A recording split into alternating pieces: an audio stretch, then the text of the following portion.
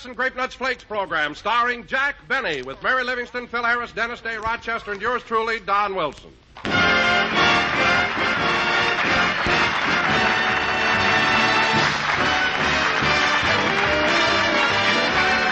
over 40 years, the favorite. That spells Grape Nuts. Yes, sir, back in the days when Sweet Rosie O'Grady was a favorite at the family harmonium, delicious, malty, rich grape nuts were a favorite at the family breakfast table. And they still are, and there's a reason. Grape nuts have a distinctive sweet-as-a-nut flavor that makes for real eating fun in the morning. A flavor that's a luscious two-grain blend of sun-ripened wheat and malted barley. And today you can enjoy that one delicious flavor in two delicious forms. Grape nuts, crisp, crunchy kernels, and Grape Nuts Flakes, delicate, toasty brown flakes. And both Grape Nuts and Grape Nuts Flakes bring you essential whole grain nourishment, which makes them basic 7 foods, one type of food Uncle Sam wants you to eat more of, because they're nourishing, plentiful, not rationed. So treat your family to malty rich Grape Nuts or Grape Nuts Flakes in the morning, every morning. It's a mighty swell way to start off.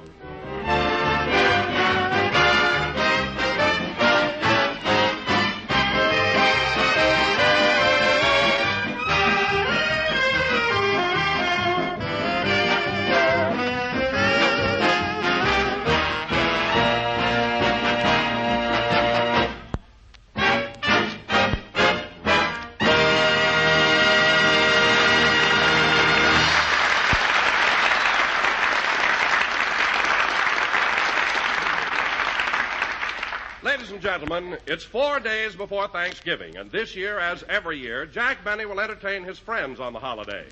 So yesterday, Jack and Mary went shopping, and we picked them up now in a local market. Well, folks, what'll it be?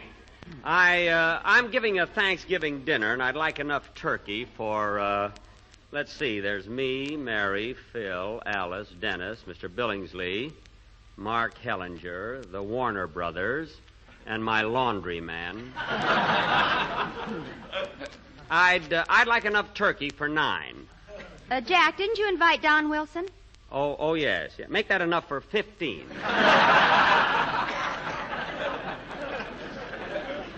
Is that'll do it. Oh, Jack, Don doesn't eat so much. He doesn't, eh? Remember last time I threw a big party? Yeah. Well, Don ate more than he chipped in for.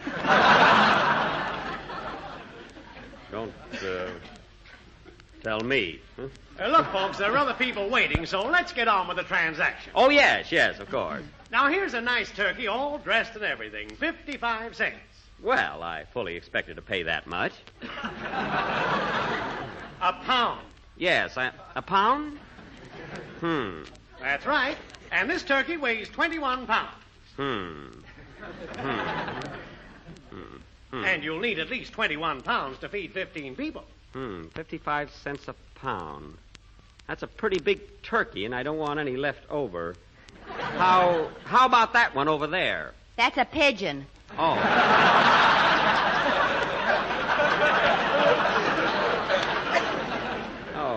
Oh. Well, then I'll take that other one, that live one right there. I'm sorry, I'm not selling my canary. A canary? Well, anyway, that wouldn't be enough for 15 people, would it? Not unless you just wanted to entertain.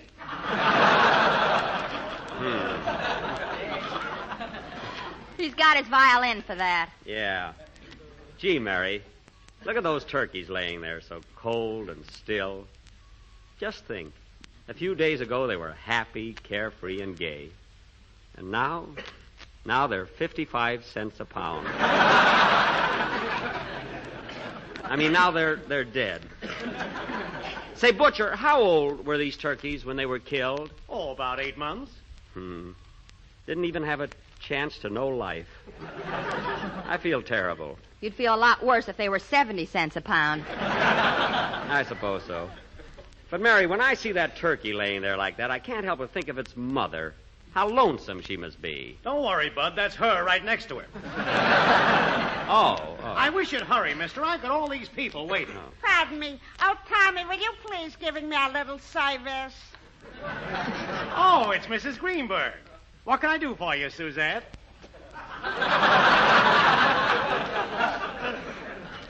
Go ahead, Butcher. You can wait on her. I'm trying to make up my mind between these two turkeys. I'll lay 8 to 5 on the pigeon. Never mind. Tell me, Tommy, how much weighs by you the turkeys? They weigh from 18 to 22 pounds. 22 pounds. You call this a turkey? Well, that's the average size. Listen, Tommy. Last Thanksgiving, I had a turkey that weighed 86 pounds. I weighed them myself. 86 pounds? Yes. And on the other side of the card, it said, you will meet a tall, dark man. 86 pounds? My, that must have been a humdinger. I'm not talking to you. Oh, pardon me. Mrs. Greenberg, how about taking 2 of these turkeys? How much are they? 55 cents a pound. I'm not asking you. Oh, excuse me. All right, Tommy. Give me this one here, and I'll pick it up later. Goodbye. Goodbye, Mrs. Greenberg. Goodbye. All right, goodbye. Social climber.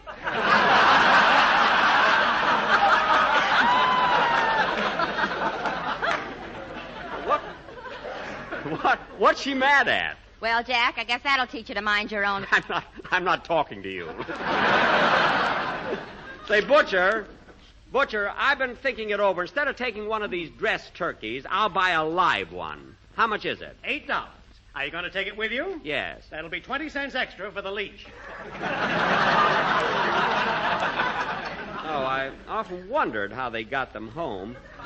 Now, let's see, what else do I want? Oh, yes, for dinner tonight. Say, Butcher, have you got a nice, thick, juicy T-bone steak? What was that? I said a nice T-bone steak.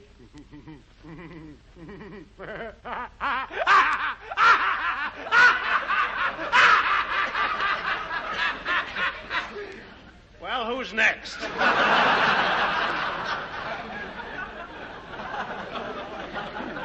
Listen, Butcher, you don't have to go into convulsions just because All right, folks, get your tickets here for the 40-cent tour through the refrigerator.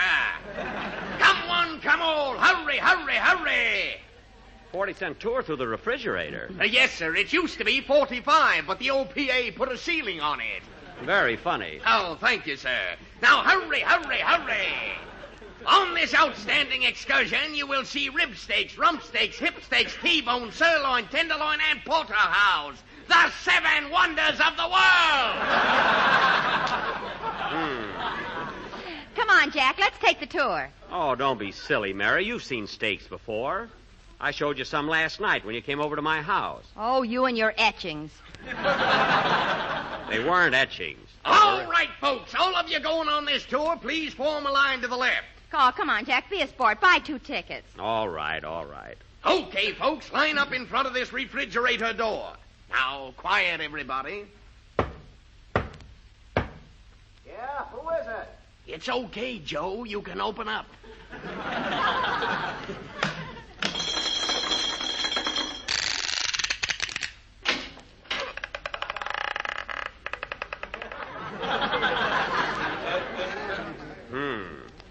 Gosh, it's chilly in this refrigerator. Yeah, it sure is. And now, ladies and gentlemen, if you will look to the right, you will see one of our feature attractions, none other than a 7-rib roast. Ah. Oh. Gee, Mary, it is beautiful. I wonder if I could just... Don't linger with your finger. I just wanted to see if it was tender. Yes, ladies and gentlemen, a 7-rib roast. Not 5, not 6, but 7. I'll count them for you. 1, 2, 3, 4, 5. 1, 2, 3, 4, 5. Uh-oh. Hey, Joe, lock the doors. Okay. Hey, Eddie, bolt the windows. Okay. Hey, Tom, sound the alarm. Okay. Hey, Sam! All right, stop with that. Nobody stole anything. Come on, Mary, let's pick up our turkey and go home.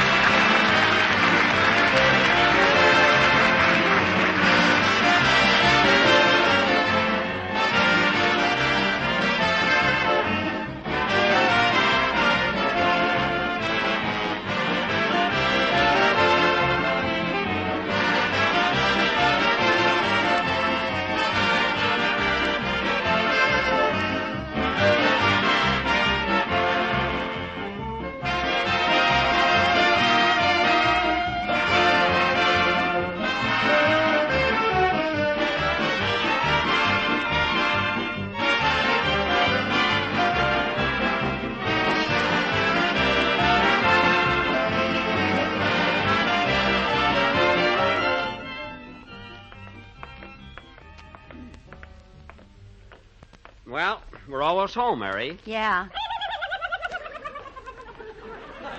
Isn't she cute?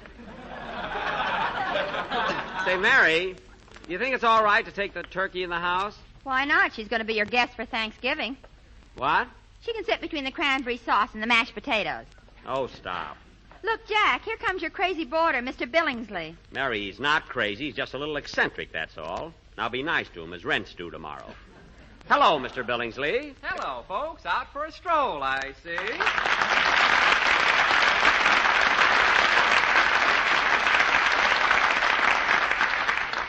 Well, we're not exactly taking a stroll. We're just...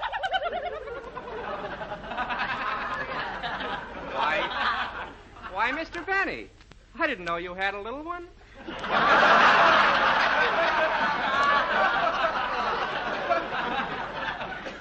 Mr. Benny's little one happens to be a turkey.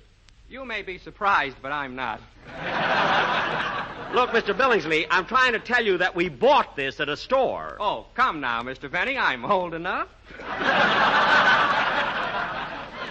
Oh, brother. Look, Mr. Billingsley, we're in a hurry. So am I. I have to go to the barber shop. Or was I there? Isn't that funny? I don't know whether I'm coming or going. Well, you can say that again. Oh, can I? All right. I don't know whether I'm coming or going. Well, I must run along now. Goodbye, Mr. Benny. Goodbye. I believe you would, you rascal.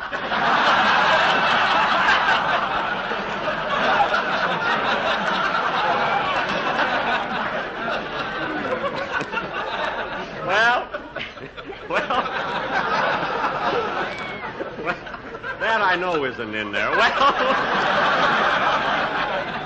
Well, let's go, Mary. You know, Jack, I don't see how you can stand having a guy like that around the house. Mr. Billingsley, oh, he's all right. He gets his own meals, makes his own bed. And every morning he gets up at 6 o'clock and takes my dog for a walk.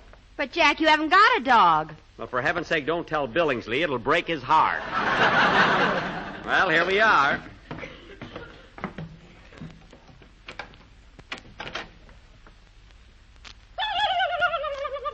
Come on, Mary. We'll put the turkey in the kitchen. Oh, hello, Rochester. Hello, boss. Hello, Miss Livingston.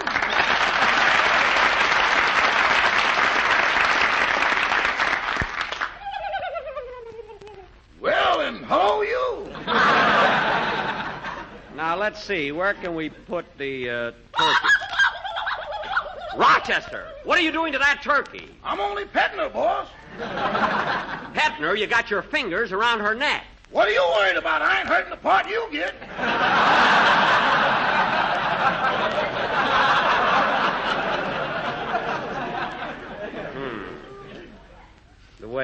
The way some people treat turkeys. Come here, you poor thing. There. See how she looks at me with those trusting eyes? Gee, how can anyone kill it? Oh, Jack, don't be a hypocrite. I'm not a hypocrite. I just can't bear the thought of anyone killing a poor, defenseless turkey. Go on. Last year you killed one yourself. Mary, I ran over that turkey with my car. It was an accident. Accident? You turned off the road and chased her halfway up a mountain. Oh, for... If she hadn't stopped to lay an egg, she'd have lived to hatch it. What are you talking about? You're right, Miss Livingston. Then he put the car in reverse and got 2 more birds. What? I ought to know. I was the tail gunner. Rochester. That's the first time I ever had white meat with Firestone written on it.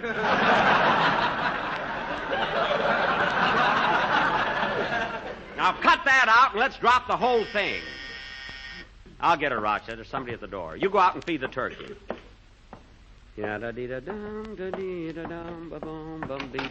hello, Dennis. Hello, Mr. Benny. What are you doing around this way, kid? I came to see you about something important. Oh, yes? What is it? Well, it's about me. All right, Dennis. All right, what is it? Well, what?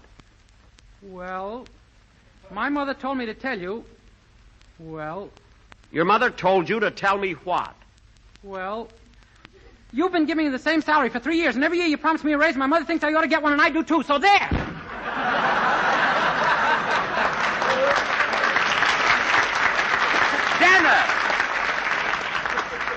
Dennis, come back here. Where'd he go? He thought he ran outside, but he went into the closet. What a kid. Dennis, come here. Gee, it's crowded out there. Those are my suits. Now, Dennis, if you want a raise in salary, don't act so flustered. Just ask me like a man. What are you afraid of? Just come over to me and say, Mr. Benny, I'd like a raise in salary. Well, Dennis, I'd like to give you a raise, kid, but right now I can't afford it.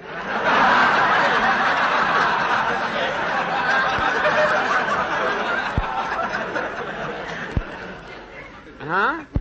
I'm sorry, things are a little tough now, but buck up, kid. Stick to me and you'll go places. Dennis! Dennis, where'd you learn that? Mr. Benny put it on a record and sent it to me for my birthday. Dennis, we'll talk about your salary right after Thanksgiving. It wasn't even my birthday. Never mind. By the way, kid, what are you going to sing on the program tomorrow? Say a prayer for the boys over there. Well, let me hear it. See, maybe I ought to give them a raise. It costs money to make those records, you know.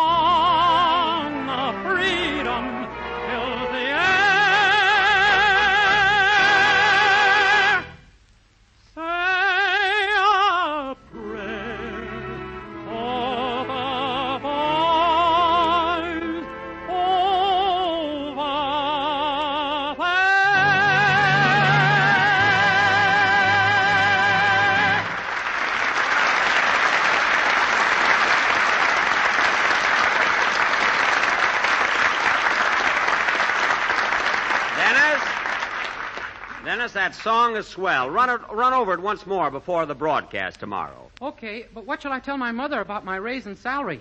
Just tell her you asked. She'll know the rest. Dennis, tell your mother we'll talk about it later. Okay. Goodbye, Miss Livingston. Goodbye, Dennis. Goodbye, kid. Dennis, that's the closet. Oh. Here's the front door. There. Gee, Mr. Benny, no wonder you're the star. Yes, Dennis. I've been a big hit for years, just opening doors. Goodbye, kid. I wonder when he'll grow up. Well, Jack, I think I'll go home, too. I have to clean up the house. Clean up your house? You've got a maid. I know, but I don't want to lose her. Oh, yes. Good night, Mary. Good night. Oh, Rochester. Yes, sir. I'm ready to go upstairs to bed. I'm tired, boss. Would you mind walking up tonight?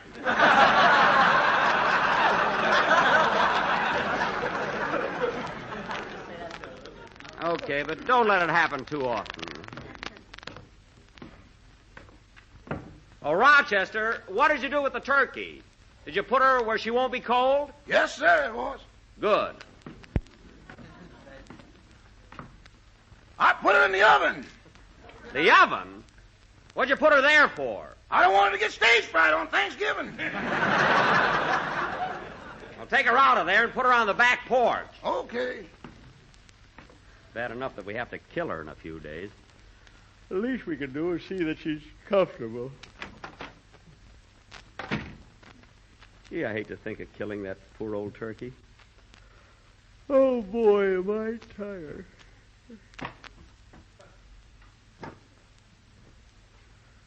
I'm so tired I can't even hang up my clothes. Oh, well. I'm not so fat.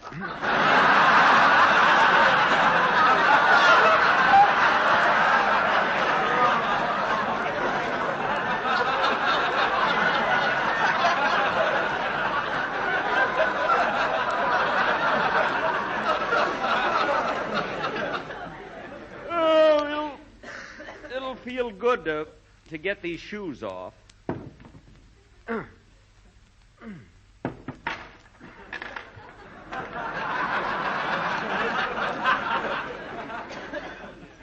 Oh, darn it. I always forget.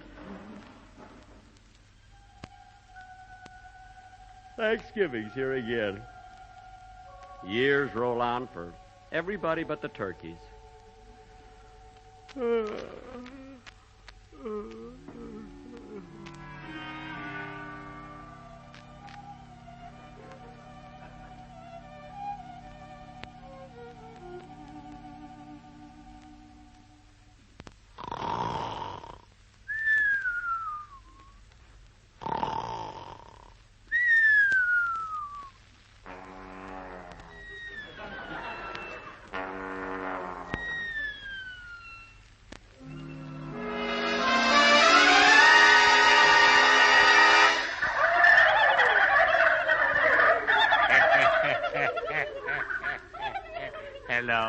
Hello, my fine feathered friend.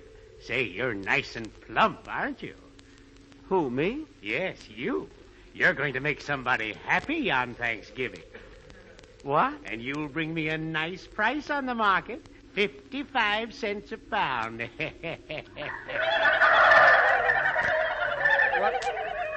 What am I doing here in this coop? I'm not a turkey. I gotta get out of here. Let me out of here. Let me out of this coop. Oh, I'm not in a coop. I'm in my own house. Oh, Rochester. Rochester. What are you doing in here, turkey? I thought I put you out on the back porch. Turkey? Rochester, I'm not a turkey. And stop staring at me like that. Come here, turkey. Come over here to me. Rochester, put down that knife and fork. Is that a napkin you're wearing? It ain't so wrong. Rochester, what's the matter with you? Say, Butcher. Hello, Suzanne. How much weighs by you this turkey? Gobble, gobble, gobble, gobble. I'm not talking to you.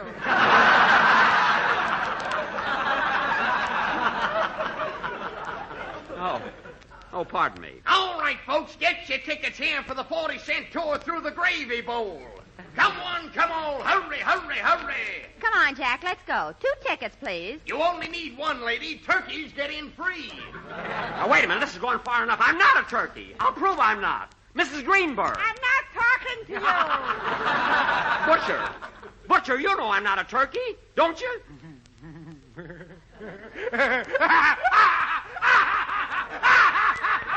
What's the matter with you people? Mary, tell him I'm not a turkey. Tell him, for cranberry sauce. Tell him. Of course you're not a turkey. What's the matter with you people? Look at his webbed feet. Well, I've had enough. I'm getting out of here.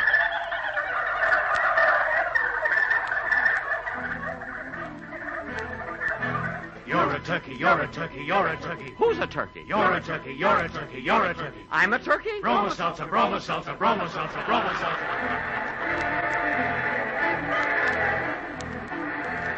Oh, boy.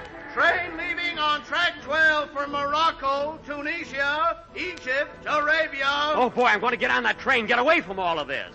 And Turkey. What? Well, that did it. I'm going to prove once and for all who I am. Hello, Mr. Benny. You're a little unhappy, I see. Mr. Billingsley. Mr. Billingsley. Yes? Tell me, am I a turkey or Jack Benny?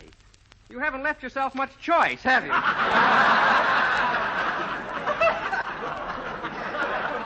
This is the end. I'm not taking any more from anybody. The next one that tells me I'm a turkey is going to get a punch in the mouth. That's what I'll do. I'll punch him right in the mouth. Hello, Jack. Never mind that Jack stuff. I know what you're thinking, Don Wilson. Go ahead and say it. Just say it. Of course I'll say it.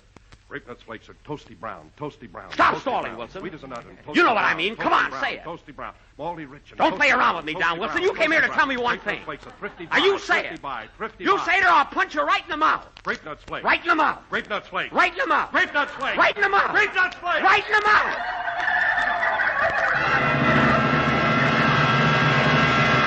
Now get out. Get out of here, everybody. Get out. Get out. Boss, wake up. Go away. Go away. Boss, wake up. You've been dreaming. Huh? Huh? What? You've been dreaming. Yeah. Oh, my goodness, what a dream I had. What a terrible nightmare. It must have been, boss. Your feathers are all over the floor.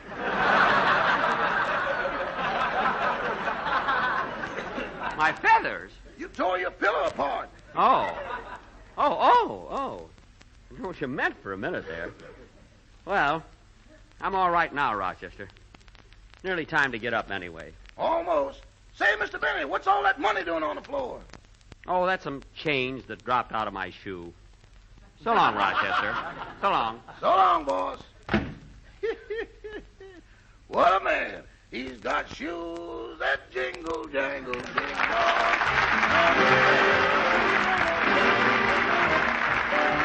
Well, folks, tonight I'm going to tell you a so-so story. You know how you meet a guy on a nice, shiny morning and sing out, why, hello, Jim, how are you? And he says, oh, so-so. Well, there's usually a reason for that let-down so-so mood, and it goes something like this. So that guy got up that morning on the run. So then he ate breakfast on the sip and run. So no wonder he felt below par lately. You can't do a man-sized job on a bird-sized breakfast, you know. In fact, doctors and dietitians tell us that we need at least 1/4 of our daily nourishment in the morning. So start the day well-nourished. And for a real treat, feature toasty brown Grape Nuts Flakes. Because Grape Nuts Flakes are a whole grain cereal crammed full of sustaining, energy-giving whole grain nourishment. So you couldn't ask for anything better, could you, than Grape Nuts Flakes? Crisp, toasty brown with that sweet as a nut flavor. Mmm. Eat a good breakfast, you'll do a better job. And for a rousing breakfast treat, make it delicious, nutritious Grape Nuts Flakes. Ladies and gentlemen, I only have a second. I'd like to call your attention to a special USO program which will be broadcast Thanksgiving morning. The program is called Soldiers in Grease Paint. Will include all of your favorite radio and motion picture stars. So please listen. Good night, folks. Ladies, your grocer has something new for you. That's the time-saving, money-saving, big, new, economy-size package of hot Grape Nuts Wheat Meal. 30 full ounces of this rich, hot brown cereal that's extra delicious, extra nutritious, and it cooks to perfection in just 3 minutes. Ask for the big, new, economy-size package of hot Grape Nuts Wheat Meal. This program came to you from Hollywood. This is the National Broadcasting Company. National Broadcasting Company. National Broadcasting Company. National Broadcasting Company. The Grape Nuts and Grape Nuts Flakes program, starring Jack Benny, with Mary Livingston, Phil Harris, Dennis Day, Rochester, and yours truly, Don Wilson. Friends, don't try to do a good morning's work without an adequate breakfast. Dietitians say we need at least 1/4 of our entire day's nourishment in the morning. And they also say we need a cereal with whole grain nourishment. And if you include delicious, malty-rich grape nuts or crisp, toasty brown Grape Nuts Flakes as part of your breakfast, you're giving yourself a real break. For these tempting sweet-as-a-nut cereals do provide essential whole grain nourishment. You get iron, niacin, vitamin B1, and man, oh man, you get those valuable food essentials in the most tempting way in the world. For Grape Nuts and Grape Nuts Flakes are downright swell eating. So eat a good breakfast and do a better job. And feature delicious, nutritious Grape Nuts or Grape Nuts Flakes.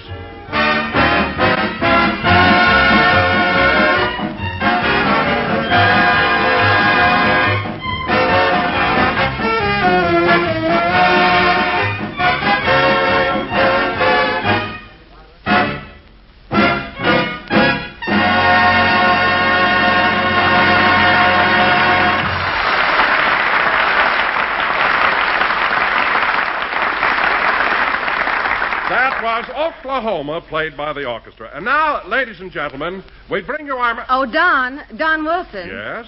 I'm Barbara Stanley. Oh, hello, Barbara.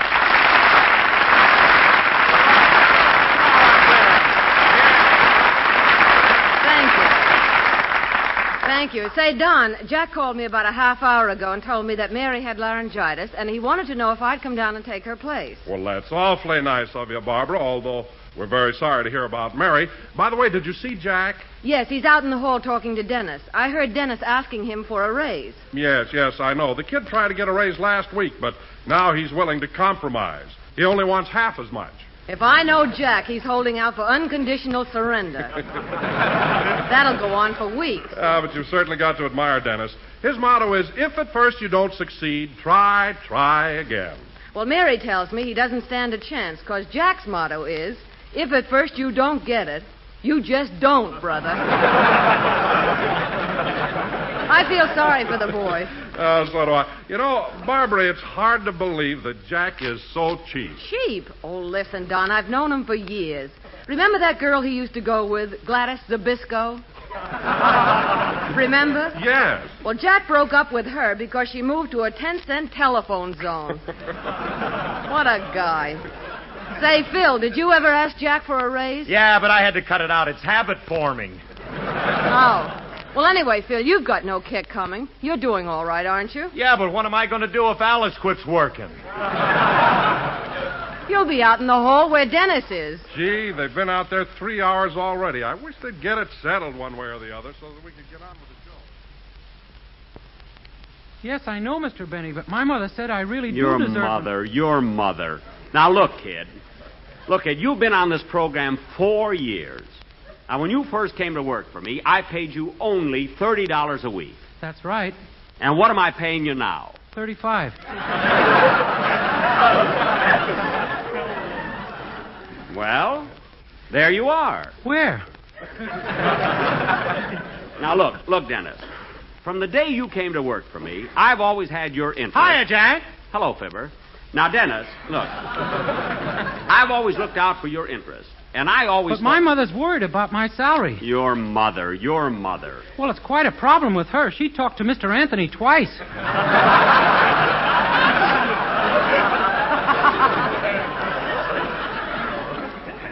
Well, your mother had no right to discuss our business. Now, you listen to me, Dennis. I'm paying you. Ooh, my arm. Oh,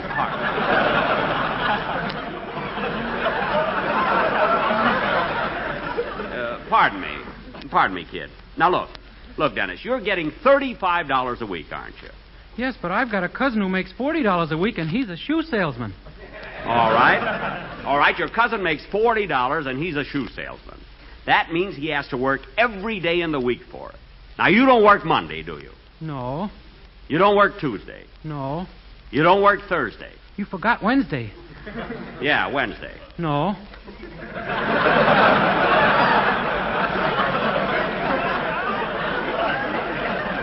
Now, look, you don't work Friday and you don't work Saturday. The whole week is almost over, and you haven't worked yet. Gee, I'm a bum.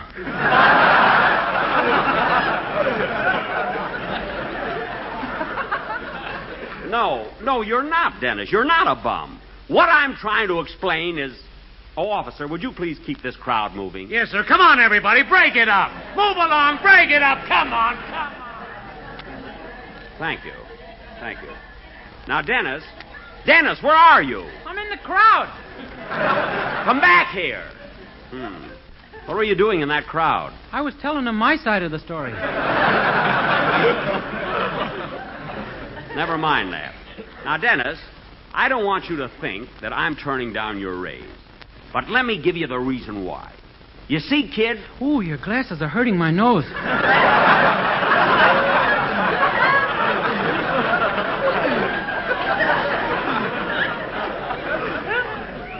Oh, excuse me, Dennis. Now, listen, kid. Money isn't everything. There are other things to consider, well, let me put it to you in another way. You see... What was wrong with that way? Nothing. With all the trouble I have, it's a wonder I'm not losing my hair. You see, Dennis, your song only runs 2 minutes. And for that, you get $35. That's $17.50 a minute. Now, there's 60 minutes every hour and 24 hours a day, 7 days a week. That's $7.50 a minute. Mr. Benny, it's against the rule to write on the walls. Oh, I'm sorry, officer. You can erase it. I haven't finished erasing your argument with Kenny Baker yet.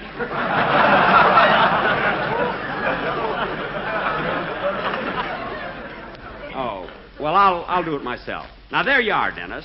There are 10,080 minutes in a week. And since you get $17.50 a minute, that means you're being paid $186,000 a week. Oh, boy, am I loaded. Yes, sir, $186,000. You know what that amounts to a year, kid? $9,672,000. What do you think of that, kid? Huh? And my cousin's been snubbing me.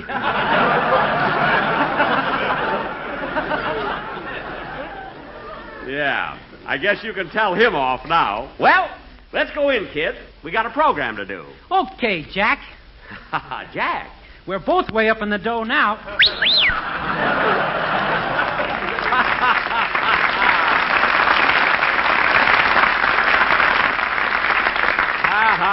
You're right, kid. Potatoes are cheaper, tomatoes are cheaper. Hiya, Jack. Hello, Eddie. Now's the time to fall in love. What a ham. Come on in, Dennis. Let's go in. We got a program to do. Come on.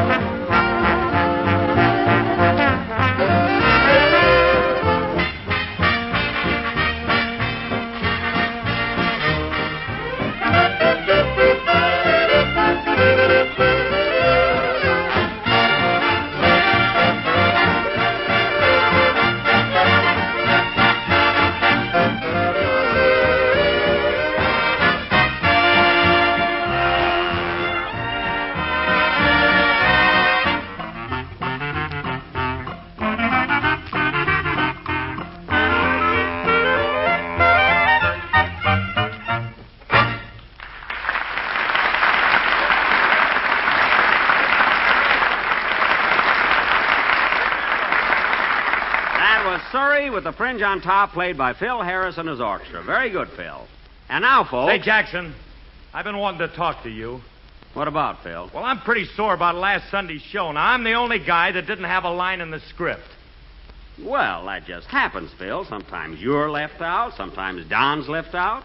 Sometimes I leave myself out. That I gotta see. What do you mean? Mary told me the only time your voice was out of the script was the day you had that bad cold. And then you had sneezes written in. Don't be silly. You even had the script painted on Kleenex. Painted? That's printed. They're printed on Kleenex. Well, Mary would have said printed. Oh, yes. Oh, Barbara. Stop exaggerating. Well, Mary said you haven't missed a line since 1912. Mary said. That's how much she knows. In 1912, I was still in kindergarten. I'll bet you were the only kid there that used a straight razor. Oh, you little vixen, you. Oh. Christmas is coming. Have you seen Santa, Barbara? Honey? Huh? Oh, you're a car. Ain't I ad-lib. I stink, really. Well, anyway, I was talking to Phil. What were you saying, Phil? Well, it's about last week's show. I didn't have no dialogue. Gee, and Alice had our little baby sitting by the radio to hear her daddy's voice. Well, she heard her daddy's music, didn't she? Yeah, and when I got home, she bit me. Oh, well, Phil, after all, your music isn't as bad as that. Go argue with the kid. Well, let me tell you something, Phil. I used to pan your orchestra a lot, but this year I think it's great. I'll say it's great. Everything is great.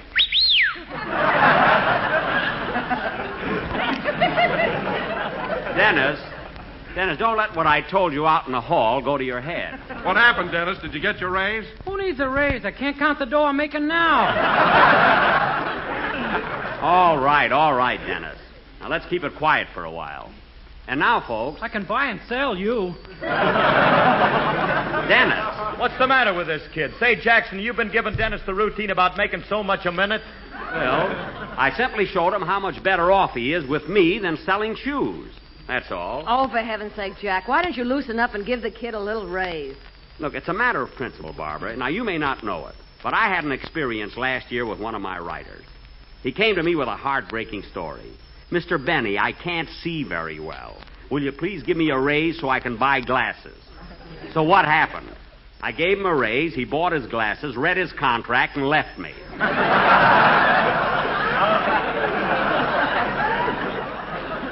So go be nice to people. Now, where was I? You know, Barbara, as a rule, I don't like to take sides, but there's no question that Jack is underpaying all of us. Do I hear a thin voice from a fat boy? What did you say, Don? I said that we were all being underpaid, including me. Oh, so I'm paying you starvation wages. I suppose that stomach came with your suit. Now, listen, fellas, I've heard all I want to hear about salary and raises. This goes on every year, and I've had enough of it. Mary is satisfied. Oh, yeah? Asking for a raise gave her laryngitis. Well, Phil is satisfied. I am not. You ought to get Mr. Benny out in the hall. He's a sucker.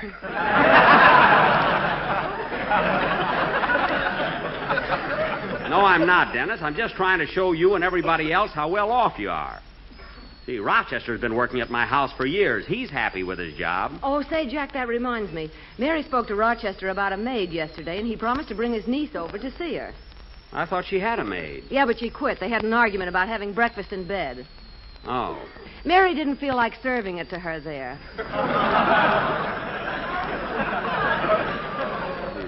Well, I'll call Rochester and tell him to... Hey, wait a minute. When did you and Mary see Rochester? Yesterday afternoon, coming out of the movies. We saw him at Warner's Beverly Theater. You saw Rochester at Warner's Beverly Theater? And he told me his best friend was getting married and he wanted the day off. Give me that phone. Here you are. Operator. When you hear the tone, the time will be... What? Oh, excuse me. I was on time signals all day yesterday. Number, please. I want Crestview 670... You know, when you're on time signals, you keep saying the same thing over and over and over and over. Look, miss, all I'm trying to get is Crestview 6... You know, the day before yesterday, they had me on information. Look, I want Crestview 670... That drives you nuts altogether. Well, miss, look, I know how you feel, but You don't know how I feel. When Myrtle and I came to work here, they promised to make me a supervisor. Listen, miss... Myrtle's my girlfriend, and she ain't got half the education I got. Look. So who do you think they made a supervisor? All right, Myrtle. No, a complete stranger. Now, look here, miss, I'm sorry. Please get me my home, Crestview 67071. Okay. That must be the fatherly type. Everybody tells me they're... Hello? That's strange. Is this Crestview 670? I'm not talking to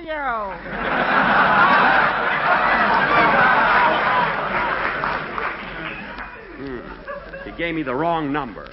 Operator, operator. Long distance. What? You see how they push me around?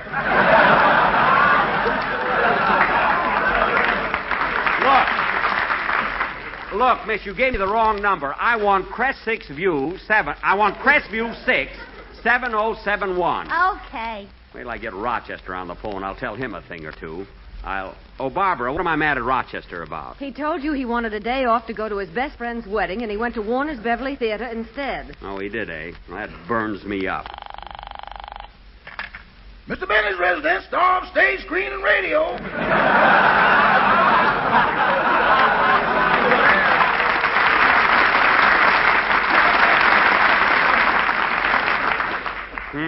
Autograph pictures, 2 per quarter. Rochester, this is Mr. Benny talking. Oh, boss. Rochester, how did you enjoy the wedding you went to yesterday? Oh, fine, boss, fine. That's good. By the way, did you promise to bring your niece over to see Miss Livingston about a maid's job? Yes, she's here now. We'll be right over. Uh-huh. Now tell me, Rochester, just where and when did you tell Miss Livingston about your niece?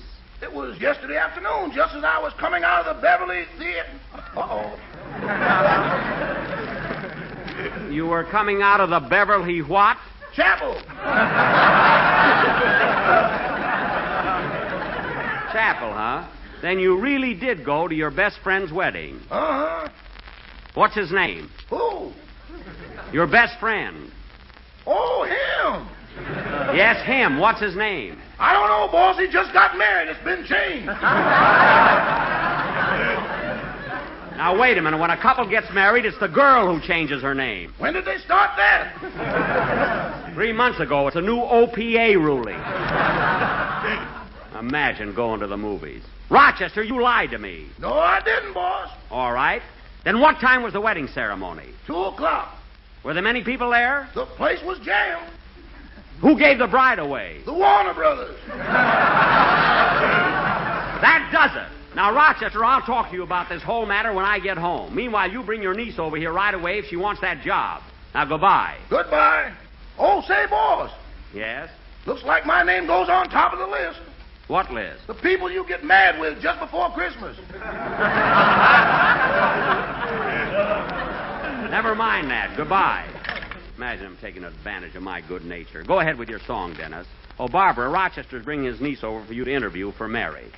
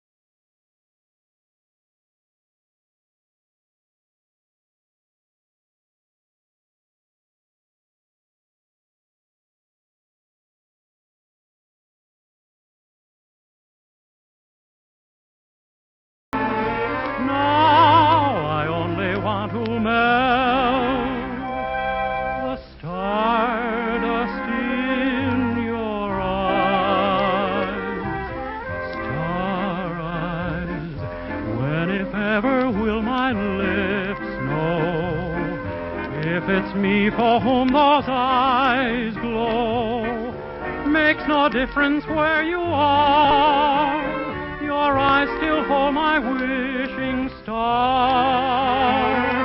All my life I felt content to stargaze at the sky.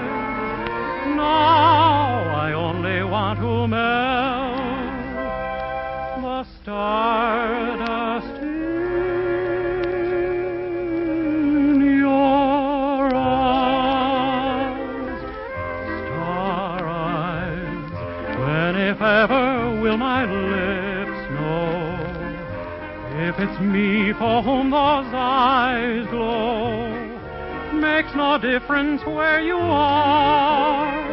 Your eyes still hold my wishing star.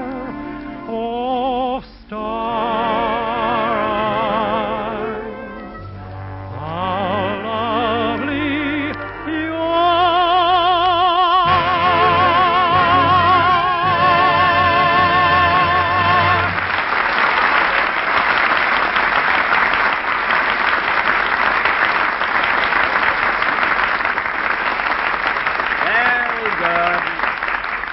Very good. That was Star Eyes, sung by Dennis Day. And his $1 million voice. That's right. And now... Oh, brother. And now, ladies and gentlemen... Oh, say, Jack. Yes, Don? I meant to tell you how very sorry I was that I couldn't be at your house Thanksgiving. I had sort of a family reunion at my mother-in-law's. Oh. How was the turkey? I mean, how was the turkey? I'm sorry, Don. That's all right.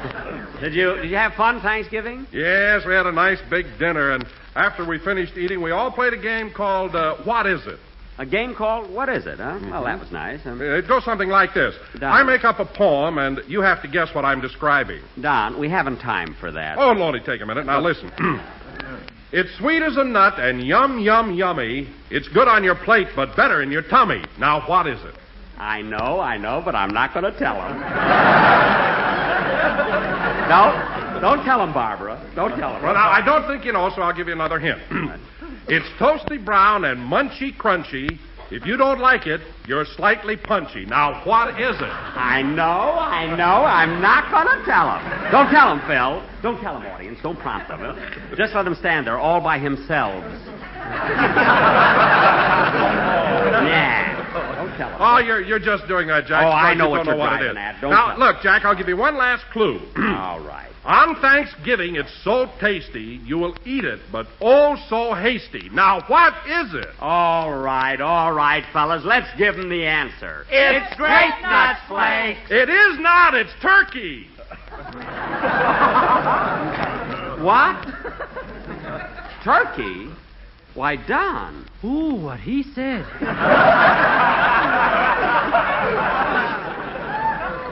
Don, do you realize what you just uttered?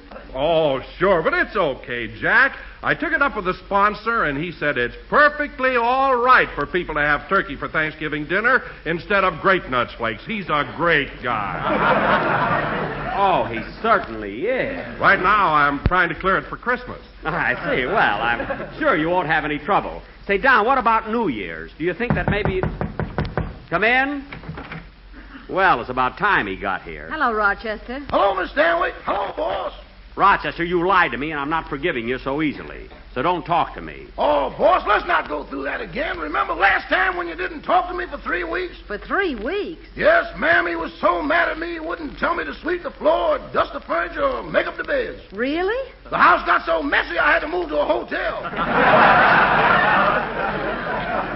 Now listen, Rochester. Oh, wait a minute, Jack.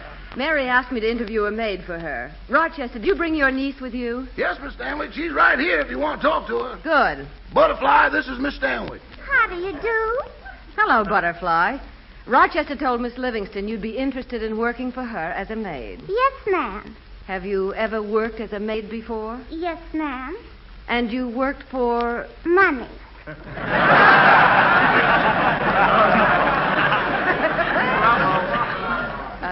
No, Butterfly. I mean, who did you work for? That was her name, Mrs. Money, M-U-N-I. Oh. Her husband's name is Paul. That's Muni, Paul Muni. Money. Well, tell me, Butterfly, have you worked for anyone else? Oh, yes, lots of people. But I worked for Mrs. Money the longest. I see. How long were you with her? 2 days. Only 2 days? Mm-hmm. Well... Something wrong?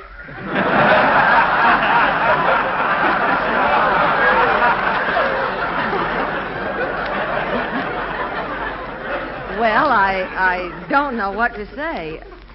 What do you think, Jack? Oh, I don't know. Butterfly, do you have any references? Oh, yes, ma'am. Right here in my bag. M-U-N-I, money.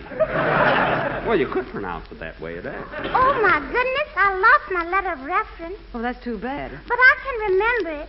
Said, to whom it may concern, Butterfly McQueen is honest, trustworthy, reliable, and, Uncle Rochester, what else did you write?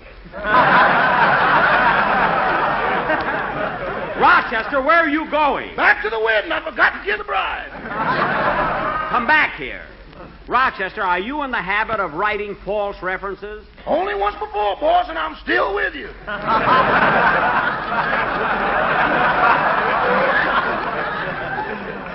Oh, yeah? Well, let me... Oh, Jack, let it go. Butterfly, I'll give you the job on approval. Okay, I approve.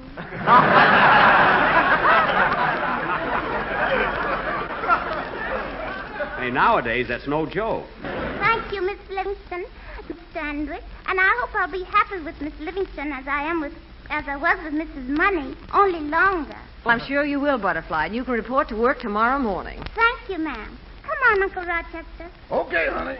So long, boss. Goodbye. Listen, Butterfly. Now that you got the job, I want you to work hard and do everything Miss Livingston asks you to do. Mm-hmm. She's a very nice lady, and you'll enjoy working for her just like I do for Mr. Benny. But, Uncle Rochester, I thought Mr. B was mad at you. Oh, we have our little spats once in a while, but I wouldn't leave that man for anything. You know, I'm crazy about Mr. Benny, and Mr. Benny's crazy about me. Are you sure, Uncle Rochester? Am I sure? Why, yesterday he gave me the whole day off.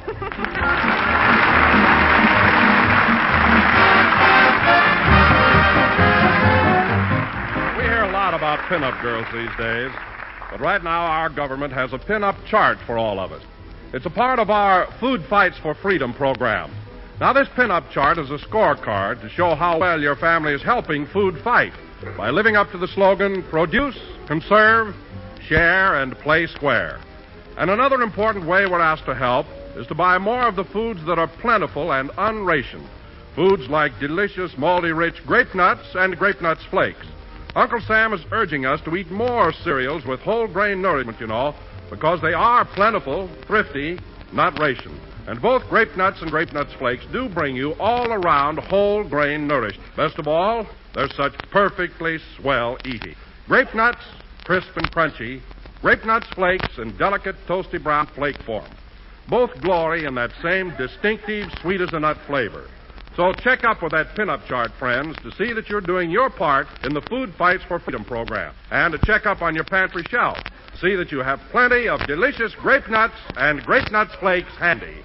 Well, that's all for tonight, Barbara. I want to thank you for coming over on a moment's notice and pinch-hitting Mary. I was very happy to do it, Jack. I know you were. Good night, folks. Nuts and Grape Nuts Flakes program starring Jack Benny with Mary Livingston, Phil Harris, Dennis Day, Rochester, and yours truly, Don Wilson.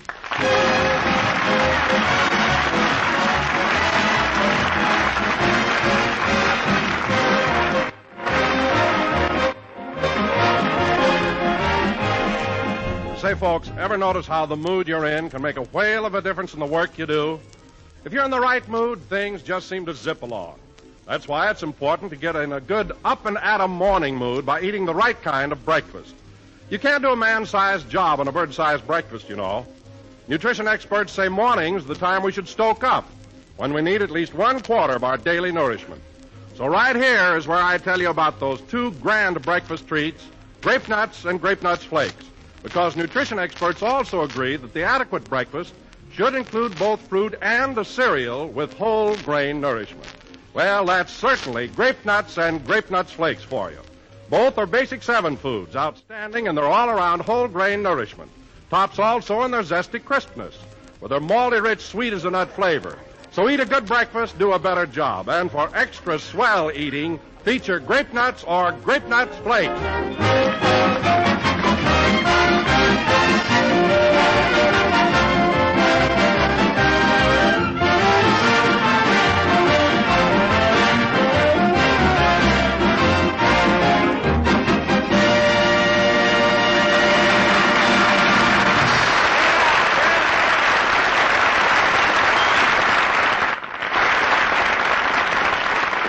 That was Great Day, played by the orchestra. Now, ladies and gentlemen, before we start our show, I know you've all been anxiously awaiting news of the big conference in session since last week.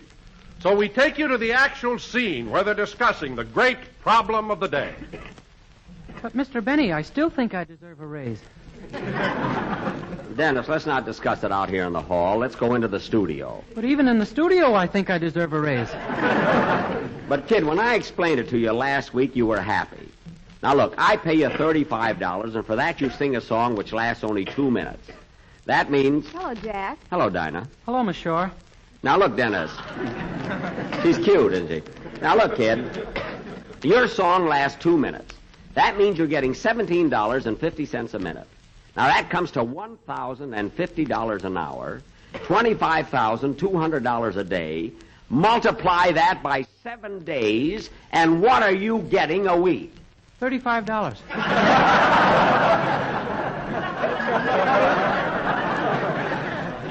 Dennis, who have you been talking to? My mother. Your mother. Let me tell you something, kid. Your mother... Oh, maybe I shouldn't say anything about her. Go ahead. She says plenty about you.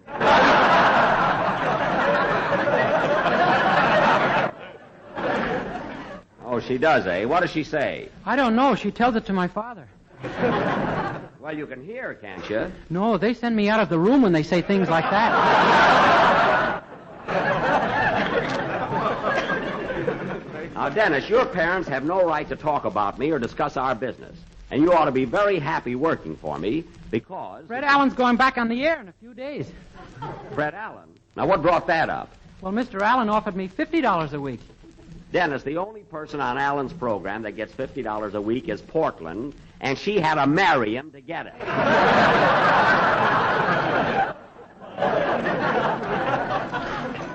Why, Allen pays his cast so little, even Morgenthau's complaining. I sing better than he does. Sure you do. That's why I want you to stick with me, kid. And you'll go further than anybody in this... Oh, hello, Red. Hello, Jack. Hello, Dennis. Hello, Mr. Skelton. I do it. Well, did you? Dennis, don't be silly. What was that, anyway? That's what Mr. Skelton does on his program. Oh, for that he gets paid? Well, kid, now that everything's settled, we better get into the studio. But, Mr. Benny, my mother says... Your mother again. Why does she keep hounding you to get a raise? Well, she thinks I ought to make money while I'm young. My voice is liable to change any day now. Look, kid, I'm getting tired of listening to those feeble excuses. I've got you legally tied for the entire length of your contract. And if you're not satisfied when the contract expires, you can get yourself another job. Yeah, but who'll want me when I'm that old? Dennis, our agreement doesn't run so very long. It's just a normal... My mother says I'll expire before the contract. Oh, she does, eh? Now, you listen to me, kid. Ooh, my throat. Oh, pardon me.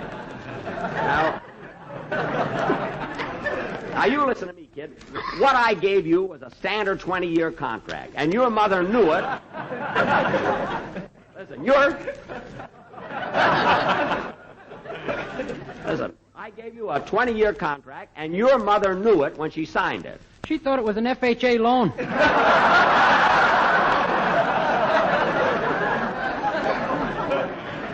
Well, that's the most ridiculous thing I ever heard of.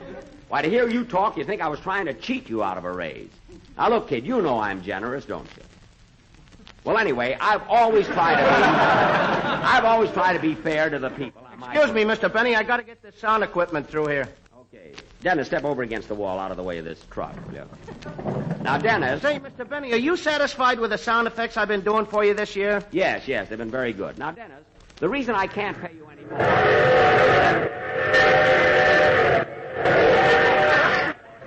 What's that? I got a new train effect. Oh, very good. Now, look, Dennis, the reason I can't pay... I got a new gun, too. Now, Dennis, as I was saying... Hey, I got a sound effect of an English Spitfire making a dive. Would you like to hear it? No, thanks. Not now. Now, look, Dennis, believe me, I'm paying you all... I told you I didn't want to hear a Spitfire. Oh, that was a German Messerschmitt.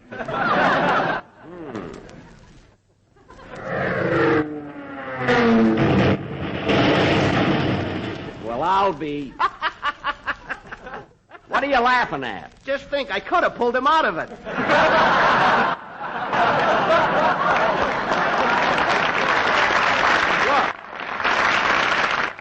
Look, we're trying to have a private discussion here. Will you please take your sound effects and go? Okay.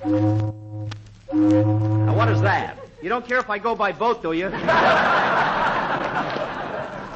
Go any way you want, but go. Okay, bye. What a silly guy. Now, look, Dennis. I've told you I'm paying you $17.50 a minute. That's $25,200 a day. And aside from money, working for me is giving you a lot of experience. You know, you meet a lot of nice people. Dennis, what's the matter with you? I'm getting seasick. Hey, Bud, will you take those sound effects out of here? Okay. Now, come on, Dennis. Let's go into the studio. We got a program to do, for heaven's sake.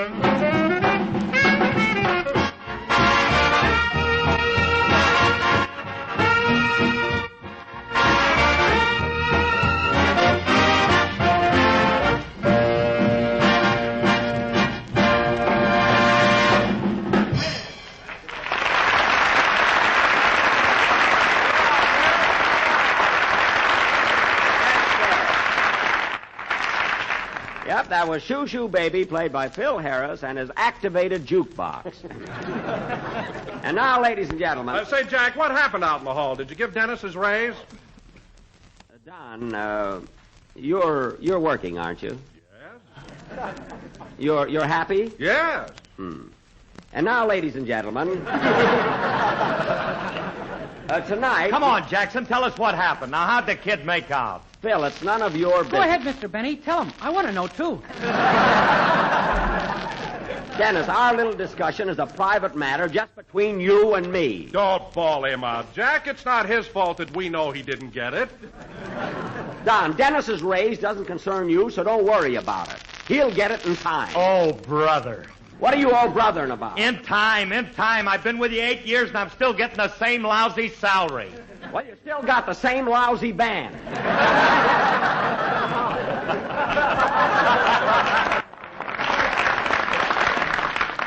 And time didn't help it any. Oh, what are you talking about? Look, Phil, look. You got 4 violins that nobody can hear.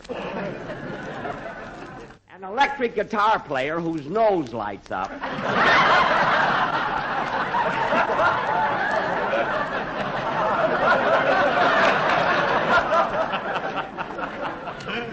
A bass fiddle with French doors, and a brass section whose ill wind blows no good.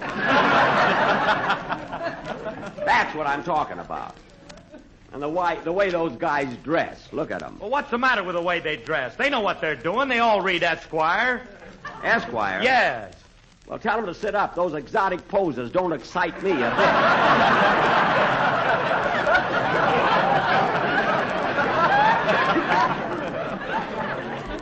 So let's drop it. And now, ladies and gentlemen, tonight we are going to... $17.50 a minute. That's $186,000 a week. Hey, kid, what are you mumbling about? Gee, it's so much when he tells it to me and so little when I bring it home. Dennis. I must have a hole in my pocket. Dennis, I'll explain that to you after the show. And now... Oh, say, Jack. What is it, Don? I meant to ask you, how's Mary? Well, you know how laryngitis hangs on. Right now it's hanging on to me, too, by the way. But she's feeling much better. That reminds me, I promised to call Mary and see how things are going. She's still pretty sick, you know. I hope she's getting along all right. I sent Rochester over there to help out. Hello? Hello, who is this? This is the new maid, Butterfly McQueen. Oh, yes. Well, may I speak to Miss Livingston? I'm sorry, but Miss Livingston ain't talking today. I know. She lost her voice. Butterfly, it's laryngitis. I say it's laryngitis. Laryngitis. Okay, I'll tell her you called.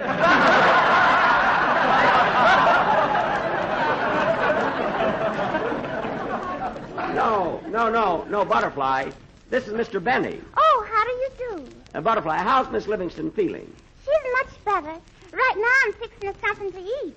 Scrambled eggs, toast, and tea. That's good. But I think there's something wrong with the toaster. There is? Yes. Every few minutes it throws the bread out.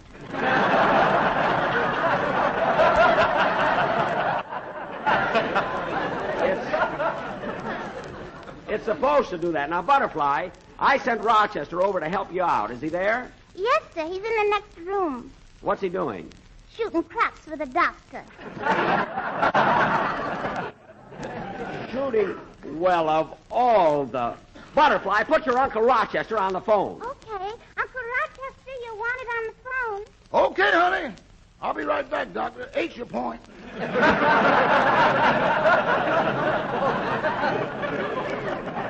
Imagine I sent him over to Mary's to help around the house. He's shooting craps with the doctor.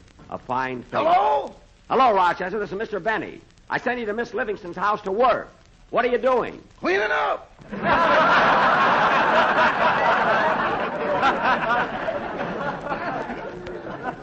Oh, cleaning up, eh? So you have been busy. Busy? I've been sweating over a hot rug for an hour. Yes, I know you were, and I heard you say to the doctor the point was 8. Oh, that. Yes, that. I was helping him read the thermometer. I see. And I suppose that point 8 referred to Miss Livingston's temperature. Yeah, she made it the hard way.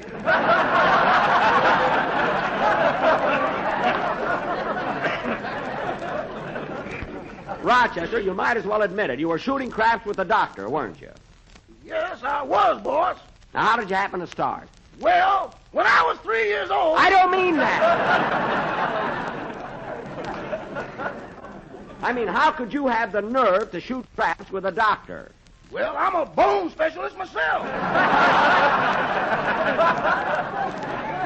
Now, cut that out. Incidentally, I'm commencing to sound like you do.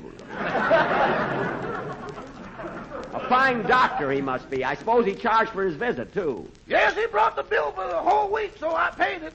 Okay, Miss Livingston will return the money to you. You don't have to, boss. I want it back. What? Someday I'll listen to your chest. I got his stethoscope, too. Well, give it back to him and go right home. Goodbye. Goodbye. Oh, say, boss. Now what? There was a notice in the mail this morning that you have to go and renew your driver's license. Oh, well, in that case, Rochester, you better bring my new car down. We'll drive over to the Motor Vehicle Bureau. Did you say new car? All right, so it's secondhand. Everybody has to buy a used car. But, boss, a yellow cab.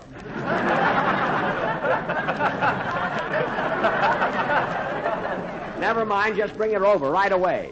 Okay, goodbye. Goodbye. Someday that Rochester's Say, going... Jack, what did you do? Buy a car? Yes, Don. You know, I gave my Maxwell to the scrap drive last year, and I had to have something to ride around in. What kind did you buy, Jackson? Oh, it's a foreign make, a French car. French? Yes, it's called a, Texay.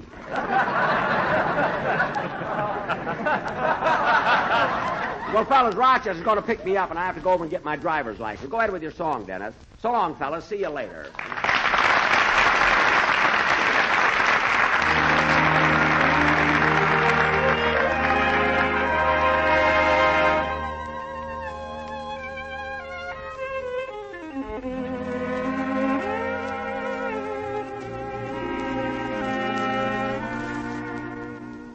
I'll be home for Christmas.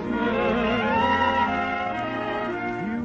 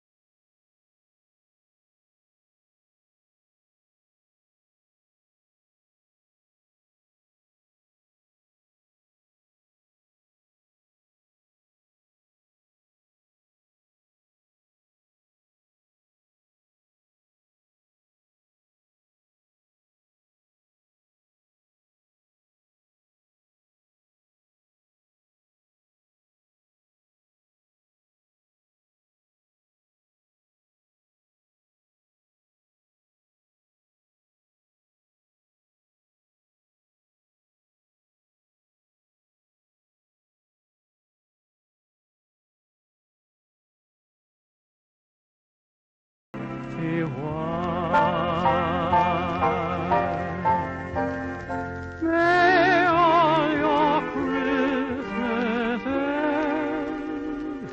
be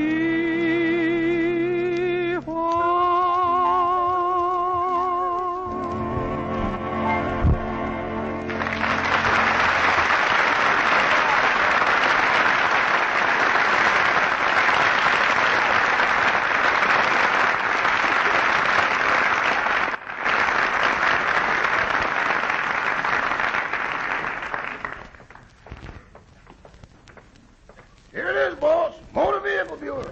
Oh, yes. It's awfully crowded in here. I'll never get waited on. You have to push your way through. Yeah, but Rochester, I can't just push my... Oh, sure, boss. You get in front of me, I'll push you right up to the counter. Well, okay. Gangway. Hey, what are you doing? Watch out! Who do you think you are? That's enough, Rochester. That's enough. Watch where you go. Stop pushing! Rochester, that's enough. Stop already. I'm behind the counter.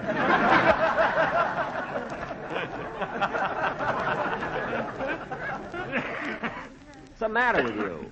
Yes, sir? Oh, miss, will you please wait on me? I came here about my driver's license. My, how'd you ever think of this place?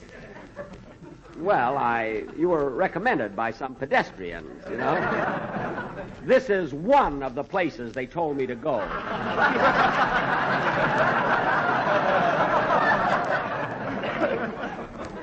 Now, miss, my license has expired, and I want to get a new one. All right. Your name?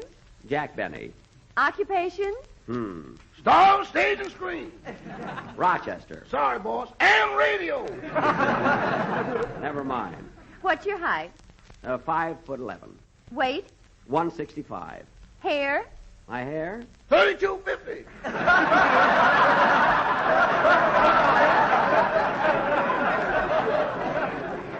She doesn't mean that. She means the color. Miss, my hair is a sort of a palomino gray. I see. And your eyes? Oh, they're blue, aren't they? Yes, but this suit I'm wearing really doesn't do justice to them. Well, all right, Blue Eyes. Take this application and get in line at window 3 for your eye test. Thank you. Come on, Rochester. I got to go to window 3. Yes, sir. Right over here. You're next. Thank you. This is my eye test, isn't it? Yes. Now, can you read the third line on that chart? Not very well without my glasses. Can you read the second line? Oh, yes, yes. It says... Would you mind taking a step back? Not at all. Why? You're supposed to be at least 1 foot away from the chart.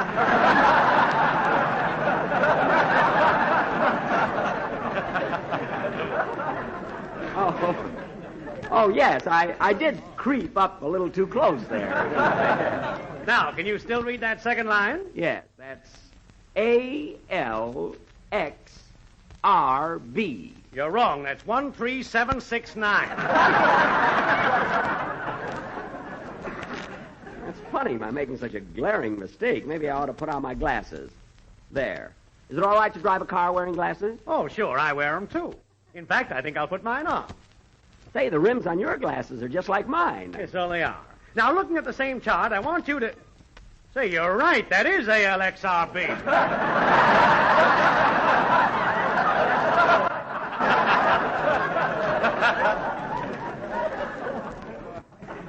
That's funny. Now it looks like 137,769 to me. You're both wrong. It says no smoking.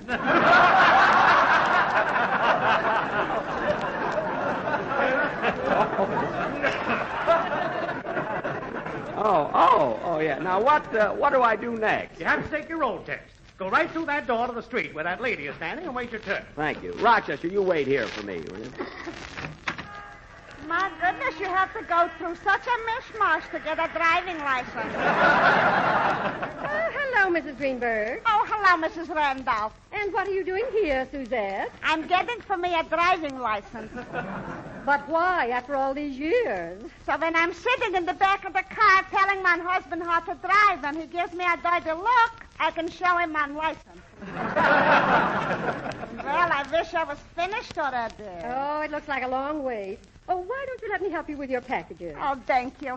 I went special to the store today to buy for my husband some grape nuts flakes. Oh, my husband enjoys them, too. He loves their sweet as a nut flavor. And they're not only toaster brown, but multi-rich yet.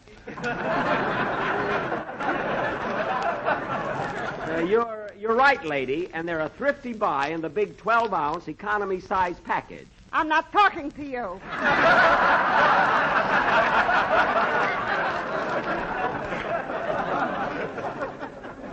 Oh, excuse me. Oh, look, Mrs. Randolph, I'll show you on the back. See, it says right here, Grape Nuts Flakes are a whole grain cereal. And look at that picture. It says Jack Benny. My, isn't he a handsome man?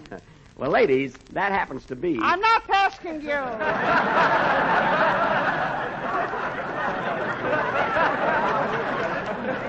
Oh.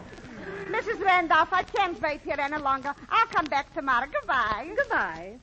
Hey, Blue Eyes. Yes? Phooey!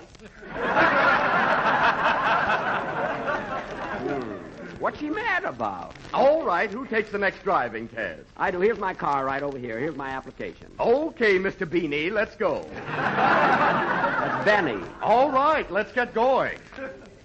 Hope I won't be nervous. I haven't driven in such a long time. Here we are.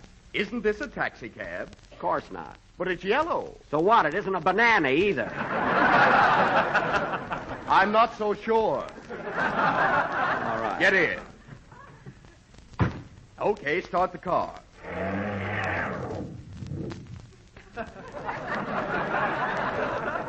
Strange. It won't go. Mr. Benny, you're supposed to release the emergency brake.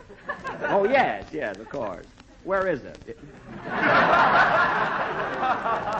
Right there. Oh, I see it. Yeah, I hope you don't get the wrong impression. It's just that my Maxwell didn't have one, you know? There. Well, we're running along smoothly now. Is there anything in particular you'd like me to do? Yes, get off the sidewalk. Oh, pardon me. There. How am I doing now? Very well, very well. Now, Mr. Benny, do you know what the national speed limit is? Yes, 35 miles an hour. Are you allowed to park in the crosswalk? No. Very good. Of course you know what that white line down the middle of the street's for. Yes. I think that has something to do with the fire regulations. Fire regulations? That white line? Yes. In case of fire, in order not to tie up traffic, that's where they lay the hose.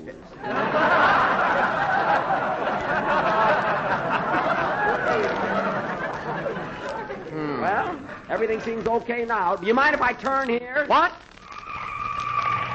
Oh, I'm sorry. Oh, it isn't your fault at all.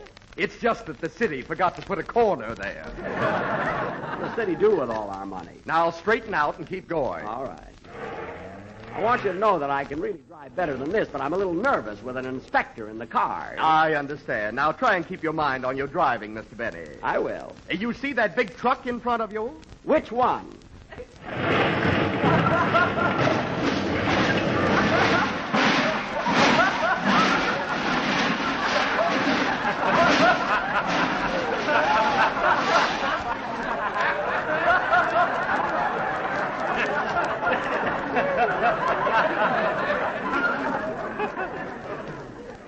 That one. You can take your head out of the windshield now. Look, Inspector, I can explain the whole thing. Hey, what's the matter with you? Can't you see where you're going? Didn't you see me stop? Now, wait a minute. You can't put the blame on me. You didn't even have your hand out. Oh, yeah? Yeah. Oh, yeah? Well, let's not argue about it. There's a witness standing on the curb that saw the whole thing. Okay, let's ask her. Say, lady, you saw this accident. Whose fault was it? I'm not talking to you. All right. I don't need a license anyway. Rochester can drive my car.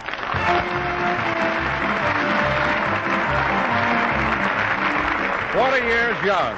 That's malty rich grape nuts for you, all right. Back in the days when people were first singing the sidewalks of New York, they were also enjoying their first taste of the sensational new breakfast cereal, Grape Nuts. Well, today, folks are still enjoying them, same as ever. Boy, there's nothing like that distinctive sweet-as-a-nut flavor, is there? And now you can get that one delicious flavor in two delicious forms. Grape Nuts, crisp, crunchy kernels, Grape Nuts Flakes, delicate, toasty brown flakes. But these two tempting cereals are more than just swell eating. Both are Basic 7 foods, chock full of wonderful all-around whole grain nourishment.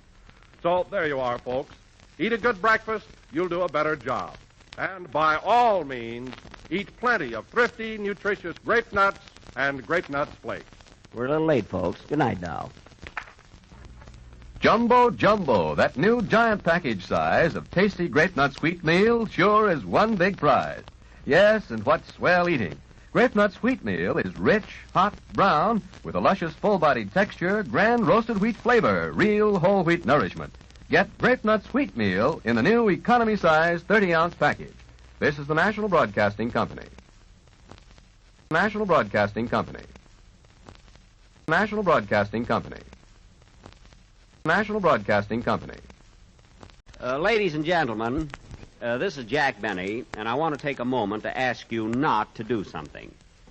For by not doing it, you can help our boys in the armed services. Don't do any traveling during the holiday season that isn't absolutely necessary. Remember that thousands of soldiers, sailors, and Marines, as well as the waves and whacks, are looking forward to spending Christmas with their families. And believe me, they've certainly earned a trip home. And surely none of us would want to cheat one of our boys out of such a furlough. Maybe some of you have felt that just one more pleasure trip isn't going to disrupt the country's transportation system. But if millions of people feel that way, you can easily see what happens. Trains and buses become crowded far beyond capacity, so that traveling is no pleasure anyway. So please take it seriously, folks. Let's give our boys and their families a real break for Christmas. Let's give them a chance to be together on this one day of all days. The Grape Nuts and Grape Nuts Flakes program, starring Jack Benny, with Mary Livingston, Phil Harris, Dennis Day, Rochester, and yours truly, Don Wilson.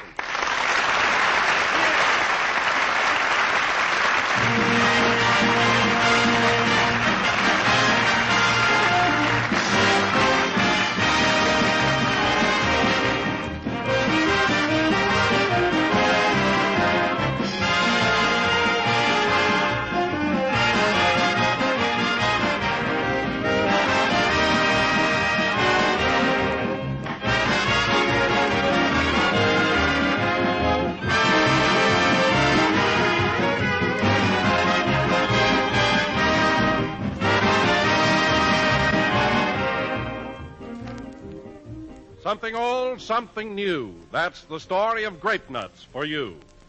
Yes, way back in the days when Wait Till the Sun Shines, Nellie, was the song of the day, the talk of the day was the sensational new breakfast cereal, Grape Nuts. Well, Grape Nuts is still a leading American favorite, and one taste of that distinctive malty-rich flavor tells you why. But today you can enjoy that one delicious flavor in two delicious forms. Grape Nuts, crisp, crunchy kernels, Grape Nuts Flakes, tempting, toasty brown flakes.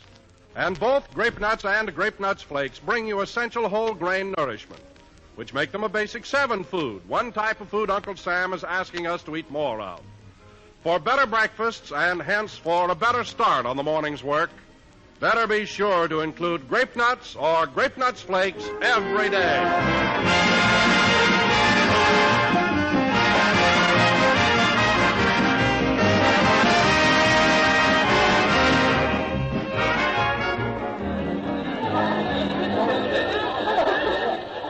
Tickets? Have your tickets ready, please. Step along. The broadcast has already started. Hey, mister, is this the Gildersleeve program?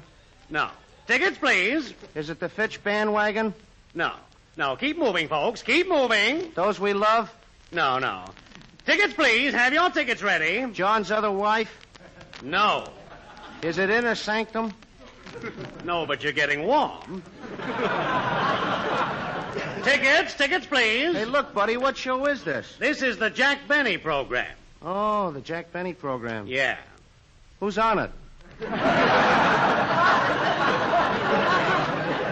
Jack Benny, Mary Livingston, Phil Harris, Dennis Day, Rochester, and yours truly, Don Wilson. Oh. Well, are you going in? Well, I don't know. Let's see. Jack Benny, Mary Livingston, Phil Harris. Look, Bud, you're blocking the door. Will you make up your mind? That's what I say. Either go in or stay out. Tickets, please. Where's your ticket, lady? I don't need a ticket. I'm Dennis Day's mother. Oh. Anyway, I don't care about the show. I'm here on business. All right, Mrs. Day, go right through. Thank you. Do you work for Mr. Benny, too? No, ma'am. I work for NBC. Well, you're lucky. You'll find a seat right down front, Mrs. Day. Dennis has been on his show 5 years, and Mr. Benny hasn't given him a raise since he started. Yeah, I don't know anything about that, Mrs. He Day. pays Dennis $35, and because his song only runs 2 minutes, he tells him he's making $17.50 a minute, which, according to Mr. Benny, amounts to $186,000 a week. Mrs. Day, you're holding up the line. Why, he's so cheap, he sharpens his pencil in front of his fireplace so the wood won't go to waste.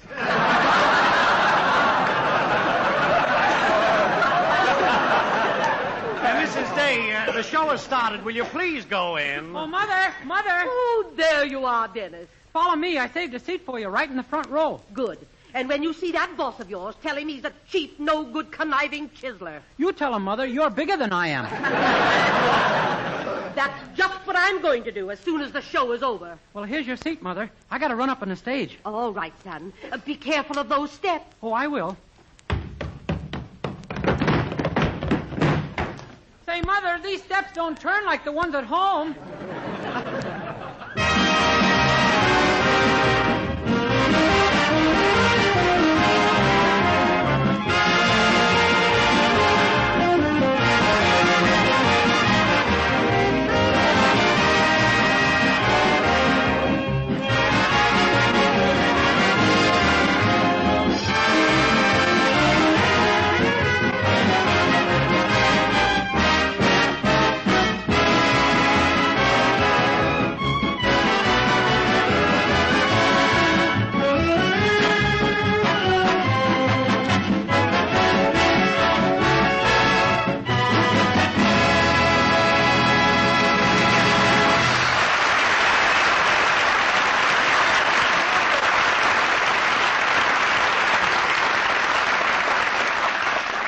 That was Hindustan, played by the orchestra.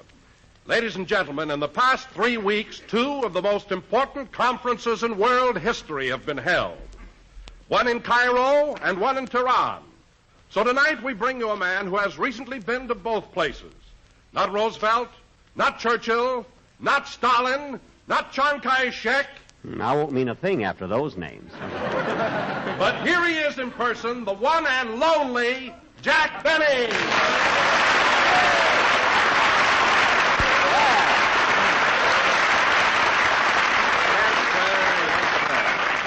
Goodness. Well, thank you. Hello again. This is Jack Benny talking. And, Don, you're absolutely right. It's only recently that I was in both those historic places, Tehran and Cairo. Cairo, Egypt. Oh, that must have been thrilling. Oh, it was, Don. Just think, I, little Jack Benny, rode through the same streets that Roosevelt did. Went into the same hotel where Roosevelt went. Passed the same doorman that Roosevelt tipped.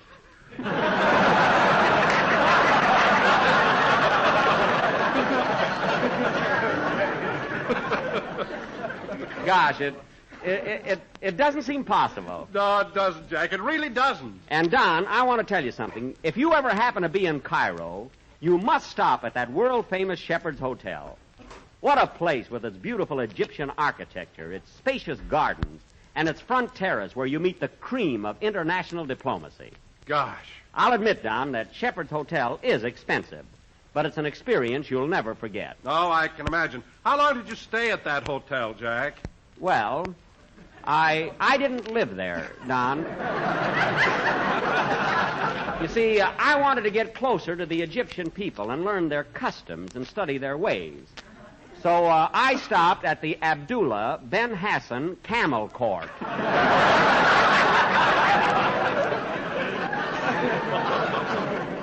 It's in the heart of the desert. Oh, that must have been fun and interesting, too, sleeping right out on the desert. Oh, it was, Don. But sometimes you wake up in the middle of the night and you see the strangest things. I remember one night I woke up and I thought I saw Fred Allen's face. Fred Allen's face? Yes, but the next morning I found out it was the Sphinx. Some tourist put a derby on it. So I apologized to the Sphinx and left. I really did. Say, Jackson, you know Alan's back on the air again. I know, Phil, I know. That wreath on my radio isn't for Christmas. I can just hear Alan on his opening broadcast. Good evening, ladies and gentlemen. This is Fred Allen talking. Ho, ho, ho, ho, ho. And his jokes, oh, brother. Look, Jackson, does that guy always talk through his nose? Yes, Phil, he's the only comedian who tells them and smells them at the same time.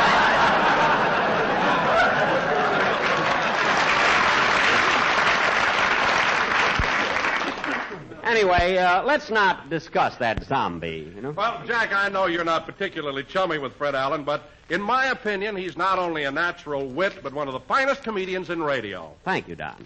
And now, ladies and... What? What was that, Don? What did you just say? I said, in my opinion, Allen's not only a natural wit, but one of the funniest comedians in radio. Don, there's an old Chinese proverb that says... When big fat announcer open big fat mouth, soon find salary, not big fat.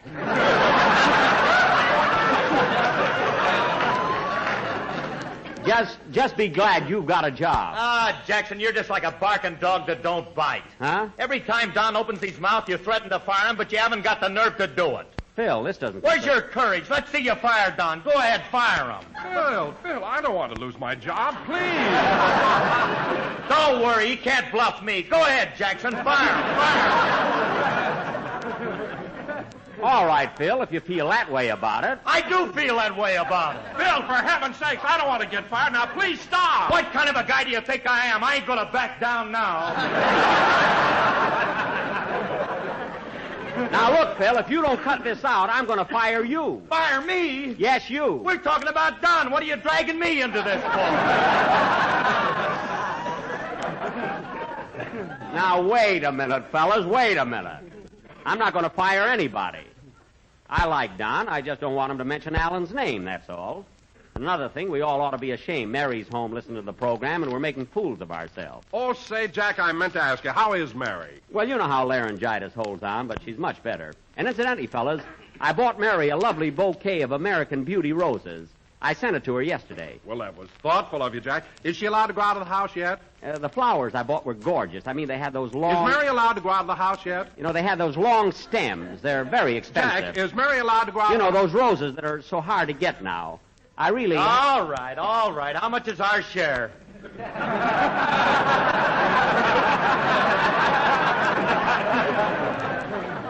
Huh? I said, give me the bad news. How much is our share? What do we owe you? Oh. Well, I certainly wasn't expecting you fellas to chip in, even though I did tell Mary the flowers came from all of us. You know? Of course, if you insist, it's $1.65 apiece. But it's such a small amount, why bother? Well, here's my share. Thanks. Here's mine. Thanks. Well, Dennis? Just take it out of my $186,000. Dennis, your salary has nothing to do with it. This happens to be a cash deal. Okay, here's $1.65. Thanks. And now, ladies and gentlemen, all right, fellas, stop staring at me. After all, when Barbara Stanwyck was on our show 2 weeks ago, I gave her a corsage, and I didn't ask you guys to chip in. You didn't have to. You charged it to Robert Taylor.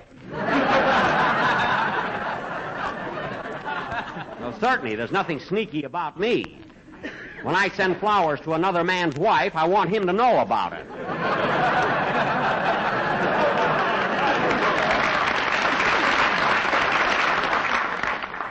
By the way, I think I'll call Mary and see how she's getting along. I'm pretty sure she'll be back on the show next week. All she needs is a little rest now, and then she'll... Hello? Miss Livingston's residence. Oh, hello, Butterfly. This is Mr. Benny talking. Oh, how do you do, Mr. Benny? Tell me, Butterfly, how's Miss Livingston? She's much better, thank you. The doctor was here and took her temperature. Oh, is it normal? I don't know. I think he lost the thermometer. The doctor lost the thermometer? Yes, because right after he took her temperature, he looked down her throat with a flashlight. Oh, no, Butterfly. He was just looking for symptoms. He was looking for something, I know that. Well, don't worry about it, and I'm glad that Miss Livingston is getting along so well. Is the doctor still there? No, he's gone. But before he left, left some green pills, blue pills, red pills, and yellow pills. That's good. I don't think so. When I give her the blue pills, she turns green. When I give her the green pills, she turns red. And when I give her the red pills, she turns yellow. What? I just can't seem to make her match.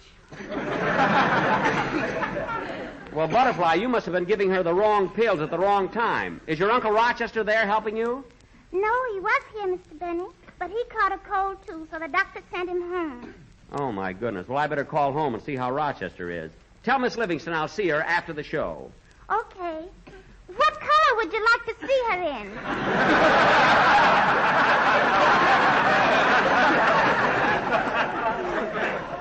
No color, and don't give her any more of those pills. Goodbye. Goodbye. What's the matter, Jack? Oh, now Rochester's got a cold. Looks like he'll be laid up. I'm going to call him and see how he feels. Gee, everybody's got a cold now. I bet I'll be next. Oh, you're always imagining you're sick. You're a regular kleptomaniac. That's hypochondriac. Kleptomaniac. Well, I got the last syllable right anyway. Yeah, you got the last syllable. Yeah. I wonder what's taking Rochester so long. Hello? Hello, Rochester. What happened to you? Oh, hello, boss. I got a call over at Miss Livingston's house. A cold, eh? Yeah, can't you tell by my voice? Yes, you do sound a little hoarse. What are you taking for it, Rochester? Oh, the usual thing. Well, well, how do you feel? Fine, I can hardly walk.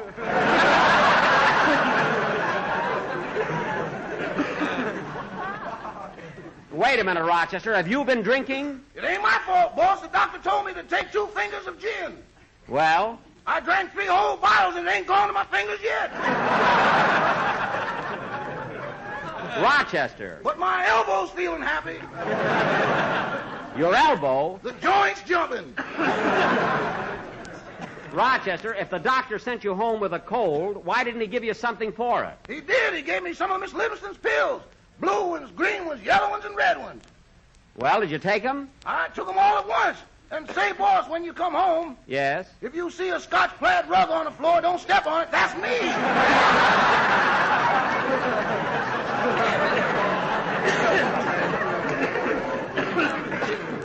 Well, that's the silliest thing I ever heard. Now, Rochester, the best thing you can do is go to bed and stay there. That's the only thing that will cure a cold. Okay, goodbye. Goodbye. Oh, say, boss. Now what? There's a notice here from the steamship company that your crate will arrive in about 2 weeks. My crate? Oh, that's that camel I sent from Egypt. A camel? Yes. Is that one of them things with a yo-yo spine? That's it. But, boss, what do you want with a camel? Well, Rochester, it's just something I sent home as a souvenir from Cairo. A camel for a souvenir? Yes. Well, that's logical. I'm glad you feel that way. My medicine helped a little. Well, anyway, as soon as you get over your cold, prepare a place for the camel to stay. Now, goodbye. Goodbye. An ostrich, a turkey, a polar bear, and now a camel. You can get the DTs around here on orange juice.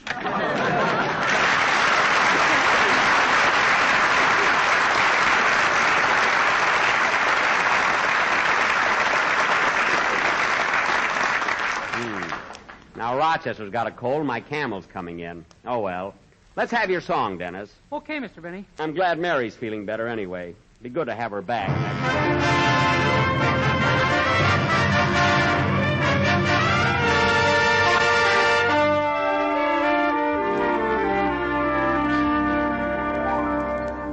How sweet you are, how sweet you are, how dear your tenderly smiling face. True days are bitter and gray and grim. True nights when even the stars are dim.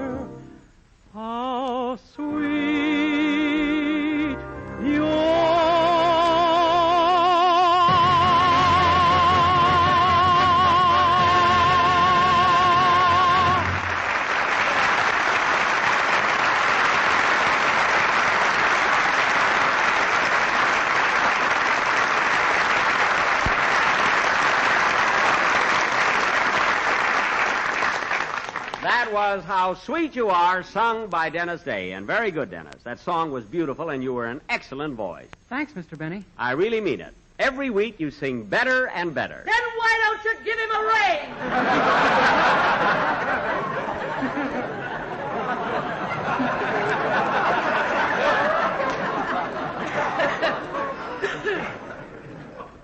Huh? What? You heard what I said. Oh, yes. I'm sorry, madam. No autographs today. And now, ladies and gentlemen. Oh, Mr. Benny. What, Dennis? Guess who's sitting in the front row? I know. I heard her. She wants to talk to you after the show. I know she does. Now go sit down. It's about my salary. Dennis, go over and sit down. Stop pushing him. I'm not pushing him. And anyway, Mrs. Day, you're not supposed to talk while the program's going on. My boy just sang, didn't he? Yes? Well, as far as I'm concerned, the program's over.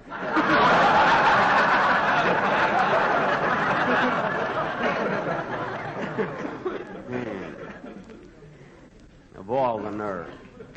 And now, ladies and gentlemen. Shut up!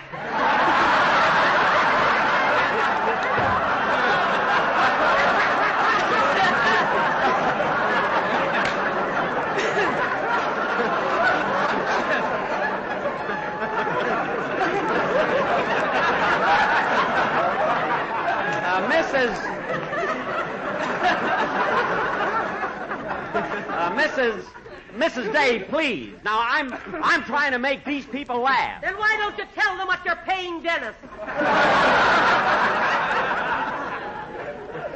Now, Mrs. Day, if you don't stop... Let it talk. Speech. Well, I'll be... Ladies and gentlemen, you should know what this Waukegan weasel is paying my boy. Mrs. Day, there's a program going on. He pays Dennis $35 a week. Oh. And because his song only takes 2 minutes, he tells my boy he's making $17.50 a minute, which that... Mrs. Day, you're not allowed to stand up on the seats.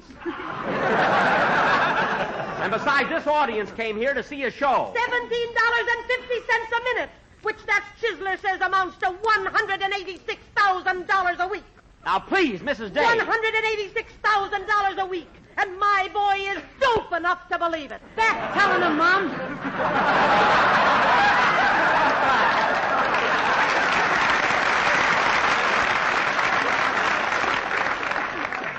Now, Dennis, you stay out of this. And I hate to say it, kid, but I'll have to find some way to keep your mother quiet. If you do, my father'll be interested.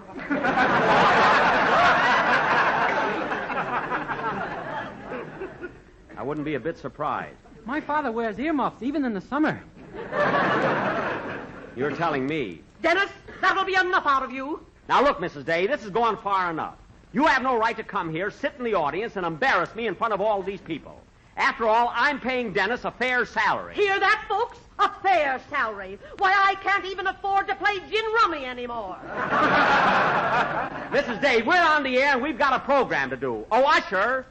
Yes, Mr. Benny? Will you please show this lady out of the studio? Okay, come on, lady, come on. Usher, if you lay a hand on me, I'll punch you right in the nose.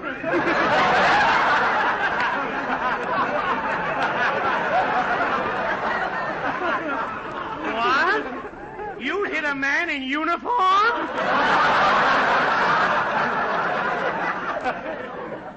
Well, how do you like that?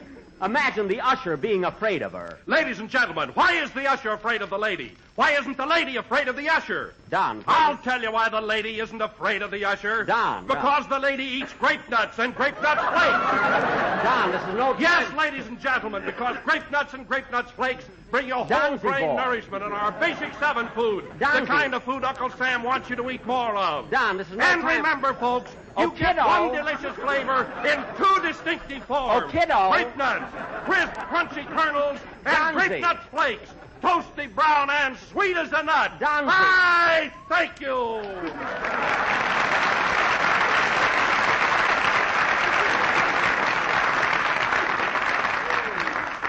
Well, thanks, Don. Anyway, that put an end to this awful argument. Now, where were we? So mixed up, I don't know where I'm at. I don't know. Everybody thinks I'm taking advantage of Dennis. Now, Don, we've been together a long time. You know I wouldn't hurt the kid. Oh, of course not, Jack. In fact, I look after him. I watch out for him. And why shouldn't I? After all, I'm old enough to be his father. You're old enough to be my father. Now, look here. And she's no chicken. Dennis, that's no way to talk about your mother. You mind your own business, you old goat. What? Huh? If I had my Now, way... wait a minute, Mrs. Day. If you insist on interrupting my show, don't keep yelling from the audience. Come on up on the stage. All right, I will. I knew that would happen. You pushed me. How could I push you? I'm up here on the stage. I wouldn't trust you as far as I'm going to throw you. That's telling her, Mom. Now, look, Mrs. Day, you came here looking for trouble, and if that's what you want, you're going to get it. That's telling her, Mr. Benny. All I came here for was to get my son a raise. That's telling her, Mom. Your son will get a raise when I think he deserves it, and not a week sooner. That's telling her, Mr. Benny. I don't know why all these things happen to me. That's telling her, Mr. Benny. I hire people. I sign them to legitimate 20-year contracts. Ah, shut up! And all I have is trouble, trouble, trouble. If I hear one more word about money or raises or salary from anybody, I'm going to talk to my sponsor and find out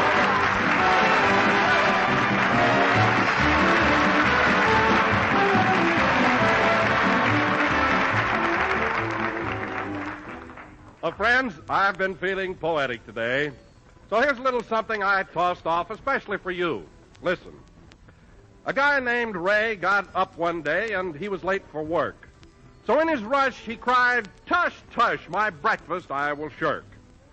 By noontime, Ray was less than gay. In fact, he had the shakes. So now he eats those breakfast treats, grape nuts or grape nuts flakes. Well, folks better take a tip from Ray. Don't try to do a man-sized job on a bird-sized breakfast. It can't be done. Dietitians tell us morning's the important time to stoke up, the time when we need at least 1/4 of our daily nourishment. And they also tell us that we should eat a cereal with whole grain food values. So start the day right. Start it with malty-rich grape nuts or crisp, toasty brown grape nuts flakes. Both are basic 7 foods that provide all sorts of energy-giving whole grain nourishment. And you couldn't ask for a sweller tasting treat. Yes, eat a good breakfast, do a better job. And help yourself to plenty of grape nuts and grape nuts flakes. All right, folks, the program's over. This way out, this way out. Hey, buddy, you glad you went in? Yeah, pretty good show. I thought you'd like it. Say, is Jack Benny really as cheap as he makes out on the radio? Cheap? Come here, bud, let me tell you something. That guy Benny lost his wallet here with $100 in it. Yeah? I found it a week later, returned it to him, and he charged me interest. No kidding. All right, folks, this way out, this way. Ladies, here's a prize. Grape Nuts Wheat Meal now comes in a great big new economy size. It saves you time, it saves you dough to buy the economy size, you know. That's right. Your grocer is now featuring the big new economy size package of Grape Nuts Wheat Meal, the rich hot brown cereal with grand roasted wheat flavor, real whole wheat nourishment. Get hot Grape Nuts Wheat Meal in the new 30-ounce economy package. This program came to you from Hollywood. This is the National Broadcasting Company. KF Broadcasting Company. KF Broadcasting Company. KF Broadcasting Company. KF. The Grape Nuts and Grape Nuts Flakes program starring Jack Benny with Mary Livingston, Phil Harris, Dennis Day Rochester, and yours truly, Don Wilson.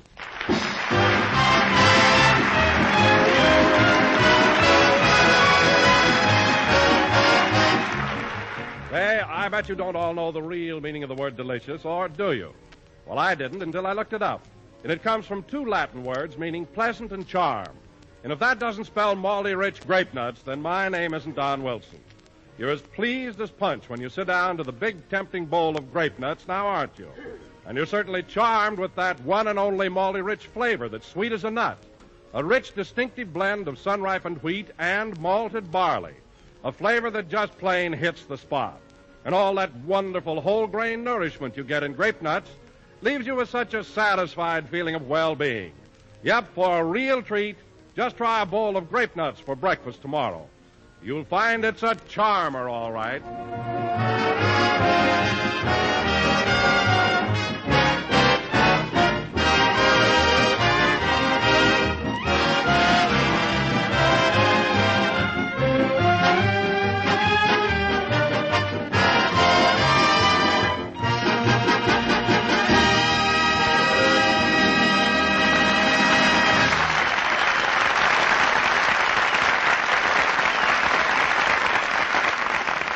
Ladies and gentlemen, as you know, Mary Livingston has been off the show for 3 weeks because of laryngitis. So now that she is fully recovered, we take you to her house where we find Mary and her maid, Butterfly. Gee, Miss Livingston, you sure have pretty hair. Well, thank you, Butterfly.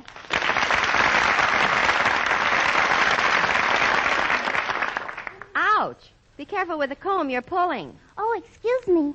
Say, Miss Livingston, was your hair always this color? Of course. I never bleach my hair. Neither do I.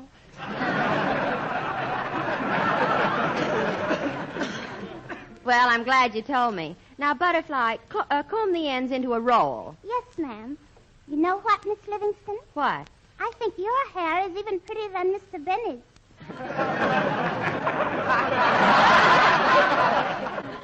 Oh, Butterfly, you're just saying that. Anyway, you've never been close enough to Mr. Benny's hair to appreciate its beauty. Oh, yes, I have. Yesterday I was over to Mr. Benny's house. Oh. He wasn't home, so Uncle Rochester showed it to me.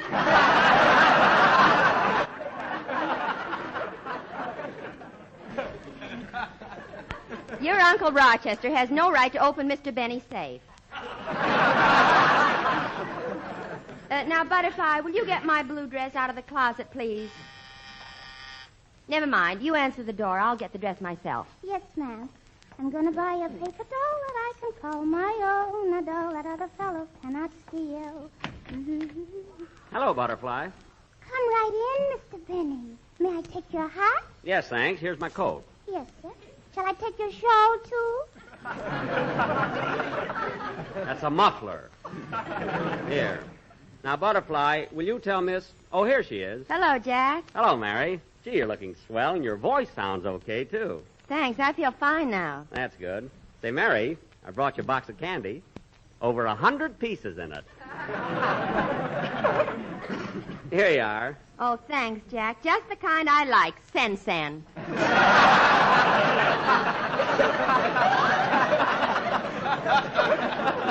Well, I'm glad you do. You know, it cost me extra to have it wrapped as a gift, you know.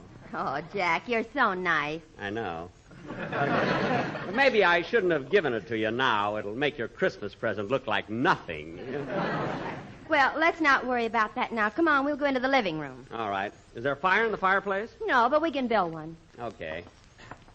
Gee, I haven't had a fire in here since I've been sick. Well, there's nothing as homey as a fireplace with a cheery blaze. Here goes. First, a little paper. And throw on some kindling. And now for a log. There must be a smaller log around here somewhere. Let's see. Thanks, Mary.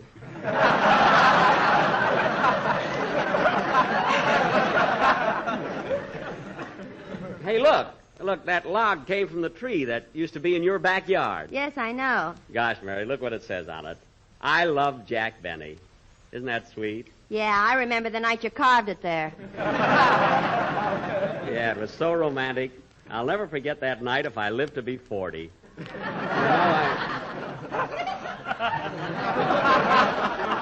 Jack, if you... Don't answer that. I know what you were... I'll take it. Hello? Plainfield, New Jersey calling? Yes, I'll hold on. Oh, Jack, it must be Mama. Oh, is she out on parole again? Jack, you ought to be ashamed of you. Hello? Oh, hello, Mama. Yes, I'm feeling fine now. That's right. I was off the program for 3 weeks. What? Oh, don't worry. Jack's going to pay me. He will pay me.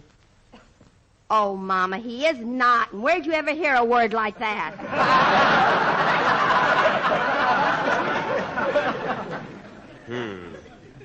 That's what Papa calls you? Mary, tell your mother. Quiet, Jack. No. Say, Mama, did you get the packages I sent? Good. But I don't want either you or Papa to open those presents till Christmas. What? Papa couldn't wait. He did? Well, Mama, call a doctor. That was shaving lotion. Mary, what was that word your mother called me? It starts with an L.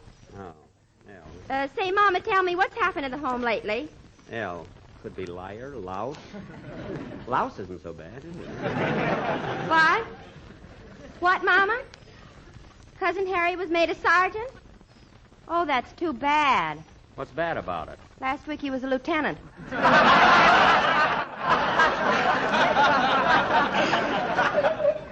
Oh. Yes, Mama, that was Jack's voice. L. Yes, he's sitting right here beside me. L. Mama, stop it. What's the matter? You can drop the L and start working on D. Say, Mama, what are you and Papa doing tonight? D. Dope. Dunce. Oh, you expect company, so you're making a fire in the living room? Dumbbell. That starts with a D. But, Mama, you haven't got a fireplace in the living room. Oh, there's a hole in the rug, and you wanted to cover it up with something. Mary, hang up, will you? Well, Mama, I think I better... just a second, operator. Mama, give my love to... Oh, darn it, we were cut off. Oh, operator, why did you... I don't care if my mother does drive you nuts. It's none of your business. See, Mary, I'm not the only one that's allergic to your mother. Oh, Jack, Mama's only kidding. She doesn't mean half the things she says. She does, too. I never saw a woman like that. She's always hounding me. She doesn't hound you. Well, she's got the face for it. And let me tell you another thing. Your mother takes delight in aggravating me. Every time she calls me up, she pans me. And I never say anything about her, ever.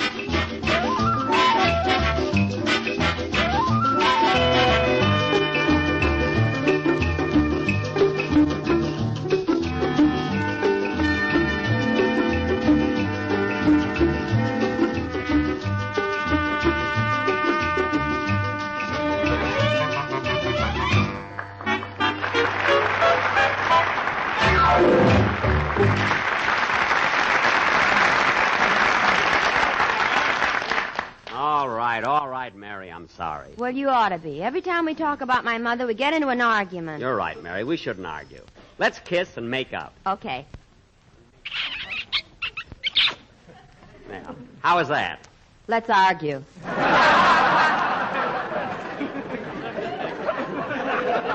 Oh, yeah? That was all right, and you know it. Now, straighten your lipstick. Oh, you and your wet lips. Every time you kiss me, you skid. Now, what do you want me to do, have them retreaded? I skid. You can't say one nice thing.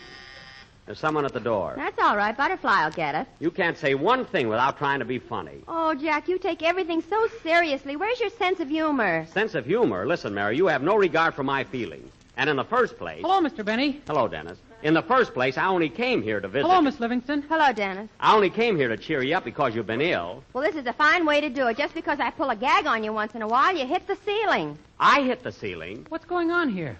Look, Mary, when you had laryngitis, I was a constant visitor. I'm the best friend you ever had. Do you mind if I sit down? No, go ahead. No, sit down, Dennis. You know, Mary, I even brought you a box of candy, and what thanks do I get? What do you expect for a box of cents, and a kiss for every piece? No, Mary, but the least you can do is show your appreciation. Oh, you're having an argument. Dennis, why don't you please be quiet? Gee, everywhere I go, there's an argument. Oh, where have you been, Dennis? Home. Now, Mary, as far as I'm concerned... At my house, it's louder. Dennis. They ought to be breaking it up by now. The argument? No, the house. Dennis, we're not having a fight. It was just a little misunderstanding, that's all. Now, Mary, let's not argue in front of the kid. You're right, Jack, and especially about such a silly thing. I'm a dope. Well, I'm a dope, too. You want to know something? What? It's nothing to be ashamed of.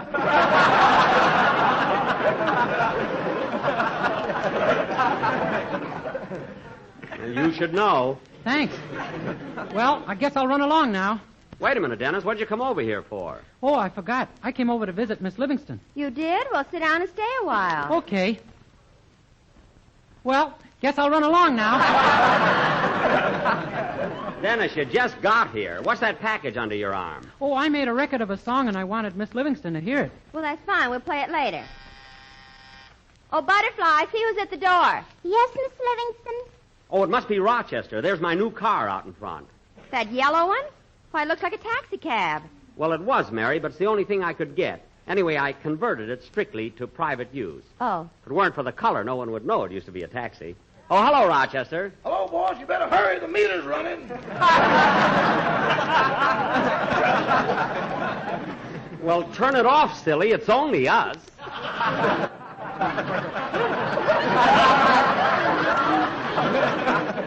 Why, Jack, if you're using that taxi for your own private use, why do you have a meter on it? He never knows when he's going to give a friend a lift. Well, Rochester, it pays to be nice. It pays him. Oh, that's not the reason at all. Anyway, Mary, it's not a bad car, is it? It looks all right. It rides smoothly, too. Yes, sir. Did you ride in it, Dennis? 30 cents worth. Dennis. That's my raise. $5 worth of free rides a week. Listen, kid, I give you those rides because... I give you those rides because I like you. I'm not in business with that taxi. I don't haul people around. Oh, boss, come now. Rochester, I told you I only give my friends a lift home. What's so funny, Rochester? All of his friends have trunks and live at the Union Station. Rochester, stop making things up. And you better hurry or we'll be late for the super chief. I mean, stop mixing me up. I know what you mean, boss, but we got to go Christmas shopping. Oh, that's right. Let's get going. I want to do my shopping while the stores are still loaded with stuff. So let's... Oh, Butterfly. Butterfly, there's someone at the door. Butterfly, where are you? Oh, well, I'll answer it myself. Well, of all people. I locked myself out.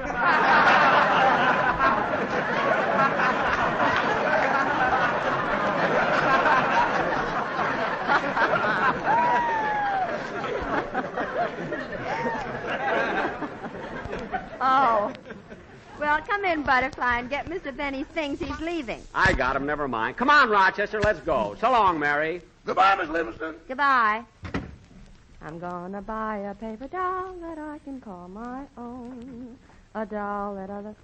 Oh, Dennis, I forgot you were still here. Yeah, I just put my record on the phonograph. Would you like to hear it, Miss Livingston? Sure, I would. Go ahead and play it. Okay. Say, Miss Livingston, would you like to... Oh, well. What, Dennis? Never mind. Let's sit this one out. Yes, I'd rather just listen to it.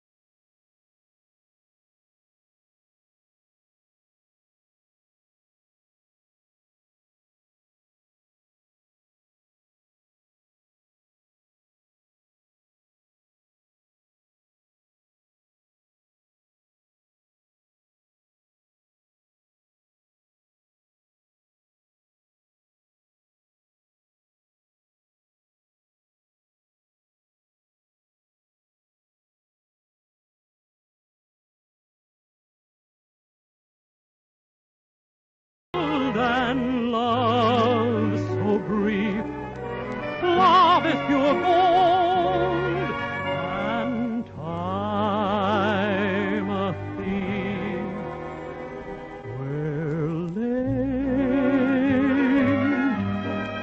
darling, we're late. The curtain descends, everything ends. Too soon, too soon, I wait. Darling, I wait. Will you speak love to me, speak love to me, and soon? Will you speak love to me, speak love to me, and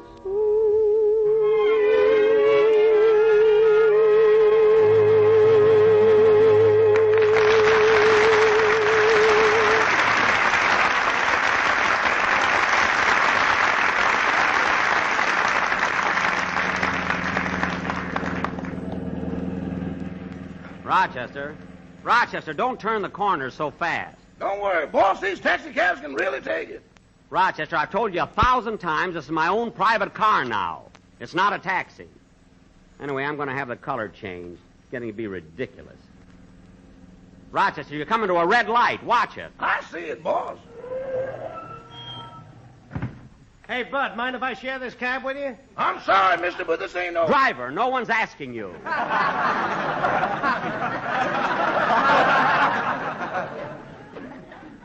Certainly, mister. Hop right in. Okay. Maple Avenue, driver.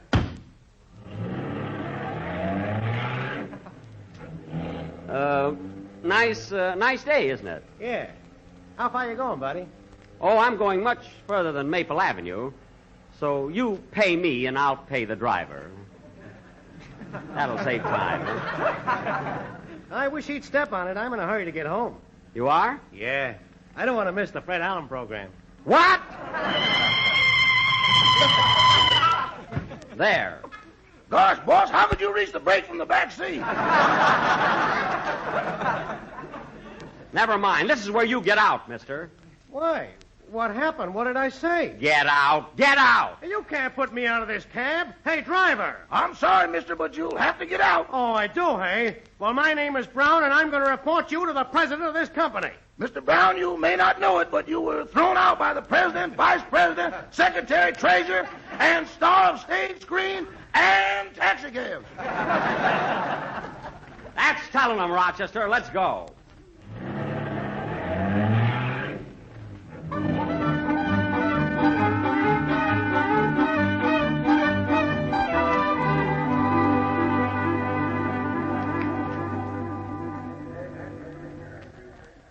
Gee, it sure is crowded in this store. I wish I'd have done my Christmas shopping early like I did last year. You going to buy any gifts in here, Rochester? No, I already did my shopping. You did? Where? At Saks Central Avenue.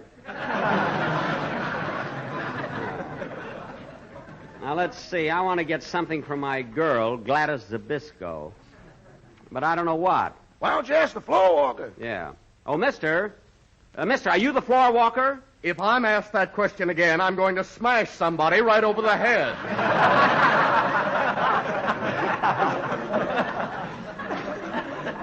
What are you mad about? I just asked you if you were the floor walker. You see this carnation in my lapel? Yes. Or what do you think I am, a long stem?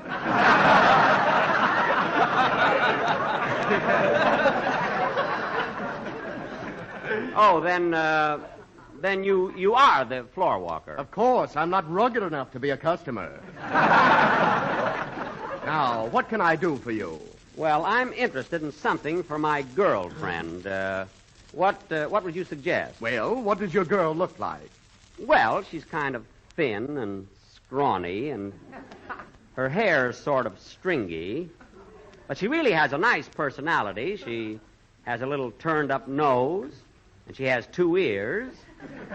And they, Well, everybody's got 2 ears. On the same side?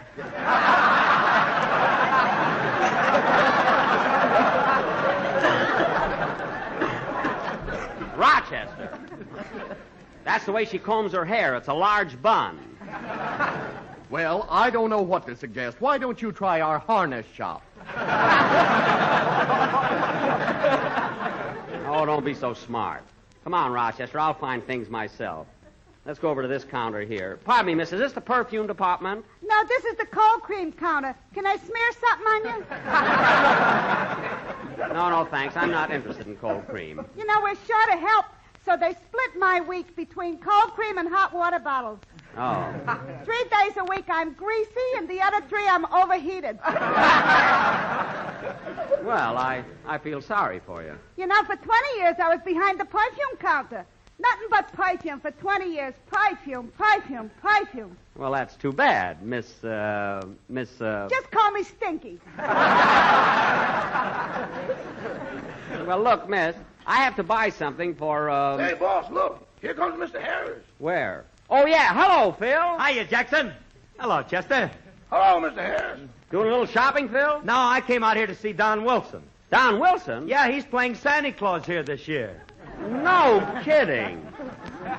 Well, how'd he get the job? It wasn't easy. He had to take off 20 pounds. Gee, can you imagine Don being Santa Claus and talking to all the little kids, telling them about... Hey, wait a minute.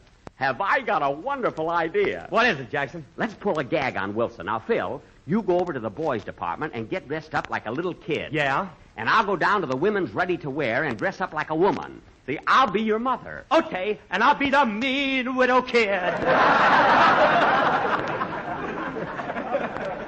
Boy, will we fool Don. Rochester, wait for me out in the car. And Phil, I'll meet you in front of the toy department. Okay.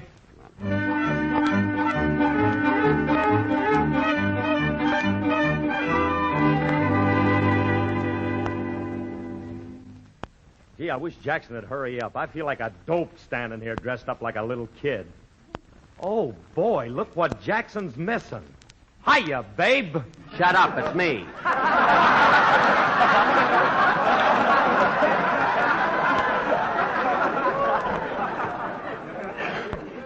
Now, come on, let's fool Don. Come on, we'll go over and fool Wilson. Remember, I'm your mother. Now, gather round, children, gather round, and I want to talk to each one of you in turn. Now, let me see. Who's next? My little son is Santa Claus. Oh. My little son is Santa Claus.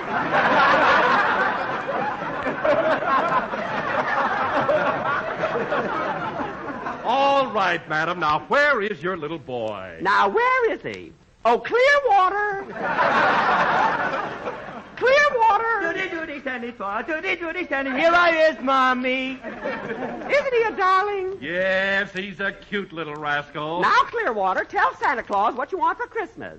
Go ahead, don't be bashful. No, I don't want to do it. I don't want to do it. No, I don't want to do it. Now, Clearwater Clap Saddle. Tell Santa what you want. No, I don't want to do it. I don't want to do it. Clearwater, take your foot out of your mouth. There. Now the other one. That's better.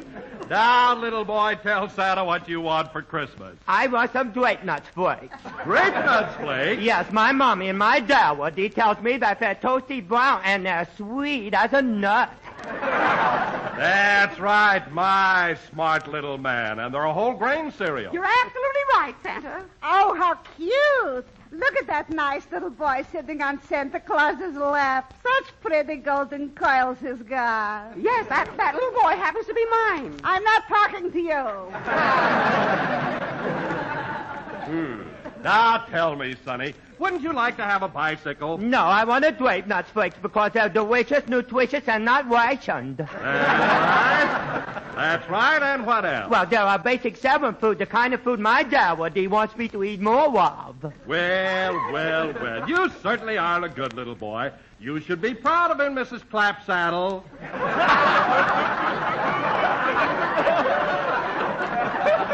Oh, I am. Now, Clearwater. Clearwater, say goodbye to Santa Claus. Goodbye, Santa Claus. Goodbye, Santa Claus. Goodbye, Phil. So long, Jack. Oh, darn it, he knew it. He knew it all the time. What are we going to do now, Mommy dear? Oh, shut up, you little jerk. Come on, let's get out of here.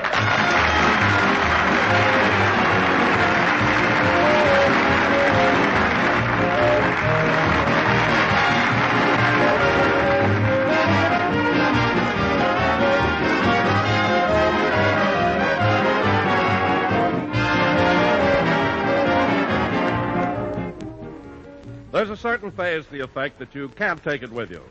But tonight I'm going to tell you about something you can take with you and should take with you every morning of your life. That's the zippy up and at 'em feeling that you get when you eat the right kind of breakfast instead of one of those sip and run affairs. Breakfast is the stoke-up meal, you know, the time when nutrition experts say we need at least 1/4 of our day's nourishment. Well, for two grand-tasting stoke-up foods, let me just mention grape nuts and grape nuts flakes. Because the experts also agree an adequate breakfast should include a cereal with whole grain food values. And that's certainly grape nuts and grape nuts flakes for you. Both are cram full of all-around whole grain nourishment, including iron, niacin, vitamin B1, the morale-building vitamin. And good, say, wait till you taste that zesty crispness, that distinctive nut-sweet flavor. So eat a good breakfast, do a better job. And for extra swell eating, make it tempting, nutritious grape nuts or grape nuts flakes. Well, folks, that finishes another program, and we'll be back with you next Sunday night at the same time. Meanwhile, my cast and I want to send Christmas greetings to all of you. To all of you here at home and to all of our boys and girls in the service, here and abroad. Good night, everybody.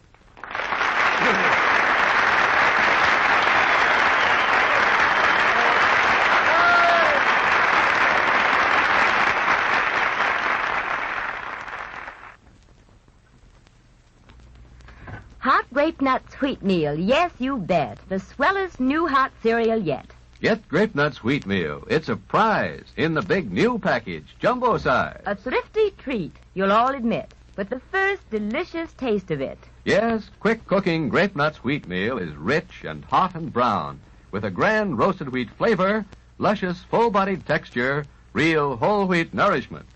Get hot Grape Nuts Wheatmeal in the time-saving, money-saving new economy-size package. This program came to you from Hollywood. This is the National Broadcasting Company.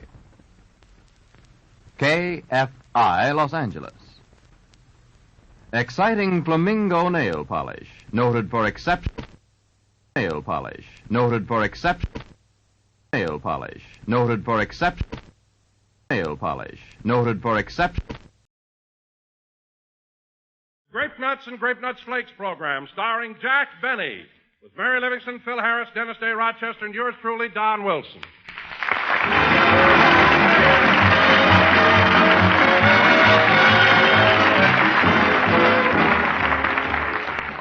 You've all heard the expression, let your conscience be your guide, of course. Well, right now, Uncle Sam is asking every one of us to pledge his conscience to his country to help food fight for freedom. So let's all produce and conserve, share and play square with today's food. Don't patronize black markets. Buy no-rationed foods without giving up the proper stamps. And eat more of the foods that are plentiful, thrifty, and unrationed, such as cereals. Delicious, malty-rich grape nuts and grape nuts flakes, for instance. Two swell cereals that are not only thrifty and unrationed, but bring you grand whole grain nourishment. And you'll find grape nuts and grape nuts flakes bring you an extra bonus. They bring you plenty of real enjoyment, too. Grape nuts, crisp and crunchy. Grape nuts flakes, delicate, toasty brown flakes. So help food fight for freedom, friends. Let your conscience be your guide. And let 50 nutritious grape nuts and grape nuts flakes help you on your way.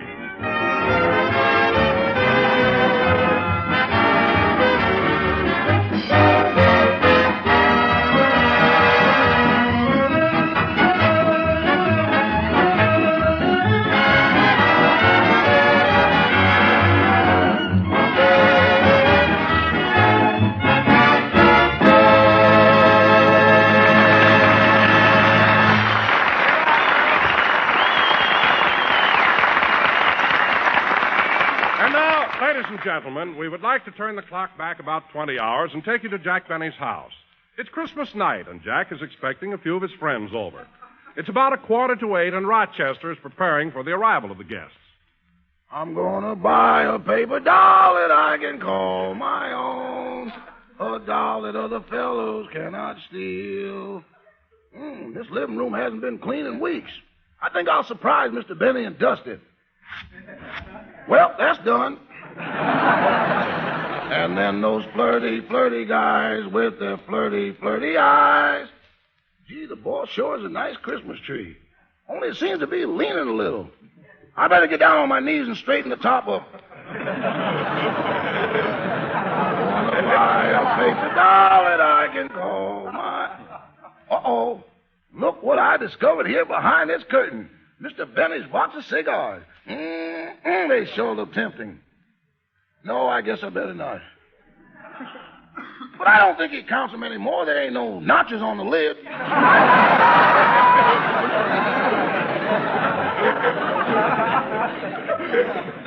Should I or shouldn't I? Get thee behind me, Satan. I can't reach the box with you standing in front of me. No, I won't. Oh, well, I'll take just one. There. I guess I'll take another one. Satan enjoys smoking, too. Well, now I better sweep up a little bit. I'm going to buy a paper doll that I can call my own. A doll that other fellows cannot steal. Attaboy, Satan. Rochester! Rochester, what are you doing? Just dusting around a bit. Okay, I'll be right down. I better go in the next room and get rid of this cigar. I'm going to buy a paper doll that I can call my own. A doll that other fellows cannot steal. What was that? Must be an echo. An echo that sings harmony? Oh, well, it's Christmas. And the flirty, flirty guys with... I smell cigar smoke. Oh, Rochester! Yes, boy! What is this I'm smelling? It ain't Chanel number 5! Rochester, come here. Now, Rochester, anytime you want a cigar on Christmas, just ask me for it. Hey, I think our guests are beginning to arrive. Isn't that Miss Livingston's car pulling up? Yeah, I'll go to the door, boss. No, Rochester, I'll go. I'm going to surprise Mary. I got some mistletoe over the door, and the minute she comes in, I'm going to kiss her. Shh, quiet.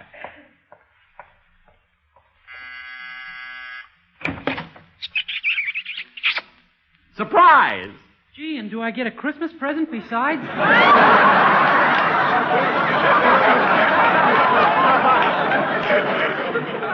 Dennis, I thought it was Miss Livingston. Well, she drove me over here, and she's parking the car. Oh, darn it. I hung that mistletoe up there especially for Mary. I wanted the kiss to be a surprise for her. Go on. You trap me this way every year.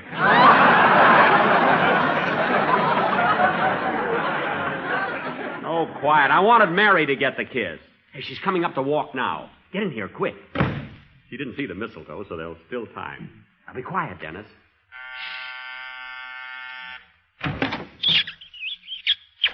Dennis, I was supposed to do that. For heaven's sake. Hello, Jack. Merry Christmas. Same to you, Mary. Give me a kiss. There. Jack, I was hoping for a white Christmas, not a wet one. Oh, you liked it all right. Say, Mary, come on in the living room. I want to show you how I got things fixed up. Okay. Oh, by the way, I sent my maid Butterfly to help out. Is she here? Yep, she's in the kitchen. Say, you have got the room fixed up nice. It looks swell. It sure does. And, Mary, do you like the Christmas tree? Oh, Jack, it's very pretty, and I don't think the year in the garage hurt it a bit.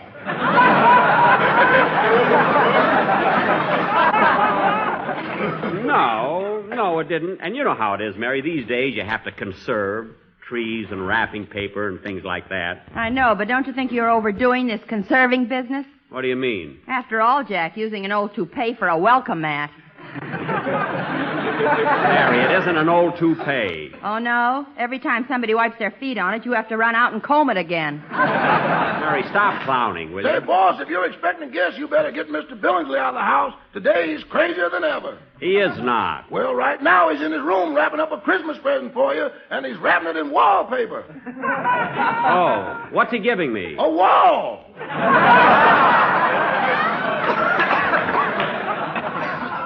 Well, we can use one in the bathroom. There. Say, Mary, come in. I wonder who that is. Hello, Mary. Hiya, Jackson. Merry Christmas. Merry Christmas, Phil. Merry Christmas. And say, you brought your band with you. That's swell. Yeah. Yeah, I'm glad they're here, but you'd think they're coming to a party. They'd dress up a little. What are you talking about? They shaved, didn't they? Yes, but why aren't they wearing shirts? Well, that's where they shaved. They want people to see you. Oh. Well, your guitar player shaved too close. There's a rib sticking out there. Anyway, take the boys in the next room and they can set up their instruments. Okay. Oh, by the way, Phil, maybe the boys would like to have a drink first. No, as long as they're here in the house, they might as well stay.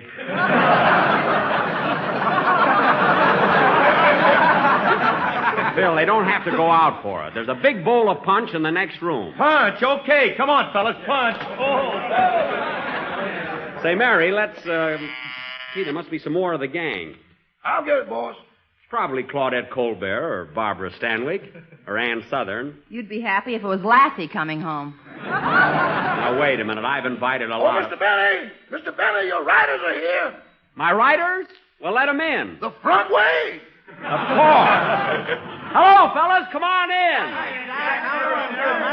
Hey, now go into the den, fellas, and when you finish tomorrow's script, you can join the party. Me too, Mr. Benny. Why, certainly.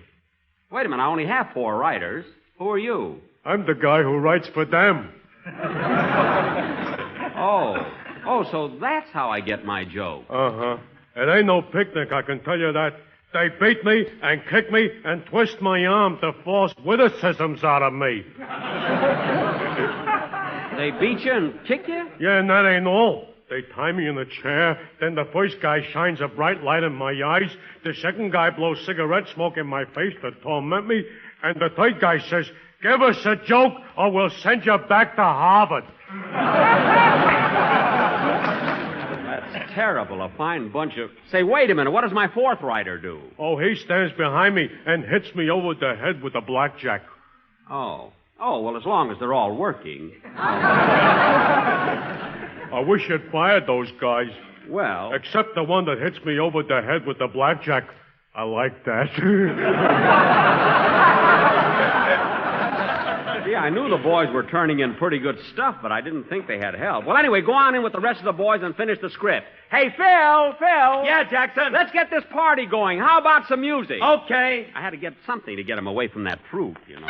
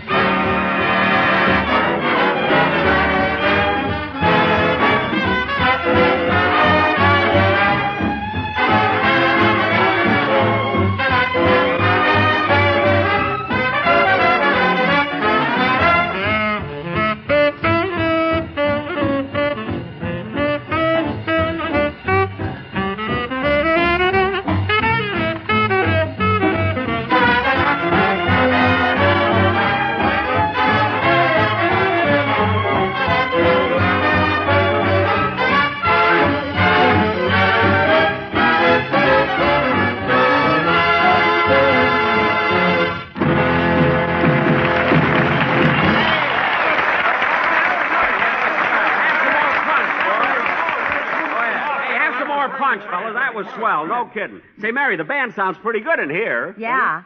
Jack, you ought to get the food out. Is it ready yet? Well, I think Butterfly should have it prepared by now. Well, let's go out in the kitchen and see how she's getting along. Okay. Hello, Butterfly. How's everything going? Oh, fine, Miss Livingston. Now, Butterfly, did you put the long stem glasses on the table like I told you to? Yes, sir. What about the bucket with the ice cubes in it? I took care of that, boss. Here it is. And I put the bottle in the bucket of ice. Yes, the bottle's okay. There's enough cracked ice around it. I put a clean napkin over it. And Butterfly, just before you serve it, you're supposed to turn it slowly in the ice. Like this. See? Oh, boy, what you go through for a bottle of Pepsi-Cola.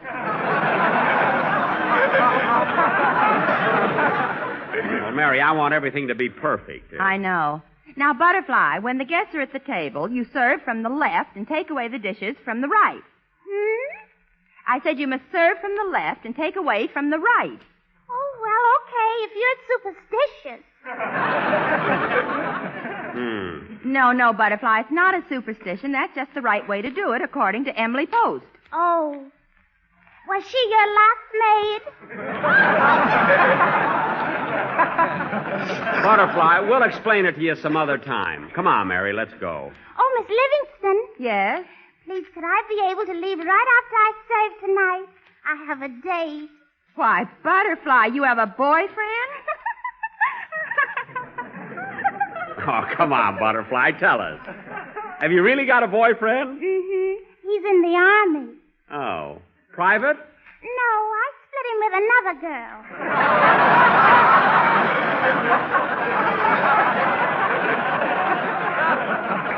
Well, I'll be... All right, Butterfly, you can leave as soon as you finish serving. Come on, Jack. Hey, Jackson, we're waiting. How about the grub, Bob? It's coming. Say, Don, when did you get in? Oh, just a minute ago. And, Jack, I want to thank you for the bonus you gave me for Christmas. Well, I couldn't think of anything to buy, and I know cash always comes in handy. What'd you do with it, Don? What did I do with it? You see this diamond stick pin in my necktie? Yes. Well, I took your bonus, added a little of my own money to it, and bought the tie. Well, I knew it would come in handy. Come on, Don, let's join the gang. We'll sing and play games and have some fun till the food's ready. Say, Jack, here comes that screwy boarder of yours. Oh, yes. Hello, Mr. Billingsley. Good evening, Mr. Benny. Having a Merry Christmas, I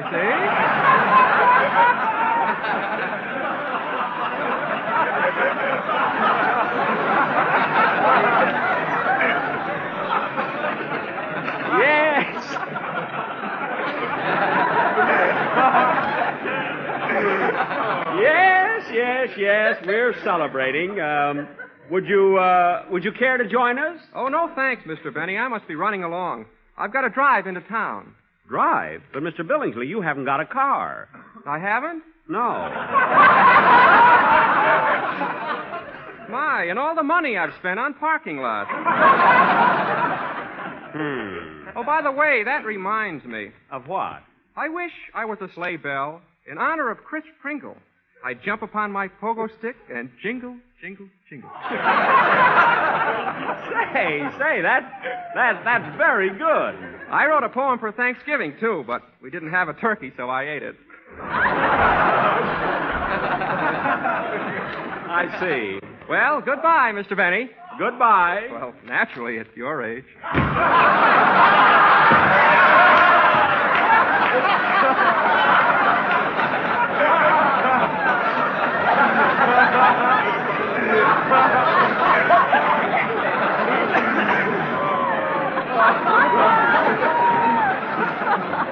Oh, brother. Oh, what a guy. Come on, Jack. Let's join the crowd. You said we were going to play games and everything. Yeah. Well, is everybody having a good time? Quiet, Jack. Dennis is going to sing for the gang. Oh, he is? Oh, yeah.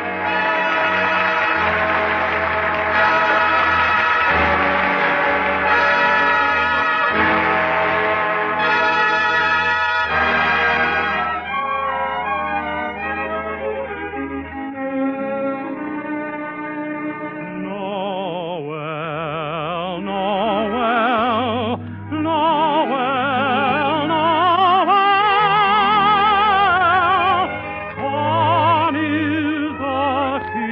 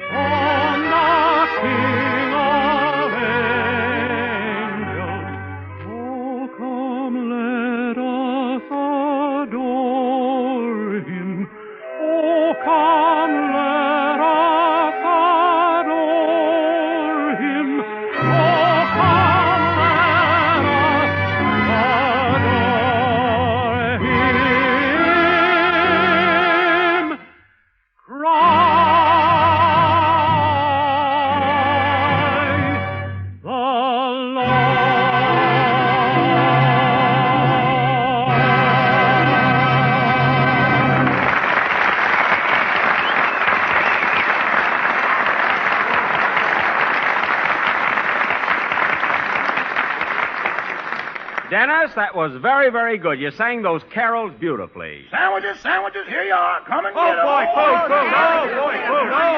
Hey, take it easy. Take it easy, Hey, fellas. what kind of sandwiches are they? Thin ones. They are not. Now, look, fellas, those sandwiches... Now, who can that be? Come in. Hey, look who it is. Hiya, Bud! Andy Devine!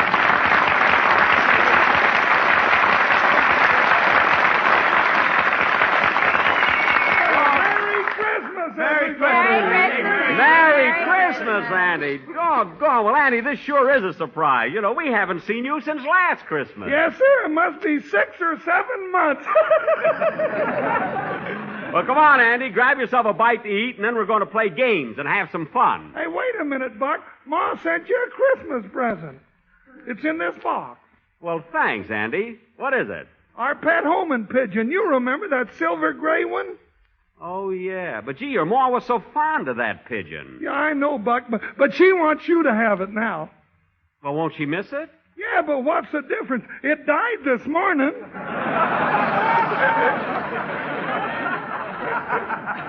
Well, it's not the gift, it's the sentiment behind it that counts. Well, anyway, Andy, I'm glad you're here to liven up the party. Yes, sir.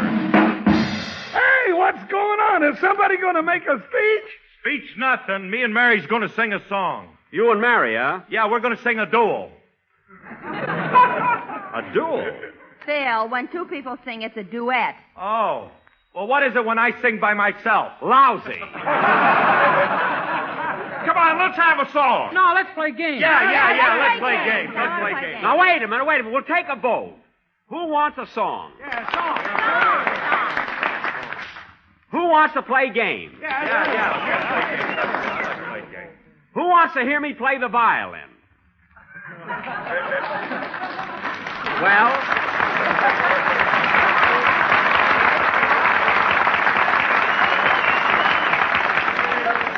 Doggone it, audience, you crabbed a good joke.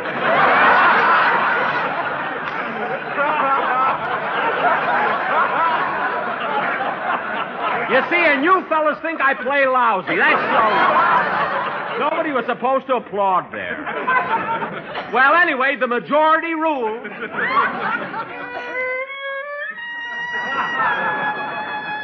But, Jack, nobody wants to hear you play. Quiet, Mary. My vote is as good as theirs.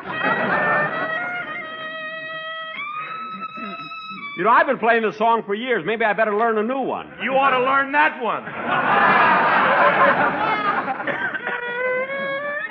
Hey, this party's getting dull. We ought to do something to liven it up. I've got an idea. Let's sing Jingle Bells. Okay, let's go. Jingle bells, jingle all the way. Oh, what fun it is to ride in a one-horse open sleigh. Jingle bells, jingle all the way. Oh, what fun it is to ride in a one-horse open sleigh. Grape nuts flakes, eat 'em night and day. What a thrill to get your fill of grape nuts in your Bombay. Toasty brown, munchy, crunchy too. They're moldy rich, sweet as a nut, and a thrifty buy in the 12-ounce economy size package. They're a breakfast treat for you.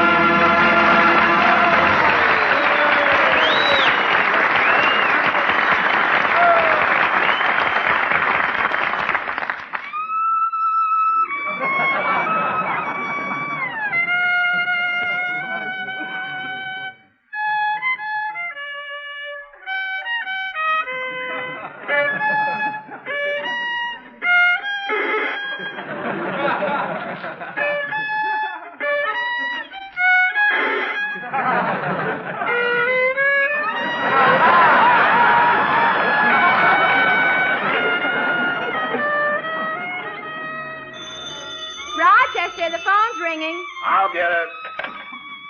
Mr. Bentley's resident, star of stage, screen, and radio, but he ain't doing so good right now.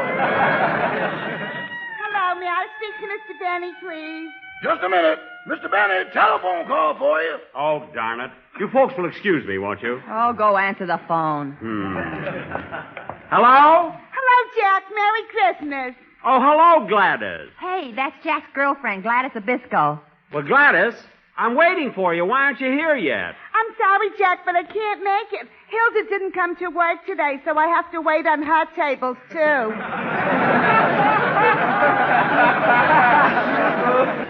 Well, Gladys, honey, even if you are waiting on Hilda's tables, that won't keep you busy all night, will it? No, Poochie.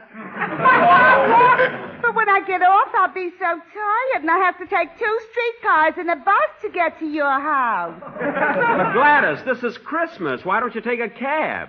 You're getting Hilda's tips. You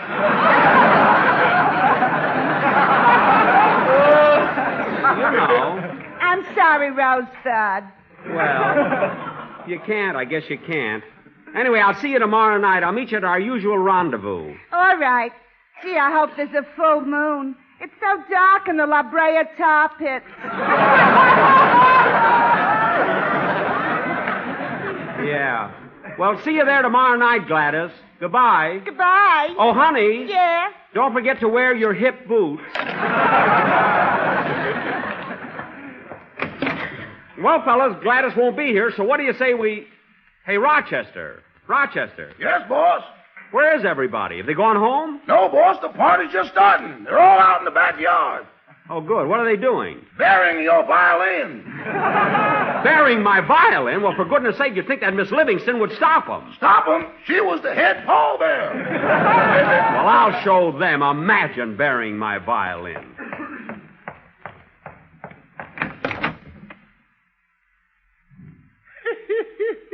I'm sure glad I won't be hearing that thing anymore.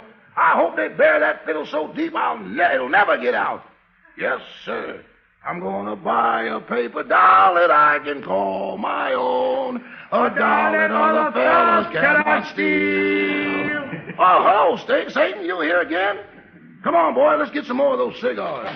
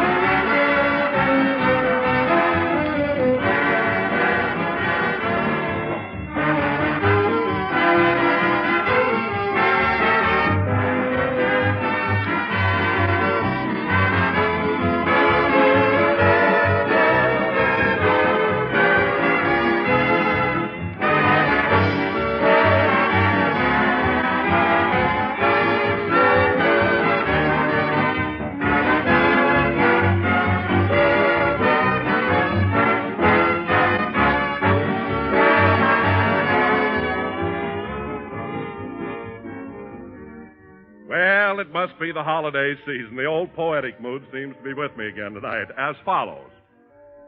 J. Algernon Withers had a case of the dithers and lost all his zip by 11. Because this poor bloke neglected to stoke with the right kind of breakfast at 7. There you are. How can a big, tall guy like J. Algernon expect to go out and do a good day's job on a canary bird breakfast? How can anybody start the day right, folks? Started with a big, tempting bowl of grape nuts or grape nuts flakes with milk and fruit. That gives you a swell, wide-awake treat, crisp and refreshing and delicious. And it gives you just what dietitians say the adequate breakfast should include. Milk and fruit plus a cereal with whole grain nourishment. And I mean malty-rich grape nuts and grape nuts flakes do bring you whole grain nourishment. Plenty of it. Yes, eat a good breakfast, do a better job. And don't miss those 2 grand sweet-as-a-nut cereals, Grape Nuts and Grape Nuts Flakes.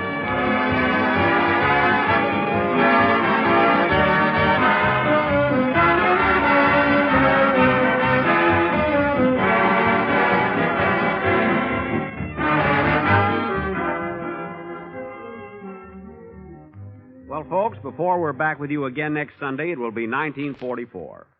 On behalf of my cast, my sponsor, and myself, I want to extend to all of you in America and to all of our armed forces and allies everywhere best wishes for a happy and victorious New Year.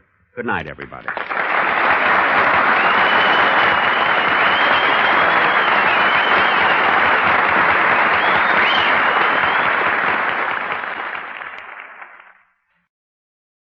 I say. Get Grape Nuts Wheatmeal right away. In the new economy package Nifty, it's jumbo size and oh so thrifty.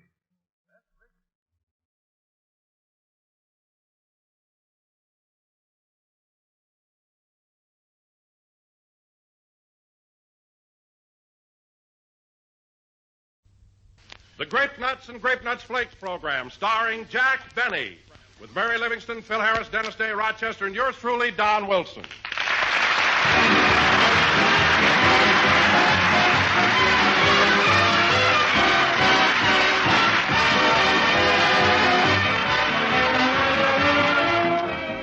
And now, speaking of New Year's resolutions, here's a poem for you, friends, so listen.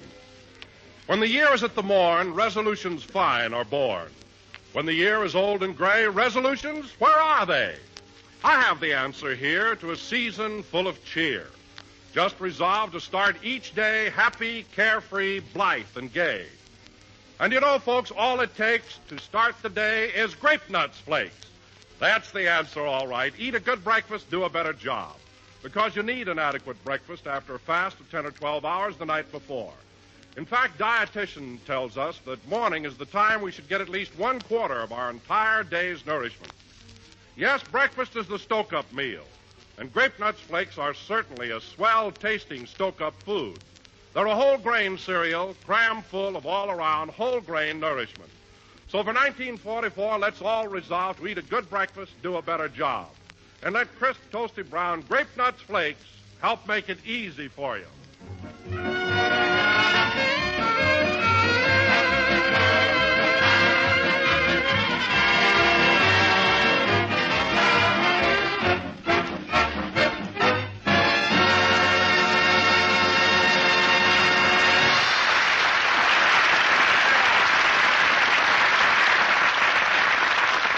And now, ladies and gentlemen, since this is the start of a new year, we bring you a man who at the age of 20 began his phenomenal career in show business. That's right.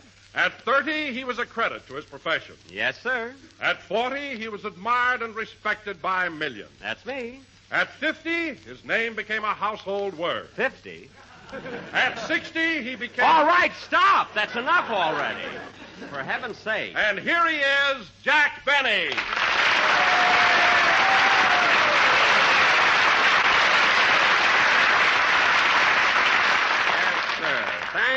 Thank you. Hello again. This is Jack Benny talking. And, Don, it's a good thing I stopped you, or I'd have died of old age before the show started. 40, 50, 60. Well, it wasn't so very long ago that I was going to Waukegan Grammar School. Well, I know, Jack, but you were the only kid in class the teacher called Mister. Don, they didn't call me that till I was in the 6th grade. And anyway, Don, it doesn't... Hello, Jack. Hello, Mary. Anyway, Don, it doesn't... Fine thing. I hurry over here and nobody even notices my new dress. Oh, say, that dress is beautiful, Mary. But don't you feel a little silly wearing a man's necktie with it? Oh, that. Well, Dennis gave it to me for Christmas, and I'm wearing it so I won't hurt his feelings. You mean Dennis gave you a...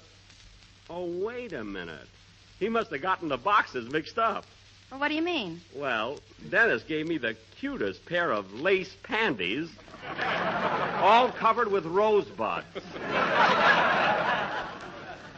Oh, gee, I'd love to have those. Jack, I'll give you the necktie, and you give me the lace panties. Well, Dennis really meant them for me. I know, but... You didn't lose them, did you? I hope not.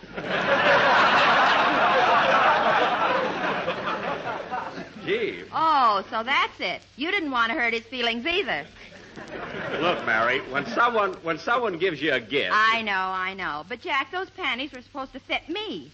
How in the world did you get them on? Oh, I didn't have much trouble. You didn't, eh? I'll bet those rosebuds are stretched to full bloom. Never mind. Let's see, where was I? Oh, yes. Now, look, Don, the next time you make a remark about my age, you better first... Hello, Mr. Benny. Oh, hello, Dennis. Don, the next time you make a remark about my age... What's the matter? Oh, Don's always telling people that I'm a lot older than I am, and I'm sick of it. Why don't you hit him with your cane?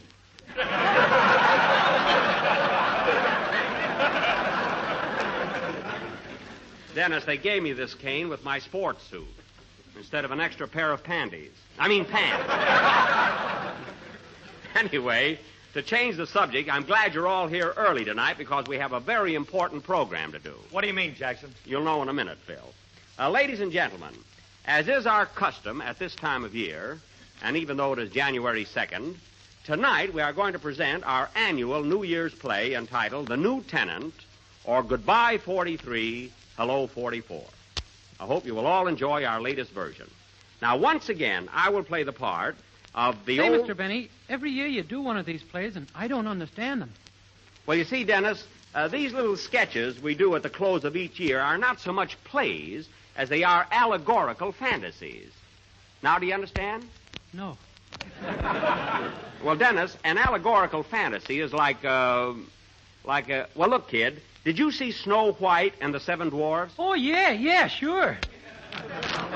Well? I didn't understand that either.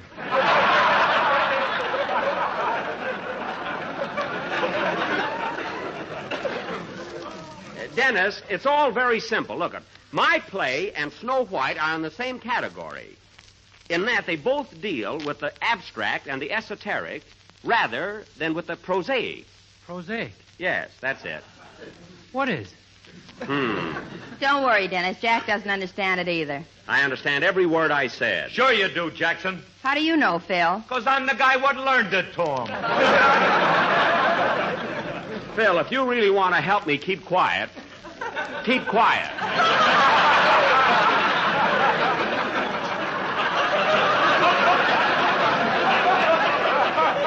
Now, look, Dennis, an allegorical fantasy Oh, is Jack, what do you want to show off with big words for? Show off? If you want to explain something, do it simply and direct. Don, don't tell me how When to I talk. want to tell somebody about grape nuts and grape nuts flakes, I don't go in for verbal calisthenics. No, Don. All I say is that grape nuts and grape nuts flakes are two delicious cereals that always taste like more. But look, kid. Grape nuts, crisp and crunchy.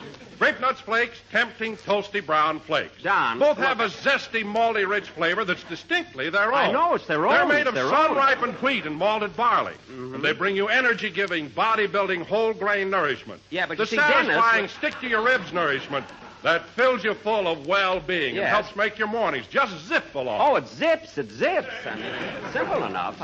And so eat a good breakfast, do a better job. Feature grape nuts or grape nuts flakes. Now, you see what I mean, Jack? You're absolutely right, Don. Come here, kid. I'm going to explain it to you in simple words like Don did. Oh, you don't have to explain it to me. I thought about it while Mr. Wilson was talking, and I know exactly what you mean. Good. Now, what is an allegorical fantasy? A prosaic bowl of grape nuts flakes. Well, look, Dennis, I'll explain it to you later. Meanwhile, in our fantasy, you're going to play a double role. The parts of the two most despicable men in the world, Hitler and Tojo. I'm going to play the parts of Hitler and Tojo? Yes. Where's a mirror? Why? I'm going to spit right in my faces. You don't have to, kid. You're only playing the parts. Anyway, you're going to be Hitler and Tojo tonight. Well, okay, but I'll just hate myself in the morning. Now, Phil, you're going to be Uncle Sam. Uncle Sam? Yes. You see, in our sketch, I will play the part of the old year 1943, who has been living in a big rooming house called the United States, run by Uncle Sam and his wife, Columbia. Now, Mary, you're going to be Columbia. You have 48 children, one for each state in the Union.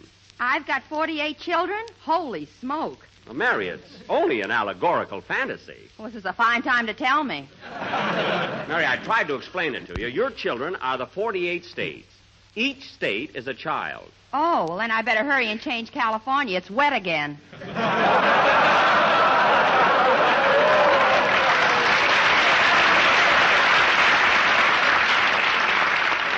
Don't worry about it now. Anyway, ladies and gentlemen, we set the stage for our play, which will go on immediately after a song. I'll get it. Hello? Hello, Mr. Benny. This is Rochester.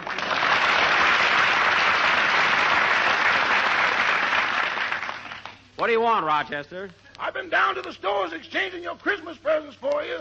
Oh, yes. You didn't have any trouble, did you? Only at one place. They refused to give you a refund on your Christmas tree.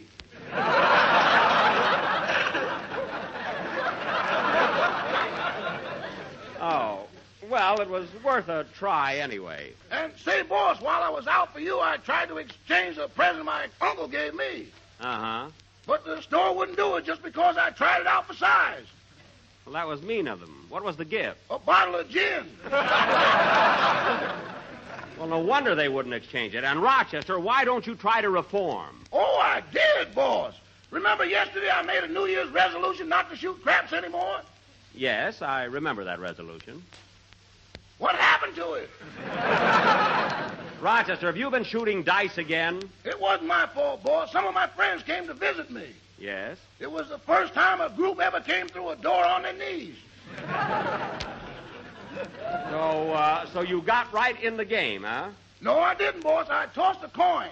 Heads, I shoot craps with them, and tails, I don't. Uh-huh. And I suppose it landed heads. No, boss, it landed tails. Well? As I bent down to pick up the coin, 2 small cubes fell out of my suit.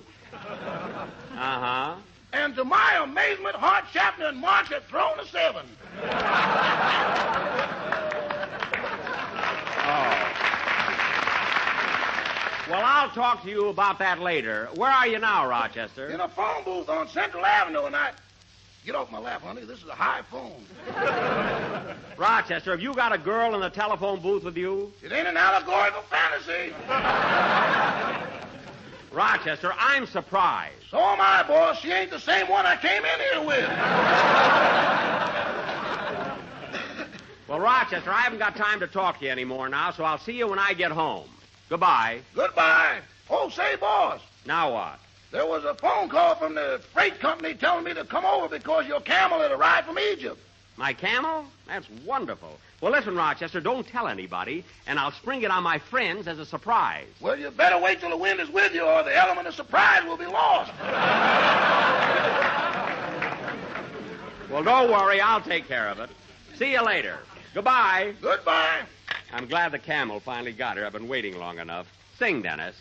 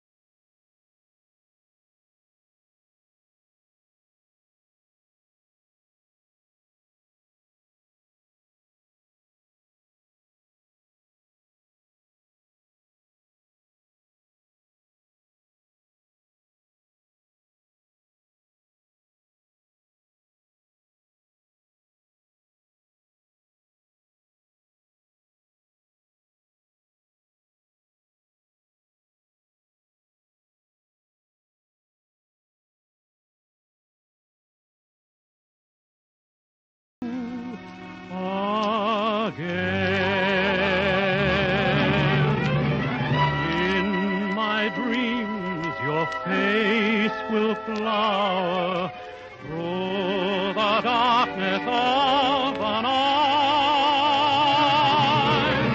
like the lights of home before me, or an angel watching o'er me.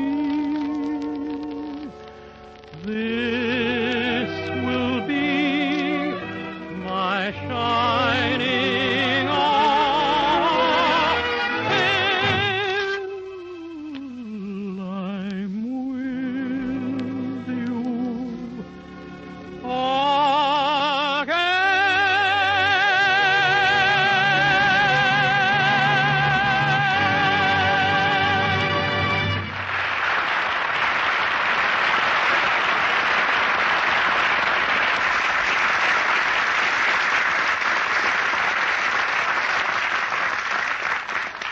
That was My Shining Hour, sung by Dennis Day. And now, ladies and gentlemen, for our annual New Year's play entitled The New Tenant, or Goodbye 43, Hello 44. As the curtain rises, it's almost midnight of December 31st. And old man 1943 is packing his bags and ready to make his exit. Curtain. Music.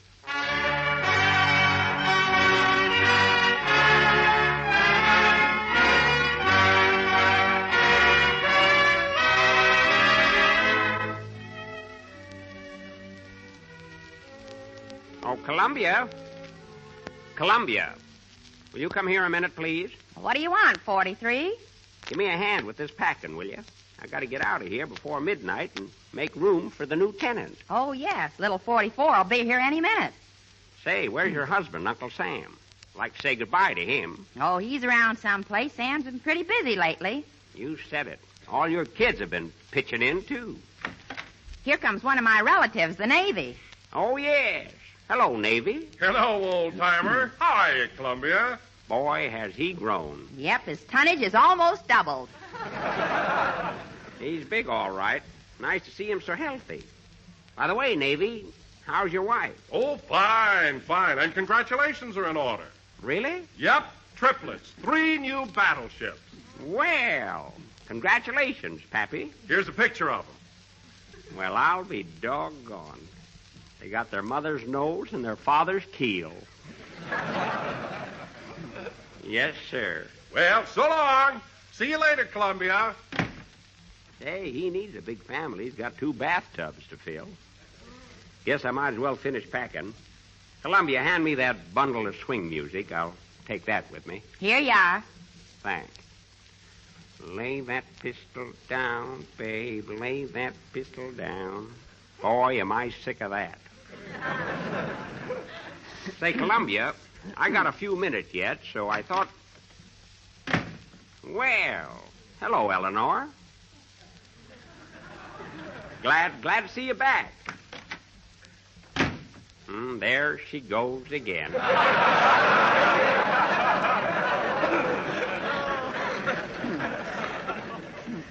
Say, Columbia, I started to tell you I've only got a few minutes, and I thought that maybe before we... Oh, hello, Sam.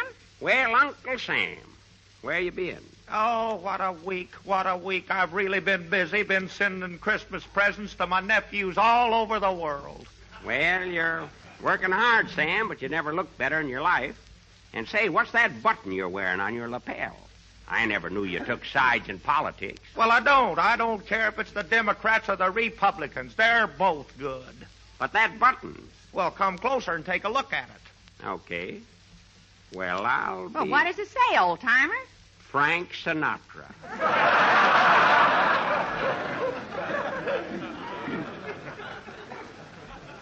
Well, Sam, it's good to know that with all that's on your mind, you still find time for a little entertainment. That's right, and that ain't all. Look down here. Bobby socks. Sam, you'll never grow old. Hey, Columbia, turn on the radio. I want to hear the World Series. This'll be my last chance to hear the big game. Okay. Ladies and gentlemen, you are now listening to the final game of the World Series between the United Nations All-Stars and the Axis Polecats. That's it. That's what I want. Me too. A lot of my boys is playing in that game. For the benefit of you people who tuned in late, this is the last half of the 8th. The Axis had their inning, and the United Nations are now coming up to bat. In the early stages of the game, the Axis did pretty well. They pulled a couple of sneak plays and tried to steal a few bases, but they were stopped by a squeeze play between Timoshenko and Montgomery. Those boys are sure a couple of big leaguers, all right. You said it, old-timer. And now, folks, before we resume our play-by-play description, I would like to remind you that this broadcast comes to you through the courtesy of Freedom Unlimited. That's a great product. All right, folks, the United Nations are now at bat. The coaches are George Marshall at third, Hap Arnold at first, and stepping up to the plate is Douglas MacArthur. Hear that, Sam? He's one of the heaviest hitters we got. Yep, he's got a darn good batting average, too. As you know, ladies and gentlemen, the battery for the Axis is Tojo pitching and Hitler catching. And oh, boy, is he catching. You're not kidding. And here comes the first pitch. It's a hit! Right between shortstop and third. And MacArthur is safe on first base. Well, Columbia, we got a man on first. Yes, sirree. Incidentally, folks, in the 6th inning, Mussolini got hit on the head with the ball. So now the Axis will have to get another water boy. Well, he never was much anyway. All right, folks, MacArthur is on first base, and coming up to bat is Chiang Kai-shek. GROUCHO is winding up, and here comes the first pitch. Ball 1. It's low. Doggone everything he does is low. Yep, he's been throwing some nasty curves, but our boys are getting wise to him. Chiang Kai-shek is standing, grimly determined at the plate. Here comes the second ball. He laid a beautiful bunt down the third base line, which advances MacArthur to second base. The crowd is cheering Chiang Kai-shek's wonderful sacrifice. I knew Chiang Kai-shek could sacrifice. That's the kind of a fella he is. Yep, that's what I call great teamwork. While we're waiting for the next batter to come up, let's have a word from our sponsor, Freedom Unlimited. Ladies and gentlemen, do you spend restless nights because of a haunting fear that you may lose your rights? Your right to free speech, your right to worship as you please, and your right to live without fear of aggression? If you do, ladies and gentlemen, get yourself some shares of Freedom Unlimited. And you can do that by buying war bonds. Remember, folks, freedom, spelled Freedom. That fella sure knows what he's talking about. And now back to the game between the United Nations All-Stars and the Axis Polecats. Well, folks, the crowd is sure excited. MacArthur's on second base, and coming up to bat is Montgomery. His wonderful work in the field. Sure is a fine player. That's right, Sam. The pitcher's winding up, and here comes the ball. Montgomery sends a hard drive to Rommel. Rommel's going back. He's going back. He tries to stop it, but he fumbles. Rumble fumbles the ball. Hear that, Columbia? Montgomery pulls up at first base, and MacArthur goes to third.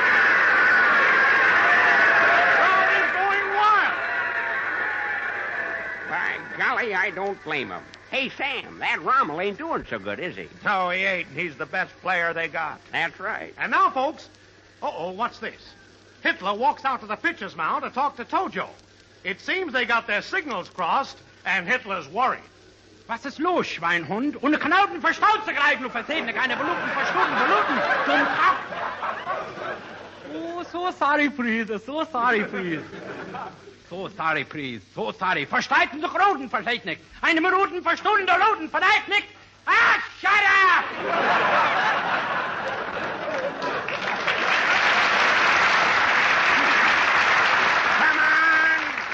Come on, you started this game, so play ball. That's telling him, old-timer. Well, folks, the game's about to continue, but there's a switch in the battery for the Axis. Hitler is now going to pitch. A lot of good that'll do. Hitler used to have a pretty good arm. He oughta. He exercised enough hanging wallpaper.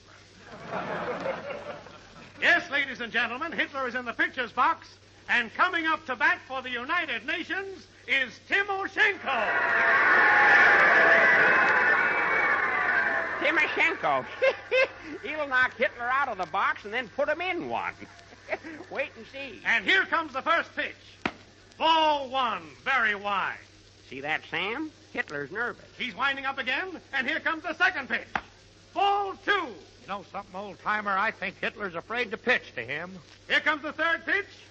Ball 3. You're right, Sam. Yep, Hitler doesn't dare take a chance with Timoshenko. There it is, ball 4. Timoshenko walks to first, putting 3 men on base. Timoshenko on first, Montgomery on second, and MacArthur on third. Yelling for a home run.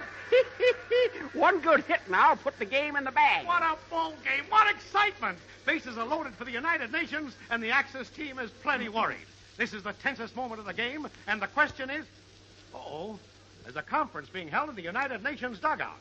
Co-managers Roosevelt, Churchill, and Stalin are putting their heads together to decide on the final move, and wait a minute, folks. Wait a minute. They've reached a decision. They're sending Eisenhower to back.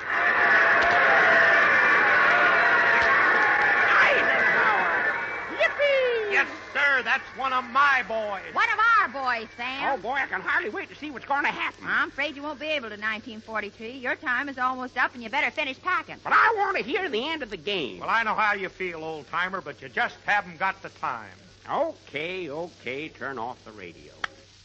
Anyway, I got a pretty good idea how it's going to turn out. Doggone, look at that clock. Just got my duds together in time. That's the first stroke of 12. I wonder what's keeping the new tenant. Little fella should be here by now. Well, don't worry, he'll show up. He always has. Say, here's a tip for you, Sam. You worked hard during the time I was here. You did a good job. And I want you to work even harder for the little fella that's coming in. Don't you worry, old-timer. I'm really rolling now. Time's a-fleeting, but I can't leave till that little shaver gets here.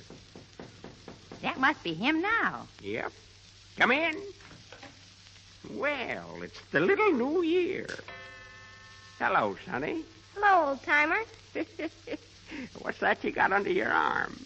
Some forms I'm going to try awfully hard to get signed this year. Yeah? What are they? Well, here's the most important one. It says, How do you pronounce these big words? Let's see that. Oh, that says unconditional surrender. Well, I hope you get 'em signed darn soon. Hey, kid, I want you to meet Uncle Sam and his wife, Columbia. Glad to know you folks. Hello, Sonny. Hiya, bub. You ought to have a coat on with them diapers. It's pretty chilly tonight. I was sure cold the first night I got here. Well, son, I'm glad you're a sturdy little fella because there's a big ball game going on, and after it's over, you're going to have plenty to do. With all the pop bottles and peanut shells laying around, you're going to have to clean up the field and put it in order again. I'll do the best I can, sir. I know you will. But tell me, old-timer, how's the game going? Well, at the start, things didn't look so good. But after a while... Hear that, son? Yes, sir. What is it? That's being played for some of Sam's nephews. They were darn good ball players and hard hitters, too, but they were put out early in the game. Wasn't their fault. Pitching was a little too fast for them then, and it wasn't fair either. The man that had my job last year told me that Tojo started pitching before the umpire said play ball. That ain't baseball, son. Not like they play it in America. Well, I got to be moseying along now. Oh, by the way, son, Uncle Sam's got a nephew called Franklin that's been taking mighty good care of him. Ain't he, Sam? You're darn tootin'. So keep an eye on him, son. Give him all the help you can. Franklin, eh? I'll write that down. And here's some more names for you. There's Winston, Joe, Chung. Whole lot more than Sam will give you. I ain't got time to mention them all right now. I'll make a note of them. Leave it to me. One more thing, son. When I came in, there was a name given to me, and I was instructed to pass it on to you. And I want you to pass it on to the next little fella that takes over. Who is it, sir? The name is Colin Kelly. He represents all our boys who only got one turn at bat. Remember that, son. I will. Well, gotta be leaving now. Goodbye, Sam. So long, old-timer. Well, here I go. So long, 43. So long, Columbia. Keep 'em flying.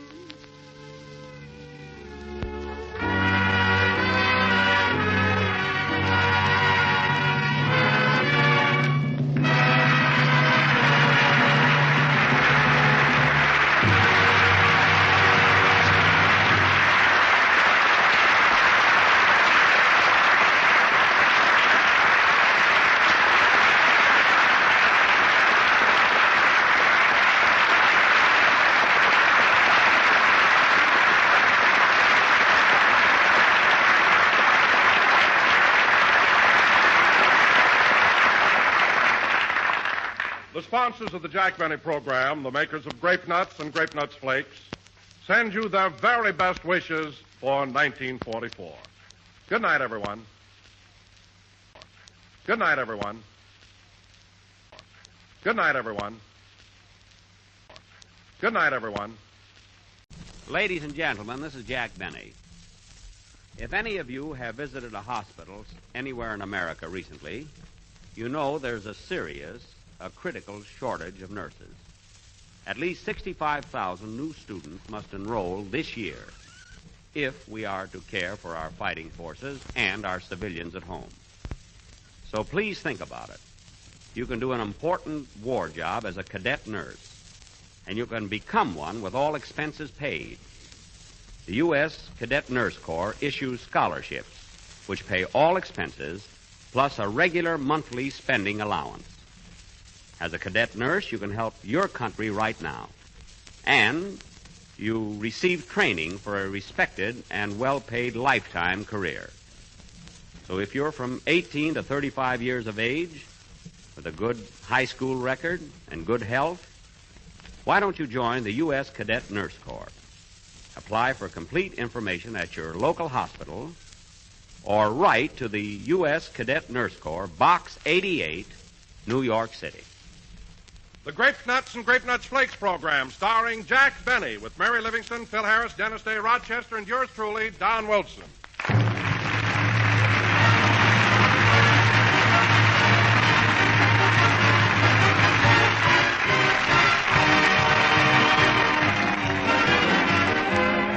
Well, of all things, folks, Wilbur Brown is on a diet. And of all the foolish things I ever heard, why, it's so silly I hate to tell you. You know what Wilbur does? He goes on a starvation diet for breakfast. Then, of course, eats like a stuffed owl at lunchtime. Doesn't the poor guy know that breakfast is the stoke-up meal, the most important meal of the day? We've been without any food 10 or 12 hours. That's why dietitians tell us we need at least 1/4 of our entire day's nourishment in the morning.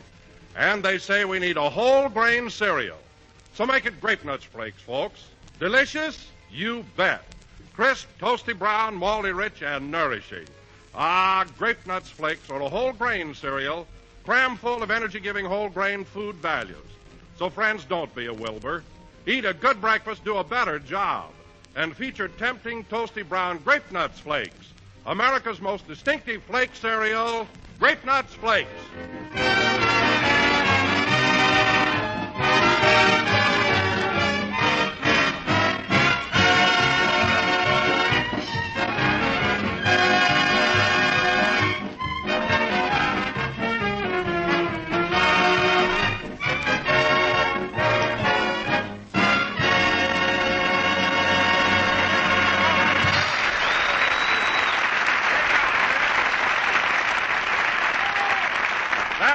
Oklahoma, played by the orchestra. Now, ladies and gentlemen, let's turn back the clock a few hours. It's Sunday morning in the Jack Benny household.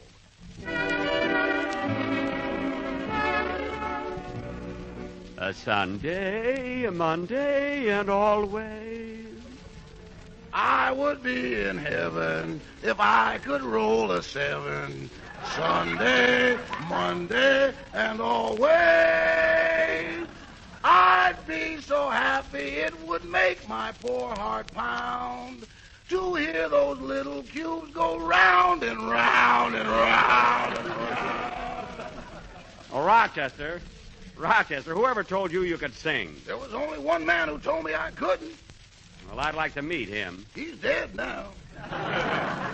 Well, prop up another pillow behind me so I'll be more comfortable. You can bring me my breakfast now. Okay, but this is the silliest thing I ever heard of. There's nothing silly about it. Lots of people have breakfast in bed. I know, boss, but not in the kitchen.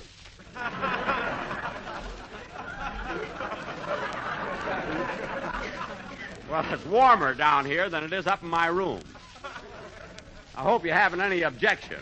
No, but it sure was a strain on me carrying your bed downstairs. It was a strain on me, too. You almost shook me out of it. Now, how about some orange juice? I'm fixing it for you right now. Let's see. Here's the orange. Now, where's the knife? I got it. Now to give it a good squeeze.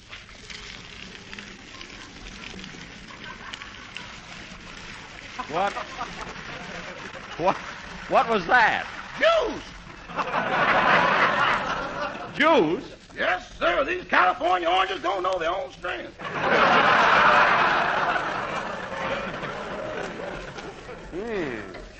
That looks good. What else? What else should I have, Rochester? How about some breakfast cereal? Yeah. What kind of breakfast cereal have we got? Oh, boss, come now.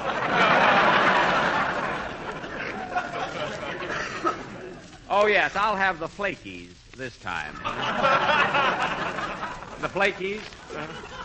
And would you like some... Uh-oh. Say, boss, here comes your crazy boarder, Mr. Billingsley. Shh, quiet, Rochester. You'll hurt his feelings. Good morning, Mr. Billingsley. Good morning, Mr. Benny. Taking it lying down, I see. Yes. Breakfast in bed is one luxury I always enjoy. You know, I always used to have my bed in the kitchen, too. In fact, I lived in the kitchen. You did? Why? Oh, it was one of those things. I was married to a cockroach. To a cockroach? Her name was Gwendolyn. We used to argue all the time over who was boss. What was that, Mr. Billingsley? I say we used to argue all the time over who was boss. You and the cockroach? You did? Yes. But one day I put my foot down, and that was the end of it.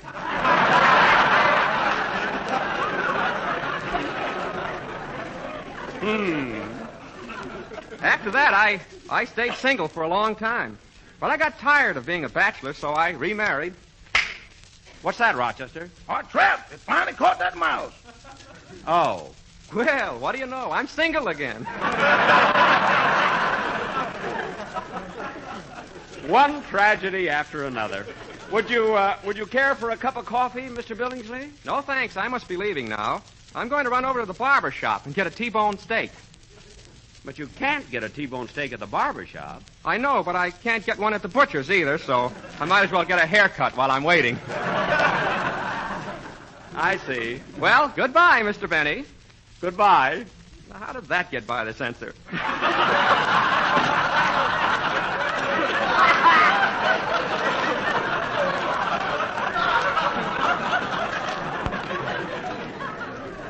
That's what you... You know, Rochester, I feel like laughing, but he scares me so. Rochester, I think you're right. He has been acting a little eccentric lately. Well, hand me my robe. I'm going to get up. Okay. Say, boss, you better hurry. We got to pick up your camel at the freight company today. That's right, Rochester. I invited my whole gang over. And remember, don't breathe a word about it. I want the camel to be a big surprise. I'll get it, Rochester. You clean up the dishes. Oh, hello, Mary. Hello, Jack. Well, you told me to come over here. Now, what's the big secret you're going to spring on us? Mary, you'll never guess. It'll be the biggest surprise this town ever had. Don't tell me you were drafted. Don't be silly, Mary. I'm over 38. What are you laughing at? That's what kept you out of the last war. Mary, I'm only a little over 38 now. Go on. You've got a brother that's 50. I know I have. Your twin brother. So what? We had a slow doctor.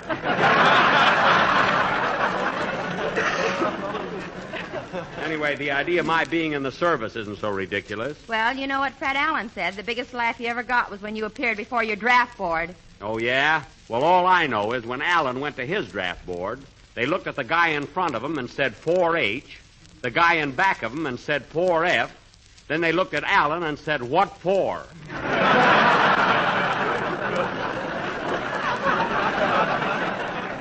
Which, incidentally, is the same thing his father said to the stork. So don't tell me about Allen. All right, Jack. Why, that weakling. He had to take a local anesthetic to get his elk's tooth cleaned. So don't tell me about Allen. All right, Jack, I won't. He had to go to Charles Atlas for 6 months to get enough muscles to hiccup. So don't tell me about Allen. All right, Jack, all right. And you're lucky I can't think of anything else. Jack, will you please forget about Allen and tell me what the surprise is? Mary, I'm not going to tell you. You'll have to wait here till it comes. Meanwhile, I'm going upstairs and get dressed. Okay, I want to use the phone anyway. I forgot to tell Butterfly what to prepare for dinner. Go ahead. I'll be down in a minute. This is the operator. Number, please. Give me Crestview 52717. Just a minute. Does Mr. Benny know you're using his phone? Well, of course he knows. Oh, yeah? Well, what's the password?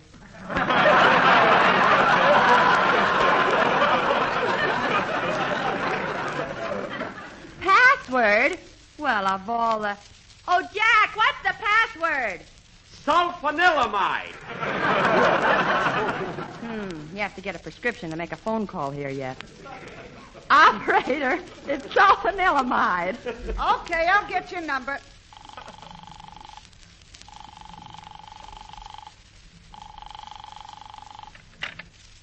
Hello? Hello, Butterfly. This is Miss Livingston. Oh, hello, Miss Livingston. Gee, I'm awfully glad you called. You are Butterfly? Why? I was lonesome. Oh, well, Butterfly, the reason I called is I forgot to tell you what to prepare for dinner tonight. Mm-hmm. I'll have dinner at 7 o'clock, so let's have vegetable soup, salad with Thousand Island dressing, lamb chops, and rice pudding. Have you got that down? I haven't even cooked it yet. Butterfly, I mean, did you write it down? No, ma'am, but I will. Would you mind telling me again, Miss Livingston? All right. Vegetable soup, salad with Thousand Island dressing, lamb chops, and rice pudding. Now, have you got that written? Not yet, Miss Livingston. I'm having trouble with the spelling. Oh, what can't you spell? The words.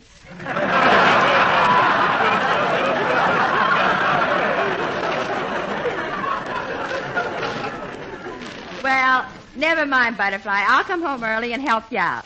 Thank you. By the way, Miss Livingston, when you get home, would you mind coming in the back door? Why? I just swept the living room. Well, I'll try and be careful. Goodbye. Goodbye.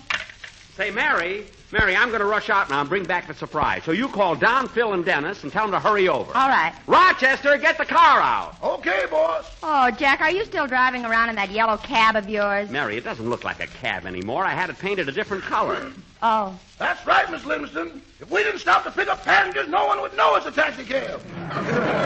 Rochester, stop lying and let's go. Oh, darn it, there's the phone. I'll get it. Hello? Mr. Benny, this is the operator. Yes? What's the password for tomorrow? LSMFT. Goodbye. Come on, Rochester, let's go.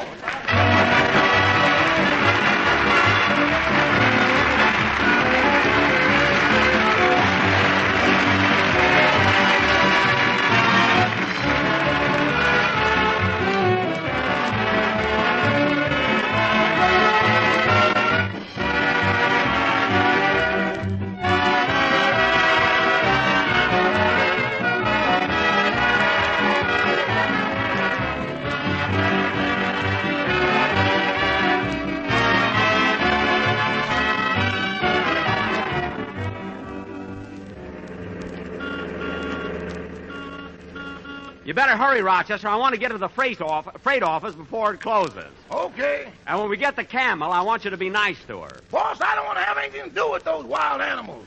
I'm having enough trouble with your polar bear. Oh, you're always afraid of Carmichael just because he shows his teeth once in a while. For heaven's sake, he's only smiling at you. Smiling at me? Yes. You want to know something, boss? What? Yesterday when I was feeding him, I happened to turn my back, and he smiled right through the seat of my pants. Oh, Rochester, stop exaggerating. Carmichael's just playful. Playful? What happened to the gas man? What are you talking about? That was 2 years ago. Well, we haven't had a gas bill since. All right, Rochester, drop it. Anyway, here we are at the freight office. Oh, boy. Won't the gang be surprised when I come home with the camel? I guess we'll have to go over to that other window. Where? Over there, where the man's on the phone. I'm sorry, but we don't make deliveries. You'll have to call for it yourself. I'll be with you in a minute, sir. No, I can't break the rule. You'll have to call for it yourself. Goodbye. Can you imagine a guy like that sending a mountain goat all the way from Denver? A mountain goat, huh? Yeah. What a crackpot he must be. Well... But that's nothing. You know what I got waiting here for some nitwit? What? It's...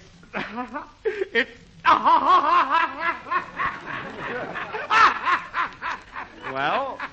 Well, what is it? If I told you, you wouldn't believe it. Oh, yes, he would. Rochester. Well, what's waiting here for you, Bud? Well. Well, what is it?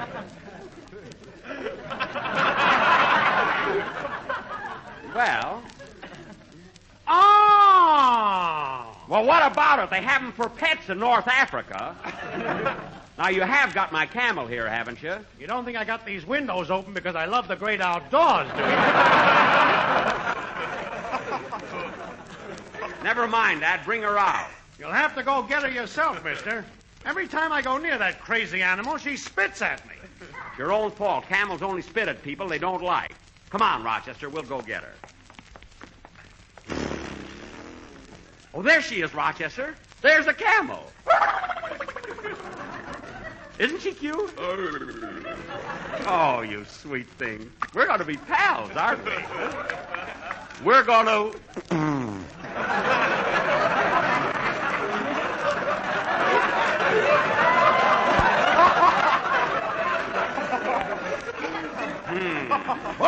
Boss!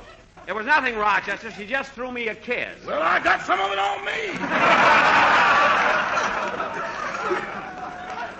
Never mind. Now help me put this rope around her neck. Okay. Gee, Rochester, I can hardly wait to get her home. Boy, will the gang be surprised.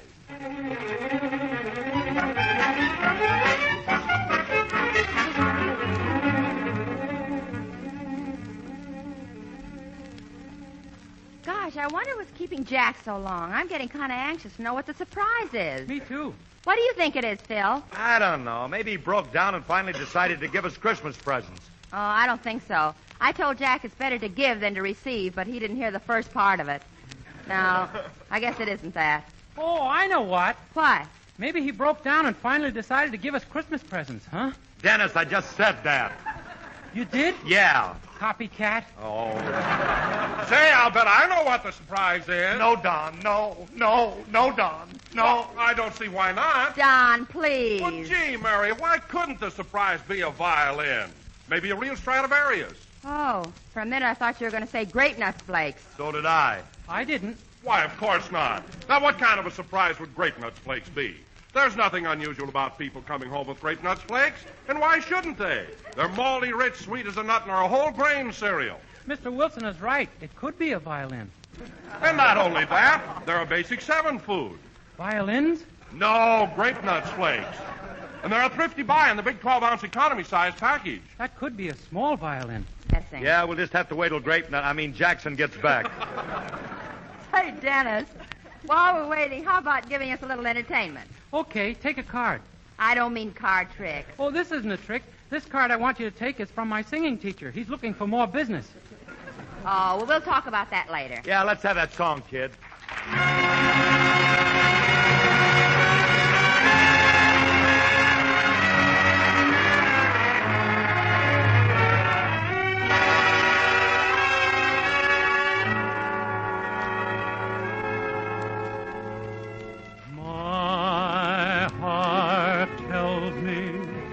This is just a fling. Yet you say our love means everything. Do you mean what you are saying? Or is this a little game you're playing? My heart tells me I will cry again.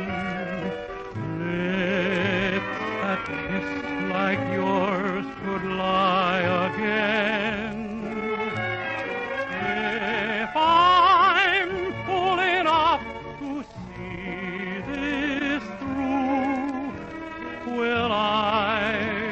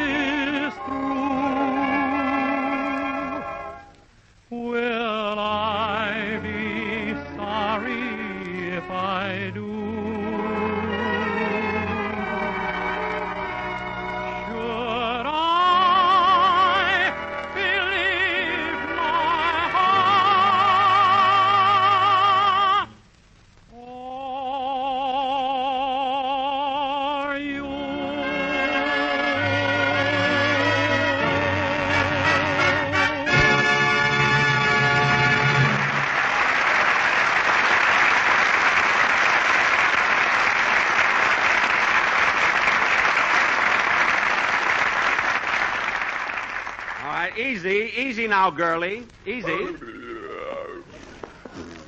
Here's the car, Rochester. Rochester, open the door. That camel ain't gonna fit in the car. Certainly it will. She can pull in her neck and fold up her leg. Oh, darn it, she won't get in. She keeps shying away. You should have taken the meter out, boss. She knows it's a taxi cab. Don't be silly, Rochester. Well, put the flag up anyway. Now, let's see. I'll tell you what we better do. You drive the car home, and I'll ride the camel. Give me a boost, will you? Okay. Steady. Steady there. There. Steady, girlie. Gee, this feels high. Hey, look at the guy on the camel. Holy smoke. Well, that's the funniest thing I've ever seen. Hey, mister. What? The camels are coming. Da-da-da-da. The camels are coming. Oh, shut up. What's the matter with you people? Did you ever see a camel before? Hey, Sonny, stop that. Cut it out. Cut that out, I say. You quit hollering at my boy, mister. Well, make him stop riding his bicycle under us. What a bunch of tourists. Rochester, start the car and let's get going. Rochester. I beg your pardon, sir? You know me and don't deny it.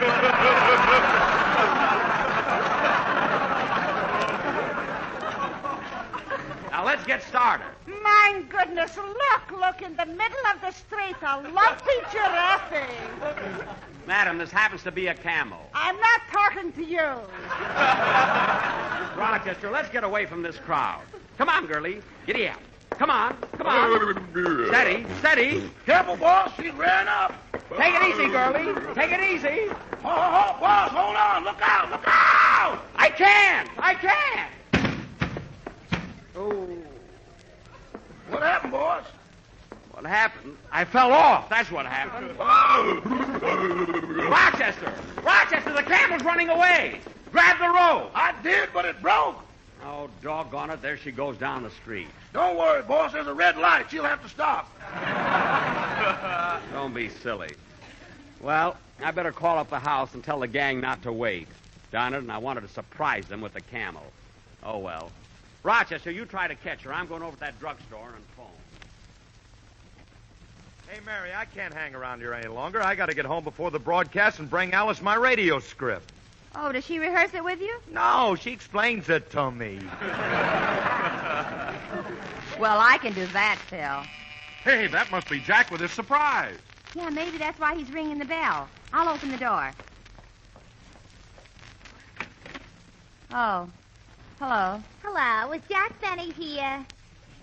Well, no. Well, gee, I can't understand it. I'm his girlfriend, Gladys Zabisco, and he wanted me to come over to the house for a surprise. Oh, do you hear that, fellas? So you're the surprise. Gee, am I? Say, Mary, maybe they're engaged. Come on in, Gladys. Thank you. Well, so you're the surprise. Oh, Mr. Bisco. Yeah.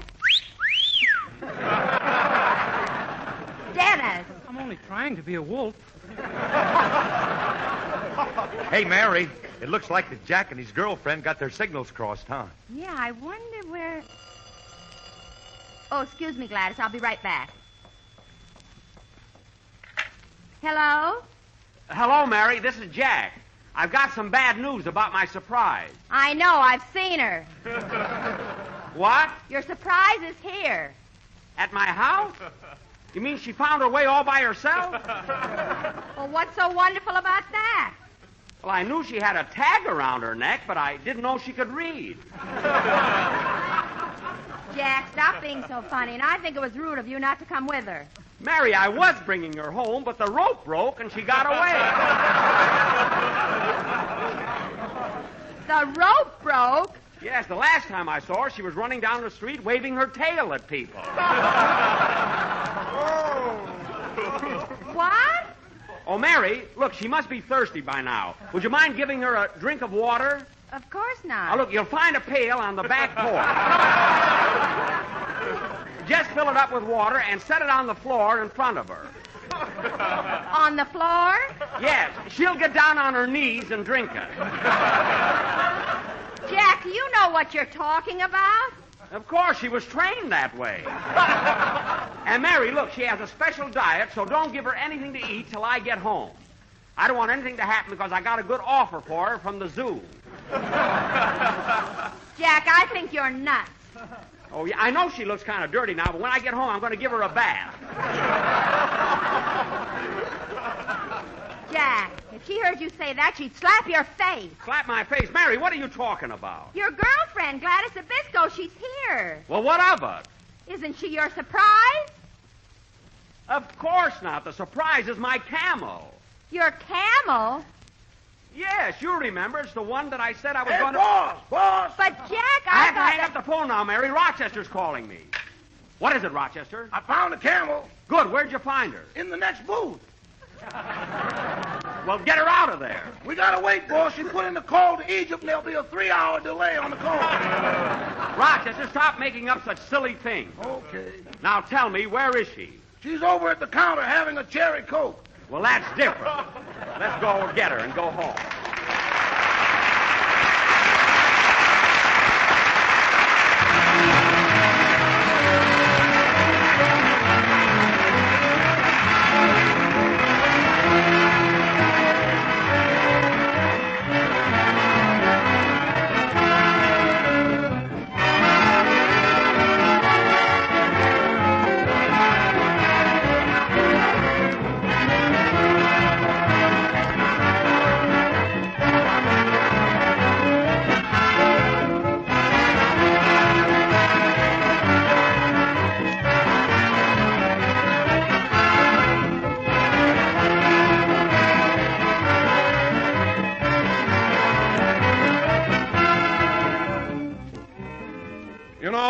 Most folks are sort of contrary. Why, if a law was passed, no more breakfast, everybody'd holler for breakfast. But as it is, far, far too many people are skimping the most important meal of the day. And you can't expect to do a man-sized job on a canary bird breakfast. Eat a good breakfast, do a better job, and feature those two leading favorites, Grape Nuts and Grape Nuts Flakes. If you've enjoyed the distinctive malty-rich goodness of these two delicious cereals, you know why they're favorites. Because theirs is the luscious flavor of sun-ripened wheat and malted barley, expertly blended. Grape Nuts, crisp, crunchy kernels. Grape Nuts Flakes, delicate, toasty brown flakes. Both bring you a swell-tasting breakfast treat and a big extra plus. The extra plus of all-around whole-grain nourishment. One type of nourishment recommended as a breakfast must by nutrition experts. Yep, they're as good for you as they're grand to eat. So feature Grape Nuts and Grape Nuts Flakes on your breakfast table every morning. Well, folks, we'll be with you next Sunday night at the same time, broadcasting from the Marine Air Station at El Toro, California. Good night, everybody.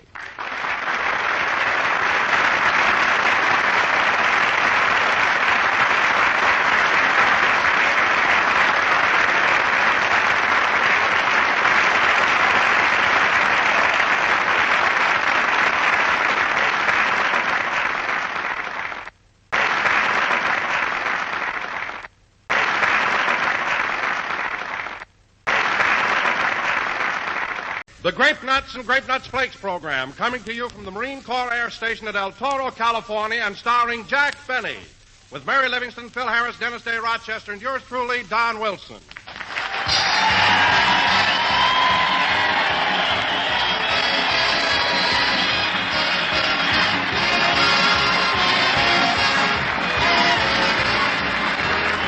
Here's a portrait of a man talking to himself. The scene is late in this man's office, and as he sits there shuffling papers, he says, now it's 11 a.m. Certainly seems like a year since breakfast, and it seems like another year to lunch.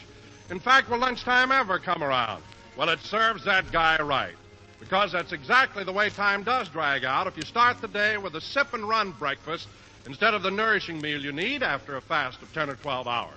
What's more, dietitians tell us the adequate breakfast should include a cereal with whole grain nourishment. So feature Grape Nuts Flakes. Here are two distinctive malty-rich cereals that certainly do supply whole grain nourishment. And they also supply something else, genuine appetite enjoyment, really distinctive flavor. Grape Nuts, crisp and crunchy. Grape Nuts Flakes, tempting, toasty brown flakes. Yes, friends, eat a good breakfast, do a better job. And don't miss out on those two swell-tasting cereals, Grape Nuts and Grape Nuts Flakes.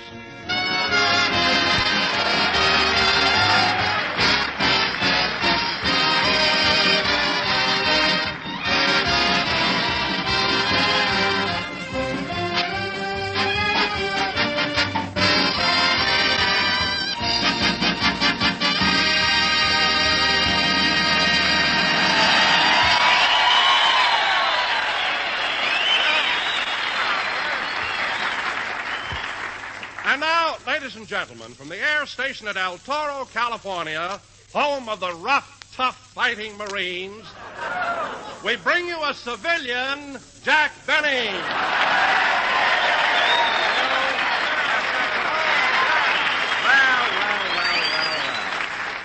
Thank you. Hello again. This is Jack Benny talking. And Don, where do you get that stuff introducing me as a civilian? Can't you recognize a Marine when you see one? But, Jack... Look, Don, how many hairs have I got on my head? 3.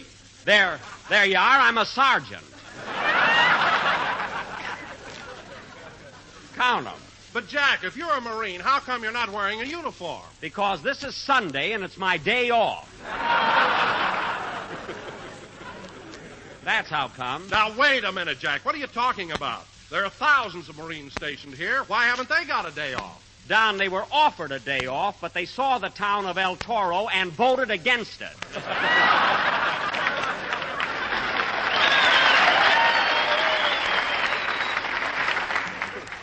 Anyway, Don, the whole thing started with your... Oh, hello, Mary. Hello, Jack. How are you?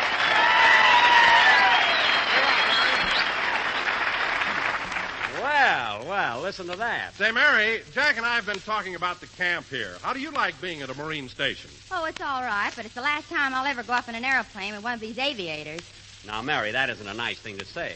Oh, no? As soon as we got behind a cloud, he tried to kiss me. Well, what do you know? A flying wolf. He tried to kiss you, huh? Yeah, but I wouldn't let him, so he threw off the parachute. Well, what's wrong with that? I was wearing it. Oh. Gee, Mary, you mean to say that you really made a parachute jump? Yes, and was I embarrassed? I pulled the wrong string.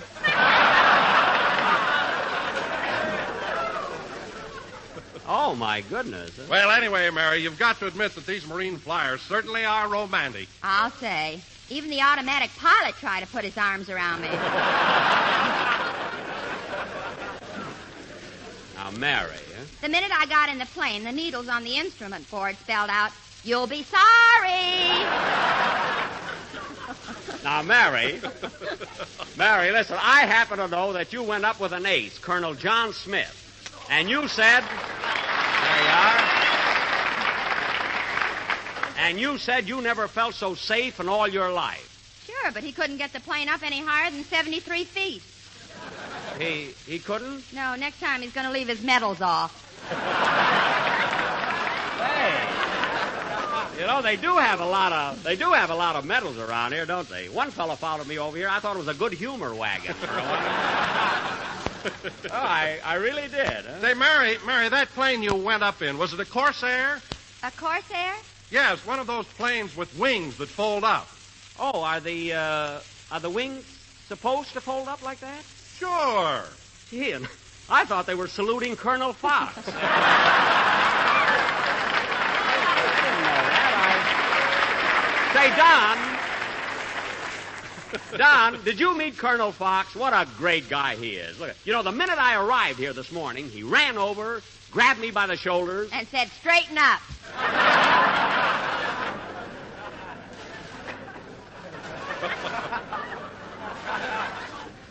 He did not. He said that when he put his knee in my back. Anyway, he's one of the nicest. Well, look who's here. Say, fellas, I know that Alice Faye is one of your favorite pin-up girls. We can't bring you the pin, but here's the guy she's stuck with, Phil Harris.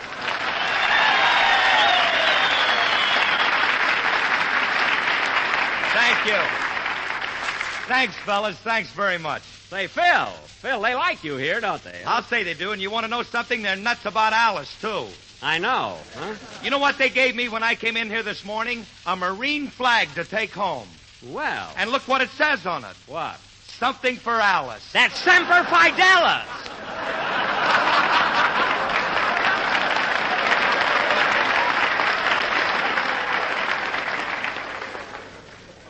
Something for Alice. Semper Fidelis, Phil.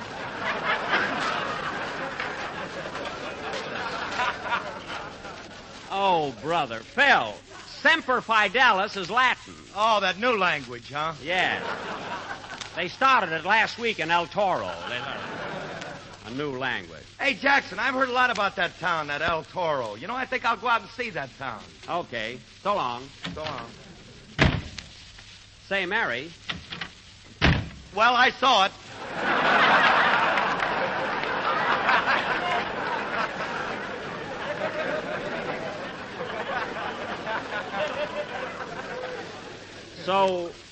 So quick? It's a pretty small place, isn't it, Phil? Yeah, I'd have been back sooner, but the wind was against me.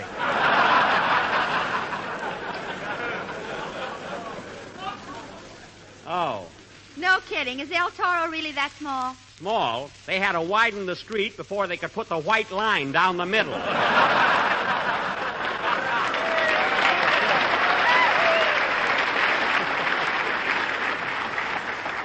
So I heard. Well, that's funny. It looked like an industrious little place to me.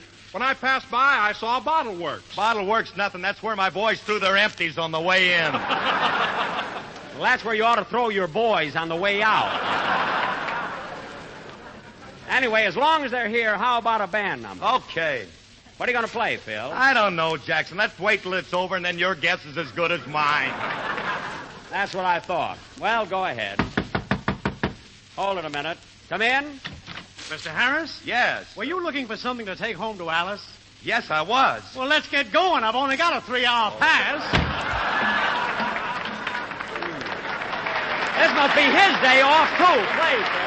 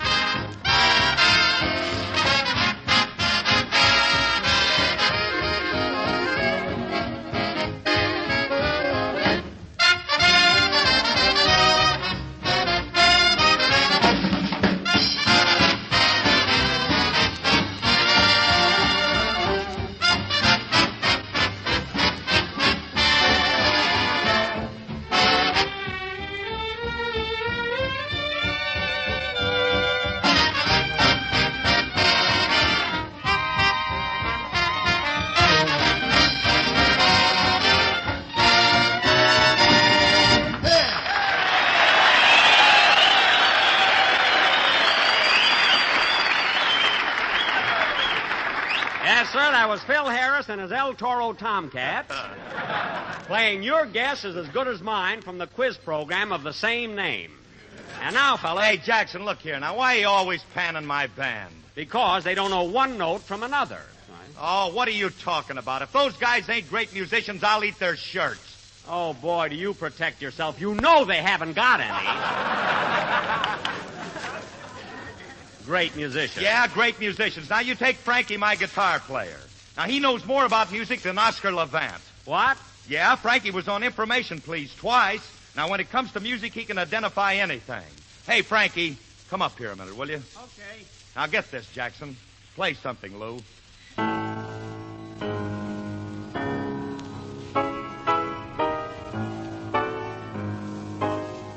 That's enough. Okay, Frankie, what was it? Can I hear it again? Yeah, sure.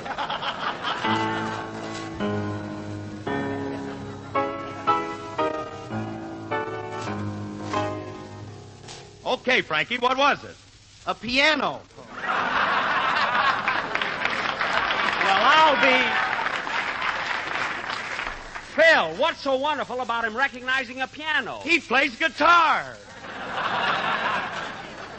Oh, excuse me. Phil, I found out how Frankie started his musical career. How? One day he was scratching his stomach and somebody slipped a guitar in his lap. That's how. Well, all my boys started from scratch. Oh, Filthy, you're too clever to be in the musical world. Phil, if you don't get shot after a gag like that, the Marines are out to lunch. So cut it out. And now, ladies and gentlemen, for our feature attraction... Oh, say, Jack. Yes, Don? I just thought of something revolutionary, never heard of in radio before. Really, Don? Yes, a one-word commercial. Just one word? What is it? Grape nuts. Well, Don, do you think our sponsor will stand for a one-word commercial? See, that's the only part of the program he listens to. You know. But the word grape nuts is all you need. Everybody knows they're toasty brown and sweet as a nut. They know that without you even hinting about it, you mean? Sure, and they also know that grape nuts bring you concentrated nourishment, so it takes only 5 or 6 teaspoons for an ample serving. Well, then I guess one word is enough. Why, certainly. To say they're not rationed is superfluous. So why tell them about something they already know? Oh, you're right, Don. You're right, kid. One-word commercial is enough, isn't it, Mary? Yeah, but the way that one word spread, he ought to get a girdle for it. You said it. And now, fellas... Say, Mr. Benny, I was just up in a plane with one of those Marine pilots and... Oh, hello, Dennis. Hello.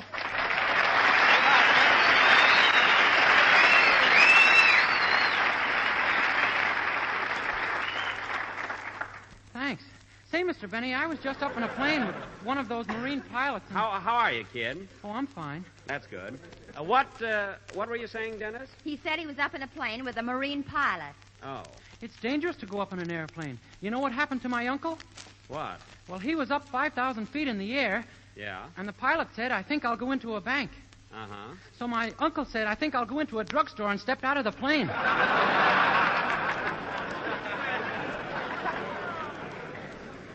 Your uncle, huh? Boy, was he mad. Well, I don't blame him. Yeah, the drugstore was closed.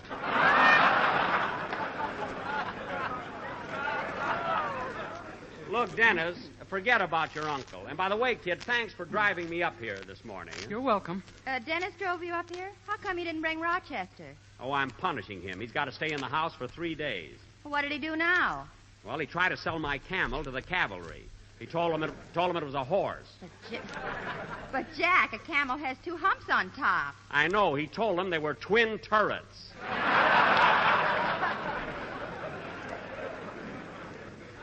Anyway, I'm not letting him out of the house till Wednesday. Say, I think I'll call up and check on him.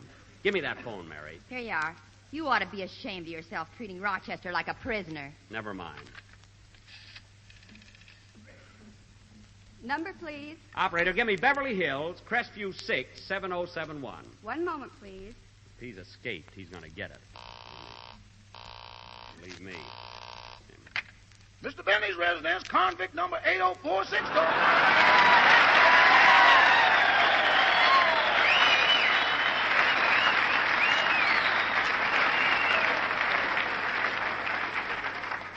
Rochester, this is Mr. Benny. Oh!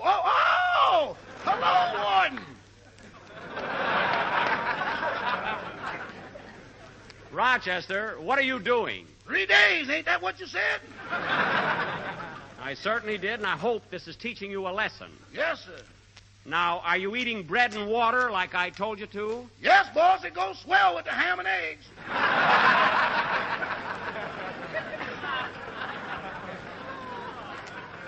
Ham and eggs? Rochester! There goes my parole. Never mind that, and keep the shade down. You're in solitary confinement. Gosh, boss, my cousin gets better treatment than this, and he works for Warden Laws. Rochester, your cousin was arrested and went to jail. That's how he's working for the warden. I know, but his 10-year sentence was up 3 months ago.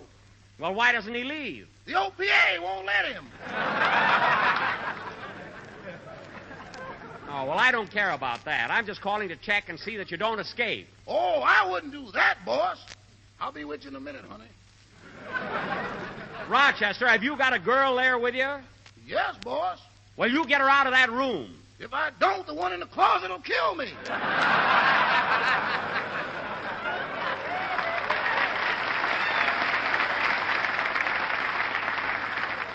Rochester, how many girls have you got there? I don't know. Some of them jumped out the window when the phone rang. Well, I'll talk to you about that when I get home. Now, goodbye. Goodbye. Oh, say, boss. Now what? Can't I go out for just a breath of fresh air? You don't have to, Rochester. There's an air conditioner in the house. I know, but it's fighting a losing battle with the camel. I don't believe it. Now, goodbye. Goodbye. He's going to stay in that house for 3 days, and that settles it. Sing, Dennis.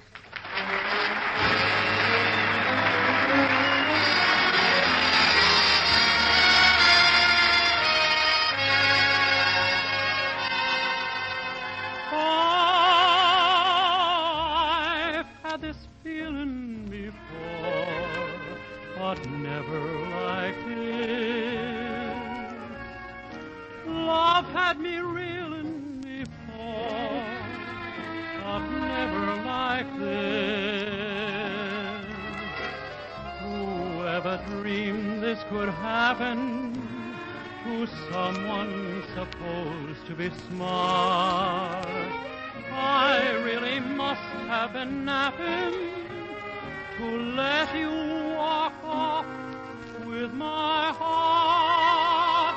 My dreams, and I've had quite a few, were never like this. This is too good to be true, but so was that kiss. I know by the way my heart beats that this time I'm playing for keeps. I've had this feeling before, darling, but never like this. My dreams, I've had quite a few, were never like this. This is too good to be true, but so was that kiss. I know by the way my heart beats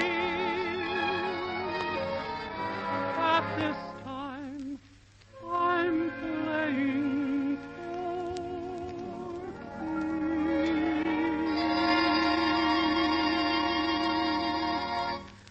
Oh, I've had this feeling before, darling, but never like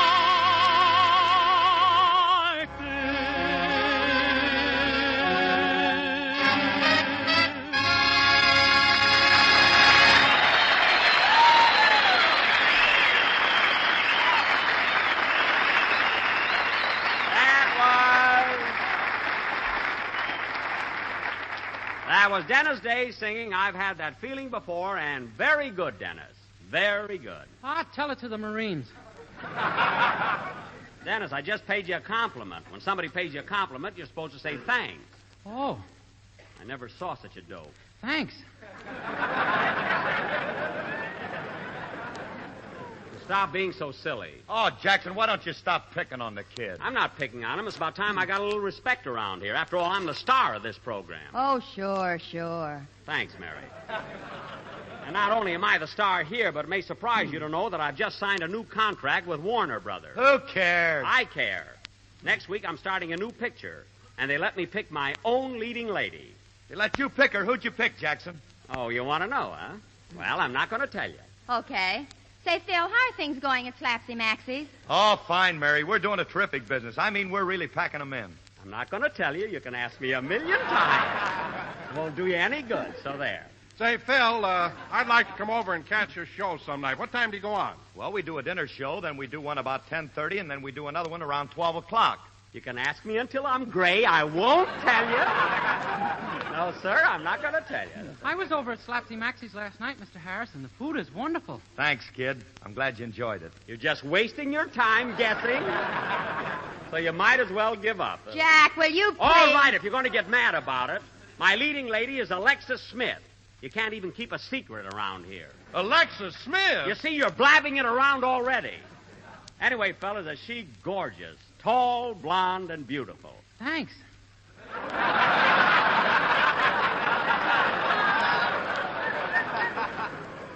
Dennis, I'm not talking about you. Anyway, I love to work with those tall girls. They're just my type. Well, Jackson, if Alexis Smith is your leading lady, you really got something there. Phil, I've not only got something there, I've got something here. I brought her with me. Fellas, I want you to meet one of Warner Brothers' most glamorous stars. You've seen her in The Constant Nymph, and she'll soon appear in The Adventures of Mark Twain. And here she is, Miss Alexis Smith.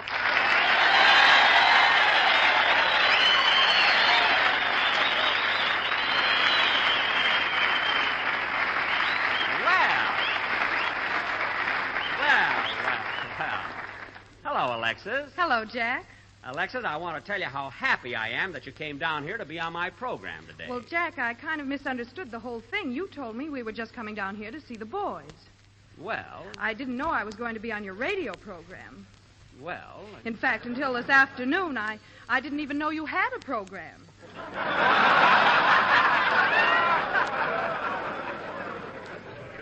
Well, that's strange. You listen to the radio, don't you? Yes. Well, do you ever listen to Fred Allen? Yes, quite often. Well, then you must have heard about me. Oh, are you the one that Fred Allen's always talking about? That's me. Well, if he's lying about you, you ought to see a lawyer. You said it. And if he's telling the truth, you ought to see a doctor. Isn't that funny, Alexis? I don't mind anything coming from you, and am I happy that we're going to make a picture together? I always wanted a leading lady who's tall and beautiful and... Hey, Alexis, look. Look at that Marine in the fourth row. See? What about him? He's looking at me.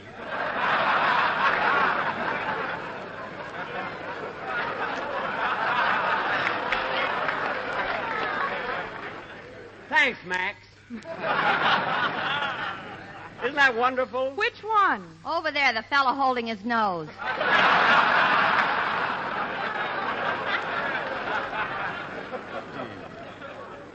Oh, Alexis, I want you to meet my gang. First, Don Wilson, Phil Harris, and Dennis Day. Hello, boys. Well, fellas, what do you say? I said, what do you say, not what do you think?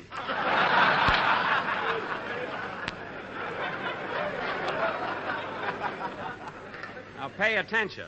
Oh, Miss Smith. Yes, Dennis? I think you're a wonderful actress. I've seen you in all your pictures. You have? Yes, and someday I hope to see you in person.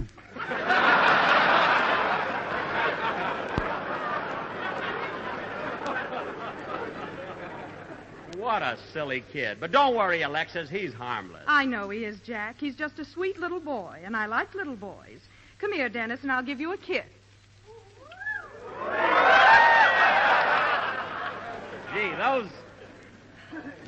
those young kids get all the breaks. Oh, Dowdy, does this great big way.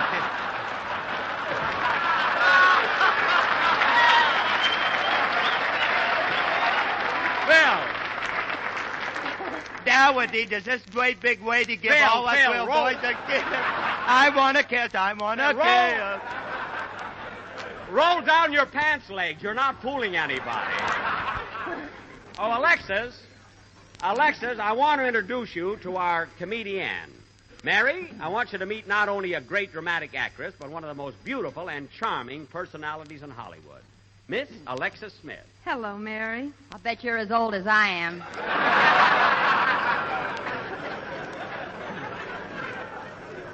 Mary. Alexis, don't mind her. She's always been jealous of my leading ladies. Even Theda Barra? Oh, Smitty, you little vixen, you. Say, Alexis, may I tell you how very much I enjoyed your performance in The Constant Nymph? You did a great job in that. Thank you, Don. Oh, yes, Alexa. I thought all the love scenes between you and Charles Boyer were quite thrilling. You know, originally they wanted me to play that part. Mr. Boyer's or mine? Mr. Boyer's, of course. I could have taken his place. You couldn't take his place in a mustard bath. Oh, yeah? Well, I'll show you. Alexis, let's do that scene where you're pleading with Charles Boyer for another chance. You mean the one where I'm afraid he's going to divorce me and marry Joan Fontaine? Yeah, that's the one. I'll play Charles Boyer's part, which was Louis in the picture. And I'll play my original role of his wife, Florence. Yeah, I just loved your English accent. Gee, I can remember that one scene so vividly. It just held the audience spellbound as you faced your husband grasping at the last straw of happiness. Music, please.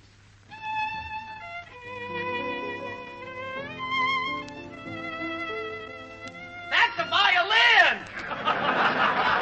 Oh, shut up! Now, come on, let's try again.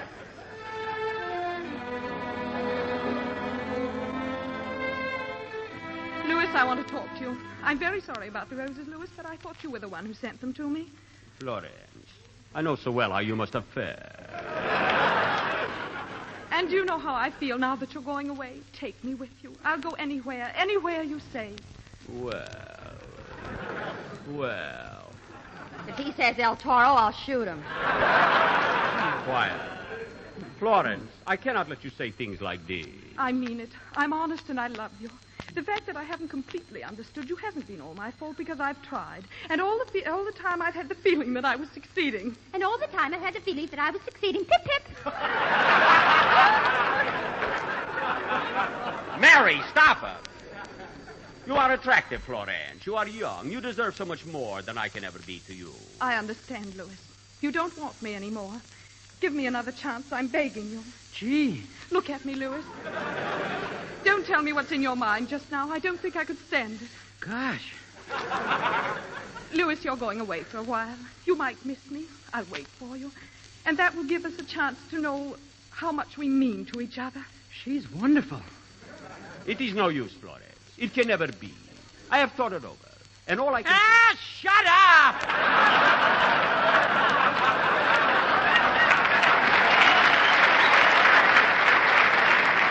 Dennis, what's the matter with you? I am so sorry. I lose my temper. Now stop that nonsense. Phil, will you take that kid out of here? It will be a pleasure. What's the matter with you guys? I don't care what you think of my acting. We're going to finish this scene. Come on, Alexis. All right. But, Jack, you only have 10 seconds left. I don't care. Come on, Alexis. Make it quick. Louis, I want to talk to you. I'm very sorry about the roses, Louis, but I thought you'd sent them to Florence, me. I don't know what I mean. And you know how I feel now that you're going away. Louis, I'll go anywhere, be anything, do anything. Florence, I can't let you say things like that. I mean it. I'm honest. I love you. The fact that I have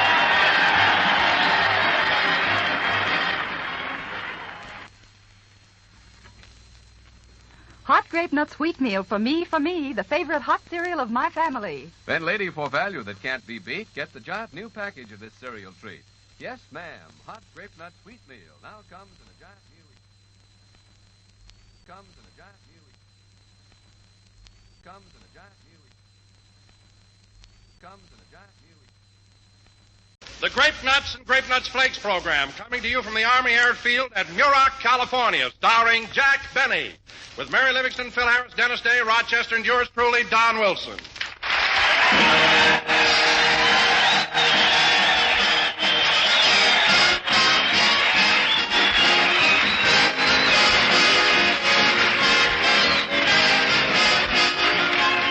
Say, folks, did you ever hear of the forgotten meal? Well, to all too many people, that spells breakfast. Yes, all too many people give breakfast the brush off, sort of take it on the sip and run. Now, that's wrong. Nutrition experts tell us breakfast is the most important meal of the day, the time to stoke up after a fast of 10 or 12 hours.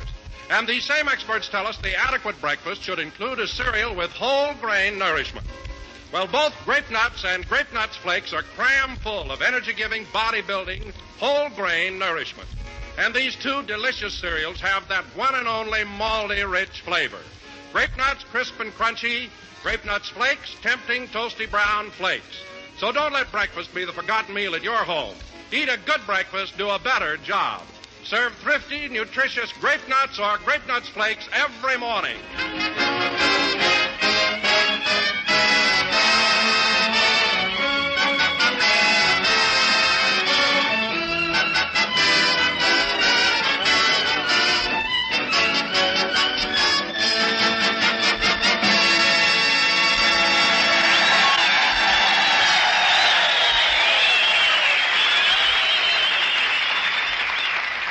Ladies and gentlemen, tonight we're broadcasting from the Army Airfield located on the dry lake at MUROC, California. And we'd like to show you how Jack and the gang made the trip up here. So let's go back a few hours and pick up Jack in Rochester at the house. Shoo, shoo, shoo, baby. Shoo, shoo, shoo, baby. Bye, bye, bye, baby. Your papa's going up to the MUROC camp.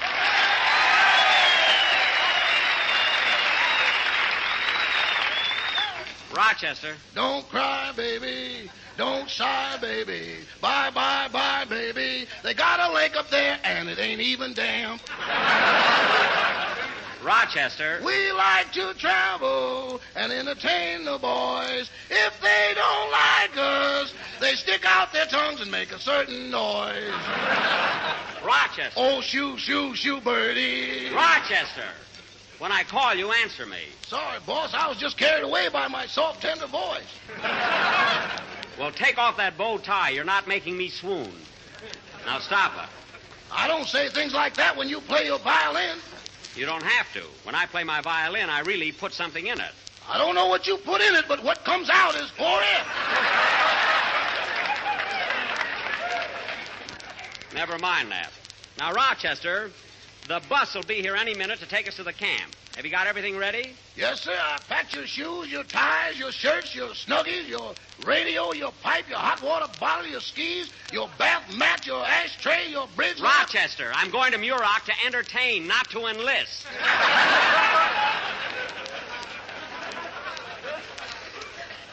My goodness. Well, all I know is what happened to my cousin. What happened? He went to a camp to entertain. They gave him a gun and booked him into Guadalcanal. Your cousin? Yeah. Japan don't know it, but the rising sun's going to be hidden by a dark cloud.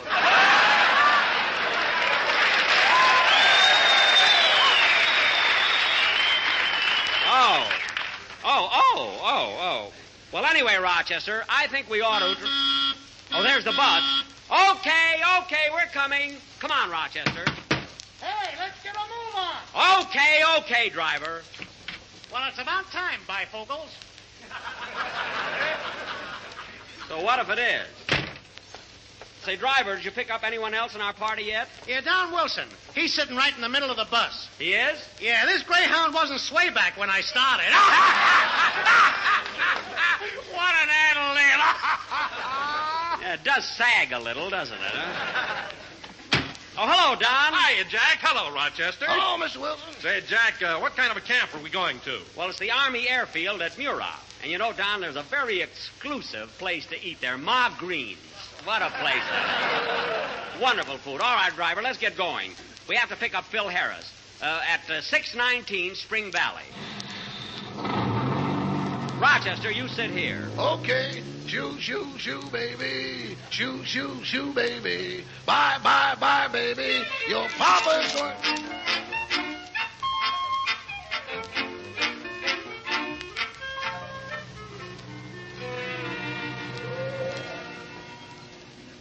Here, Blue Eyes. 619 Spring Valley. Smart guy. Phil told me he'd be waiting in front of his house. Driver, give him the horn. I can't. It belongs to the company.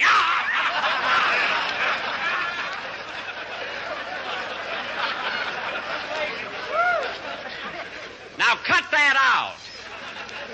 Or go back to Allen. Now just blow the horn. Oh, Phil! Phil Harris! I guess he can't hear me. Rochester, you call. Okay. Call for Philip Harris!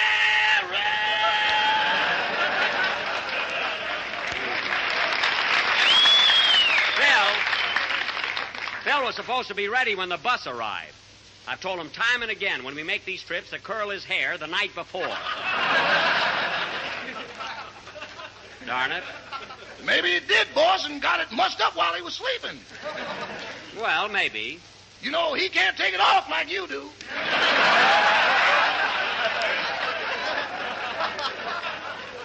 Rochester, when I go to bed, I don't take my hair off. Well, you should. Every morning we have to shake out the blankets to find it. Rochester, if you don't stop making up things like that, I'll get... Well, here I am, Jackson, ready to go. It's about time, Phil. It's about time.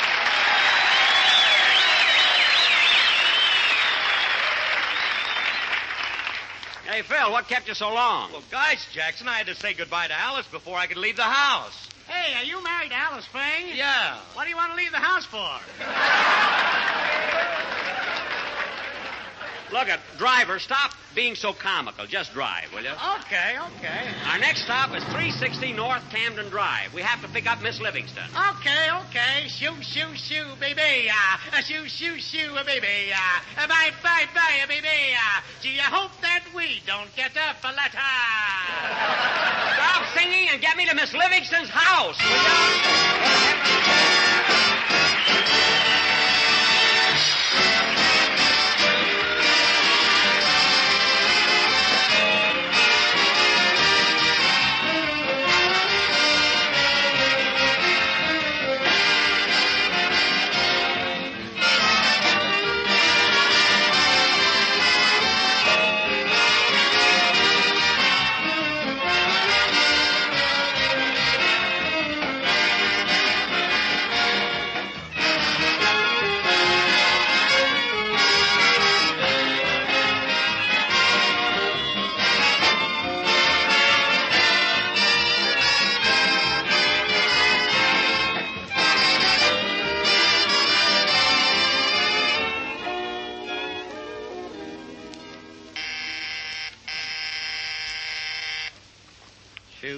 Shoo, baby. Shoo, baby. Oh, hello, Mary. Hello, Jack. I was waiting for you.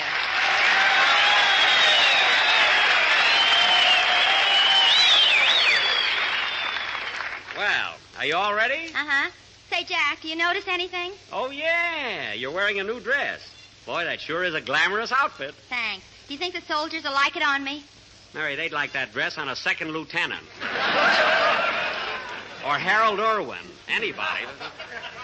Now, come on, let's get going. Okay. Say, Jack, are we going up to MUROC to visit the soldiers? Yes, why? Well, there's a switch if I ever heard one. Mary, you always talk about going out with soldiers, and the minute one of them asks you for a date, you run home looking for your mother. Well, they always ask me to bring a friend.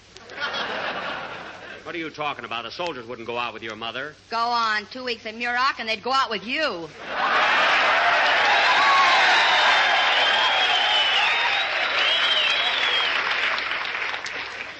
Well, it is a little dusty here, I'll admit. I'm not, though. Now, let's... Oh, brother. Now, let's go or we'll be late. Just a second, Jack. I want to go out in the kitchen and speak to Butterfly. She's taking the rest of the day off. Okay. Shoo, baby. Shoo, baby. Shoo, bye, baby. Your mama's going down to Central Avenue. Butterfly, what are you doing? I'm cleaning out the icebox. Oh, why didn't you do it last night? I wasn't hungry then. Make it snappy, will you, Mary? Oh, hello, Mr. Benny. Hello, Butterfly. Mr. Benny, I wanted to tell you that I certainly enjoyed your program last week. Oh, was that the first time you heard it? No, that was the first time I missed it.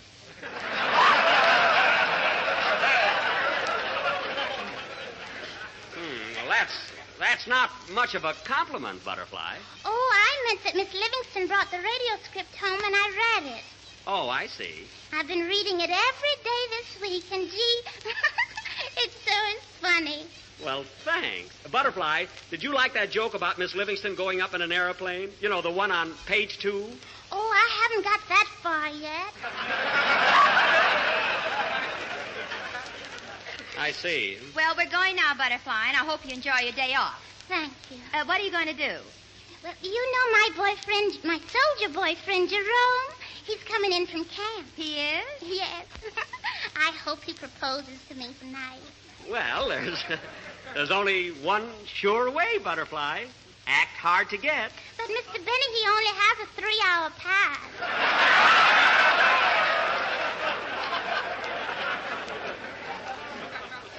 Oh, I see. Come on, Mary, they're waiting for us. Goodbye, Butterfly. Goodbye.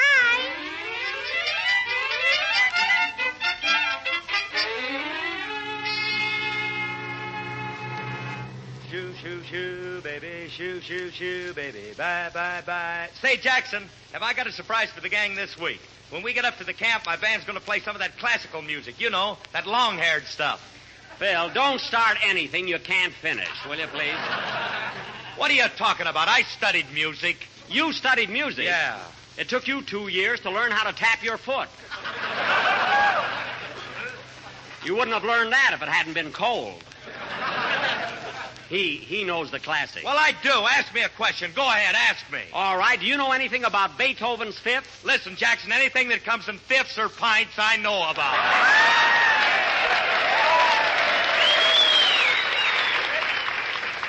That's what I thought. Phil, when we get to MUROC, just play the one number you know and keep your fingers crossed. What a guy. Shoo, shoo, shoo, baby. Shoo, shoo, shoo, baby. Bye, bye, bye, baby. Your papa's Mary, stop with that song, will you? I'm sick of it. Well, I'm sick of Love and Bloom, too. Every time we go to a camp, you play it on your violin. The boys send in requests. I know, but you play it anyway. I play it because... Hey, driver! Driver! Yeah, son. Pull up to the right.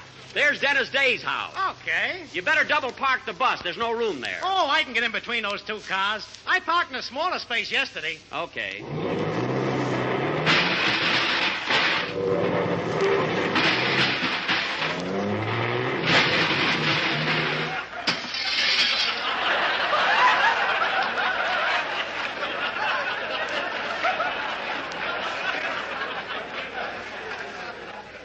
Say, driver, are you sure you parked in a smaller place yesterday? Yeah, but now that I think of it, I was on a bicycle. Well, that does make a difference. Now blow the horn, will you? Oh, Dennis! Coming, Mother! Not your mother, it's me! Me, Dennis. Oh. Now, hurry up, kid. Take it easy. You don't have to run. Dennis, look out! Hello, Mr. Benny. What's new? Dennis, didn't you hurt yourself? Oh, no. I trip over our garden hose every day. Why don't you take it off the path and put it on the lawn? Well, why should I go out of my way to trip over it? Well, that's the silliest thing I ever heard. Come on, get on the bus. Hello, fellas. Oh, hello, kid. Hello, Dennis. What a coincidence. What is? Seeing so many people I know on the same bus. Yes, it's a small world, isn't it, kid? Okay, driver, let's go. Say, Dennis. Yes, please? What number are you going to do on the program today? I thought I'd sing Smoke Gets in Your Eyes. Oh, yes, the boys will like that. Better rehearse it in the bus, will you, Dennis? Okay.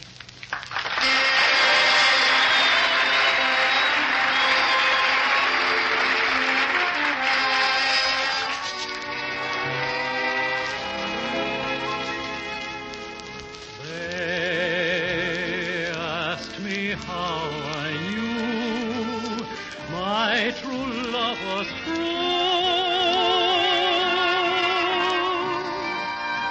I, of course, replied, something here inside cannot be denied.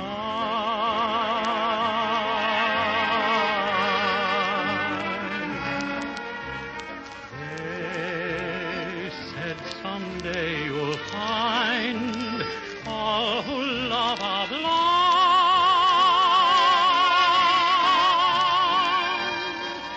When your heart's on fire, you must realize smoke gets in your eyes.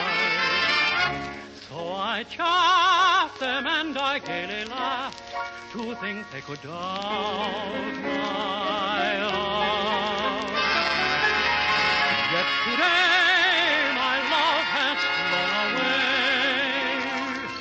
I am without my love. Now laughing friends deride, tears I cannot hide.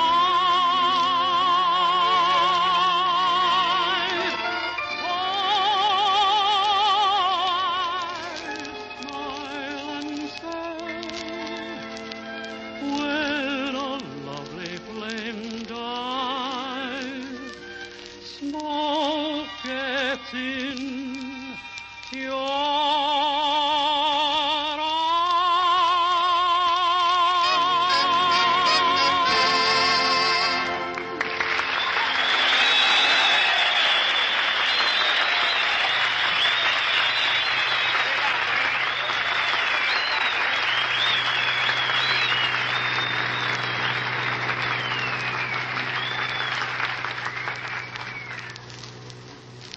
Dennis, that was swell. And the boys at MUROC will love that song. Your voice sounded like $1 million. That's what makes me mad. Why? You get it for practically nothing.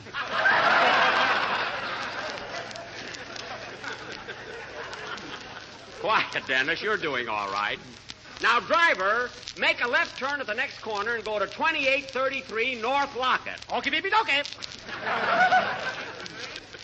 Say, Jack, the cast is all here. Who are you picking up? I'm taking Alexis Smith with us. Alexis Smith? She was with us last week at the Marine base. I know, Mary, but we're going to an Army camp today, and the soldiers like to look at a pretty girl. Well, what do you think I am, a GI hamburger? Mary, I meant that with both you and Alexis there, the soldiers would see two pretty girls. And it would be a novelty. You want to show them a novelty, let them look at you, a sad sack civilian. Don't be sarcastic. Anyway, I was in uniform in the last war. Gee, I didn't know they had wax then. Dennis, I wasn't a whack. I was in the Navy. Oh, a wave. I was a sailor. Now, let's forget it. That's what the Navy's trying to do.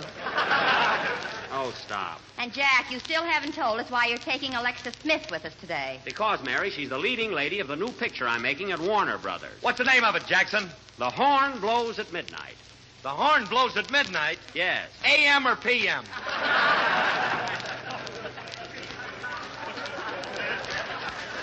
Phil, if it's midnight, how could it be A.M. or P.M.? Listen, Jackson, I just get the laughs. I don't explain them. Because you don't understand them. Hey, driver, 3 more blocks, and it's the corner house on the left. Hokey, hokey, pokey. Hope we don't get that guy. I hope we don't get that guy on the next trip. Rochester, give me my box of cigars, will you? Here you are. Thank you. There. Oh, boss, this is Sunday. Why don't you start a fresh one?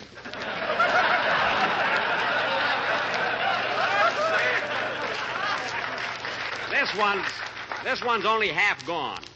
Now, put the box away. Okay. Shoo, shoo, shoo, baby. Shoo, shoo, shoo, baby. Bye, bye, bye, baby. Rochester, will you please stop singing that song? It drives me nuts. Chew, chew, chew, grape nuts. Eat, eat, eat, grape nuts. Yum, yum, yum, grape nuts. Your papa's off to get the sugar and cream. Well, the words are different anyway. Now, Don, look, they like grape nuts.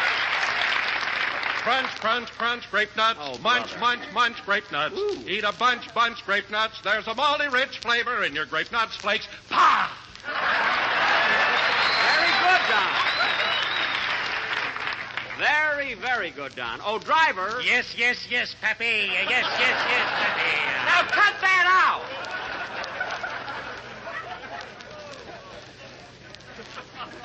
And pull over to the left. This is Miss Smith's house. I can park between those 2 cars. Never mind. Just wait right here. Driver, you didn't have to blow the horn. I'm going in and get her. You're not fooling us, Jack. The only reason you're taking Alexis Smith to the camp is so you can get to kiss her. That's not the reason at all. And how come every time her name is mentioned, your lips pucker up? They do not. Hey, here comes Alexis now. Yeah, where is she? I mean,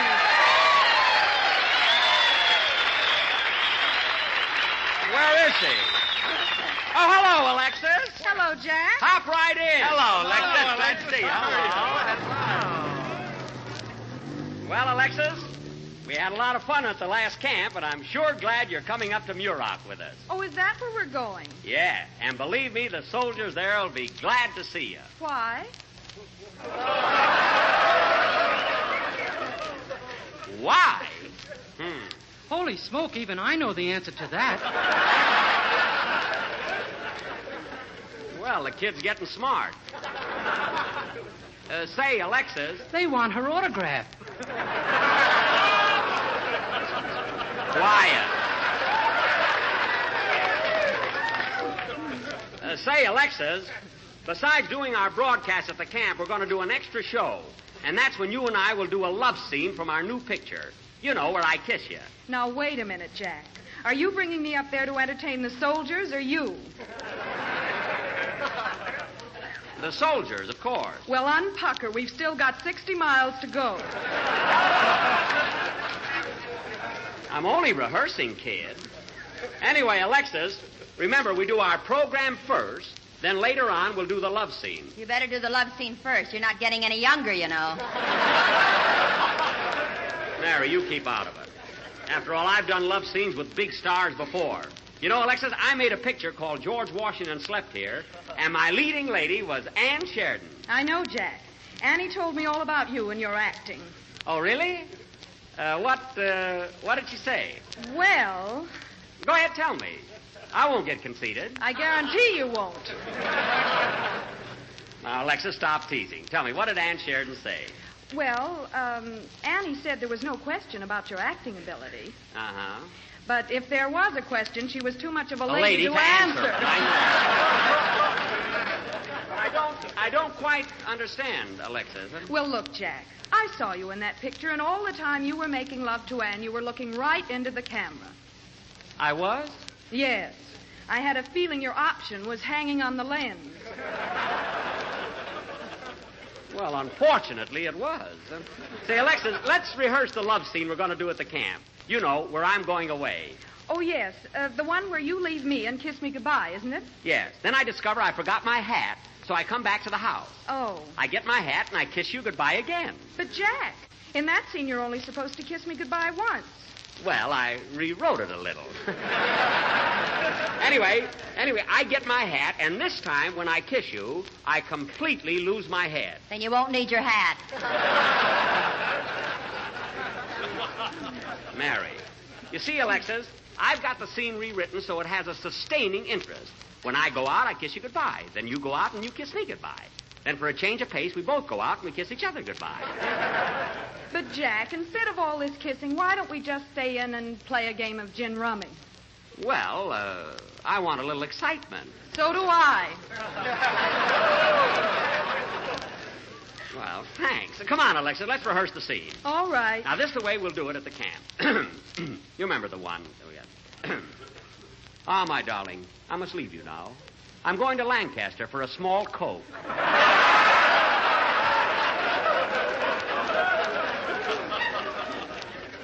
Just a touch of cherry. Don't leave me, Felix. Felix?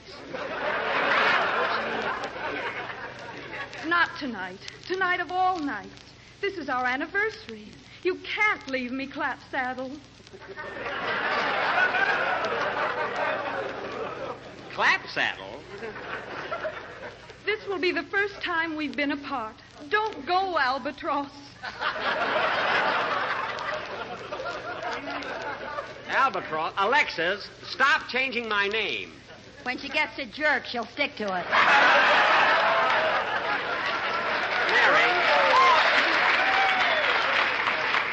Mary, leave us alone. There's a magazine on that seat next to you. Pick it up and read it, will you? Where?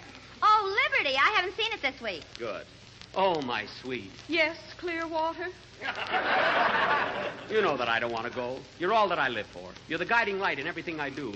You're the sunshine that brightens my drab existence. And, Mary, if you turn to page 16, there's a story about me. It tells about my career and my home life and how generous I am. What a hit I was in vaudeville and pictures and on the radio. And what a great guy I am. Jack, who are you in love with, me or you? Oh, pardon me, Alexis. Where were we? We just passed Ma Green's. I didn't mean that. You were just about to kiss her, dope. I was? Oh, yes, I remember. Let's go on, Alexis. I must go now. I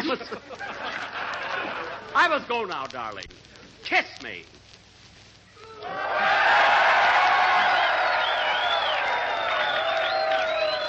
Well. Oh.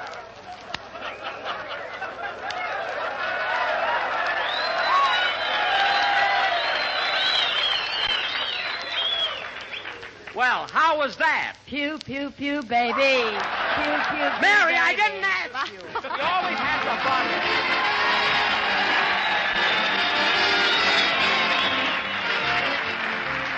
When you think of the word affinities, what does that call to your mind? Romeo and Juliet, Hero and Leander, Priscilla and John Alden? Okay.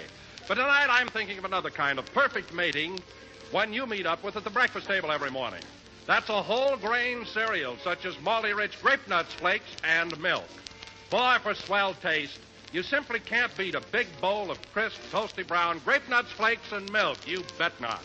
And now dietitian experts explain why, nutritionally speaking, these two are made for each other because each enhances the food value of the other.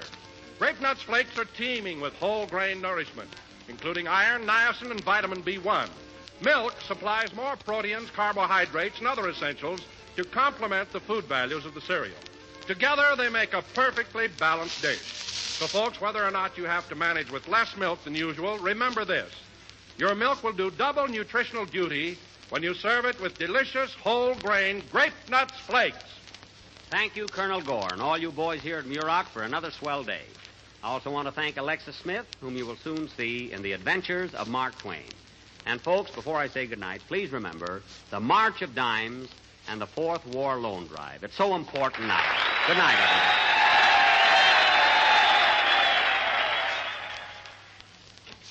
Hot grape nut sweet meal. Hooray, what a treat. Delicious, nutritious, and so good to eat. And if you are thrifty and if you are wise, get the giant new package economy size. That's hot grape nut sweet meal in the time-saving, money-saving new big economy package. 30 full ounces, more cereal for your money. You can't beat that luscious roasted wheat flavor, that full-bodied texture, that real whole wheat nourishment. Get hot grape nut sweet meal in the new economy package. The origination of this program from the Army Airfield at MUROC, California, does not constitute an endorsement of the product advertised. This is the National Broadcasting Company. KFI, Los Angeles.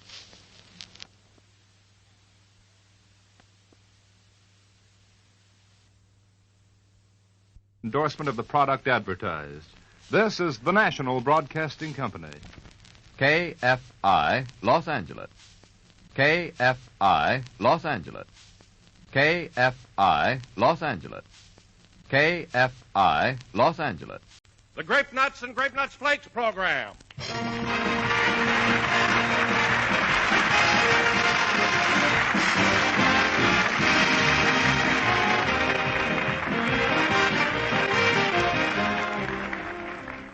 Friends, if you all had a time clock in your home and had to punch it coming and going for breakfast, you know what you'd find out? Well, you'd be surprised.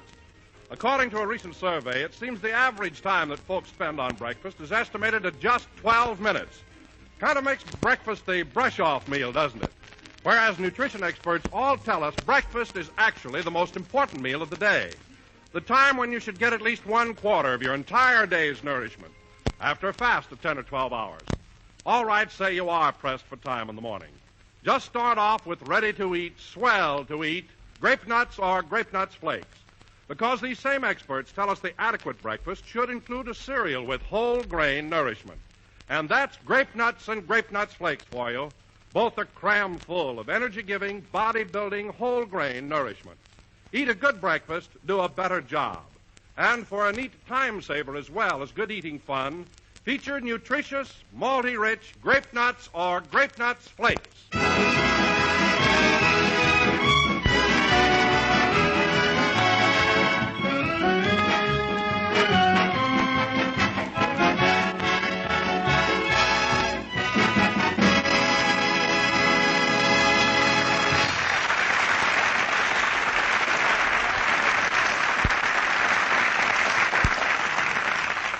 Ladies and gentlemen, in starting off a comedy show, it is customary for the announcer to say something humorous.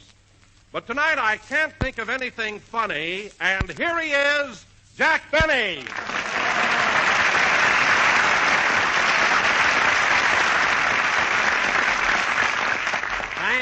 Thank you. Hello again. This is Jack Benny talking. And Don, did you make up that clever introduction all by yourself? Yes, Jack, I certainly did. You mean nobody even helped you with it? No, not a soul. You mean you hatched up that witty gem In your very own little fat head? Huh? But, Jack, I thought you said it was clever. Oh, it was, Don, but something happened to it when it came out of your big fat mouth. That's all. Oh, Jack, you're sore about it. No, Don, really I'm not. Believe me. I'm not sore at all. I'm very happy that you're my announcer. Really I am. But, Jack, if you're not angry, why are you tearing up my contract? I'm not tearing up your contract because I'm angry, Don. I'm just making a paper doll that I can call my own. You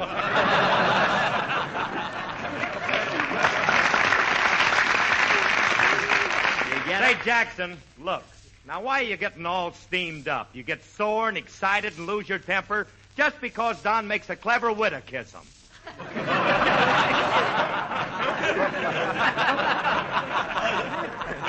Phil, the word is witticism. Anyway, I'm not sore and I'm not excited and I'm not losing my temper. Oh, Jack. Yes, Mary? Are you going to shave? Of course not. Why? It's a shame to let all that foam around your mouth go to waste. Well,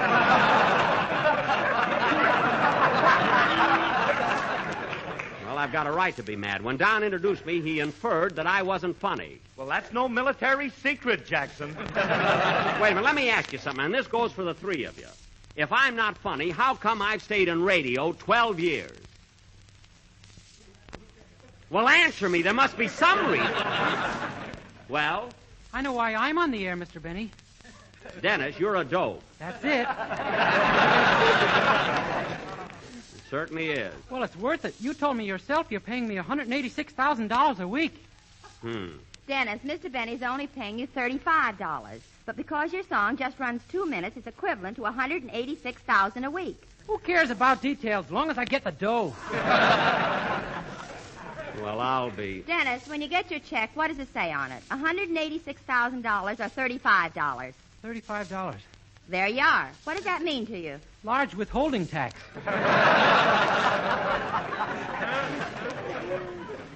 Thanks, kid. You had me worried there for a minute. Anyway, how do we get to talking about your salary? This all started with Don's introduction saying I wasn't funny. Well, all I know is that last week Fred Allen said, quote, Jack Benny has done more for sleep than Sanka coffee.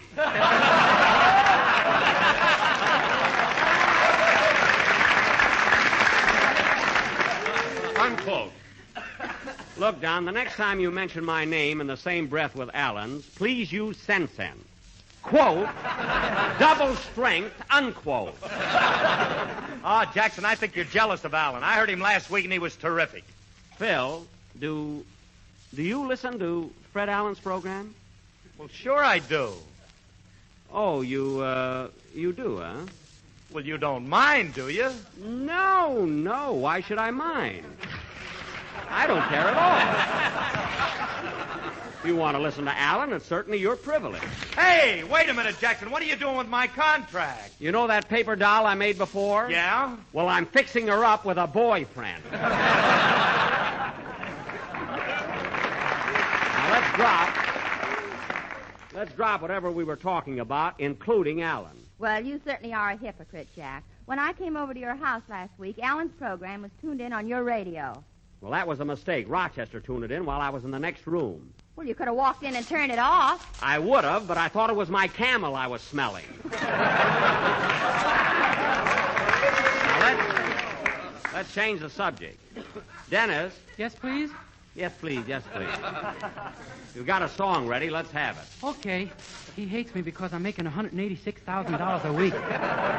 Dennis, if I hated you, would I be paying you that much? Now go ahead and sing, will you, kid?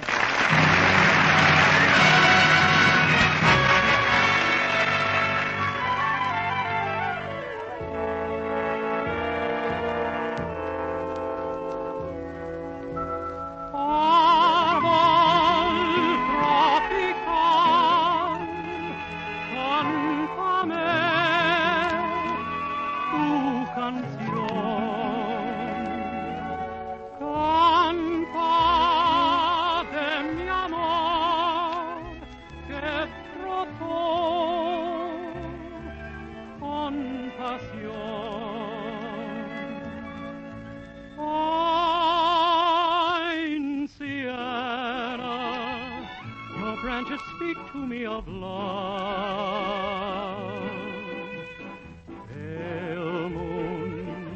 casting shadows from above. Fine Sienna, somehow I feel the jungle heat within me. There grows a rhythmic savage beat. Love is everywhere, its magic perfume fills the air. To and fro you sway my heart's in time. I've learned to care. Fine Sienna, from now until the dawning day, I'll learn to love forever, come what may. Arbol tropical, cántame tu canción. Please sigh to me, soon my love I will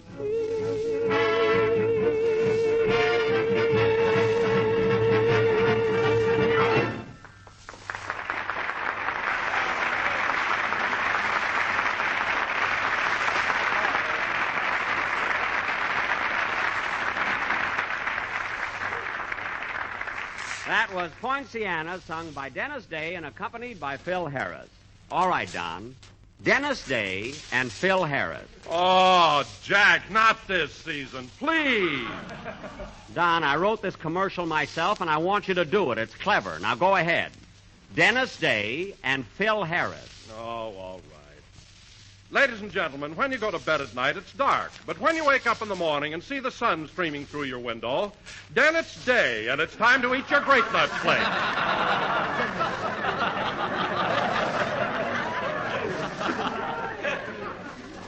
There you are. Now do the part that isn't clever, but educational. Okay. Grape nuts flakes are toasty brown, sweet as a nut, and have that malty, rich flavor. Good. Now go back to the clever part. Phil Harris. Oh, darn it. So remember, folks, if you're hungry and want your fill, Harris nothing better than grape nuts flakes in the big 12-ounce economy size package. I thank you and forgive me.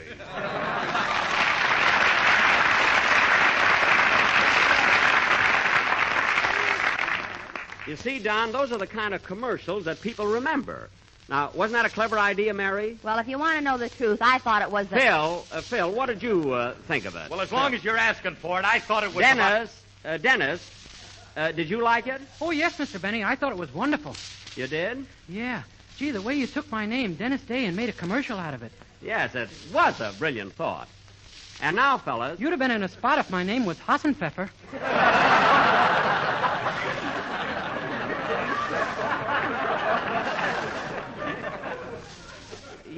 Yes, I would.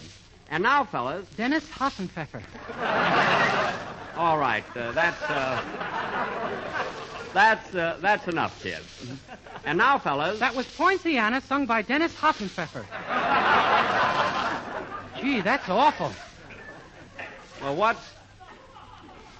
what's awful about it? Well, how do I know Hassenpfeffer can sing? Stop being so silly, Dennis. Oh, you can call me Hassie. Thanks. Now, fellas, let's see, what was I going to say? I had something on my mind. Oh, yes. Now, fellas, beginning next week, we'll have to do our rehearsing at Warner Brothers because I'm starting my new picture there. You know, the one I'm making with Alexis Smith. Oh, is that The Horn Blows at Midnight? Yes, that's the title. And, oh, boy, just wait till you see it. It's a fantasy. You know, I'm a sort of an angel like Gabriel. And in the picture, I come down to Earth to blow a trumpet and destroy the whole world. You can do that with your violin. I'm not playing a violin. I blow a horn. That's where the title comes from. The horn blows at midnight. Wait a minute, Jackson. Where'd you ever learn to blow a horn? Oh, it's easy. Sure, he just puts it up to his mouth and lets the air out of his head. I do not. Anyway, when I get to Earth, I lose my angelic powers, and that's when I meet Alexis Smith. In the picture, her name is Elizabeth, And my name is Nathaniel. My name is Hassenpfeffer.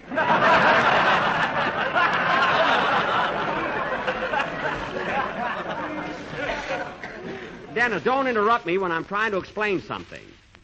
Now, where was I? You were letting the air out of your head. Oh, yes. Well, anyway,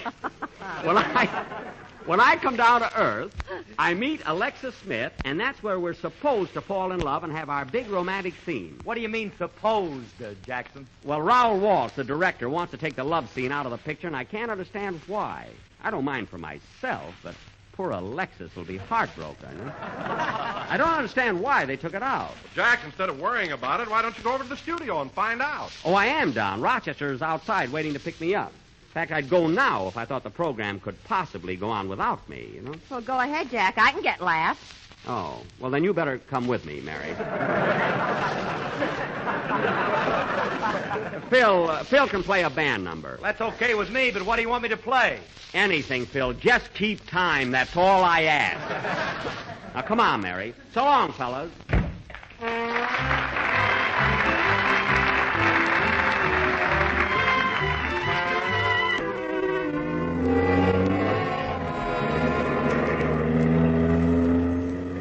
Jack, you better tell Rochester which way to go. Oh, yes. Rochester. Yes, boss? Make a left turn first. Now a right turn, then another left. Now go straight and make that first right turn. Now another left. Now make a right turn and then another left. Now a left. Now keep going straight and... That's enough, boss. I can find my own way out of the parking lot now.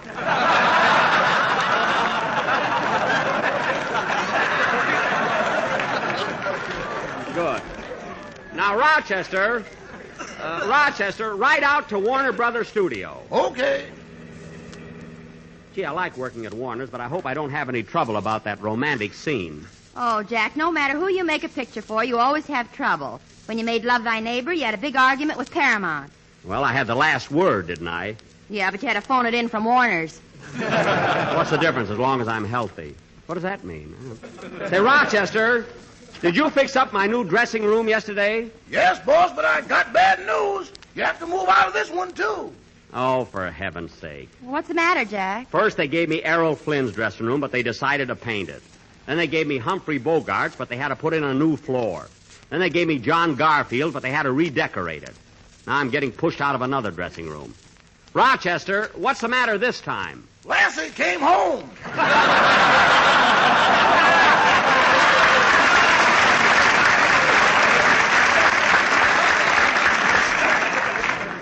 Lassie?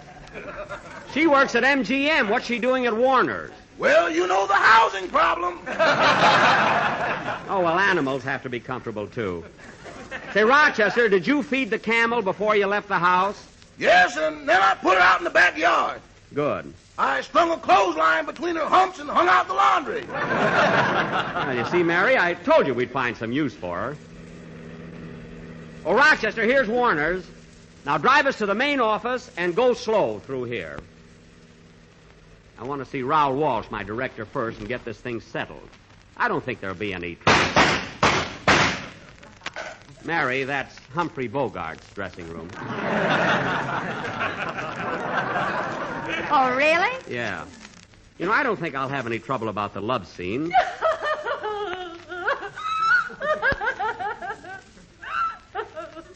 That's Betty Davis's dressing room.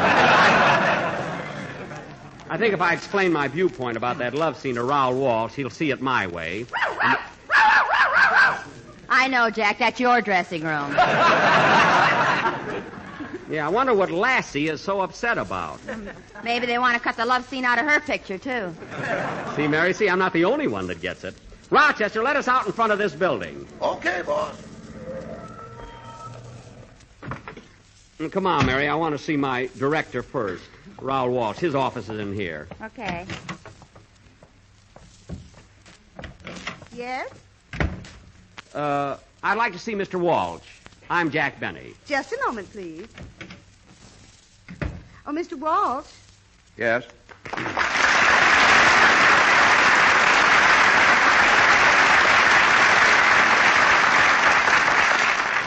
Mr. Benny to see you. Oh, Mr. Benny, huh? Yes, sir. Well, try number 5. Yes, sir. Well? Mr. Walsh isn't in. Oh. He's at his tailor's having the cuffs put back on his pants. Well, will it be long? No, he likes his socks to show. Well, I wish you'd try to get in touch with him. It's very important. I'll see if I can locate him. Just a moment, please. Mr. Walsh, he insists upon seeing you. Oh, well, try number 8. Oh, Mr. Walsh. No good, huh? Uh-uh. Well, try number 3, Miss Stephan. Yes, sir. Oh, Mr. Benny. Yes? Mr. Walsh left his tailor's, and on his way back to the studio, his car ran off the road and got stuck in the mud. He'll be there indefinitely. Mud? Why, it wasn't even raining. The studios can do anything. Well, gee, miss, I wanted to get this thing settled today. It's really urgent. Can't something be done about it? Well, I'll try to locate him once more. Fine. I'll lay 8 to 5. Quiet. Mr. Walsh, why won't you see Mr. Benny? After all, he is one of our stars. I know, but I'm sure he wants to beef about that love scene that was taken out of the picture. Well, why was it taken out? Did you see Jack make love to Ann Sheridan and George Washington slept here? No, I didn't. Well, when you make love to a girl like Ann Sheridan, you should take her in your arms and gently kiss her on the lips. Uh-huh.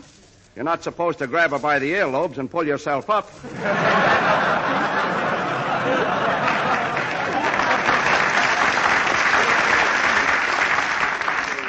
Oh, I see. And anyway, the fact that the love scene is out isn't entirely my fault. Now, you tell Mr. Benny to take the matter up with the writers. Yes, Mr. Walsh. Oh, Mr. Benny. Yes? I spoke to Mr. Walsh on the phone. Yes? Oh, fine. They got telephones in the mud. Mary. Mr. Walsh suggested you see either Mr. Hellman or Mr. Kern, the writers of the picture. I see. Well, thank you very much. Come on, Mary, let's go. Oh, Mr. Benny, would you mind giving this note to Mr. Hellman or Mr. Kern? No, not at all. Come on, Mary. Thank you again.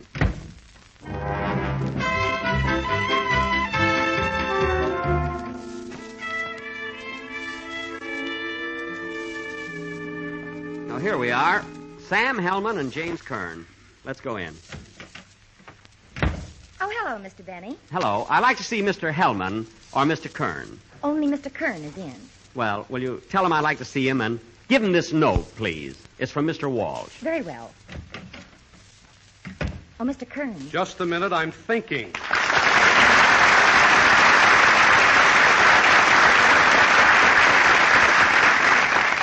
All right, Miss Fox, what is it? Jack Benny is here to see you. Oh. And he brought you this note from Mr. Walsh. Thanks. It says, don't try number 5, 8, or 3. It won't work. Well, then what shall I tell him? I don't know.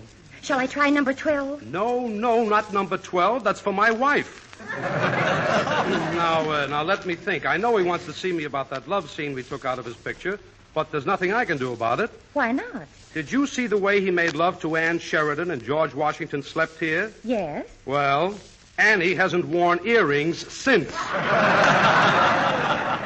I see.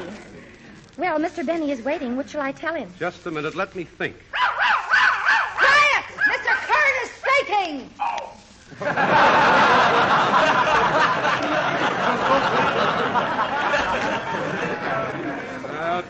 Let me see. Okay, I've got it. All right, Mr. Kern is through. Tell Mr. Benny he'd better go and see Mark Hellinger, the producer. After all, he's the one who has charge of the whole production. Yes, sir. Oh, Mr. Benny. Yes? Mr. Kern is on the long-distance phone right now, so he suggests that you get in touch with Mr. Hellinger. He's right down at the end of the hall. Oh, thank you. Thank you very much. Come on, Mary. Oh, Mr. Benny. Never mind. I'll try it without a note this time. Come on, Mary.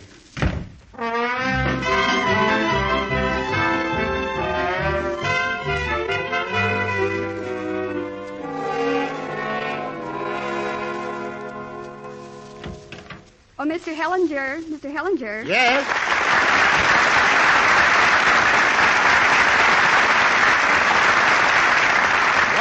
Jones? Jack Benny's here, and he'd like to see you. Oh, send him right in. Yes, sir. Go right in, Mr. Benny. Well, when he gets back, will you tell him that... What? You can go right in. Mr. Hellinger wants to see you. Oh, thank you. Come on, Mary. Don't rush in. It might be a booby trap. Don't be silly. He's always glad to see me. Well, hello, Mark. Hello, Jack. When did you get back from Africa? Why, Mark, I've been back for months. I'm going to start your picture pretty soon. Oh, yes. Hello, Mary. Hello, Mr. Hellinger. Say, Jack, I understand that you're very anxious to get started with our new picture. Yes, I am, Mark, but... And I hear that you're very, very happy about it. Oh, I am, yes. But there's one little thing that bothers me. Oh, it bothered us, too, so we took it out. What? You know, the love scene between you and Alexis Smith. Now, Mark, I personally think that the love scene is very important to the picture and should have stayed in. Now, why did you take it out? Well, look, Jack, this is a fantasy. You play the part of an angel, and Alexis Smith is an angel, too. So when you meet, there must be no thought of love. I know, but... We feel there should be no connection between love and anyone wearing wings. Well, now, that's silly. What about the birds and the bees?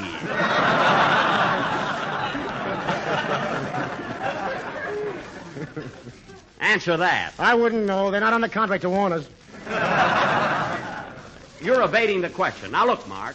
I'm capable of doing love scenes. I've done love scenes before, and I can do them again. I'm good in love scenes. Jack, I'll take your word for it. Stop kissing me.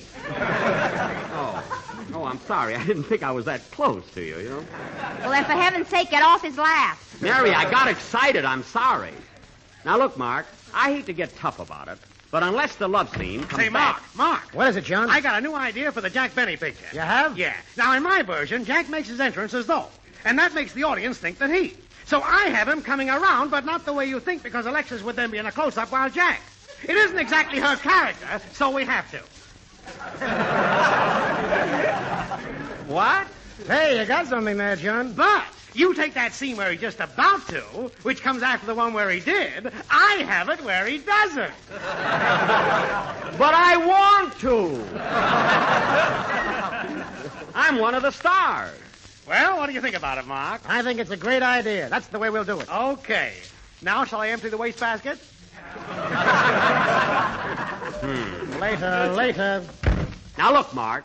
Yes, Jack, what were we talking about? My love scene. I don't want to get nasty. But if that doesn't get back in the picture, you'll just have to get yourself another boy. Excuse me, Jack. Hello? Yes? Just a moment.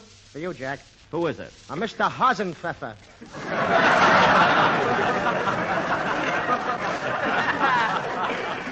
Oh, hang up. It's that silly kid.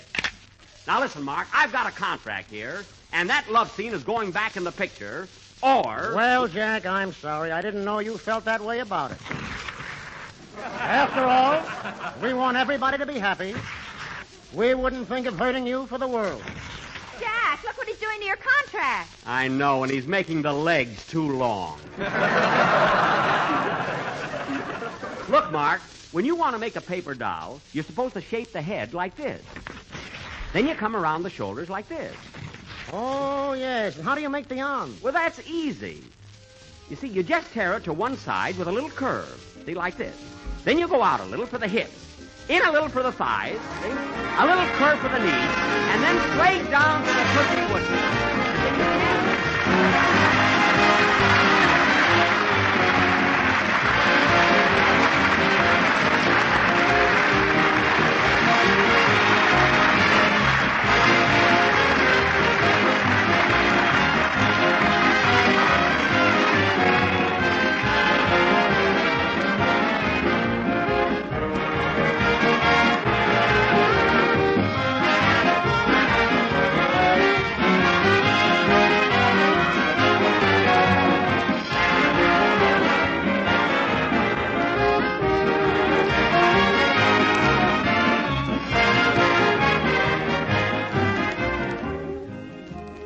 Oh, Jack, remember the good old days of the horseless carriage? Well, I know, Don. Can't say that I do. No? Well, that's funny.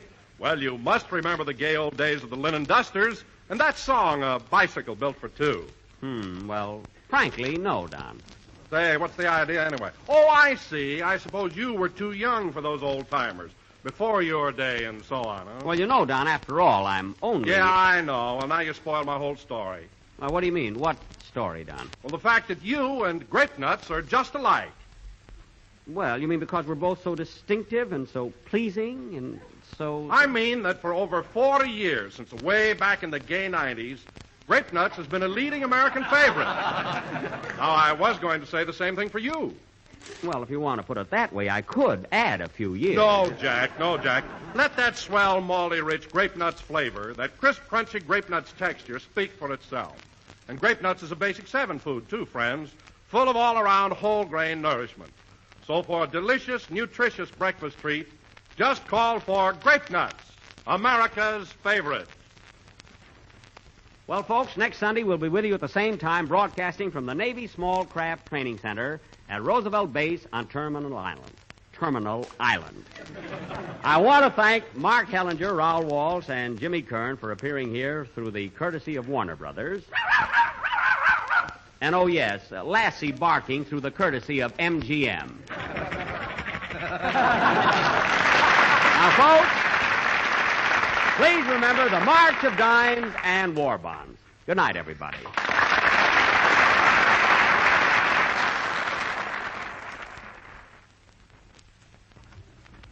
Hot grape nut sweet meal. Oh, boy, what an elegant dish. Why, for nourishment and flavor, it's got everything you'd wish.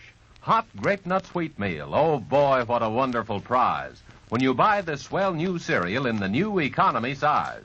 Ask for the big new economy package of hot grape nut sweet meal. Compare the value. Grape nut sweet meal gives you 30 full ounces, more cereal for your money. Luscious, grand roasted wheat flavor, real whole wheat nourishment. Get hot grape nut sweet meal in the new economy package tomorrow. This is the National Broadcasting Company. This is the National Broadcasting Company. This is the National Broadcasting Company. This is the National Broadcasting Company. From Roosevelt Base on Terminal Island, the Grape Nuts and Grape Nuts Flakes program starring Jack Benny, with Mary Livingston, Phil Harris, Dennis Day Rochester, and yours truly, Don Wilson.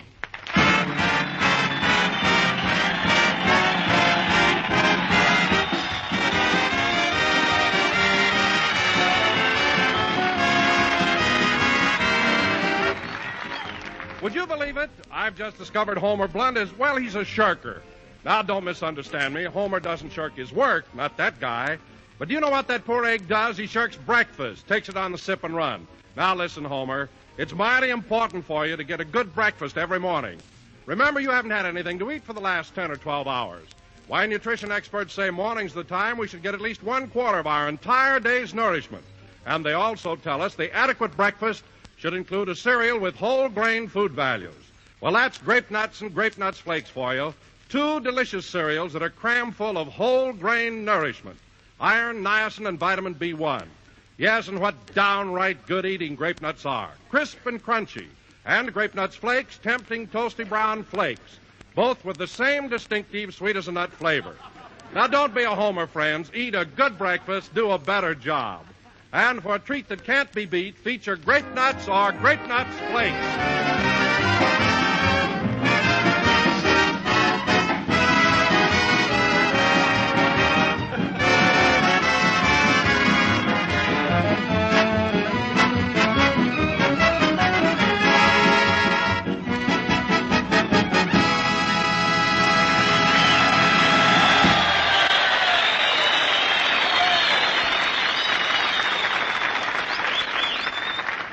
Ladies and gentlemen, we're all gathered here at the Navy's Small Craft Training Center at Roosevelt Base, Terminal Island.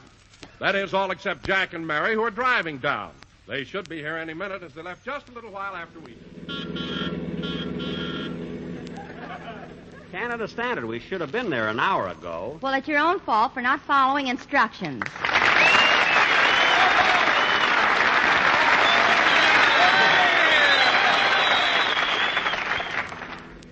Gee, I hope we get there in time. Yeah. You know, Jack, we've played lots of Army camps and Marine camps, but this is the first time we've been to a Navy base this year. That's right, isn't it? Well, I'm glad we're going to Terminal Island today because there's something I just love about a Navy base.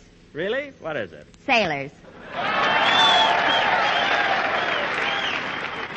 Oh, Mary, when we're at an Army camp, you love soldiers. When we play for the Marines, you love Marines. Now we're going to a Navy base, and you say you love sailors. What's the matter with you? Look, Jack, a uniform is a uniform as long as it isn't empty. Well, I can understand that, Mary. When I was in uniform in the last war, the girls were nuts about me, too. What babes? That was 25 years ago. It's about time you gave them up. Yeah, gee, I hope we're on the right road. I better take another look at the directions they wrote down for us. Here it is. Follow Highway 101 to San Pedro. Turn to the right and put on your brakes. Is that what they wrote down? Put on your brakes? Yeah, they said if I didn't, I'd hear an awful splash. I wonder what that could be. Probably us. That's where we crossed the drawbridge. Oh, for goodness sake. Isn't there some other way we can get over to the island? I hate going across those things. Jack, it's a drawbridge, not a toll bridge.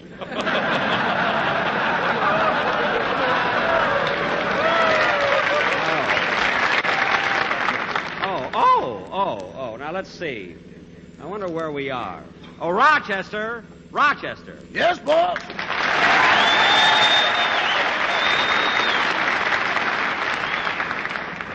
Rochester, do you have any idea where we are? Well, let me see. An hour ago, we were in Wilmington. Uh-huh. 2 hours ago, we were in Cucamonga.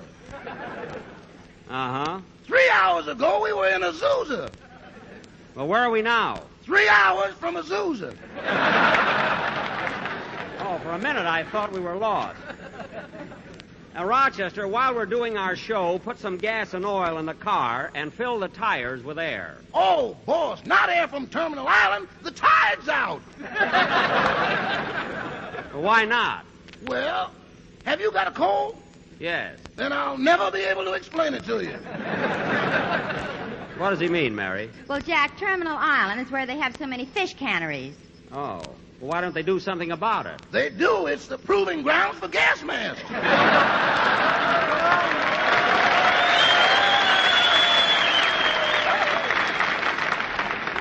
Well, what do you know? Say, you better step on it, Rochester, or we'll be late. Okay. Say, Jack, we're almost there. That's right. There's the sign. What does it say? 4 hours from Azusa. It does not. It says this way to Terminal Island. What's the matter? Say, boss, this is a steep hill we're on. Well, you better put the car in second. Gee, it is steep. We ain't gonna make it, boss. Well, give her a little more gas. Okay. Keep at it, Rochester. Hey, you, stop climbing up the drawbridge. Drawbridge? What'd you have to open it for? Is there a boat passing under? No, it's just a P-38 flying low. Oh, a wise guy, P-38. You expect me to believe such a silly... Watch out, here comes another one.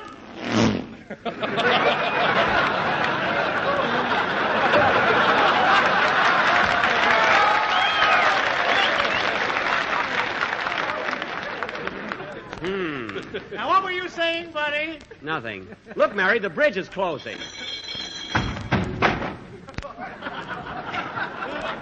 Okay, Rochester, let's go. Hey, Jack. What is it? Would you like your windows washed? Of course not. Then you better wait for the other half of the bridge to come down. Oh, yes.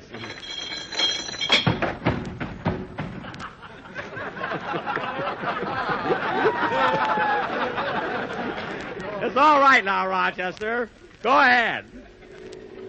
Of all the silly things, having a drawbridge there. And Rochester, drive straight along here till you reach the sentry gate with the big sign that says stop. Yes, boss. I wonder what happens if you don't stop. There ain't no one alive that can tell you. Well, you better start slowing down. There's the sentry. Halt! Who goes there? I'm Jack Benny. Don't antagonize him. Mary.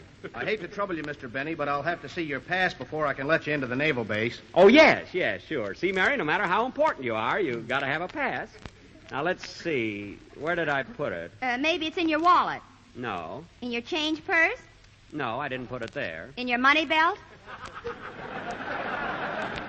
No, I didn't put it there either. Under your toupee? No. Oh, stop. Say, I think I left my pass in my other suit. Your other suit, boss? Yes, in the inside coat pocket. Well, sure enough, here it is.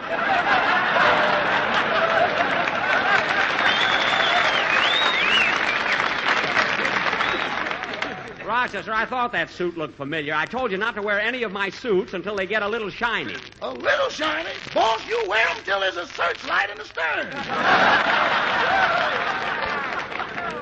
Never mind. Here you are, sailor. Thank you. Do I need a pass, too? No, miss. As long as your father has one, it's all right. I'm not her father. Drive on, Rochester. There's the auditorium where we're doing the broadcast. Geez, a shame we're so late. Mary, turn on the radio and let's hear what the gang's doing. Okay. And here's another one for you, fellas. This is a Lulu. Don, ask me why a sailor sleeps in a hammock. Okay, Phil, why does a sailor sleep in a hammock? Because he'd look silly laying there without anything holding him up. Oh, Philip, you buffoon, you. Imagine a guy getting laughs with that kind of stuff. Drive faster, Rochester, before it's too late. Okay, boss. We'll ruin the show.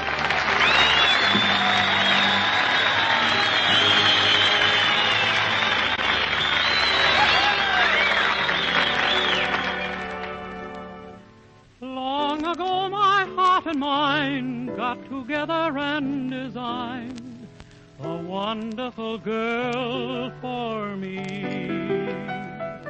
Oh, what a fantasy. Though the idol of my heart can't be ordered a la carte, I wonder if she will be always a fantasy.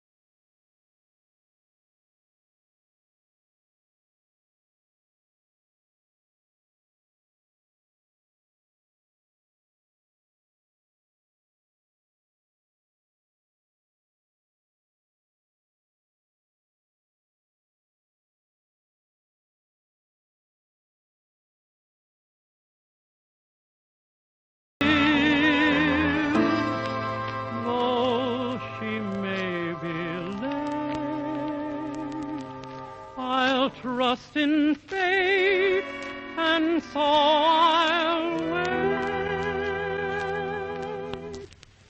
for my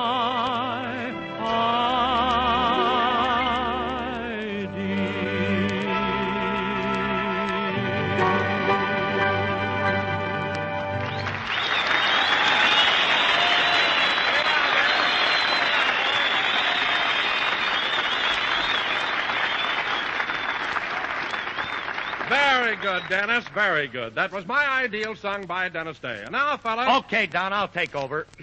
You know, fellas, as I was coming down here today, That's enough, Phil. That's enough. You can sack up your corn now. I'm here. What are you talking about, Jackson? I got the audience warmed up for you. I told some gags that had them rolling in the aisles. Phil, while I was driving down here, I tuned in the program and heard one of your gags. You did, Jackson? Yes, and it's the first time a radio ever changed stations by itself. You ought to cut that stuff out. Oh, what's the matter with you anyway? I pulled a gag and it got a big laugh, didn't it? Well, pull up your pants. The laugh is over. You know, Phil, I don't mind a guy getting laughed by dropping his pants. But when you've got Abbott and Costello tattooed on your knees, that's going too far. Not even Abbott and Costello do that. They don't? No. Now, let's get on with the... Say, Mr. Benny, if you don't like Mr. Harris's joke, I've got a good riddle. Never mind. What is it that barks and has feathers? Barks and has feathers? All right, what is it? A dog. Where do the feathers come in? It's a bird dog. Well, I'll be... Oh, Dennis, you Hassenpfeffer, you. Look, kid, will you stop with that Hassenpfeffer? I had enough of it last week. What's got into you? Well, I'm going to change my name from Dennis Day to Dennis Hassenpfeffer. Legally? Gee, that sounds nice. What? Dennis Legally Hassenpfeffer. Well, that's the silliest thing I've ever heard. Dennis, why do you want to change your name to Hassenpfeffer? Day is such a simple name and so easy to remember, like Benny. Yeah, but that's going too far. What do you mean? Benny Dennis Legally Hassenpfeffer. Look, kid. Junior. Now, look, Dennis, I just got here and I want to talk to the sailors, so go over in the corner and sit down. Okay. Come on, pal. Dennis, who are you talking to? Legally.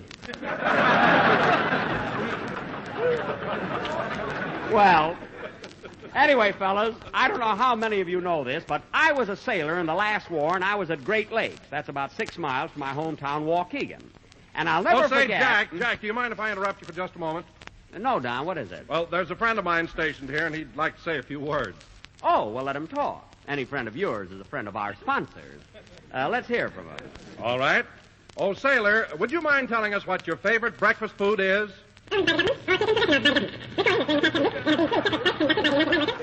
I know all that, but why do you like grape nuts and grape nuts flakes?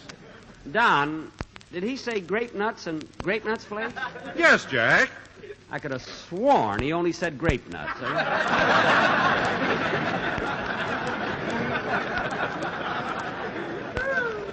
Oh, well. No, he said them both. Really? Now tell me, sailor, why do you like grape nuts and grape nuts flakes?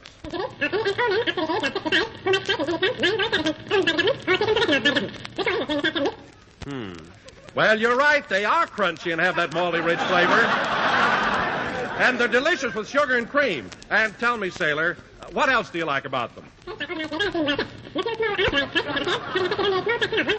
Oh, you're right. Everybody knows they're toasty brown. If that sounded like toasty brown, I'll eat my hat. Don, what kind of a... Yeah, with sugar and cream. Don, what kind of a... Thanks a lot, sailor. Goodbye. Don, how come your friend talks so fast? Well, Jackie's only got a 3-hour pass, and he doesn't want to waste it around here. Oh, I see. Well, he appeared to be an awfully nice fellow from what I saw of him. Now, what was I talking about? Oh, yes. You know, fellas, when I was in the Navy in the last war, I was stationed at Great Lakes. And I'll never forget when I enlisted. What a day. Oh, I changed that to Hassenpfeffer. Listen, kid, I'm trying to tell the boys about the last war when I was a sailor. Say, Jack. What? I bet you were a jolly tar. Well. You a sailor. Now, what are you laughing at? Huh? Remember last night when you put sugar in your coffee? So what? It made a wave and you got seasick.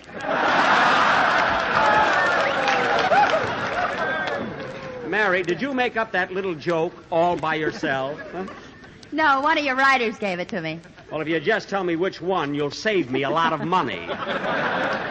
Now, fellas, as I was saying, when I enlisted in the Navy... Say, Jackson, nobody's interested in what happened to you in the last war. They want to be entertained. Let Mary and me do a song. A song? Sure, you don't think the sailors just want to look at me. Well, did you and Phil rehearse a song? No, we're going to do it incognito. Oh, brother. Well, go ahead. Let me hear it. Come on, hit it, boy.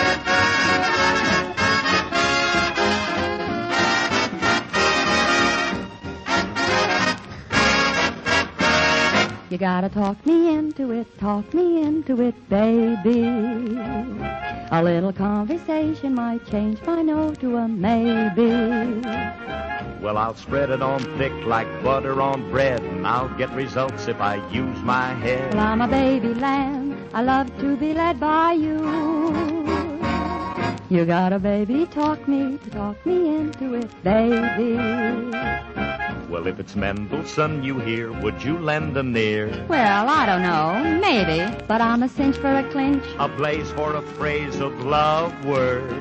Now that I've told you how. Well, I will spread out. I got some jive that won't quit here. Listen, I'm going to talk you into it, baby. Well, if it's Mendelssohn I hear, I might lend an ear, maybe.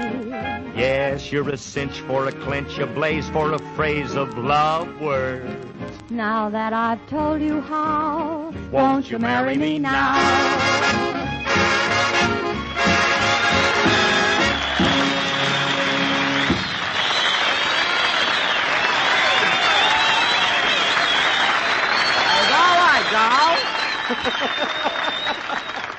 All right, don't be nervous. Don't be nervous.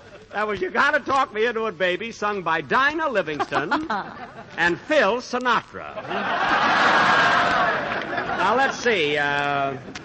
What was I talking about before your song? What you're always talking about, Jack Benny. Oh, yes. When I was in the Navy. Well, it's a long story. I'm not going to bother about it now. No. Go ahead, Jackson. Tell them these sailors can take anything. No. They don't want to hear about it. Okay, let's forget the whole thing. Mary, that isn't patriotic. It was 1917. Our country was at war, and something kept pulling me to join the Navy. It was 2 o'clock in the afternoon when I entered the recruiting office. I was eager, anxious, enthusiastic about my new adventure. Here he is, Chief. Okay, you can untie him now.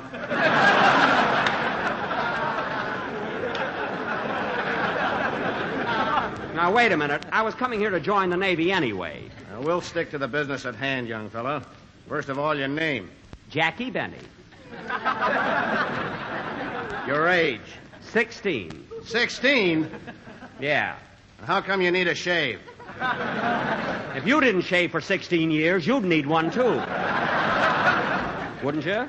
Never mind. Take this application and go into the next room for your physical examination. Thank you, sir.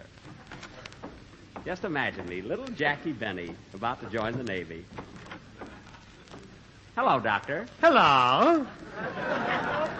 Doctor, the recruiting officer, told me to come in here for my physical. Okay. Stick out your tongue and say, ah. Ah. My, what a place for an airfield.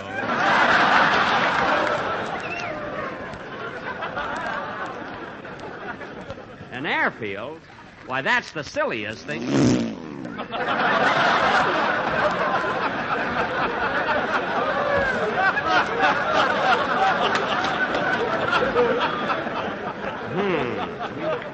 What were you going to say, buddy? Nothing. Now I'll take this needle and give you a blood test. A blood test? Yes, sir. Roll up your sleeve. Like this? That's right. Now hold still. Steady. Will it hurt, Doctor? Of course not. Good. Did you get any blood out of me? Yes, congratulations. Thank you. And now I think I'll listen to your... Dr. Ferguson, call your wife immediately. Okay. Now, young man... But, Dr. Ferguson, they wanted you to call your wife immediately. Oh, I always do. That's her name. Immediately Ferguson. What a name. Immediately Ferguson. My name is Hassenpfeffer. Dennis, get out of here. This is 25 years ago. I'm playing the part of my father. Oh. Boy, am I going to have a son that's a Lulu. Now, Doctor... Lulu Hassenpfeffer.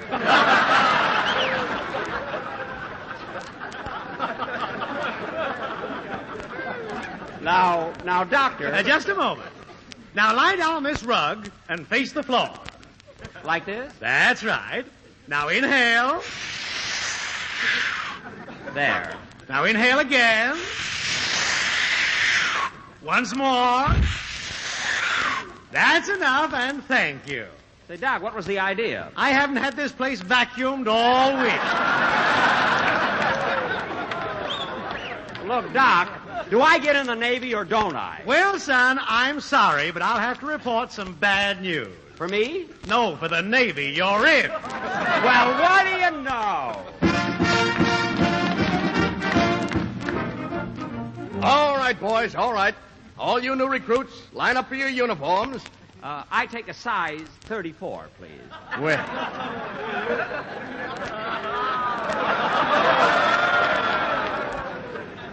Really? Yes, 34 waist. Uh-huh. 29 pants leg. Yes? And 32 sleeve length on the coat. Well, I'm glad you told me. Yes. Any particular color?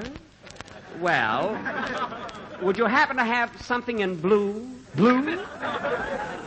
Well, buddy, you certainly are in luck. I am? Yeah, it just happens that I've got $3 million left. Gee, I am lucky. Yeah. Next. But, officer... Keep moving, keep moving. Where do I put on my uniform? Right here as you're walking along. As I'm walking along, but my old clothes. Oh, just drop them. We have chambermaids who'll come along and pick them up. Oh. Come on. Change your clothes, all of you. Oh, officer, I've almost got my uniform on. Good. Would you mind buttoning me up? That goes in front.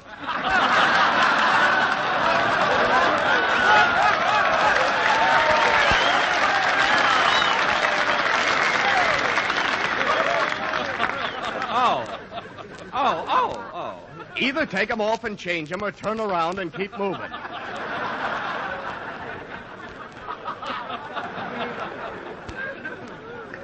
Yes, sir. And go over to that desk where it says assignment officer. Yes, sir. Gee, I'm a regular sailor now. Okay, buddy, stop mumbling to yourself and step up to the desk. Me? Yes, you. It's my job to find out what you're best suited for. Now tell me, what just did you do in civilian life? I was a violinist. Oh. Well, I don't want to hurt your feelings, but I don't think they'll be able to hear you during the heat of battle. Oh, I think they will. I play without a mute. I see. Now tell me, young man, what part of the service would you like? Well, I'd kind of like to be a submarine. I mean, I'd like to be in a submarine. That's fine. But of course, you know that being in a submarine sometimes gives you the bends. Bends and these pants, I wouldn't dare. Anything else, sir? Nothing except to give you my congratulations. You're now a member of the United States Navy, one of the greatest fighting forces in the world. And now that you're a part of it, it's your duty to uphold its traditions and its honor. Yes, sir. Now, in starting your naval career, you will be stationed at Great Lakes, Illinois. Great Lakes? Gee. Now, let me give you a tip. If while you're there, you work hard and do a good job, who knows but that someday you'll be sent to Terminal Island. Terminal Island? Yippee! Gee, I wonder where that is. 4 hours from Azusa. Oh, yes. Play, Phil.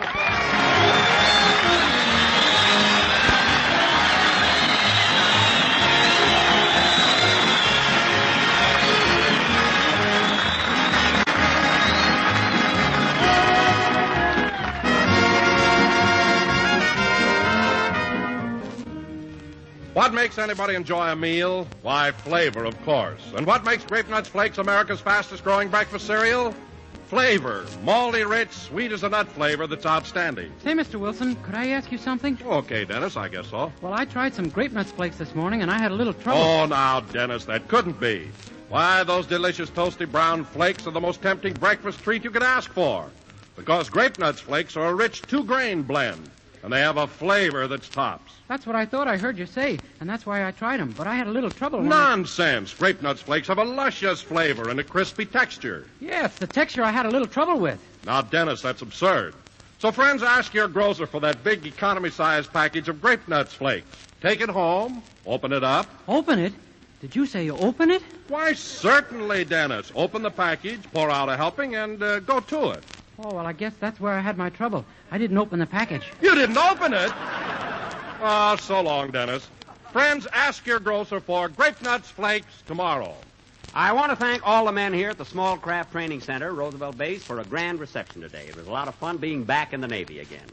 Next Sunday, we'll be coming to you at the same time from the Army Air Base at Marchfield, California. Say, Jack, I want to ask you something. What is it, Mary? Were you only 16 when you joined the Navy? Yes, Mary, that was about 25 years ago. But that would make you 41 now. Yeah. How'd I get that extra year added on? I must have been 15 when I joined, I think. Well, anyway, folks, ladies and gentlemen, I'd like to be serious for just a moment. It's the boy up the block who's fighting this war for us. It's the freckle-faced kid who used to deliver the grocery. It's the youngster fresh out of the local high school. It's your neighbor's son. Perhaps it's your own. Yes, the kids who used to play cops and robbers are playing for higher stakes now. They're fighting a war for freedom, and they're fighting it for us. So if you've been thinking that you can't afford an extra $100 bond during this fourth war loan drive, stop and think again. As you sit quietly at home listening to the radio, think of the boys who will never come back home. Then make up your mind to buy that extra war bond. Too many people, it will mean a sacrifice. Every one of us is asked to buy at least one extra $100 bond. Now, how can anybody say no? It's our war. It's our boys fighting it. So buy that extra bond and don't wait, because war doesn't. For a value that's super, a treat that is real, get the giant new package of Grape Nut Sweet Meal. Yes, lady, that's 30 full ounces, you bet, of the rich, hot brown cereal, the best eating yet. It's more for your money, it's more for your dough. Get hot Grape Nut Sweet Meal, you'll thank me, I know. You bet 30 full ounces of the best hot brown cereal yet, with fresh roasted wheat flavor, full-bodied texture, real whole wheat nourishment. That's the money-saving big new economy-size package of Grape Nut Sweet Meal. This broadcast from Roosevelt Base does not constitute an endorsement of our products by the Navy Department. This is the National Broadcasting Company. This is the National Broadcasting Company. This is the National Broadcasting Company. This is the National Broadcasting Company. The Grape Nuts and Grape Nuts Flakes program coming to you from Marchfield Air Base of the 4th Air Force.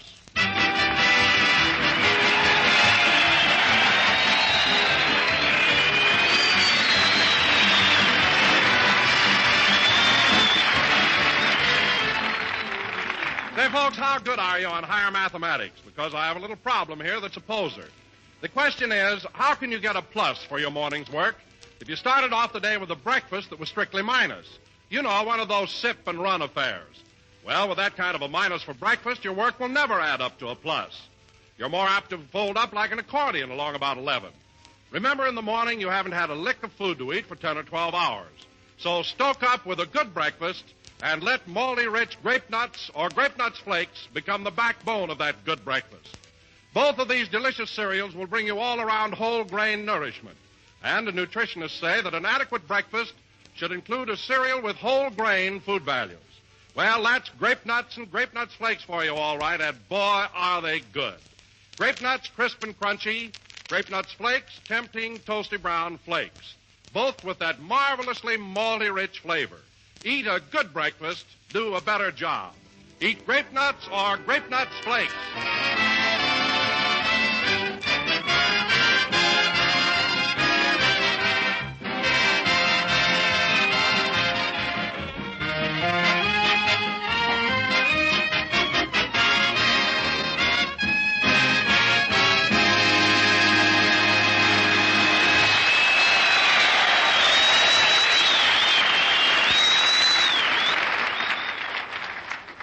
Here we are broadcasting from the Army Air Base at Marchfield, California. And I know all you boys are anxious to meet the star of our show. So without further ado, we bring you a man who needs no introduction and is one of radio's best loved... Hello, Don. Hello, Mary. How are you?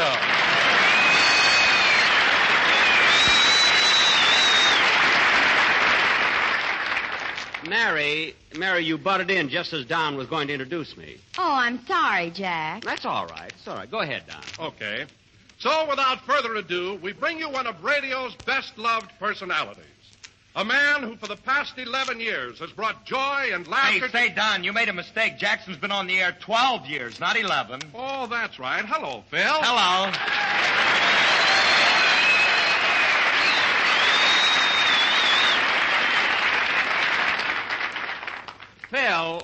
Phil, it was nice of you to correct Don, but you didn't have to do it in the middle of my introduction. Well, I'm sorry, Jackson. You should be. Go ahead, Don. Okay.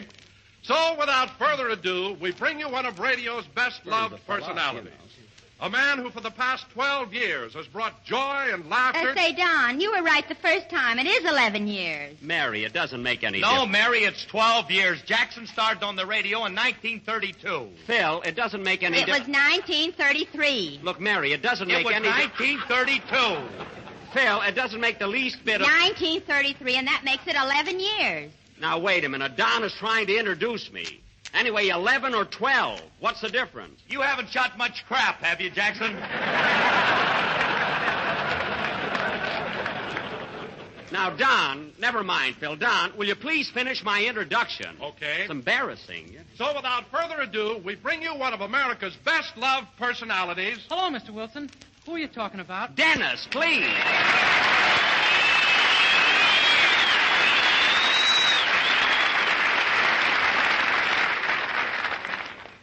Boy, am I sweating this one out. Now, go ahead, Don. We bring you a man whose voice has been heard on the radio for the past 12 years. Gee, President Roosevelt. Dennis, you... Well, I'll be darned. You see that fellow in the fourth row? A fine way to applaud Roosevelt. Clapping two Wilkie buttons together. Look, Don, forget all about my introduction. Everybody keeps interrupting, and if you ask me, I think it's a put-up job. Well, to tell the truth, Jack, it was a put-up job. What? We didn't want Don to read that introduction because we have a surprise for you. A surprise? For me? Yeah. Okay, fellas, all together. Happy birthday to you. Happy birthday to you. Happy birthday, Jack Benny. Happy birthday to you. Well, gee. Gee, thanks, fellas. There you are, Jackson, you see? Yeah, tomorrow is my birthday. Gosh, and you all remembered it. How could we forget? You sold us a birthday card.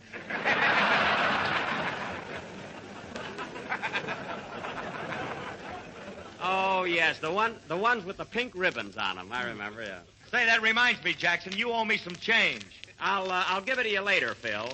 When I break this $5 bill. Yeah. You took the words right out of my mouth. You should open your wallet that wide.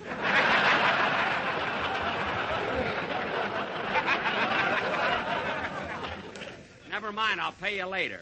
Well, anyway, kids, another year, another birthday. You know, it's amazing how many prominent people were born in the month of February. Washington, Longfellow, Lincoln.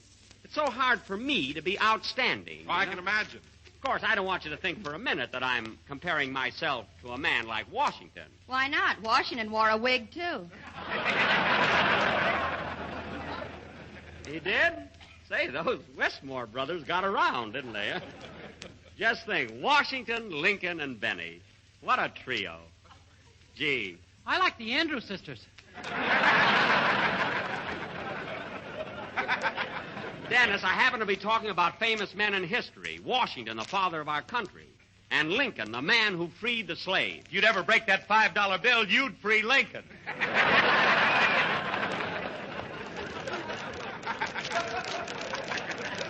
Phil, I told you not to worry. You'll get your change later.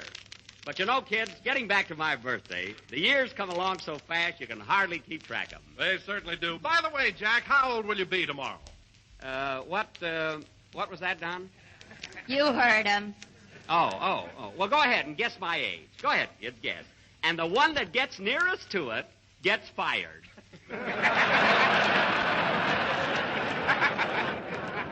No, go ahead, kids. Go ahead, guess.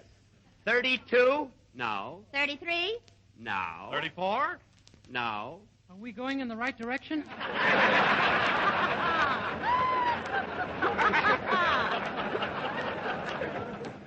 Yes, Bud, but slow down. Anyway, kids, there's no use guessing. I'm not going to tell you. My age is my own business. Well, you've been in business a long time. Is that so? Well, you can't make me mad today. Well, Jack, since you've been such a good sport, the entire cast and the orchestra boys and the writers all chipped in and bought you a birthday present. A birthday present for me? Yes, and here it is. Well, I'll be darned. Just what I've always wanted. A can of K-rations. Gee, I bet you fellas envy me, huh? Hey, wait a minute. How do you open a can of K-rations? You don't open it. You just pull the pin, count 10, and throw it. Well, what do you know? Huh? Say, Mr. Benny. Yes, kid? You know what else? What? I'm going to sing my song now and dedicate it to you. Well, that's very sweet. Go ahead, kid. Let's hear it.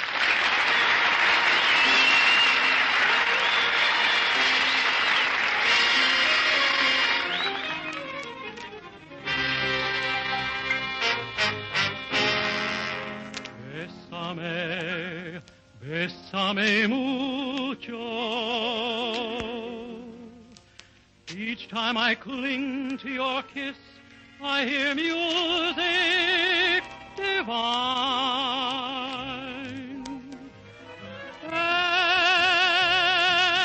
Bésame mucho.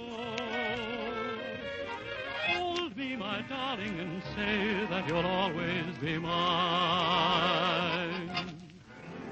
This joy is something new, my arms enfolding you. Never knew this thrill before. Whoever thought I'd be holding you close to me, whispering it's you I adore. Dearest one, if you should leave me, each little dream would take wing and my life would be through.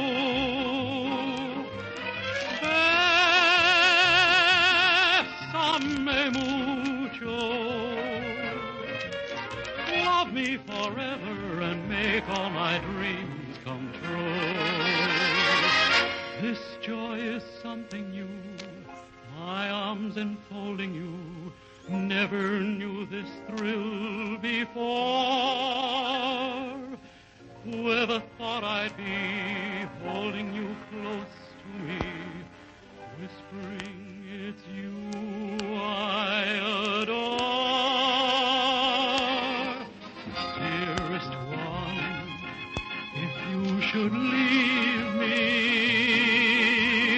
each little dream would take wing and my life would be through.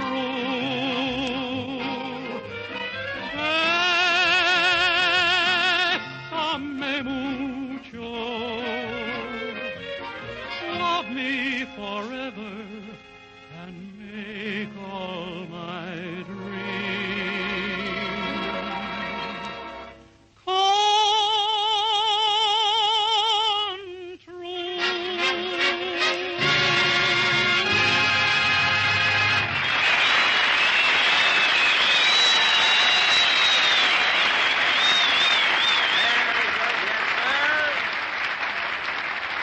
Good fellas, huh? That was Bésame Mucho, sung by Dennis Day. Gee, I couldn't pronounce that rehearsal. Very good, Dennis. And it was awfully nice of you to dedicate that song to my birthday. You know, Mr. Benny, I had a birthday about 3 weeks ago. You did? Well, that's nice, kid. And now... now, fellas... Happy birthday to me, happy birthday to me, happy birthday, dear Dennis, happy birthday. Well, finish it. I forgot the rest of the words. Oh, fine. And next week he's going to try and sing Maresy Dose and Dozy Dose and Little Lambs Like... Leave him alone, Mary. And now, fellas, as I started to say, I have a surprise for you tonight. Since we're celebrating my birthday and you've all gotten into the spirit of the occasion so enthusiastically, I'm going to show my appreciation by giving each and every one of you soldiers sitting in the audience a 36-hour pass. Yep, that's what I'm going to do. Jackson, you're nuts. You can't give passes to all these soldiers. Well, maybe I did exaggerate a little, but the commanding officer here, Colonel Malin, said I could give one soldier in the audience a 36-hour pass. That is, if I can find someone who wants it. You know? Oh, don't be silly, Jack. They'll all want the pass. Your problem is to give it away without showing any partiality. Yeah, that's right. how can I do it? It wouldn't be right to auction it off, would it?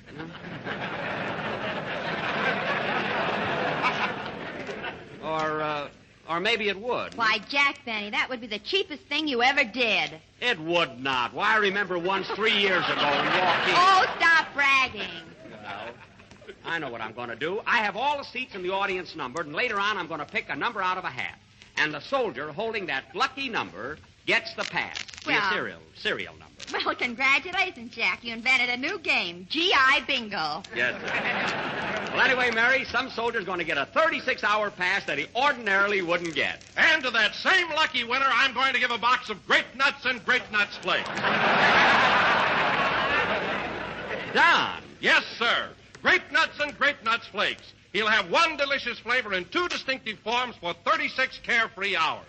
But, Don, he may want to go out with his girl. You know, put his arms around her and kiss her. That's my motto. Eat a good breakfast, do a better job.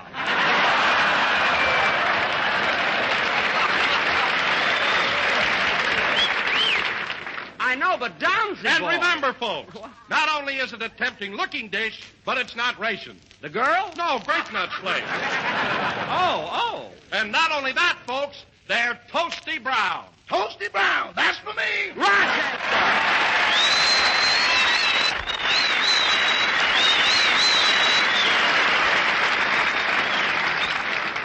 Rochester, where are you? Pick up the phone. Pick up the phone.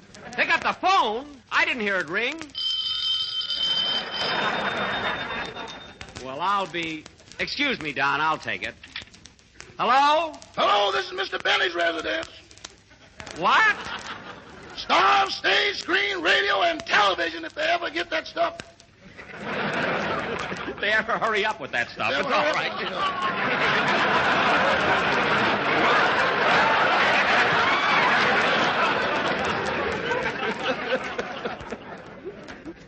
Rochester, you didn't have to be nice to me. It was all right. Rochester, there's something screwy going on. Rochester, right now you're talking to me from Beverly Hills, and a minute ago I heard your voice here at March Field. Oh, boss, that must be a figment of your imagination. A figment? Yeah, that's something that you think is, and yet it could be, but it ain't. What? Well, take my salad, for instance. Never mind that. Well, I guess it must have been my imagination. I'm kind of excited today anyway. Now, Rochester, when I come home tonight... Wait a minute. Rochester, do I hear someone playing the piano in my house? Yeah, that was Joe. Joe who? Joe Figment. Now, cut that out. Rochester, you're throwing a party. Well, boss, I thought as long as you were out, I'd invite about 30 of my friends over. We're celebrating New Year's. New Year's? That was 6 weeks ago. I know. We're warming up the next one. Well, look, Rochester, I don't like wild New Year's parties in my house, especially in February. So tell your friends to go home. But, boss, you got the wrong impression about this party. All we had is 2 bottles of 7-Up. 2 bottles of 7-Up for 30 people? That's impossible. Not when you thin it out with a case of 90-proof Central Avenue tomatoes.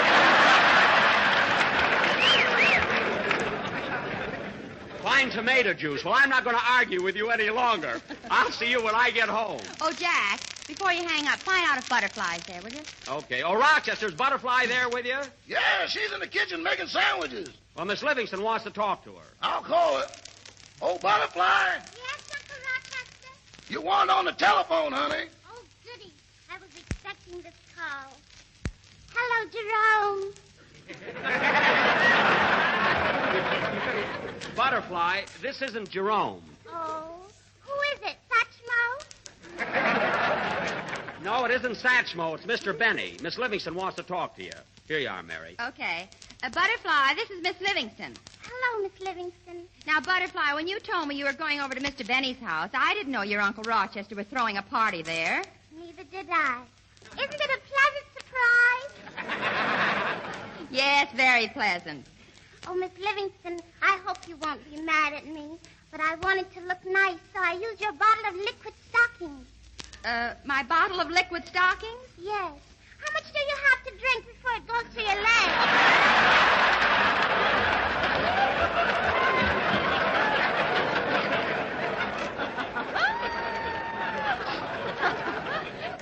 Butterfly, you're not supposed to drink that. You're supposed to put it on with your hands. Oh, I tried that. And what happened?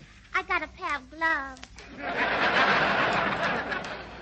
Well, Butterfly, the next time you want to borrow anything, ask for it, and I'll tell you how to use it. Yes, ma'am. And another thing, Butterfly, I think you're too young to go to your Uncle Rochester's party. Oh, Miss Livingston, it's a very nice party. We were just sitting around listening to your program, but we had to stop. Why?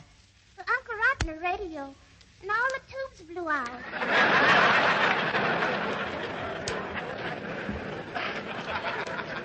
Butterfly, I think you better go home, and I'll see you when I get there. Goodbye. Goodbye.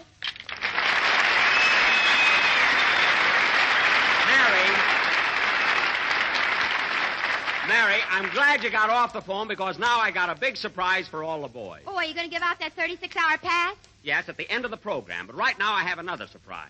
You know, fellas, last summer I was overseas entertaining the boys, and in our USO unit was one of the most outstanding artists that I've ever been associated with. I'm speaking of Larry Adler, the world's greatest harmonica player. And did they go for him? I'll never forget one night in Algiers. The boys were all gathered around in a circle.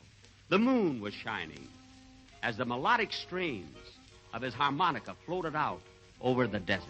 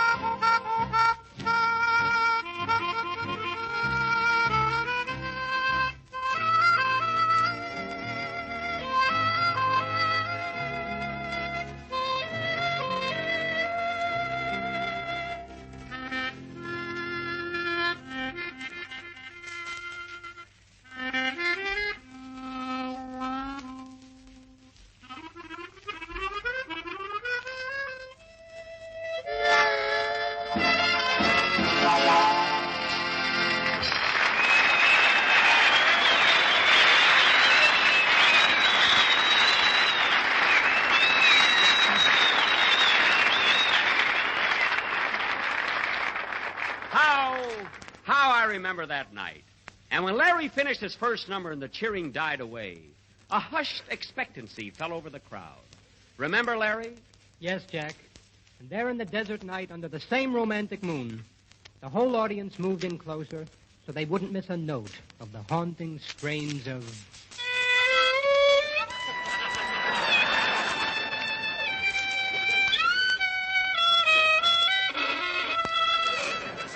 Ah, remember that, Larry. I'll never forget it, Jack. Your playing was absolutely wonderful. Oh, Larry, it was nothing. Oh, then you know. Yeah, but Larry, we sure had a wonderful time on that trip, didn't we? Yes, Jack. Remember the day we went to the bazaar in Cairo and you bought a camel? A camel. I'll never... Gee, I could just see it now. The bazaar in Cairo. Cairo, Egypt, where East meets West, where an ancient civilization mingled with the 20th century. Cairo, the bazaar.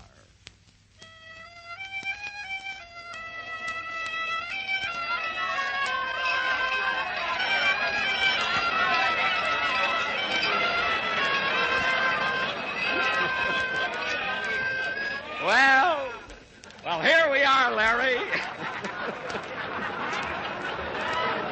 Larry, here we are in a real Egyptian bazaar. Did you ever think we'd see anything like this? Gee, this is even better than the Leia room at the Mission Inn. Yeah. Yeah, I hope I can buy some nice souvenirs here. Well, remember one thing, Jack. You've got to bargain with these people. Don't accept their first price. I see. You must try and get everything as cheap as possible. As cheap as possible? Don't let me forget that, will you, Larry? Oh, here comes the clerk. Now, remember, Jack, bargain with him. Don't let him stick you. I won't. السلام عليكم خواجات مرحب سعيد تفضلوا تفضلوا في الدكان. That's too much. What do you think we are, sucker? What do you think we are, suckers? None of that stuff. But, Jack, look, he was just bidding you welcome. Oh. Well, look, Larry, I want to buy something for Mary. Maybe a bracelet in gold filigree that'll cost about 30 piastres, you know? Jack, 30 piastres is $1.60.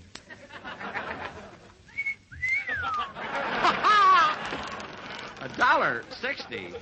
Oh, well, it's for Mary. How often do I come to Egypt? Go ahead, Larry. You speak a little Arabic. Ask him if I can have the gold bracelet for $1.60. Okay. عندك أسرة ذهب؟ كام؟ 40 ساعة. انتوا مجانين؟ احنا مش حرامية. اطلعوا برا. What did he say, Larry? He wishes he was on your draft board. Well, let me handle this, Larry. I'll talk to him. I can. Now, look, mister. Me like 'em, buy 'em, gift 'em. If not cost 'em too much. Savvy? Oh, how interesting. An American Indian, I presume. I'm not an Indian. I got red in the face waiting for the Riverside bus.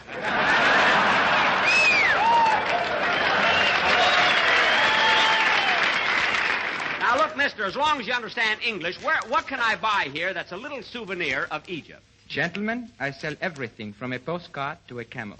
A camel? Say, that's an idea with a gas sorted. Gee, what a surprise when it arrives in Hollywood. Okay, mister, I'll buy a camel. Very good, sir. Will you take one hump or two? Oh, is there a difference? Oh, certainly, sir. A one-hump camel can go 7 days without a drink, and a two-hump camel can go 21 days. Oh, really? Well, what does he keep in his second hump? Pepsi Cola. Oh, I see. Well, okay, mister, I'll take the two-hump camel and a bottle opener. Yes, sir. The camel is yours. Where shall I deliver it? At Shepherd's Hotel here in Cairo. I'll pick it up in the morning. Oh, wait a minute. Is there a charge for delivery? Oh, no, sir. Well, then send it to 360 North Camden Drive, Beverly Hills, California. Come on, Larry, let's go. Gosh, what a wonderful street this is. Larry, listen to that. That's real native music. Just the kind you were so anxious to hear.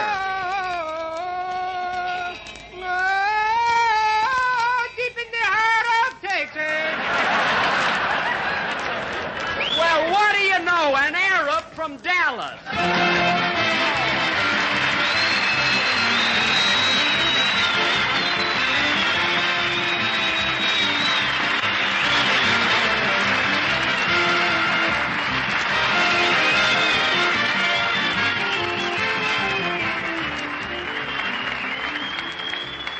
Friends, if there's anything more delicious than a bowl full of crisp, malty-rich grape nuts... Say, Don, that reminds me. Do you know what I got Jack for his birthday? Now, it's something crisp. Can you guess? Ah, Phil, you're so obvious. Friends, grape nuts are truly distinctive with a wonderful sweet-as-a-nut flavor. Don, my present for Jack has a sweet-as-a-nut flavor. Now, can you guess? Oh, Phil, be yourself. Let it go. And, friends, grape nuts are a mighty thrifty buy. That big little 12-ounce package brings you up to 16 servings for only about a penny a serving. Grape nuts are plentiful and unrationed. Don, my present for Jack is unrationed. Now can you guess? Oh, brother, are you corny? And friends, grape nuts are chock full of whole grain nourishment. One kind of nourishment nutrition experts say we need every day. Oh, gee. Whole grain nourishment? Well, I can't say that about my present. What do you mean? You can always say that about grape nuts. Grape nuts? Oh, I didn't get grape nuts for Jack. What? Well, what have you been talking about all this time? I've been talking about a box of peanut brittle, Don, see? Oh, Phil, who ever heard of peanut brittle with milk and sugar for breakfast? You better go out and get Jack some grape nuts.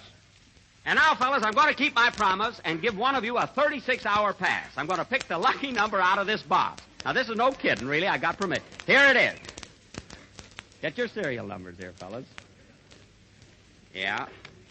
It's number 041650. 041650.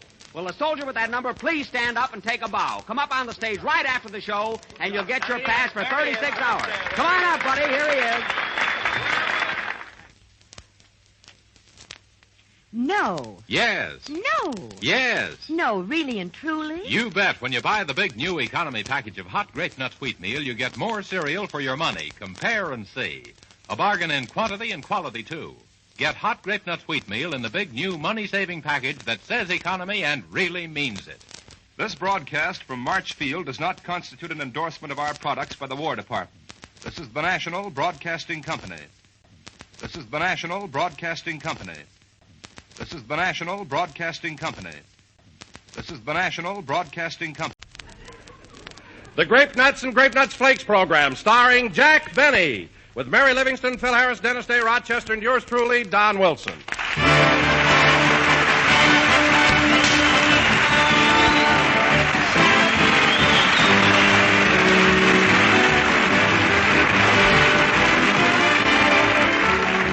You know how we talk about a man being a swell provider, don't you? Meaning he's the guy that produces the goods, and how. Well, tonight I'd like to talk about two swell providers for your breakfast table. They're Grape Nuts and Grape Nuts Flakes. Boy, do they produce the goods. First, with that grand, go-right-to-your-heart flavor, the malty rich flavor of sun-ripened wheat and malted barley. Grape Nuts, crisp and crunchy. Grape Nuts Flakes, delicate, toasty brown flakes. Oh, boy. Why, when you sit down to a breakfast with one of these two cheerful, tempting treats, right away you feel all's right with the world. And you'll continue feeling that way all morning long. You see, nutritionists tell us the adequate breakfast should include a cereal with whole grain food values.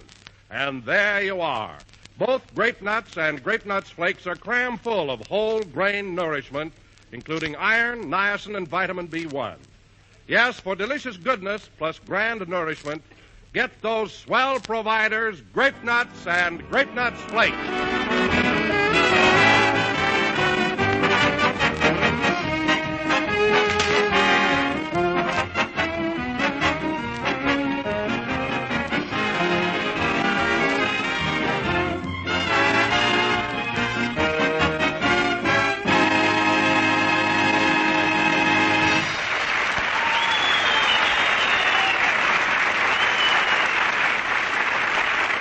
And now, ladies and gentlemen, as our show opens today, we move the clock back a few hours and take you to Jack Benny's house, where Jack is entertaining his friend, Groucho Marx, and Rochester is busy cleaning up the library.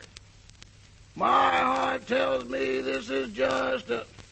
My, this library sure is dusty. Must be 50 shelves in here. I wish Mr. Benny would get books for them. This room certainly looks empty. Just a pair of bookends holding up a Social Security card.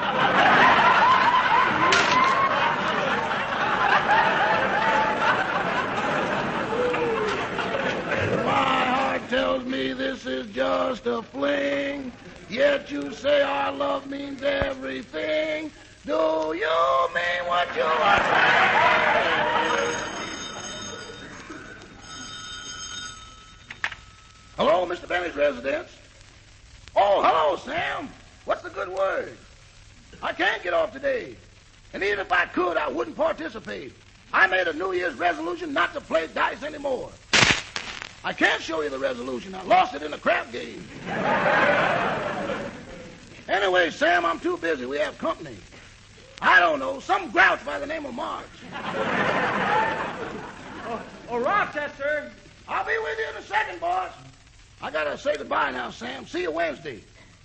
Oh, well, I'll see you Friday. The game ought to be over by then.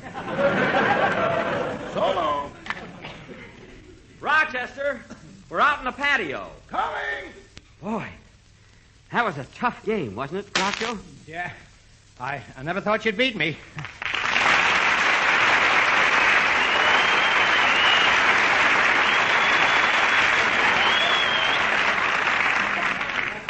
Groucho, would you like to start another game, or do you want to rest first? I don't need any rest. Only this time you set up the checkerboard.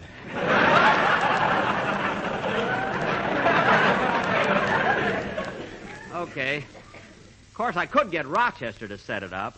No. That way we wouldn't get any exercise at all. That's right. Did you call, boss? Rochester, Mr. Marx and I just finished our game. We'd like a drink. I want a Coke.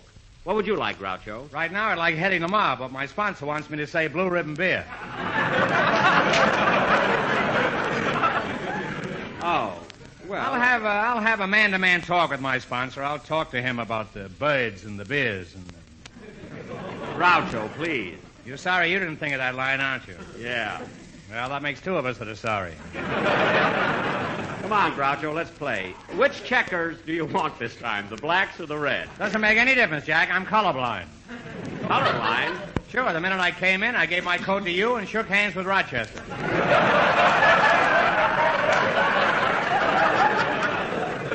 That was me. I spent last week in Palm Springs.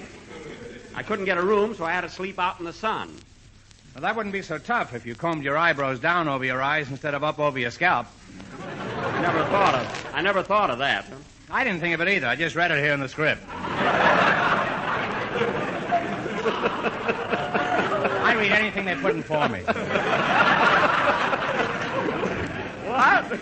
Yes, sir. Here's your Coke, Mr. Benny, and Mr. Marx, here's your bottle of beer. Thank you, Rochester. That'll be 15 cents. Rochester, Mr. Marx happens to be my guest. Oh, I'm sorry, Mr. Marx. There's no charge for the beer. Thanks. Say, how about a bottle opener? That'll be 15 cents. Rochester. Jack, I thought the ticket I bought at the front door covered everything. It does, Groucho. Now, here's your drink. Fine-looking beer. Glass of grape nuts with a head on it. Wish I could Groucho. say as much for you.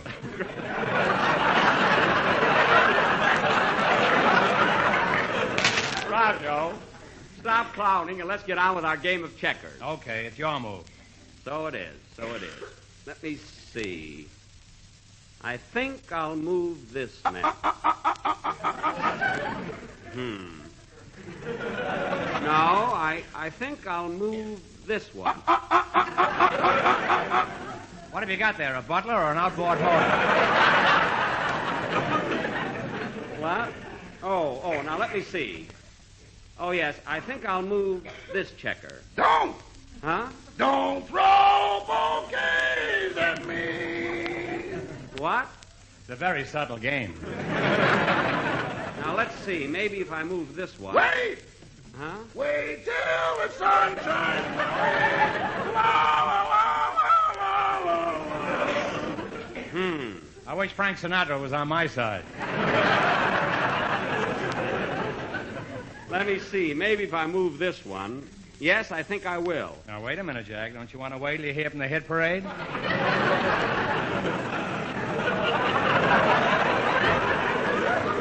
Now, wait a minute. Oh, I know. I'm going to move this one. My eyes tell me that is not the one. Huh? Unless you're playing just for fun. What? Do you know what you want?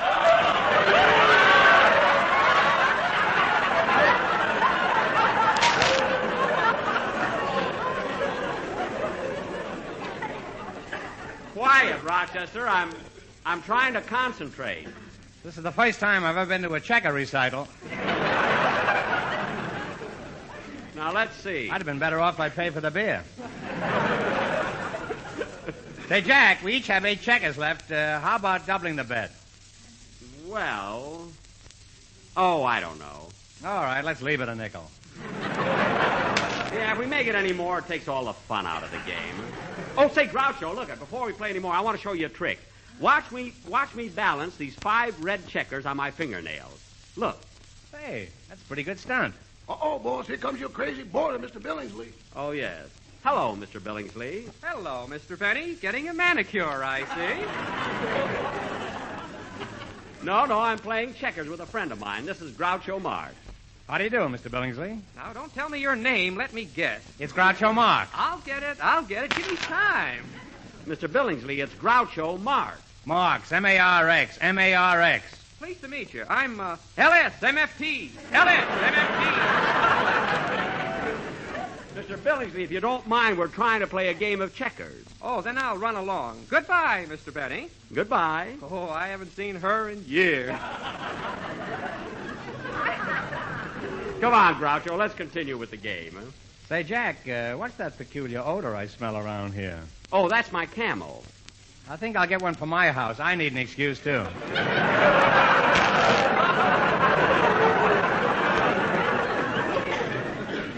Well, let's get on with our game. Gee, Groucho, isn't California wonderful? Here it is February, and we're sitting outdoors in our shirt sleeves, playing checkers. You're right, Jack. It's a beautiful day, not a cloud in the sky. Yeah. And say, isn't it... Groucho, isn't it funny how all of us radio comedians kid about the California weather? Yes, and try to make people believe that the sun doesn't always shine here. You said it. Go ahead, Groucho. It's your move. Now, let me see. I'll move this one. All right. Then I'll move here. Just a moment, Jack. That's off the board. Oh, then I'll move here. Go ahead, Groucho. Now, let's see. I'll move this one. Well, that makes me move this one. That was a pretty clever move, Jack. Now, let's see. Well, I'm afraid you're going to lose this game, Groucho. Oh, I don't care, Jack. Just sitting here looking at you is sheer ecstasy.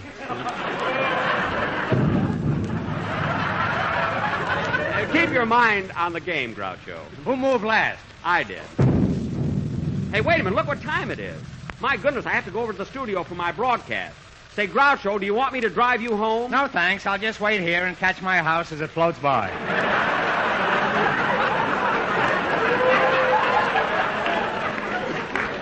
Oh, yes. Yes, you do live upstream, don't you? Just above the dam. Yes. Yes, we come down and spawn during the month of May. See, I got to pick up Mary and take her to the studio. So, say, Groucho, why don't you come along and see my program? All right, but don't forget, you're coming over to my program next week. Okay, Groucho, it's a deal. Okay, goodbye, Jack. Boss, you better come in. Why? That California dust is coming down in buckets. Oh, it is at that. Come on in, Groucho.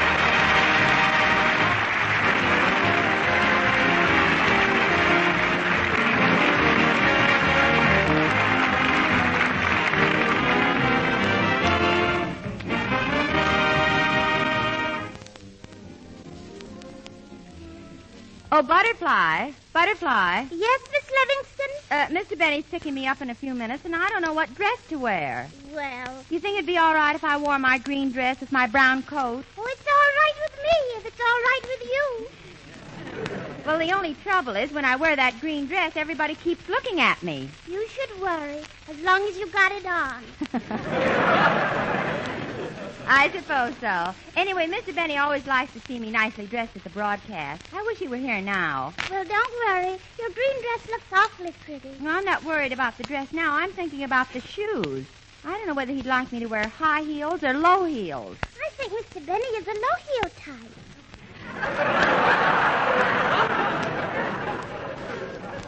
Butterfly, what do you mean? I mean, he'd like you to look shorter than him. Oh. Now, take my boyfriend, Jerome. He always wants me to wear high heels. Why? Does he want you to look taller? No, he likes to trip me. Trip you? Well, that's the most ridiculous thing I've ever heard. Oh, that must be Mr. Benny now. I better hurry along, Butterfly. See you when I get home from the broadcast. All right. Goodbye, Miss Livingston. And I hope you'll be very funny on the program. Well, thanks, Butterfly. I'm glad you're interested. Oh, it's not that. But when you don't get lost, I can't show my face on Central Avenue. Well, I'll try my best. Goodbye. Bye. Mary, hurry up. We'll be late for the program. I'm coming.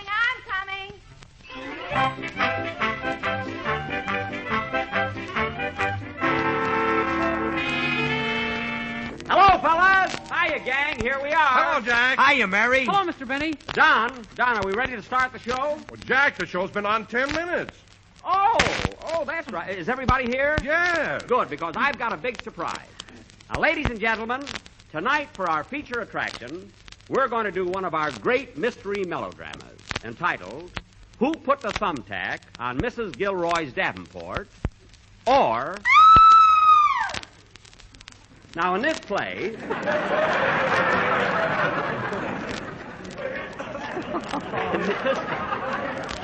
In this play, I will once again be that master super sleuth, Captain O'Benny. And Phil... Oh, for heaven's sake, Jack. Every time we do one of these plays, you always want to be the captain. Yeah, why don't you let somebody else be the captain? All right, Phil, you can be the captain. I'll be the sergeant. Well, it's about time I got a decent part. All right, you're the captain. And now, ladies and gentlemen, as the scene opens at police headquarters, the captain is found dead.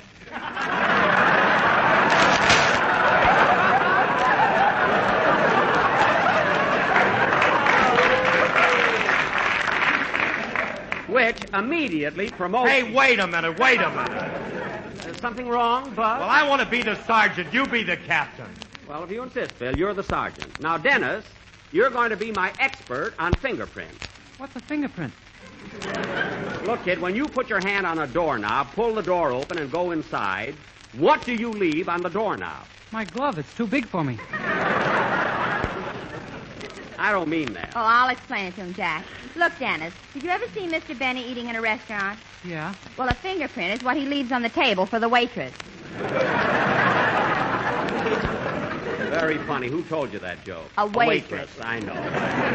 Phil, you and Dennis will be my assistants, and Don, you're going to be the murdered man. The murdered man? Yes. You don't mind, do you? Oh, no, not at all. But tell me, Jack, do I get killed before breakfast or after? Oh, Don, what's the difference? What's the difference? Are you crazy? Don. Why, if I'm killed before breakfast, I won't have a chance to eat those toasty brown sweet as a nut grape nuts flakes. I know, Donsey, but... Let me die after breakfast, then I can act. You can? Yes, my motto is eat a good breakfast, do a better job. Oh, I see. Well, all right, Don, we'll fix it that way. Anyway, ladies and gentlemen, this mystery melodrama will go on immediately after Don has his breakfast and Dennis sings his song. Go ahead, Dennis. Okay. Oh, Mr. Benny, before I sing, there's something I'd like to ask you. What is it, kid? Did Mrs. George Bernard Shaw leave you anything? No, Dennis. Go ahead and sing, will you?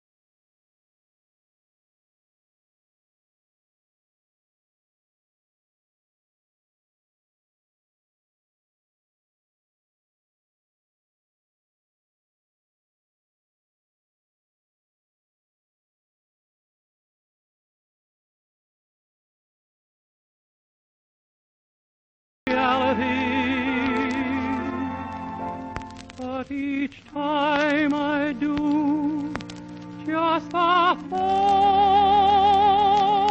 of you makes me stop before I begin.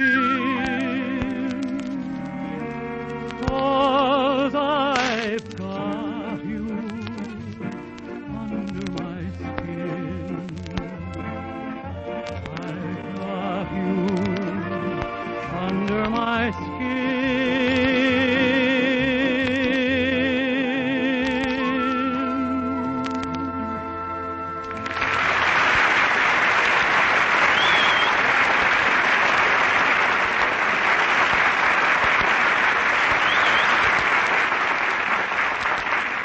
That was I've Got You Under My Skin, sung by Dennis Day. And now, ladies and gentlemen, for our mystery melodrama entitled... Say, Jack. What? Did you hear Fred Allen's program last week? Well, I was driving along in my car listening to the radio just as Allen was coming on the air. Oh, then you heard him. No. Fortunately, I had a wreck in the nick of time. What happened on Allen's program? Well, he was talking to Luella Parsons about the book she wrote. Oh, the one about all the leading radio and screen personalities? Yes, and Allen said if she tore out the pages about you, the book would sell for a higher price. Oh. Well, Allen was just mad because his life story was so short. Born in Boston, died in vaudeville. Buried in radio. There. Anyway, Mary, that book Luella Parsons wrote is really swell. It's called The Gay Illiterate. Hey, wait a minute, Jackson. Don't get personal. Phil, I wasn't talking about you. I just mentioned the title of the book, The Gay Illiterate. Yeah, there's nothing wrong in being gay. Thank you, kid. Anyway, getting back to Allen, I could tell you more, but since this is Good Fellowship Week, I must admit that deep in my heart, I love Fred Allen. And now, folks... Say, Jackson, that reminds me. You know, the magazine Billboard had a radio editor's poll, and they voted Fred Allen's program the funniest on the air. Oh, they did, eh? Well, let me tell you... Jack, this is Good Fellowship Week. Oh, yes. Congratulations, Freddie.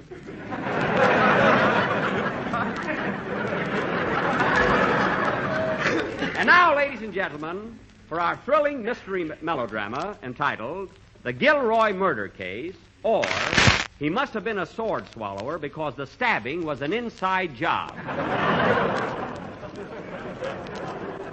That sounds like a Groucho Marx if I ever heard one. Huh?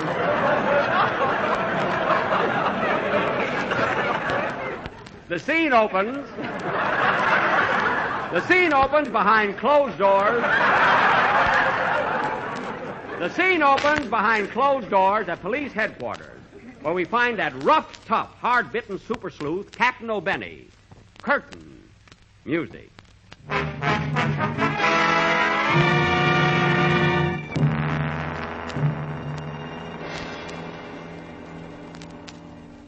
Lay that pistol down, babe.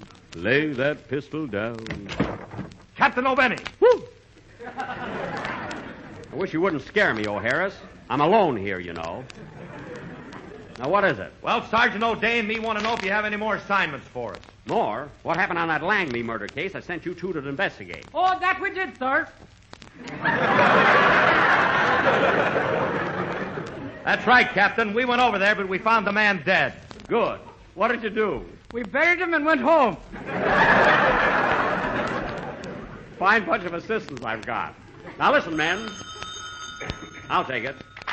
Hello, Police Captain O'Benny speaking. Oh, Captain, this is Mrs. Gilroy. Yes? Come over to my house at once. My husband was murdered. Murdered? When? Now.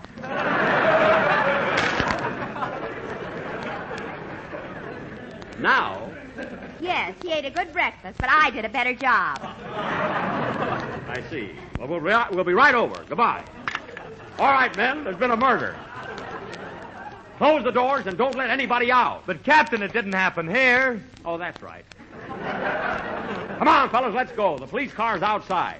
And we'll find the murder of Mrs. Gilroy's husband, or my name ain't Clearwater Clapsaddle O'Benny.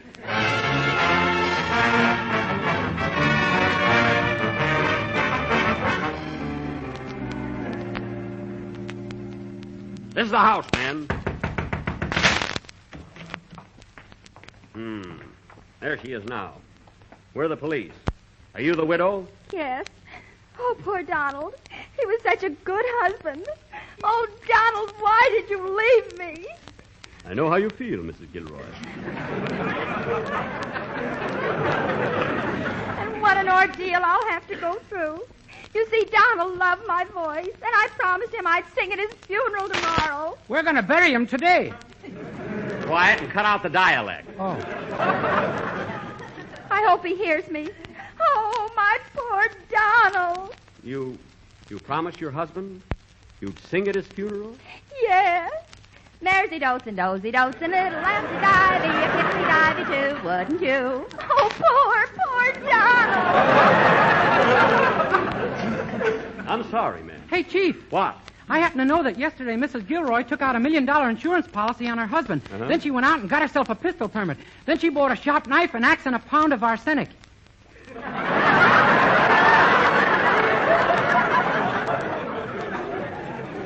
That must have been Phil Harris's line. Well, then what killed him? Measles. Oh, yes. X marks the spots.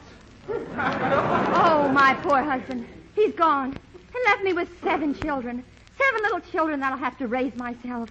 Oh, why did he have to die and leave me to care for those poor little innocent darlings? Oh, why? Wait a minute. Calm down. You haven't any children. I know, but this is the week of the Academy Award, and I thought I'd make a stab at it. Well, forget about it. Come in. Say, I understand that a man was murdered here a couple of hours ago. That's right. What do you know about it? Nothing. I just want to rent his room.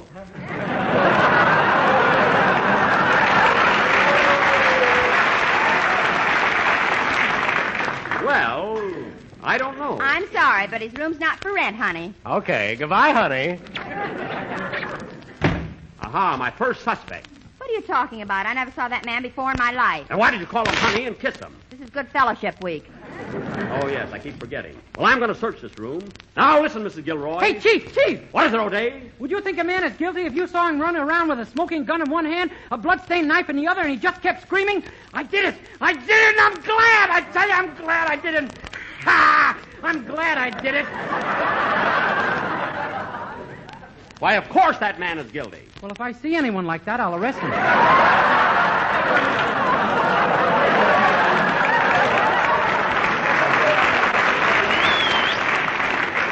That O'Day is a great detective. Now listen, Mrs. Gilroy. I'm going to search this room to find the murder of your husband. I'll look in this closet first. Aha, here's a gun. Put it in your handkerchief, O'Harris. In my handkerchief? Yes, then you won't erase the fingerprint. Okay. Now let's... O'Harris, what happened? I shouldn't have blown my nose with it.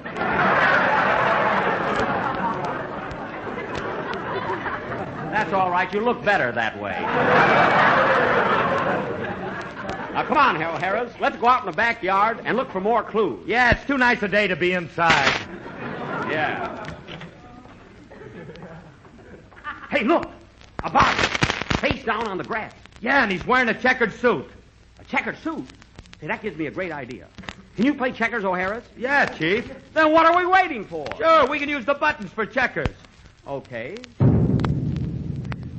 It's your move, O'Harris. Now, let's see.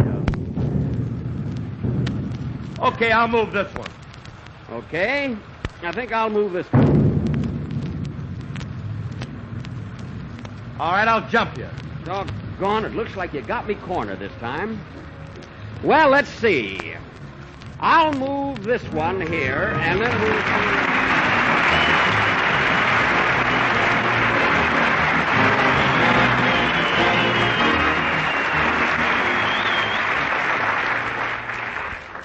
Mr. Wilson, you worked real hard in that mystery drama, so I'm going to help you out now. You're going to help me out? Yes, sir. I'm going to do some announcing for you.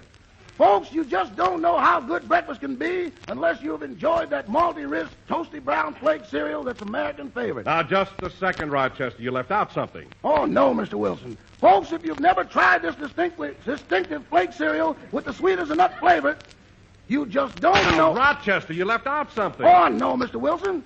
Folks, you never tasted anything more delicious than that malty-rich goodness, and that wonderful whole-grain nourishment is something you need every day. But, Rochester, listen, and this is important. You've left out something. What, Mr. Wilson? What did I leave out? You left out the name. What's the name of this malty-rich, toasty brown flake cereal with the wonderful whole-grain nourishment? Huh?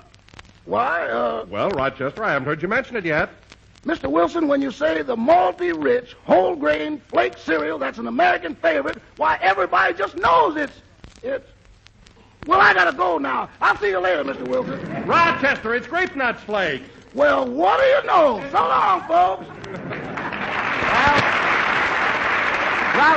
Groucho, I'll see you on your program next week. Good night, everybody. Good night. Aha and oh-ho, if you crave something good, get hot grape nut wheat meal. Ladies, you should. Aha and oh-ho, if you want a real prize, then ask for the big new economy size.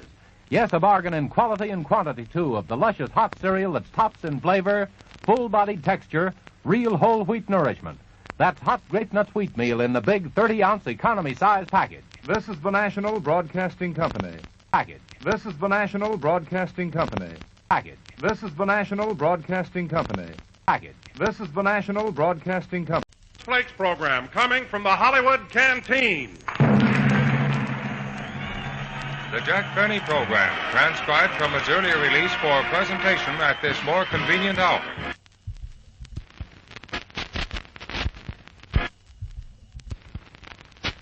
Eagership, they mean that it's not only ready, but raring to go. Well, for my money, that's a swell word for grape nuts and grape nuts flakes. Here are two eager as well as grand tasting breakfast dishes for you, all right. Both are so quick to fix, they're always ready, and after you've polished off a big bowl of their malty-rich goodness, you're raring to go. Yes, make them a part of your adequate breakfast, and you'll keep right on raring to go all morning long. Remember, Grape Nuts and Grape Nuts Flakes bring you all-around whole-grain nourishment, Energy Plus, and say, they're both such cheerful breakfast treats. There's such a pleasing, teasing zest to eating them. Grape Nuts, crisp and crunchy, Grape Nuts Flakes, tempting, toasty brown flakes. Yes, sir, for luscious goodness plus grand nourishment, you can't beat delicious, nutritious Grape Nuts and Grape Nuts Flakes. So eat a good breakfast, do a better job.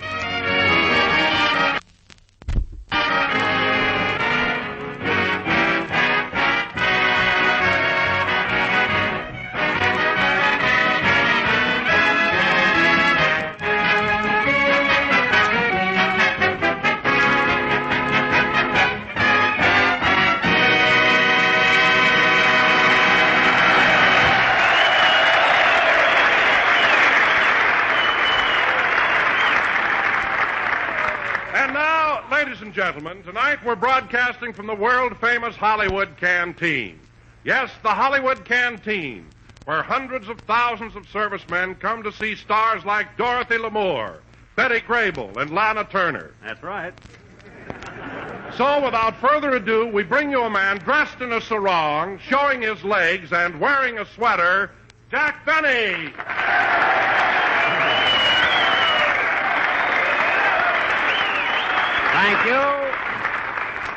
Thank you. Hello again. This is Jack Benny talking, and Don, I hate those corny introductions. You don't have to make up a lot of silly things just to be funny. But, Jack, I didn't make anything up. For one thing, you are wearing a sweater. So what? I'm cold. I've got just as much right to be cold as Lana Turner. Besides, when I take the trouble to knit something, I'm not going to throw it away. Anyway, I'm not trying to look like a glamour girl. Oh, hello, Phil. Hello, Don. Hiya, fellas. Gee, it's great to be here in the canteen. Hey. Hiya, Phil. Hello, Dorothy. Yes, sir, fellas. It's wonderful to be right here in the canteen tonight. Phil, stop calling me Dorothy. Oh, it's you, Jackson. I'm sorry. That sarong had me fooled. Phil, this is not a sarong. I've been making sandwiches in the kitchen, and I'm wearing an apron. An apron? Then how come you got it pinned up over one hip with a rose? Where? Oh, well, I didn't put it there. When I came here, that rose was in my lapel. Then what's it doing down on your hip? It's a rambling rose, and shut up. Anyway, we're here to entertain the boys, so let's get started. Yeah, and say, Jackson, you want to know what's happening tonight? What? Well, Alice is letting our baby daughter listen to the program for the first time. And, gee, I'd like to say a few words to her. Well, go ahead, Phil. Okay. Hello, my little bitty tootsie roll. This is your great big Dowdy talking. And your great big Dowdy is going to come home soon, and then a little Lamsy Wamsy can pull your little arms around him and give him a great big kiss. Oh, that was cute, Phil. Thanks, Jackson. Now I'd like to say something to the baby.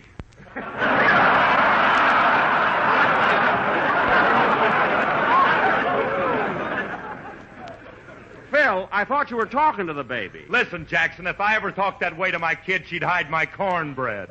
Well, I wouldn't blame her.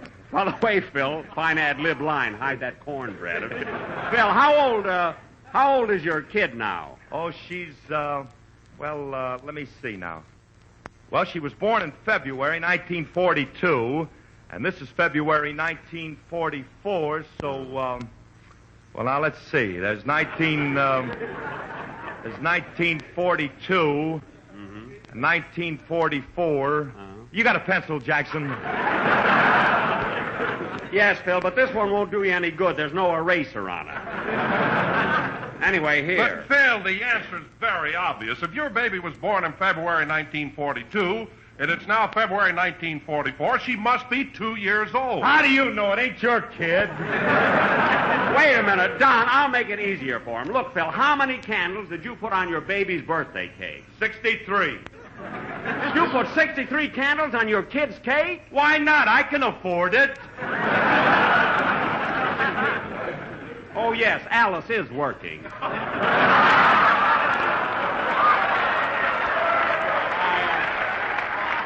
But,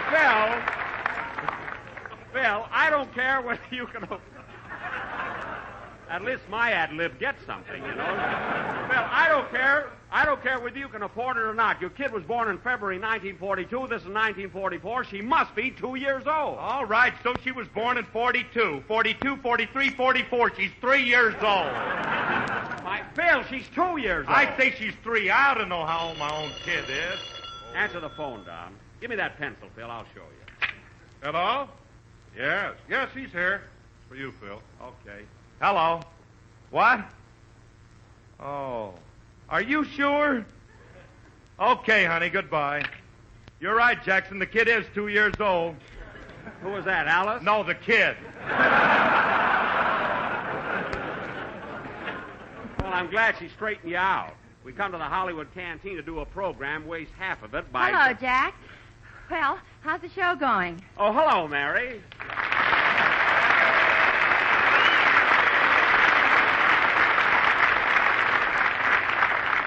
Mary, I was trying to find you. Where were you? You're all out of breath. Your hair is mussed up. Look at your shoes. What happened? I was jitterbugging with a soldier in the middle of Vine Street. In the middle of Vine Street? Mary, if you're going to jitterbug with a soldier, you should do it right here at the canteen. Where do you think we started?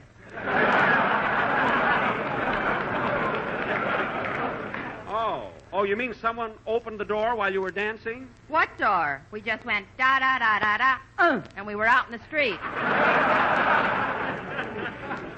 Well, most of these boys here are in such a hurry. They like to dance with a girl and see the town at the same time. Well, it wasn't so bad when there were just the two of us dancing down the street, but before I knew it, we picked up 12 more soldiers, 17 sailors, 9 Marines, and 2 civilians. 2 civilians? Yeah, with that mob hanging on me, they thought I was the Sunset Bus.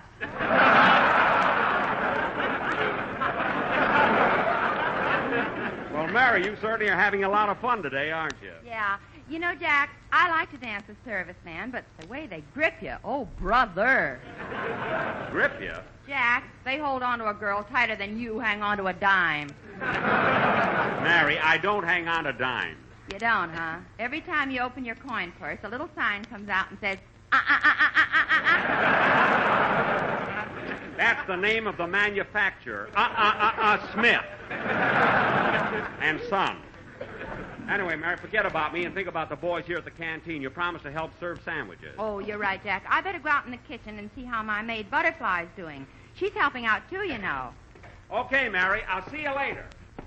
My heart tells me this is just a fling, though you say our love means everything. Oh, Butterfly, Butterfly. Yes, Miss Livingston?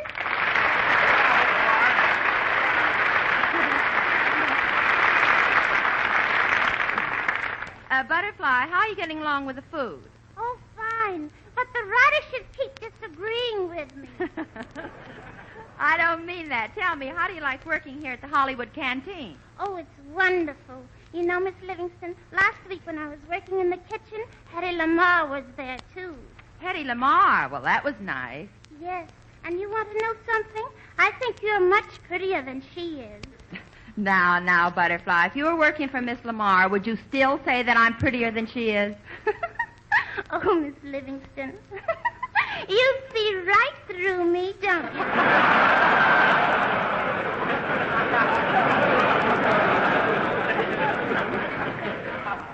Well, flattery is nice, but you shouldn't overdo it.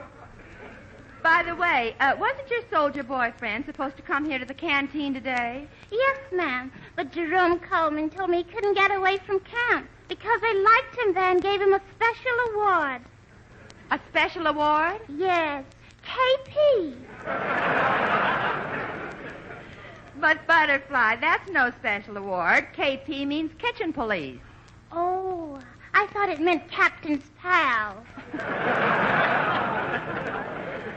Well, it doesn't.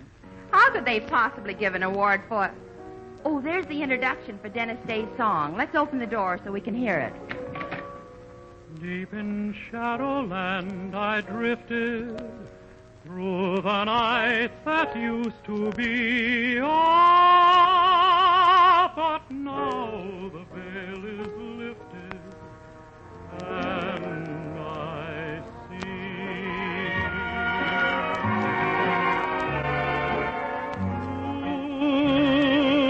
heaven, one high in the sky, heaven, one here in your eyes.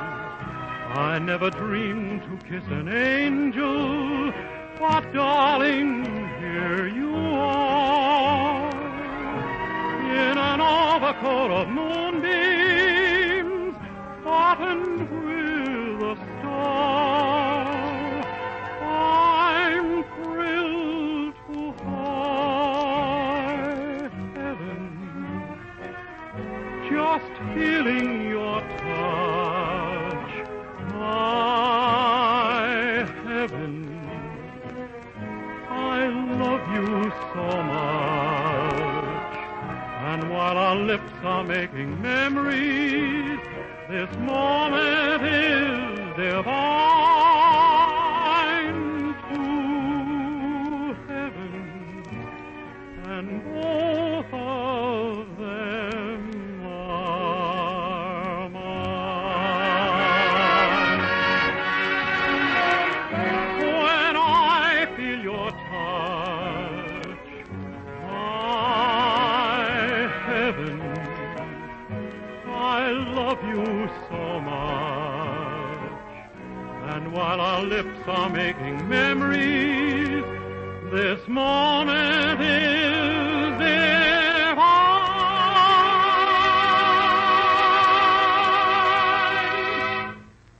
I see to heaven, both of them are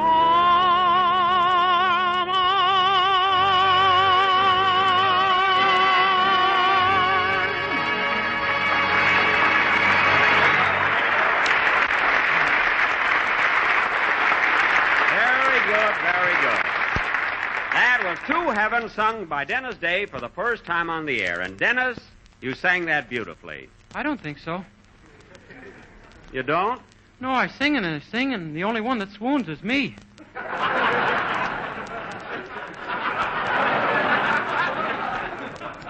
Well, kid, you certainly are frank. I wish I was. I don't mean him. Now, look, kid. After our show tonight, I want you to go home and pack because we're going up north to do some camp shows. Up north? Yep. Oh, boy, are we going as far as San Diego? Dennis, San Diego is south of here. That was before the rain.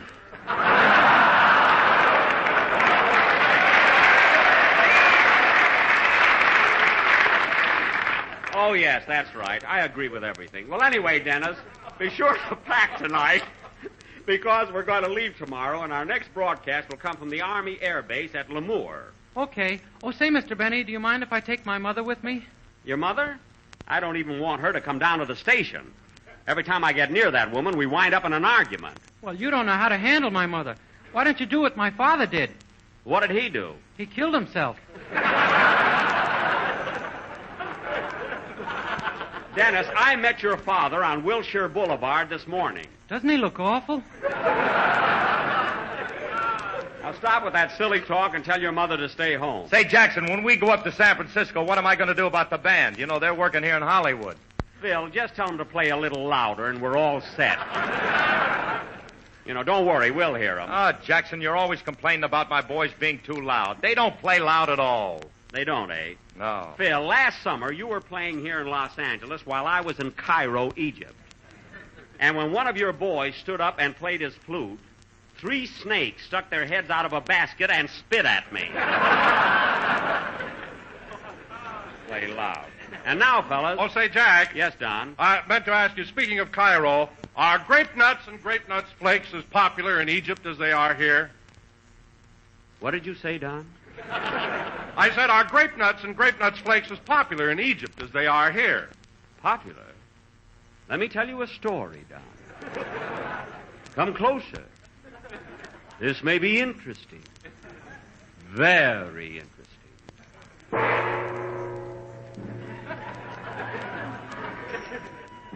I was crossing the Sahara Desert on a camel, and the sun, the merciless, unrelenting African sun, was beating down, scorching the desert sand. When out of this burning vastness, a figure came staggering toward me, weak from exhaustion and starvation. As I jumped down off my camel, this man, this stranger, this wanderer, crawled up to me, and sobbing hysterically, he cried, Food! Give me food! I'm starving, I tell you, starving! Save me! Oh, save me! I'm dying! I gazed at this pathetic figure.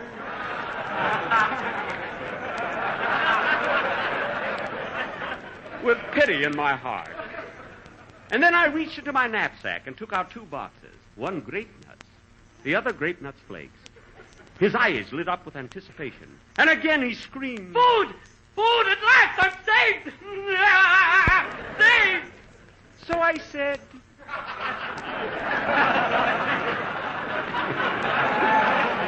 Here, my good man, which will you have, grape nuts or grape nuts flakes? For the next 3 days, he couldn't decide.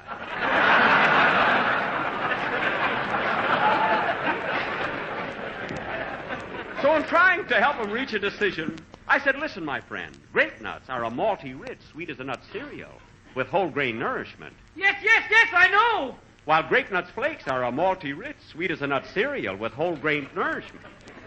So he looked up at me and said, I like them both, I tell you. Both. I don't know which to eat. Oh, save me. Help me decide. So I said, take them both, my good man. They're not rations. So he took them down and he ate them both, grape nuts and grape nuts flakes, not even noticing there wasn't any sugar and cream. And when he got through, he was so happy and so grateful to me for saving his life. He threw himself on the ground in front of me and said, My, what big feet.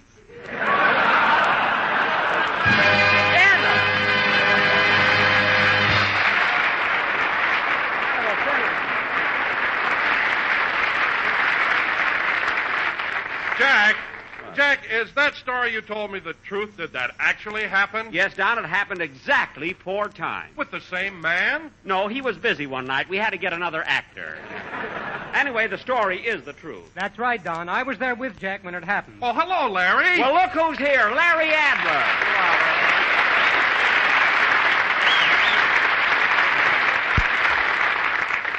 Larry, what are you doing at the Hollywood Canteen? Oh, I drop around here quite frequently. So do I. I generally bring my violin and play for the boys. Well, one thing, Jack, you know your constitutional rights.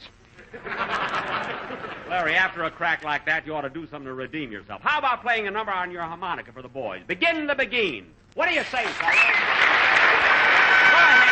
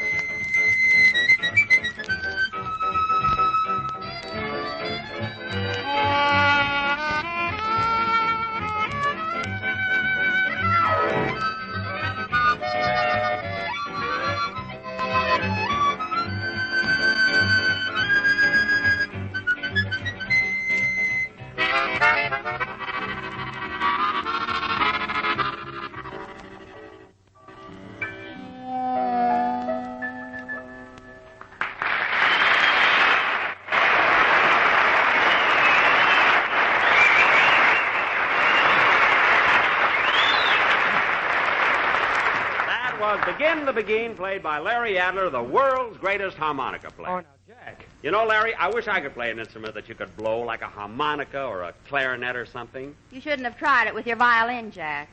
Now, what do you mean? Well, I saw a picture of you and Larry in North Africa, and you had your violin in your mouth. Yeah? Mary, that picture was taken just as the boys were shoving it down his throat. Oh, yes, I recall that. Say, Jack. Yes, Don, with sugar and cream. Yes. And now, fellas. Oh, say, Mary.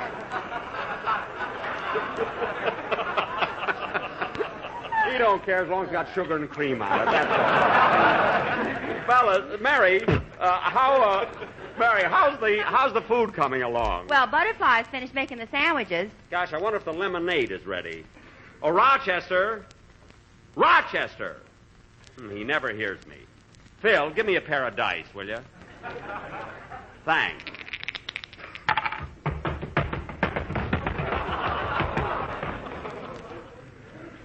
Who's doing it? For how much? And what's the point? Rochester!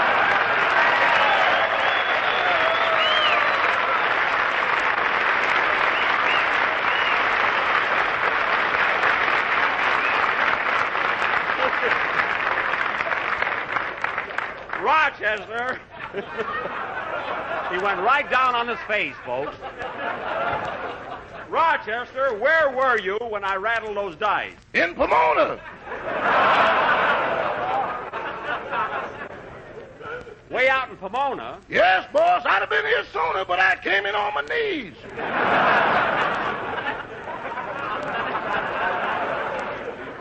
Get up off your knees. People will think you're Al Jolson. Al Jolson? After it rains, I'm still Rochester. Who's he?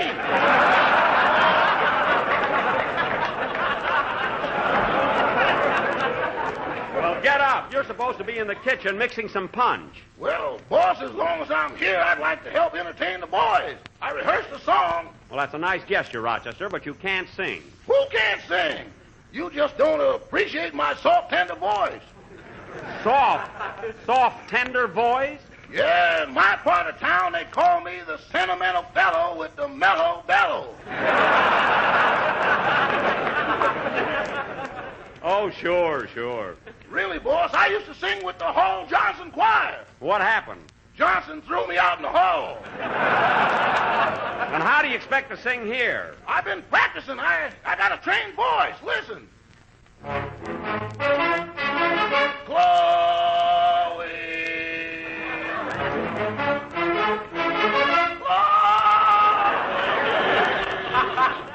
Wait a minute. You call that a trained voice? Yes. Sounds like it was trained with a whip and a chair. Anyway, Rox, I'm not going to argue with you any longer. You can't sing here. Now, wait a minute, Jack. This is the Hollywood Canteen. If he wants to sing, let him sing. Oh, hello, Eddie. Oh,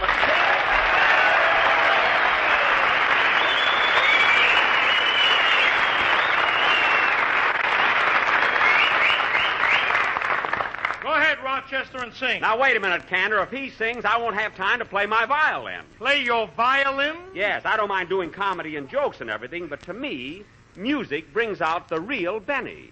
Anybody who hasn't got an answer to that is stupid.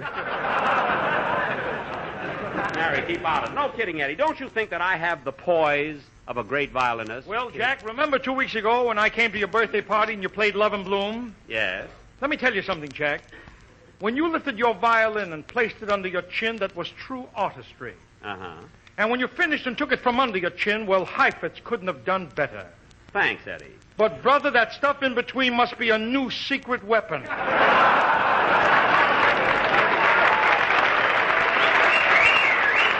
what do you know about music? You're just jealous because I've been in show business longer than you have. How could you have been in show business longer than I have? I'm older than you. You're older than me? Are you kidding? I'm older than you. What are you talking about? I'm much older than you. I'm 39. 39? Well, I'm... Oh, are you as old as that, Eddie?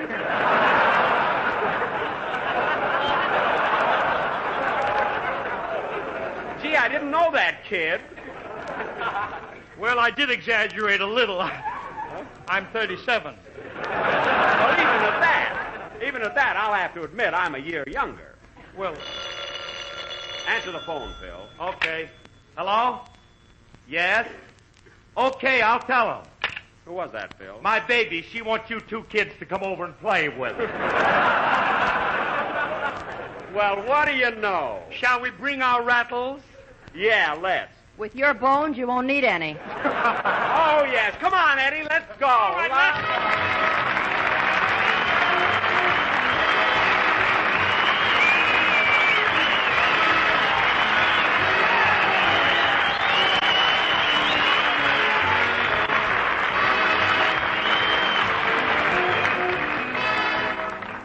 Well, fellas, we sure had a lot of fun here at the canteen, and Larry Adler, thanks a lot for joining us. You're welcome, Jack. It was swell. And Eddie, it was nice of you to drop over, too. Say, Jack, do you mind if I say a word? No, not at all. Go ahead. Ladies and gentlemen, I'd like you to listen to my program next Wednesday night when I have a most important announcement to make. Somewhere there is a man in uniform who will be $5,000 richer when he returns from the war. You, his mother, his father, sister, brother, wife, sweetheart, or friend can help him get that $5,000. For complete information, listen to my program over the same station next Wednesday night. Goodbye. Well, this has been rather a musical program, wouldn't you say, Mary, with Dennis singing and Larry Adler's fine harmonica solo? It's too bad Jack didn't play his violin. Well, to tell you the truth, Don, I know why Jack didn't play his violin tonight. Oh, why, Mary? Well, he didn't take time this morning to eat a good breakfast. Well, Mary, do you mean if Jack had eaten a good breakfast, he could have played his violin? No, but at least he'd have the strength to hold it. Well, I think you're right, Mary, and My idea of a good breakfast is one that includes delicate, toasty brown grape nuts flakes with a crisp, distinctive texture and grand sweet-as-a-nut flavor. And grape nuts flakes are a whole grain cereal, so they bring you all-around bodybuilding nourishment. They're a thrifty buy in the big 12-ounce economy-size package. So, friends, if you want to play the violin beautifully, start your day with delicious, nourishing grape nuts flakes. Eat a good breakfast, do a better job. And, fellows, we'll be with you next Sunday night broadcasting from the Army Air Base at LEMOORE near Fresno, California. And to the Hollywood Canteen, thanks for inviting us to broadcast here today. Good night, folks.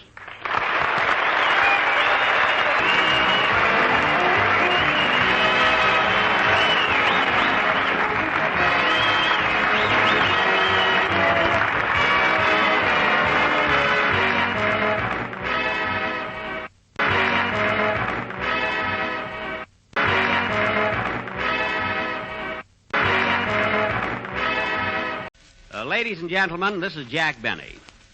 There's a tough job ahead of us in winning this war, and millions of more whacks are needed to help win it. This need is real.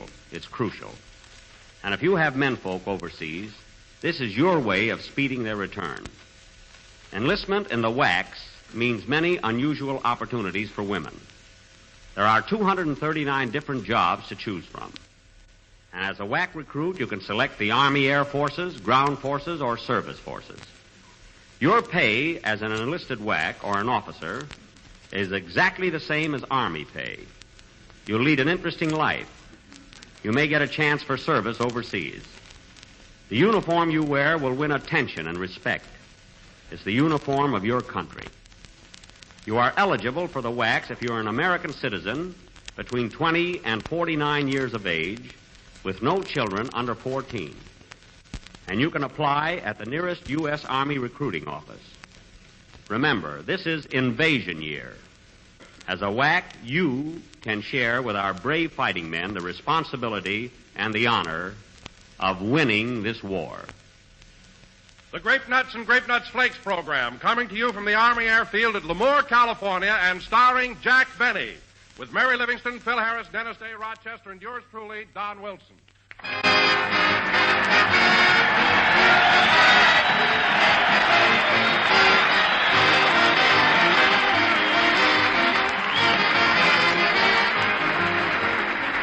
Look, folks, the crops are good this year, and there's enough food to go around if we all do our part and back up Uncle Sam's no-point, low-point food program. That means if we all eat plenty of the swell foods we can get for few points or no points. Now, one of the foods we're asked to eat more of are cereals with whole grain food values, because they're plentiful, thrifty, wholesome, and they cost no points at all. Well, malty-rich Grape Nuts and Grape Nuts Flakes are two delicious cereals that are crackling full of all-around whole grain nourishment, including proteins, iron, niacin, and vitamin B1. And don't forget that cereals with whole grain nourishment, like Grape Nuts and Grape Nuts Flakes, are a must for that adequate breakfast you should eat. Yes, doctors and dietitians say you should get at least 1/4 of the entire day's nourishment at breakfast. So start the day right, folks. Eat a good breakfast, do a better job, and enjoy nourishing no-point Grape Nuts or Grape Nuts Flakes every morning.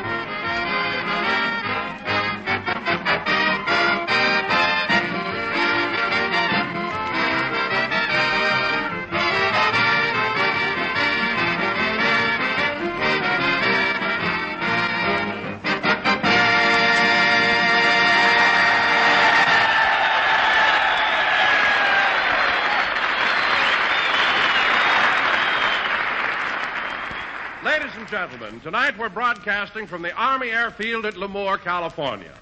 And now, folks, I don't mean to brag, but I've been a radio announcer for 15 years. And a mighty good one, too, Don. I know. And of those 15 years, 11 have been spent in introducing Jack Benny. How proud you must be, Don. 11 long years.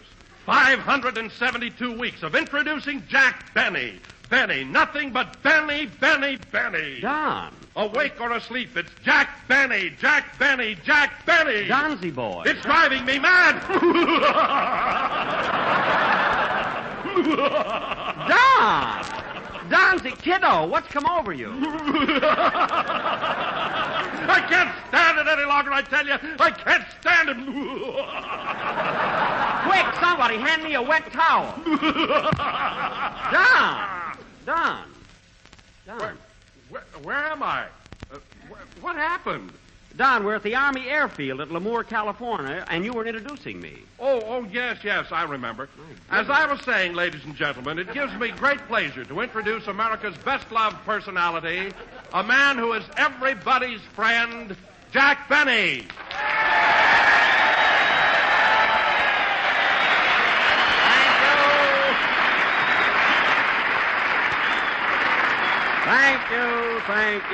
Thank you. This is Jack Benny talking, and Don, I was surprised, really amazed at the way you broke down during my introduction.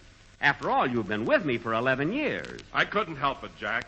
It was just something that's been pent up inside of me, and I've been fighting against it. Oh. Well, how long has this been bothering you? 11 years.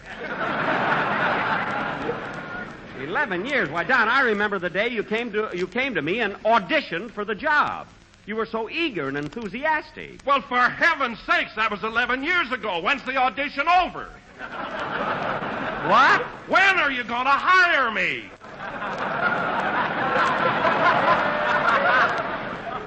Don, are you trying to force me into making a snap judgment?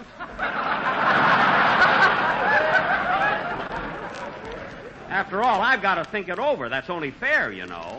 Well, I'm giving you my ultimatum, Jack. Either you'll have to start paying me right now or I'm walking off the show. Well, I'm waiting for your answer. Don, don't rush me. My goodness. After all, I can't say... Hello, Jack. Oh, hello, Mary. You're just in time.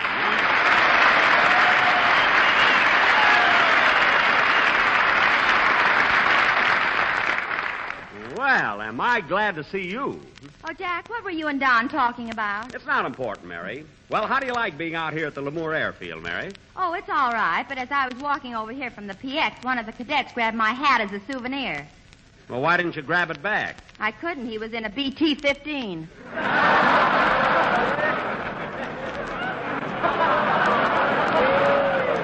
Oh, Mary, they don't fly that low. They don't, huh? All I know is when they have a date with a girl, they pick their flowers on the way. Really? How do you know so much about these boys? Well, when we got here this morning, one of the cadets told me he'd show me how to fly an airplane. So we went up for 2 hours. Did you learn anything? No, I knew how to kiss that way before I went up. Now, wait a minute, Mary. The cadet didn't take you up without an instructor, did he? That guy didn't need one. Oh. Well, what do you say, Jack? I'm waiting for your answer. I'll be with you in a minute, Don. Tell me, Mary. Mary, are you as popular here at LEMOORE as you were at the other camps we visited? Well, I don't know, but that handsome cadet who took me up in the airplane went for me in a big way. Really? Yeah. He wants to impress me and show me how sophisticated he is. Uh-huh. So tonight he's going to take me to the El Patio.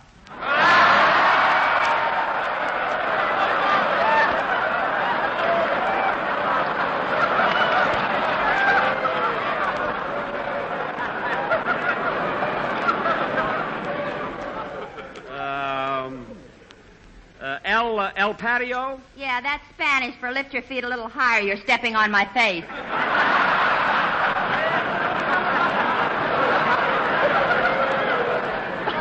Oh, is it, oh, fella, you should see this gang. Is the El Patio crowded? Huh? Crowded? Yeah. A private walked in there one night and came out wearing a second lieutenant for a hat. Well, what do you know? What do you know, a brass hat? Well, that's very good. That's good. Jack, I'm still waiting for an answer. Don, don't be such an eager beaver. What's the matter? A fat one, too. Don, can't you see I'm talking to Mary? But you've already talked to Mary. Now, I want a decision or else. Jack, tell me, what's this all about? Mary, it's nothing. Well, I don't know. Every time you say it's nothing, somebody sues you for it. Well. Now tell me, what does Don want? Well. Go ahead, tell her. Well. Hello, Mr. Benny. Dennis, how are you, kid?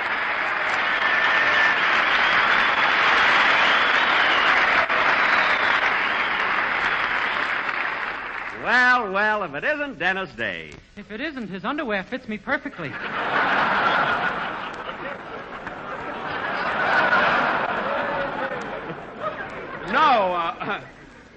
No, Dennis.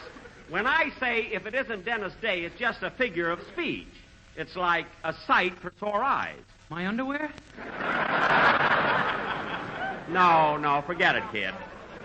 Well, anyway, Dennis, I'm glad you're here. I really am. Thanks. Yes, sir, I'm sure glad to see you. You know, kid, I've always had your interest at heart. Gee, Mr. Benny, do you really mean that? Of course I do. And my mother said you were a louse. Your mother certainly doesn't like me, does she, Dennis? No, every time I mention your name, she calls you a louse. Well, then why do you keep mentioning my name? She tricks me into it.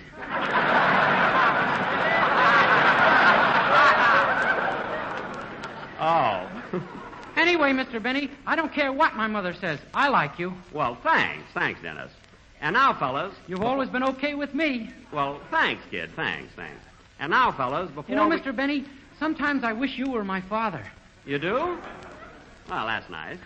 And now, fellas... So does my father.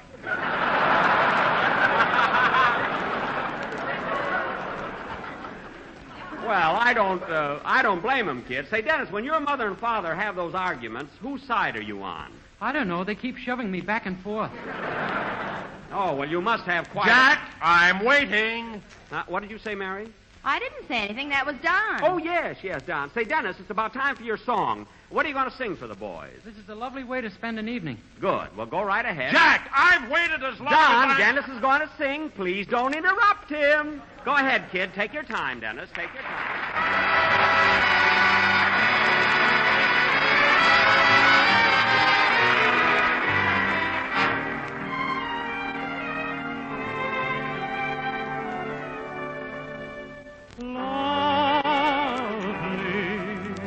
Never, never change. Keep that breathless charm. Won't you please arrange it? 'Cause I love you. Just the way you look tonight. This is a lovely way to spend an evening. Can't think of anyone as lovely as you. This is a lovely way to spend an evening. Can't think of anything that I'd rather do. A casual stroll through a garden, a kiss by a lazy lagoon, catching a breath of moonlight, humming a favorite tune. This is a lovely way to spend an evening. I want to save all my nights and spend them with you. 'Cause I love you just the way you look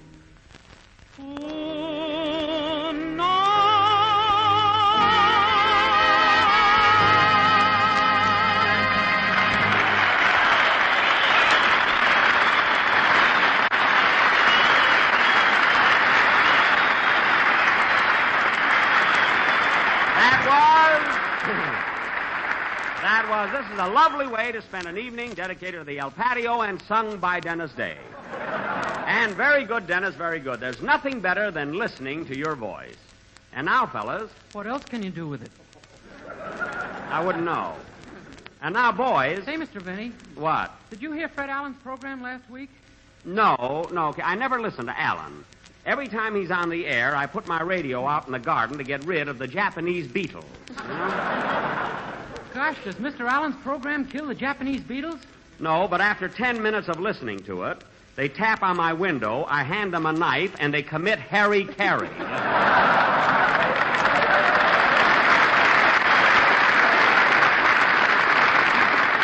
You know, Allen's a sort of a coast-to-coast flit gun, you know?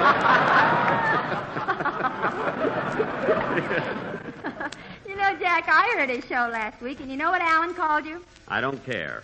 He said you were the Surrey with no fringe on top. Well, now, isn't that clever? The Surrey with no fringe on top. Oh, hubba, hubba, hubba. Isn't that... Jack, you're just sore because Fred Allen is funnier than you are. Listen, Mary, I played in vaudeville with that guy, and I know just how funny Allen is. He'd start off his act by laying an egg, and for an encore, he'd hatch it. So don't tell me about Allen. All right, Jack. Why, when he played a theater, it was so empty, the balcony came down and sat in the orchestra. So don't tell me about Allen. All right, Jack. And what a ham he is for applause. In one theater, a mousetrap happened to snap shut, and he took 4 bows.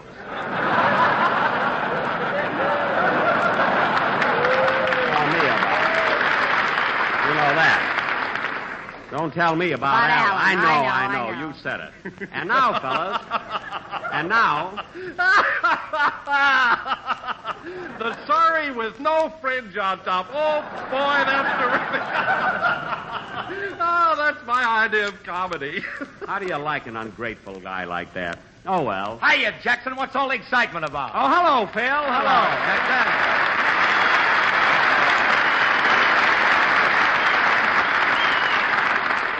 Say, Jackson, what's the Wilson laughing about? Who knows? Go ahead, Don. Tell Phil a joke. Okay, get this, Phil. Last week, Fred Allen... Don, hold your stomach still. You're air conditioning the theater. Please. Well, come on, Don. Lay it on me. Let me hear it. Well, Fred Allen called Jack the Surrey with no fringe on top.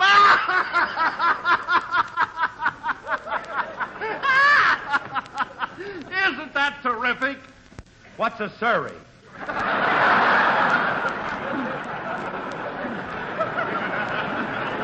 There you are.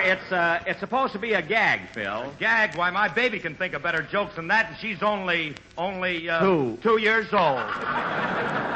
Remember, I figured out her age for you last week, remember? Oh, yeah. And you know something, Jackson? Alice knew it all the time. Really? Yeah. Well, hubba, hubba, hubba. Well, Phil, it's a shame. You know, Phil, it's really a shame. You know, you're such an intelligent-looking fellow. It's too bad you didn't have better schooling. Well, it ain't my fault, Jackson. You see, my folks wanted me to be a great musician. A great musician. Phil, it took you 5 years to learn how to put a nickel in a jukebox. Well, Jack, I've never seen you put a nickel in a... Maybe not, but I know how.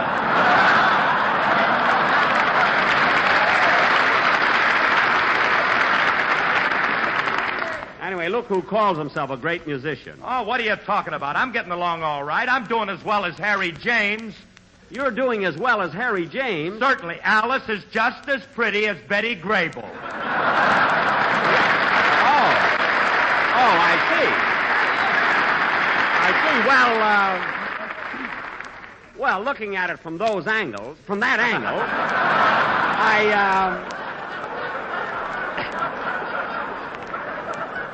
I must agree with you.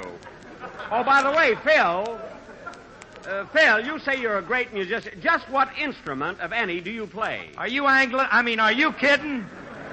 I played drums for 12 years. Oh. Say, Phil, if you played drums for 12 years, how come you became an orchestra leader? I lost one of the sticks.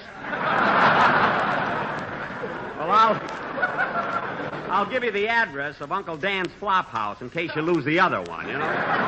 Anyway, Phil, I'm a better musician than you are. At least I'm not afraid to play my instrument. No wonder. You've got the only violin in the world with a built-in foxhole. Built-in foxhole. When Jack plays, the fox comes out and takes up a collection. Mary, I had to let the fox go. He wanted a 10% cut. I can go along with the gag. Say, I'm kind of foxy myself. You're too old to be Wolfie. Dennis. Don't be mad. I don't know what it means. Well, if you don't know what you're talking about, be quiet. Now, Phil, as long as you've got one stick left, how about shaking it at your sad sack musicians and see if a band number comes out? Okay. Wait a minute, Phil. I'll take the phone. Hello? Oh, how are you? Yes, I'm broadcasting from the LEMOORE airfield today for the soldiers. What? You'd like to entertain at a camp, too? Oh, sure. You needn't be afraid. Soldiers are wonderful audiences. Of course they'll laugh at you. Sure, sure. Now, you go right up there and don't be nervous. You're welcome. So long. Who is that? Bob Hope. Go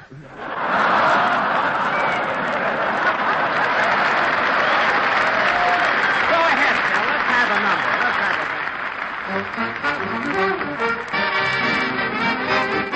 One more time, just one more time. Let me do the things that I used to do. Let me sit down to some tea for two. One more time, just one more time. You can bawl me out, you can call me names if you let me play those parlor games. One more time, just one more time. Eating all alone, being all alone's making me lazy. Walking all alone, talking all alone's driving me crazy. One more time, just one more time. You can call me names, you can drink my gin if you'll snap that lock and let me in one more time.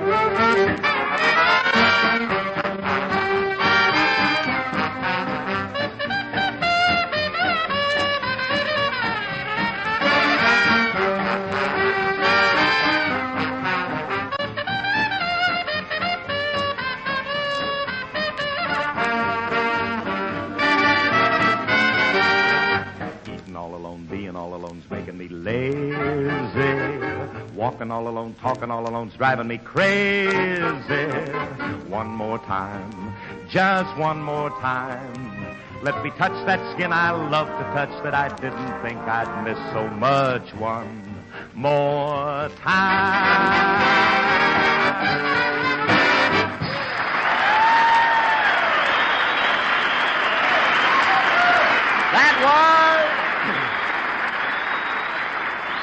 That was Just One More Time, sung and played by Phil Harris and his Makes You Want to Go to Hanford Orchestra. And now, kids, before we go any further, in fact, I meant to tell you about this at lunch. I had the funniest dream last night. It was so realistic, and all of you kids were in it.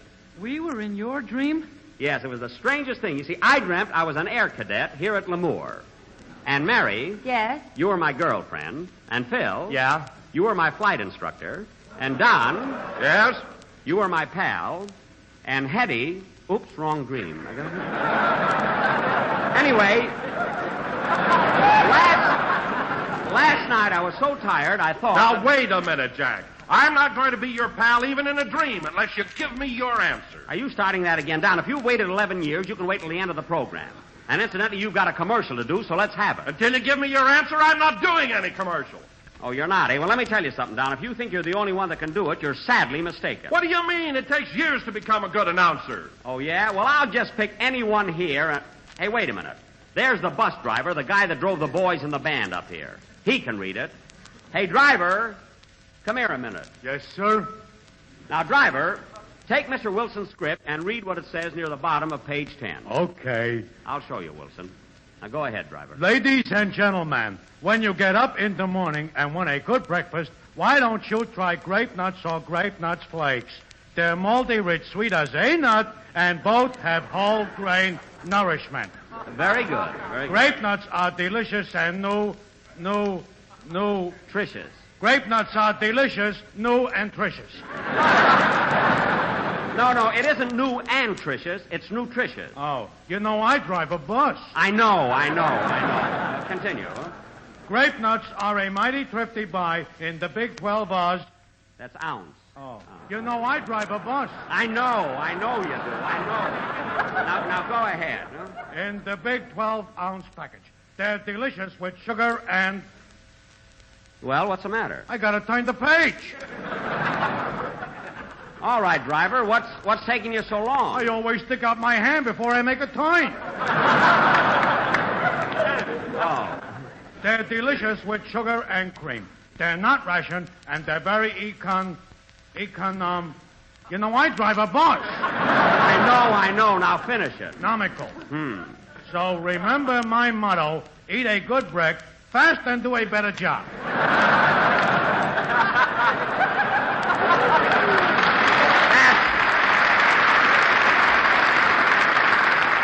Look, jerk, that's eat a good breakfast and do a better job. Anyway, thank you very much. You're welcome. Hey, you know, Mr. Benny, back there where I stuck my hand out to turn the page? Yes? That was a joke. Well, it was very clever, very clever. Now go over there and sit down. Say, Mr. Benny. What, kid? If you ever want a singing commercial, I can do it. A singing commercial? You can? Sure. Oh, what a beautiful morning. Oh, what a beautiful day. I've got a beautiful feeling that grape nuts and grape nuts flakes with sugar and cream are coming my way. George Burns can sing it that good. Hey, that's kind of cute, though. Huh? You think it's too subtle? No. We'll use it sometime. Hey, Mr. Benny, why didn't you tell me you wanted a song? I can do that, too. Well, look, it may be some other time, driver. Merci, don't send a lamb, see grape nuts, a kettle, eat grape nuts, too, wouldn't you? That's fine. With cream and sugar. That's enough. Look, that's enough. That's so delicious. Now cut that out. Why, what's wrong with grape nuts? Nothing. I don't want to hear any more singing. Now, as I was saying, I'll get it. I hope it's a sponsor. Quiet. Hello? Hello, Mr. Benny. This is Rochester.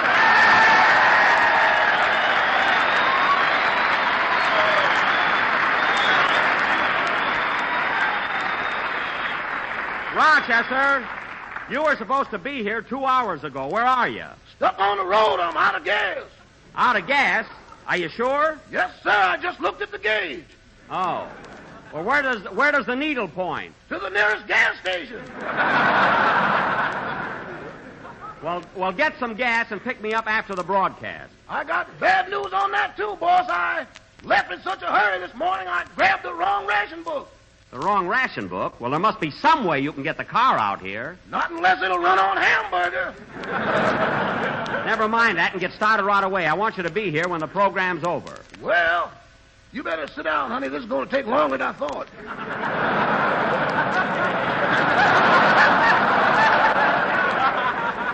Rochester, who are you talking to? A lady who's having car trouble, too. Oh, sure. Sure, I suppose she also ran out of gas. Uh-huh. And at the same time. Uh-huh. I suppose she even ran out of gas in the same place. In fact, in the same car.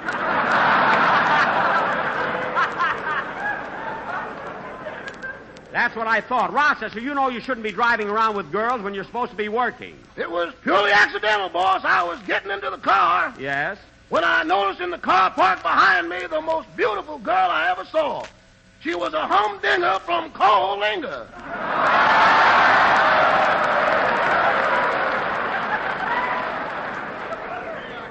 Well? So I immediately organized a carpool. Well, I'll be... Rochester, you fall for every girl you see. But this one's different. She's gorgeous. Oh, stop exaggerating. No, really, boss. It's just like looking through Esquire with smoked glasses.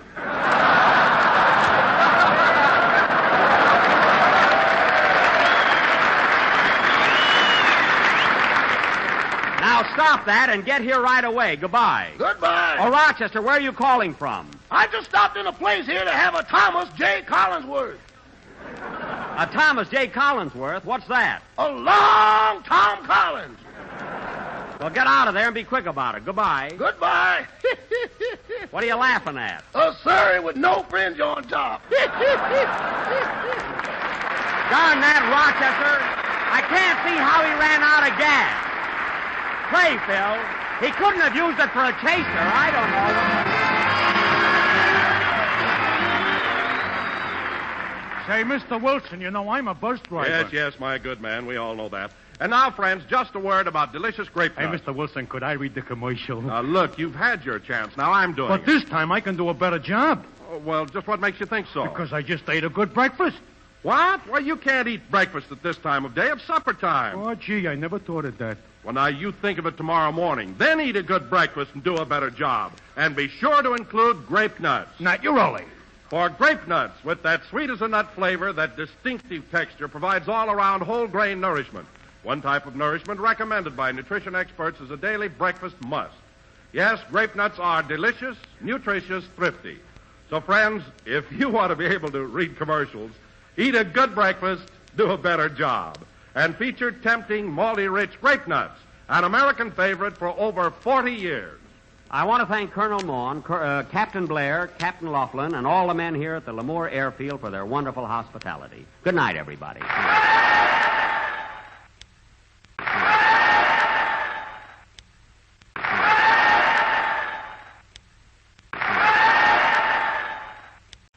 The Grape Nuts and Grape Nuts Flakes program, coming to you from the Naval Air Station at Livermore near San Francisco, California, and starring Jack Benny, with Mary Livingston, Phil Harris, Dennis Day, Rochester, and yours truly, Don Wilson.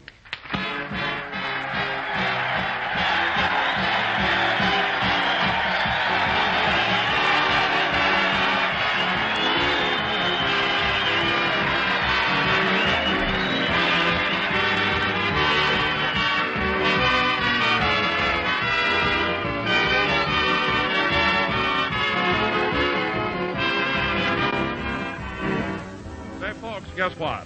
This may be a little hard to believe, but government authorities say that most folks don't get enough breakfast, and they're concerned about it. They want us all to eat a good breakfast and do a better job. Now, it turns out the reason why so many people give breakfast the brush is because of the time and cost involved. But if you start your day with malty-rich grape nuts or grape nuts flakes, you solve the whole situation. For these delicious cereals cost only about a penny a serving, and they're so quick to fix, they cost you nothing in time. Now, as you know, nutritionists say that a cereal with whole grain food values is a must for the adequate breakfast. Well, both Grape Nuts and Grape Nuts Flakes are cram full of all-around whole grain nourishment, including iron, niacin, and vitamin B1. Proteins, too. So thanks to Grape Nuts and Grape Nuts Flakes, you can have a good breakfast in about the same time it would take you to sip and run. Eat a good breakfast, do a better job.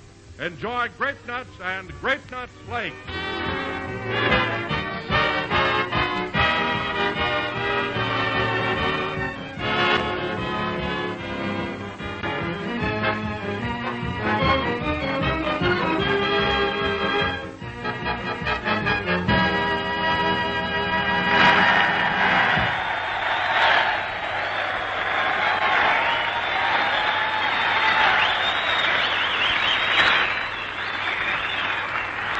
And now, ladies and gentlemen, let me take you behind the scenes of radio and show you how an announcer introduces a comedian to get the program off to a good start. Go right ahead, Don. You see, folks, we announcers depend upon holidays and special events to give meaning to our introduction. That's right, folks. Every introduction has a meaning all its own. For instance, last Thanksgiving, when I introduced Jack, I said, since this is a new Thanksgiving, we bring you an old turkey.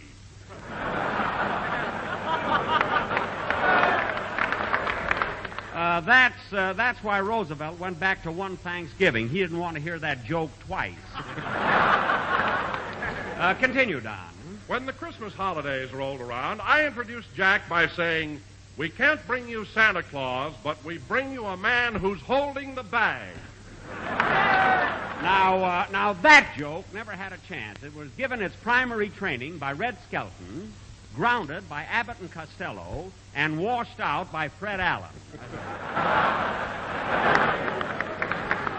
All right, Don, proceed with your lecture on introductions. When I introduced Jack on Washington's birthday, I said, George Washington threw $1 across the Potomac. We can't bring you that dollar, but we bring you the man who has all the others. I'll never forget the reaction to that gag. The audience rose to their feet, bowed their heads for 1 minute, and sat down again.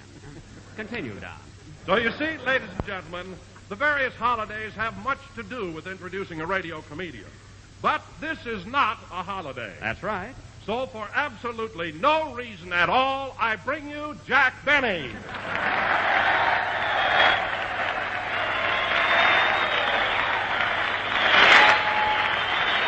Thank you. Hello again. This is Jack Benny talking. And, Don, I agree that today isn't exactly a holiday, but there is a reason for introducing me to these sailors here at Livermore. There is? Why, certainly. I used to be a sailor myself, back in 1917. Oh, did they take men over 38 then?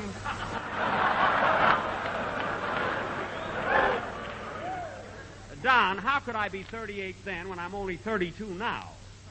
I mean, don't let this gray hair fool you. It isn't mine. So there. But, Jack, 1917 was 27 years ago. And if you're 32 now, that means you entered the Navy when you were only 5 years old. I was a daring little devil, wasn't I? You know, I still have the tattoo of Shirley Temple on my arm. I really have. Anyway, let's get on with But, Jack, you were so young. What could the Navy do with you? They made me an ensign.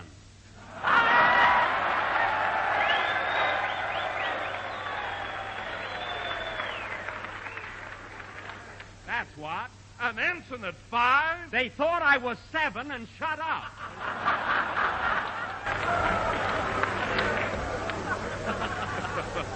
This gray hair fooled them, too, you know. And, Don, I wish you wouldn't make me lose my temper while we're here. I'm sentimental about the Navy. Oh, me too, Jack. You know, I wish I were a sailor. I feel that I could put my heart into that uniform. Don, you'll never... Oh, your heart. Your heart.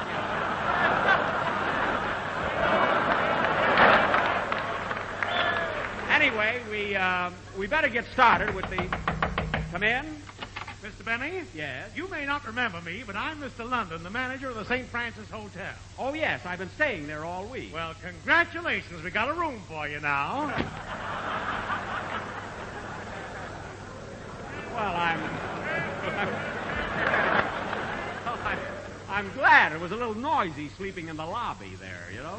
In the lobby? Why, Jack, wasn't it embarrassing getting undressed? Oh, no, Don, no. They have 2 lobbies, one for men and one for women. And what a scramble getting dressed in the morning. Yesterday I came out of there wearing a commander's pants, an admiral's coat, and a sailor's hat. I almost went crazy saluting myself. But, Don, no kidding, we have had a very exciting week up here, haven't we? Oh, we certainly have.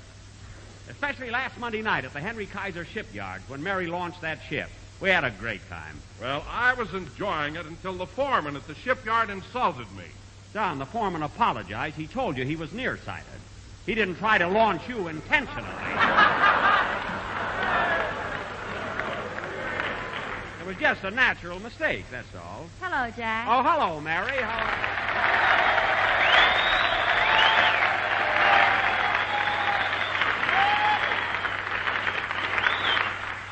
What's going on, boys? Oh, we were just talking about you launching that ship Monday night. Oh, that certainly was a thrill. I'll never forget it as long as I live. And gosh, Mary, the way you socked the boat with that bottle. What a swing. No kidding, Mary. You were terrific, really. The girl who launched that other ship didn't have half the swing you had. She's never been out with a sailor. I guess the proudest moment of my life came when I launched the boat and said, I christen thee the Edward E. Hale. But, gee, Mary, I asked you to try... Don, I told you 1,000 times they wouldn't let me call it the SS Grape Nut. Oh, fine. Don probably wants you to launch it with sugar and cream, you know. But then on second thought, why should he? Grape nuts are for breakfast, not for launch.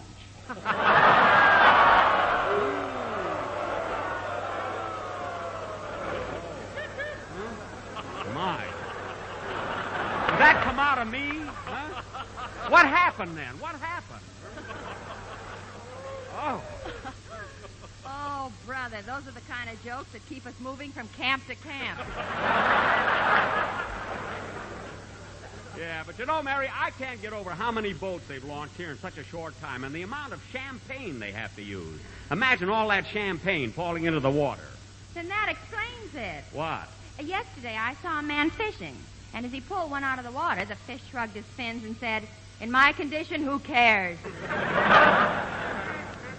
Mary, it's all right to be silly and but don't overdo it. You know, fish can't talk. Well, this one was so cockeyed he didn't know what he was doing. well, that's different. But all in all, it has been an exciting week from the moment we crossed the bay and arrived in San Francisco. Say, Jack, did you notice those huge Navy planes landing on the water? Yes, and I was puzzled by those big things at the bottom where the wheels should be. What are they? Those are pontoons. Yes, you've seen them before, haven't you? Pontoons? Yeah. Oh, yeah, those are the things the automobiles use in Los Angeles during the rainy season. Oh, yes, I remember that. Well, look who's here. Alice Faye's pinup boy. Hiya, Jackson. Hello, fellas.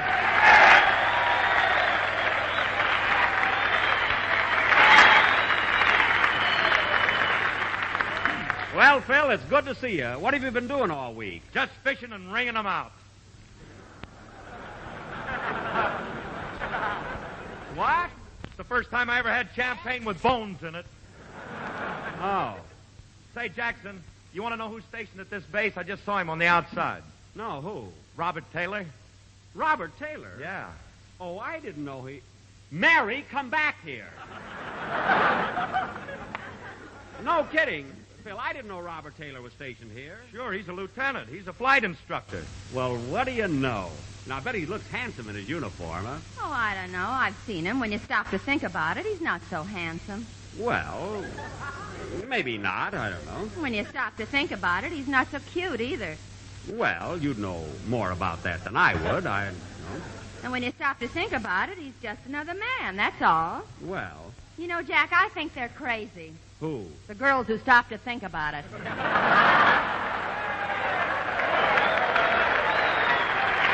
I should have known you were leading up to something. Phil, for heaven's sake, play a band number and get Mary out of this romantic mood. Okay. I was handsome, too, when I was a sailor.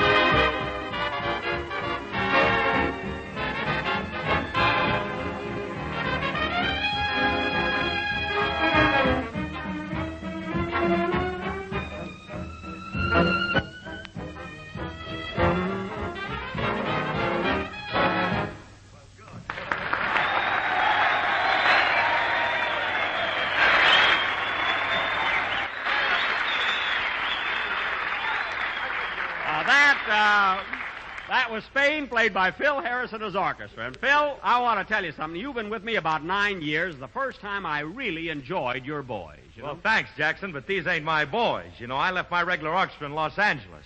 Oh, well, I should have known this wasn't your regular orchestra. These fellows are wearing shoes, you know? Now, that don't mean nothing. When my boys play, they have a reason for not wearing shoes. They have? Sure. When they come to an 8-bar rest, they got to have something to count on, don't they?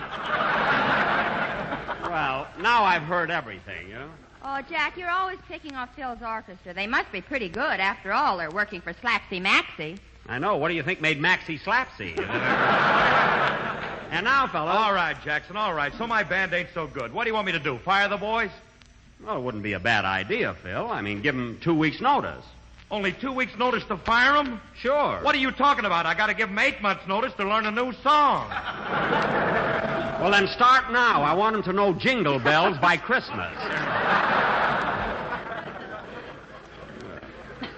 Listen, Jack. What? Phil may be too modest to brag about his orchestra, but he had an offer to play in one of the most exclusive places around here. Really? Where? The Rodeo Club.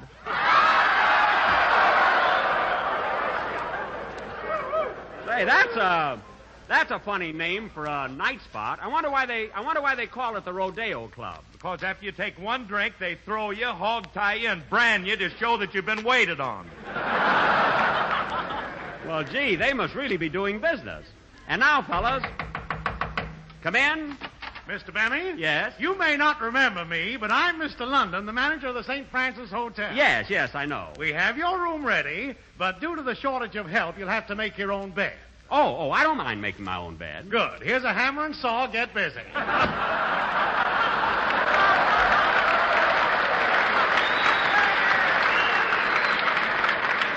Well, anything to help, you know. And now, fellas, as a special tribute to the Livermore Air Base, tonight we're going to... Hello, Mr. Benny. Hello, Dennis.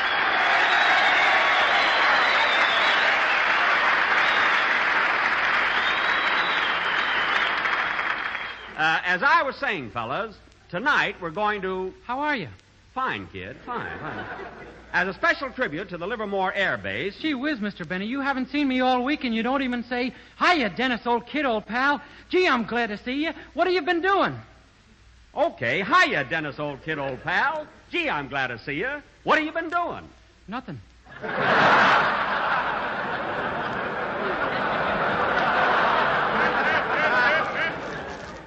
Just as I thought. Tonight, fellas, we're going to try... Except last Tuesday. What? Last Tuesday night, I had a date with a beautiful blonde. Dennis. And oh, boy, did I paint the town red. The Bal Tavern, the Gay 90s, the Top of the Mark, and the 1079 Club. Wow.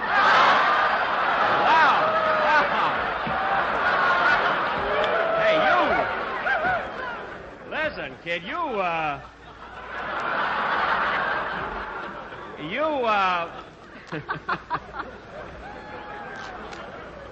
Dennis, you really were stepping. Did your girl have a good time, too? I don't know. She didn't show up.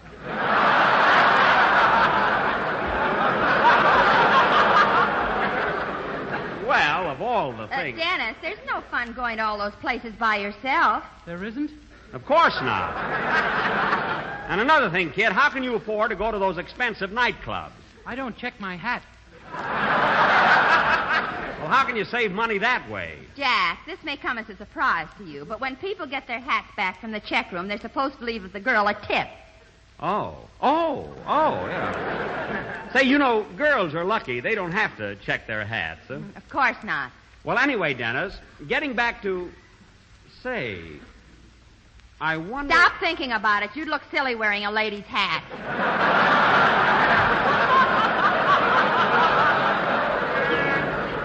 I wasn't thinking about it at all. I was just thinking how silly it was for Dennis to go to all those nightclubs without his girl. Well, gee, Mr. Benny, I was having so much fun, I didn't even realize she wasn't there.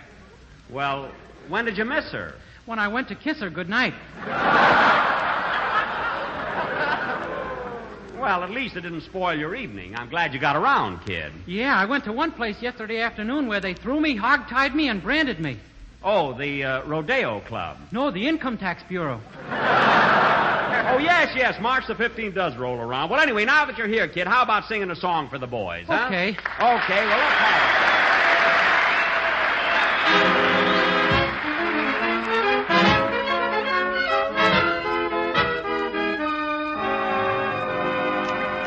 There's no one as pretty as Kitty, my blue-eyed Kitty, oh, too. When she walks along on the street, fellas shout, here, pretty kitty, blue eyes. You can hear 'em shout every time she goes out, here, pretty kitty, blue eyes. But she looks at nobody, she's lonely in New York, 'cause she loves a doughboy named Johnny O'Rourke. That's why she'll never hear anyone till he'll shout, I'm I'm here, pretty kitty, here, pretty kitty, blue-eyes. Her eyes are like the blue skies of Erin. Her beauty is something quite daring. There's no one as pretty as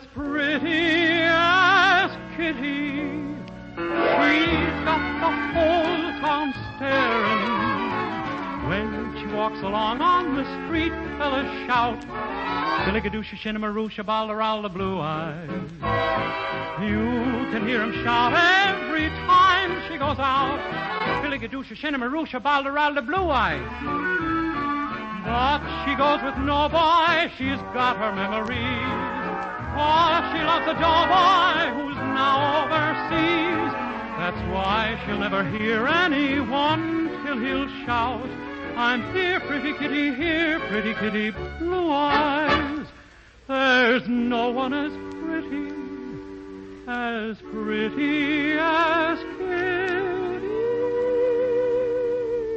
my darling Kitty O'Toole.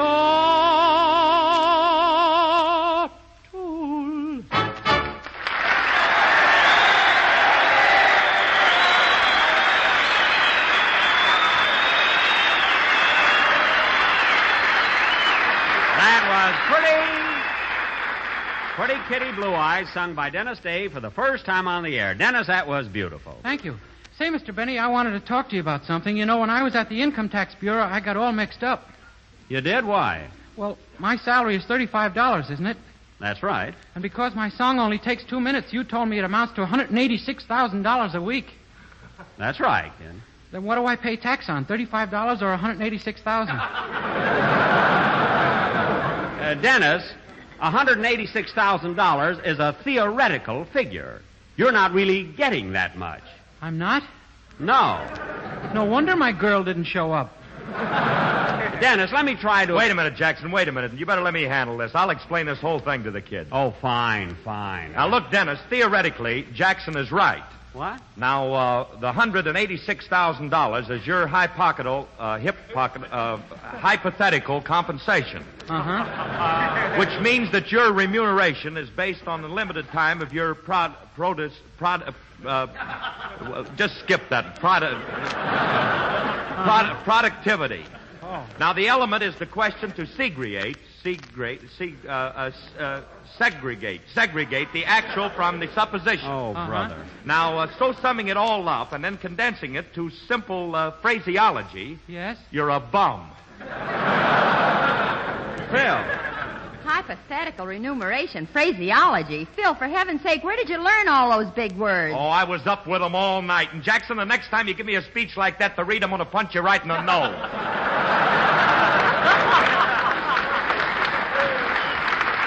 Phil, just once I wanted people to know that you can pronounce words even though you don't know what you're talking about, you know? Oh, you and your educated writers, you. Come in.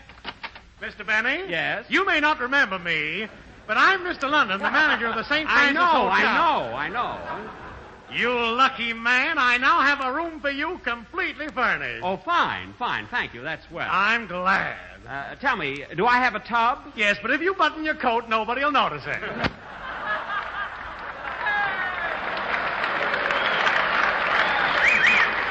Now that I can't understand at all. Oh, my goodness, I forgot to ask him something. I'll get him back. Oh, Mr. London! Mr. London! Here he comes, Jack. Mr. Benny wants to talk to you. Mr. Benny? Yes? You may not remember me, but I'm Mr. London. Never mind that. Now, here's what I'd like to know, Mr. London. Do you serve breakfast in the rooms? Why, yes, certainly. You can have anything you want. Good. Now, tomorrow morning for breakfast, I want grape nuts flakes. Why? Ooh, what he said.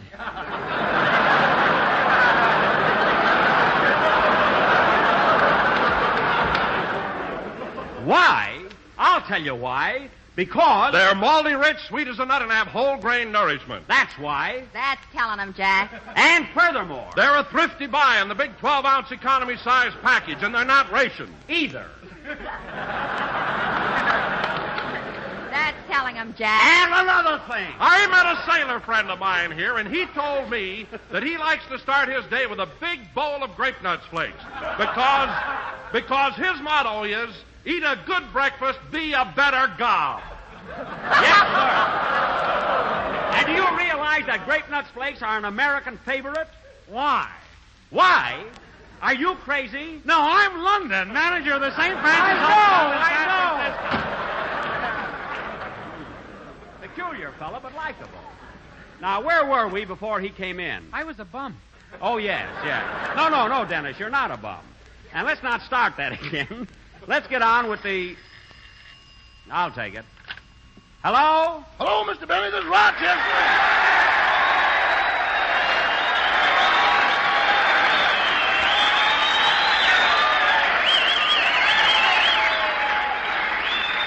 Rochester, what's the idea of calling me long distance from Beverly Hills? I'm making out my income tax and I'm stuck. What's sticking you? The first line. The one that says gross income. What's that? Well, that means your entire income. For example, Rochester, I pay you $2,000 a year. That means your gross income is $2,000. $2,000? Yes. Boss, is that theoretical, hypothetical, or did the operator give me the wrong number?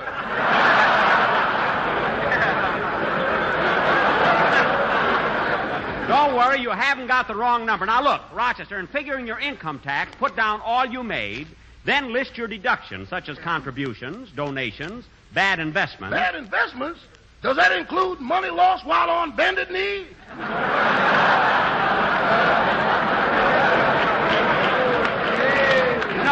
No, it doesn't. It has nothing to do with shooting craps.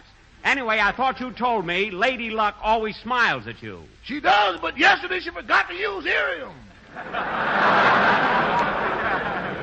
Well, it serves you right for playing with strangers. This wasn't a stranger, boss. You know my friend Sam? Yes? Well, he's got the only paradise you can locate with radar.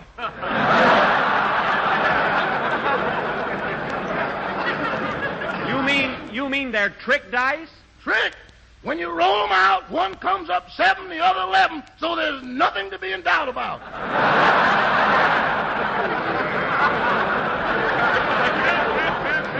Well, this certainly ought to teach you a lesson. Uh-huh. Yesterday sure was a bad day for us. Us? Yeah, that green sport coat of yours fits Sam perfectly. Rochester, you mean to say you lost my sport coat in a crab game? I couldn't help it, boss. You couldn't help it? You had the nerve to gamble with my coat? I was trying to win back your tuxedo.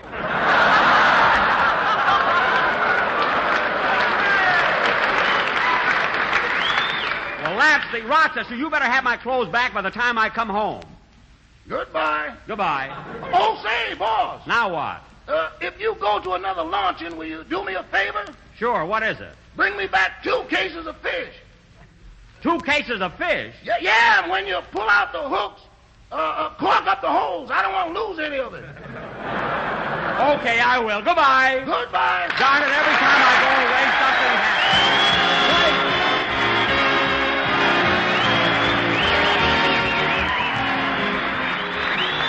Well, Mr. Lennon, it really seems a shame Jack didn't had to go through all that trouble about getting a room. Yes, it was too bad, Don, but what could I do? Well, frankly, you should have consulted me. You mean you have the answer? Right. You should have put Jack in a breakfast room. Well, that never occurred to me. Next time I will. And with a great big bowl of malty rich toasty brown grape nuts flakes. Why, of course, that goes without saying. And you know grape nuts flakes are a whole grain cereal, chock full of all around whole grain nourishment. One type of nourishment nutrition experts say we need every day. And delicate, toasty brown grape nuts flakes taste so swell everybody goes for them. They have a malty rich flavor, a crisp, distinctive texture that makes them tops for breakfast pleasure.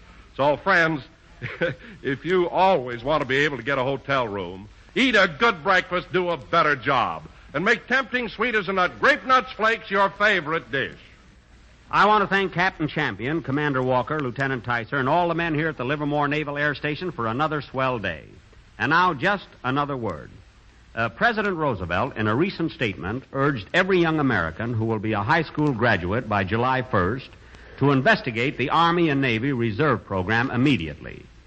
It is of the greatest importance to the nation that as many as possible take the March 15th examination. For those who properly qualify in this age group, the Enlisted Reserve Program provides the best possible opportunity for them to serve their country. These tests will be held in your local high school at 9 o'clock Wednesday morning, March 15th. Thank you and good night.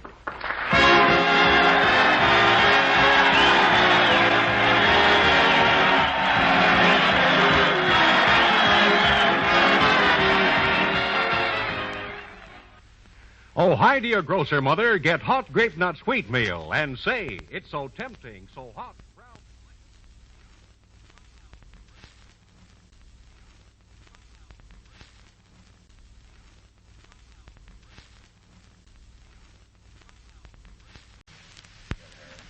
The Grape Nuts and Grape Nuts Flakes program, starring Jack Benny, with Mary Livingston, Phil Harris, Dennis Day, and yours truly, Don Wilson.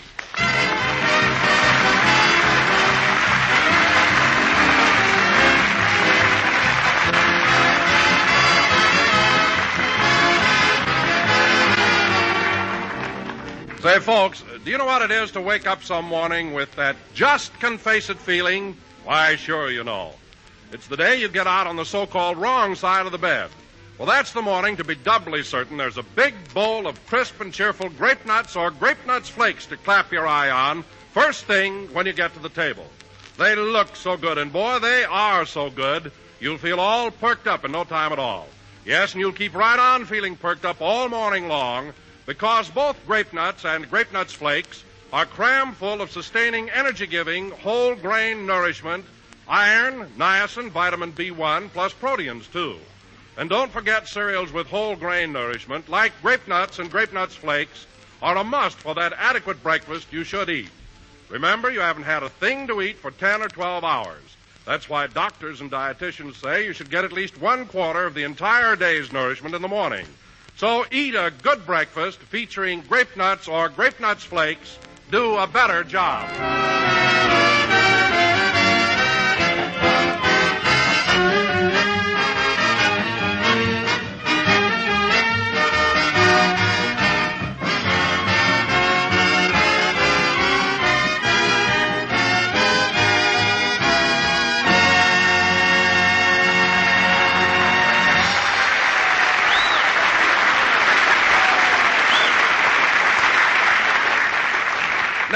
Ladies and gentlemen, let's turn back the clock. It's Saturday evening, and we take you to Jack Benny's home in Beverly Hills.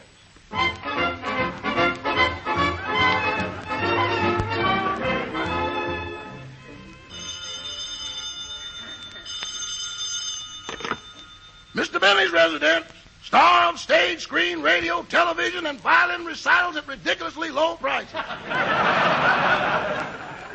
Hello? Is Mr. Benny in? Do you want to complain about his camel? Well, no, I don't. Is Mr. Benny in? How much does he owe you? He doesn't owe me a cent. I'd like to speak to Mr. Benny. How much do you want to borrow? I don't want to borrow anything. Well, congratulations. You have met the necessary requirements. You are 1A on Mr. Benny's receiving list. Oh, boss! Boss! Coming, Rochester. Mr. Benny, you want it on the phone. Oh. Who is it? I don't know, but it's safe. Oh. Hello? Hello, Mr. Benny. This is Walter Wanger of the Academy Award Committee. Oh, Mr. Wanger. Yes. Are you calling on official business for the committee? Well, yes, I am, Mr. Benny. And I want you to know that we did exactly as you requested. You did? Yes, we counted and recounted those ballots 20 times. And Paul Lucas is still the winner. Goodbye.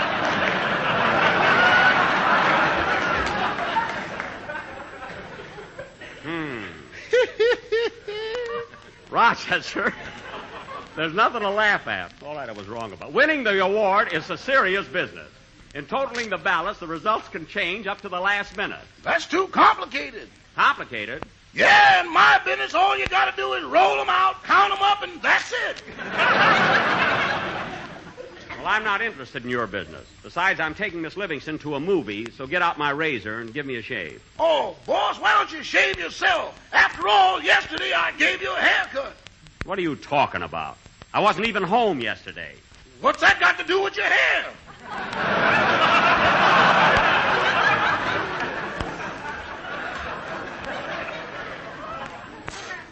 that's the silliest thing I ever heard of. The hair on a toupee doesn't grow. The one you bought doesn't. I'm talking about the one you trapped yourself. Oh, yes, I did trap a couple of them. And you better stop wearing the one with the white stripe down the middle or you'll lose all your friends.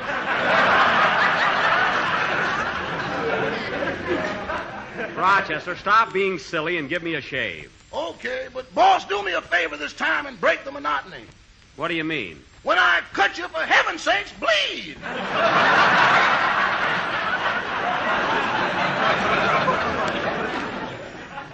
Okay, start shaving. When you cut me, nudge me, and I'll force myself. Miss Livingston may get here a little early, so hurry up. I want to be ready when she arrives.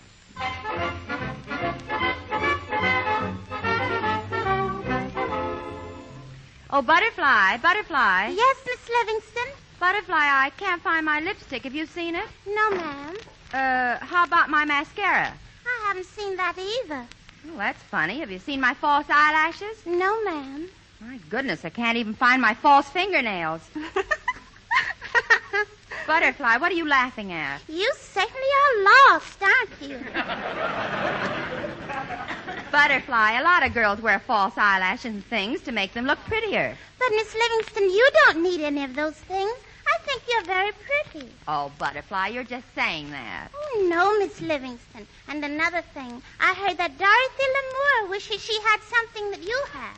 Really? What is it? Me. Help is hard to get, you know. I guess you're right. Now, Butterfly, help me button up my dress. I've got to hurry over to meet Mr. Benny. He's taking me to a movie. He is? Yes, that's why I'm going to his house. Mr. Benny's taking me to the CAMEL Theater, and it's in that neighborhood. Gee, the CAMEL Theater? Yes, Butterfly. Have you been there? Not since they raised the price to 15 cents.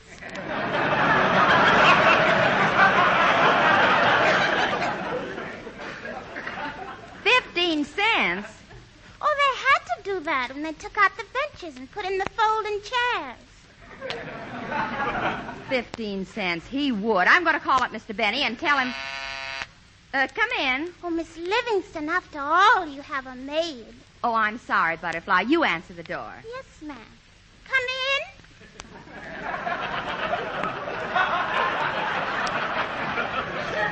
Oh, fine. Butterfly, please go to the door. Yes, ma'am.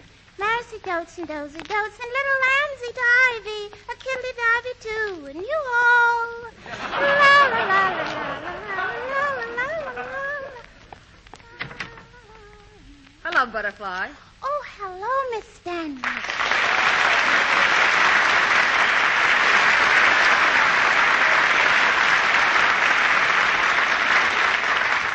Is Miss Livingston in? Yes, here she comes now. Hello, Mary. Well, hello, Barbara. Gee, I'm glad to see you. How's Bob? He's fine. I just heard from him this... Say, Mary, am I intruding? You look like you're going out. Oh, if you want to call it that. Jack's taking me to a movie, and I just found out it's a 15-cent one. I'll bet it's the CAMEO Theater. It is the CAMEO Theater. Has Bob ever taken you there? Not since they took out the benches and put in the folding chairs.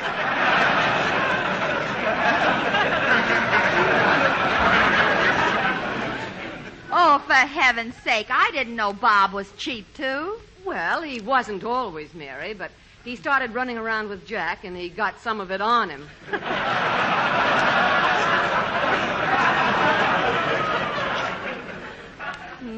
Leave it to Benny. No kidding, Mary. Is Jack really that type? Barbara, all I know is in Scotland, when two Scotchmen meet, one says to the other, "Say, McGregor, did you hear the new one about Jack Benny?" Anyway, I'm going to call Jack and tell him he can save us 30 cents because I'm not going to a movie... Say, wait a minute. What are you doing tonight, Barbara? Nothing. Good. Then you come to the movies, too, and we'll make Jack buy tickets for the three of us. Would you like to come? Oh, I'd love it. It'll probably be a cowboy picture, and I'll be able to whoop it up. Whoop it up? Yeah. I haven't whistled at anything since I got married.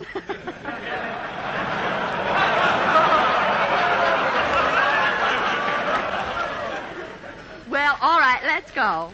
Oh, boy, will Jack be sore.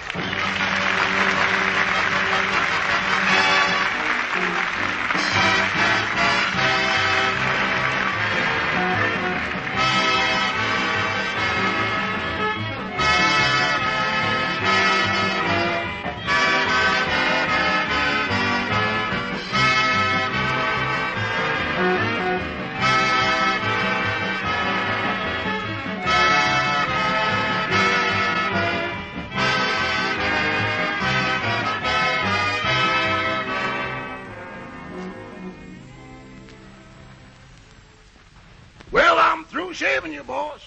Gosh, Rochester, what a rough shave you gave me. Gee, my face feels awful. Did you cut me? I ain't saying, but if I held your nose and mouth, you could still breathe.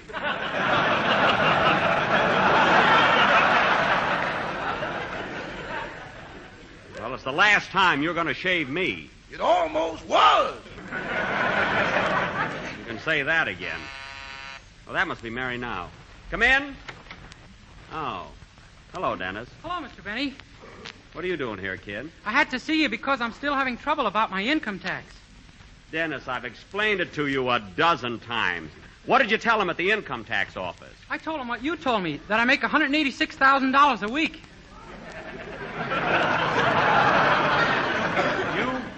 You told him that? Yeah, the tax man figured for 3 hours, and then he said I owed $6.5 million. $6.5 million? Was I embarrassed? I didn't have that much with me.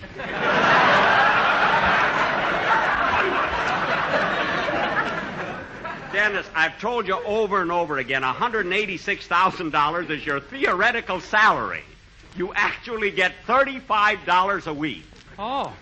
Oh, what? I'll probably get a refund. I gave him a check for $6.5 million.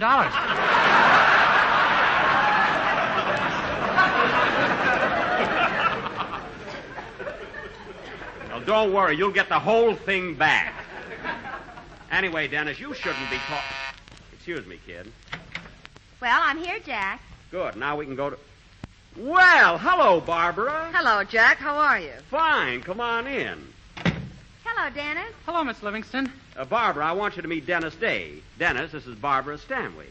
Barbara Stanwyck? Gee. Hello, little man. Little man? She should know what a wolf I am.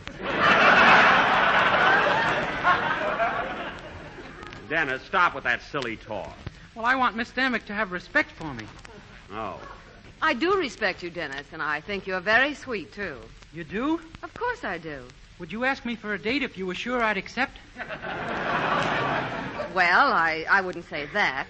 You see, the man I like to go out with is, well, my husband, Robert Taylor. But he's married. I certainly hope so.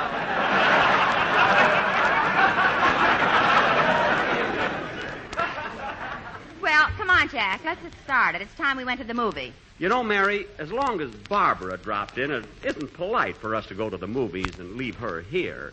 I mean, especially since... They took out the benches and put in the folding chairs. I didn't mean that. Anyway, I've got 2 passes. Say...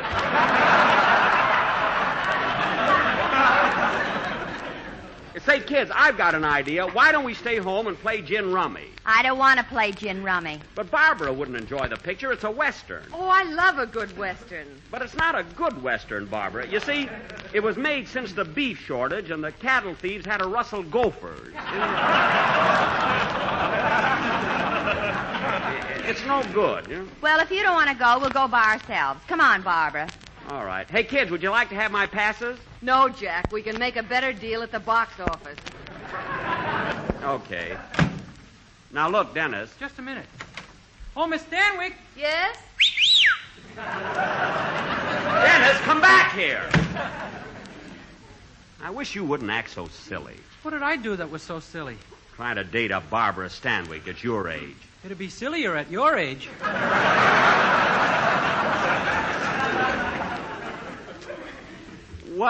What did you say? Miss Stanwyck would have fallen in love with me if it hadn't been for you. Me? What did I have to do with it? You don't pay me $186,000 a week. Well, that's the craziest thing. Why would Miss Stanwyck fall in love with a kid like you? I could tell by the way she looked at me. You could tell what? That if you and Miss Livingston hadn't been here, she couldn't have controlled herself. Dennis, what's happened to you? I don't know, but it feels good.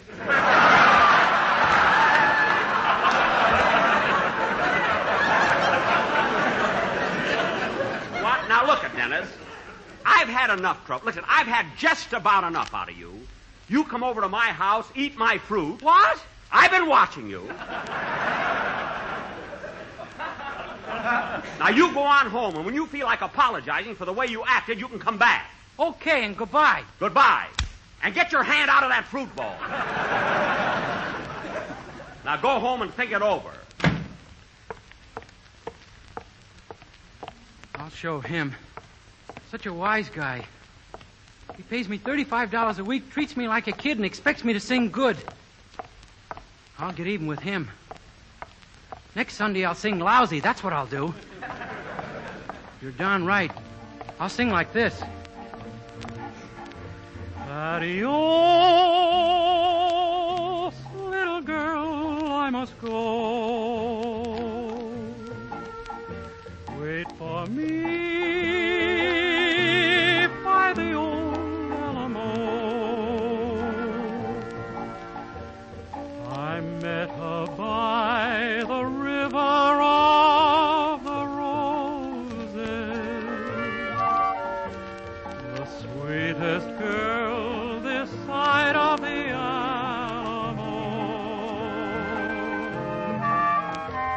I left her by the river of the roses. With tear-dimmed eyes she whispered, I'll miss you so.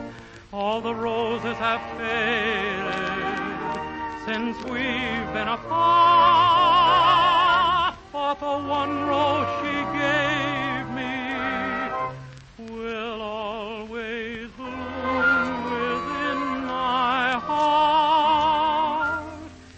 And someday, by the river of the roses, I don't know when, but we'll meet again, I know. She's waiting by the river of the roses, the sweetest girl this side of the Alamo.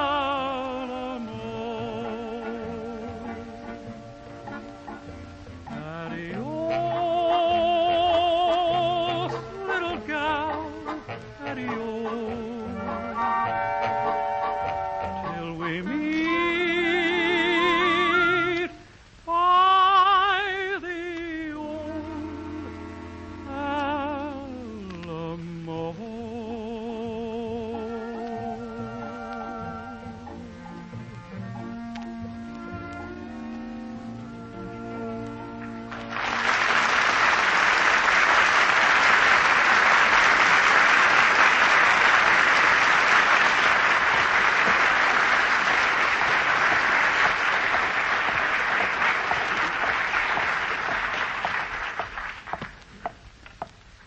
Say, that wasn't so bad.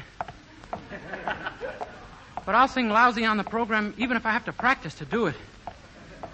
I'll show Mr. Benny. Oh, darn it, I passed my house.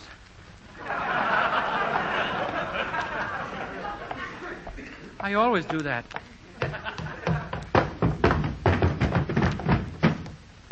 I always do that, too. Oh, well. Oh, Mother! Mother! Your mother isn't here, son. Who are you? Your father.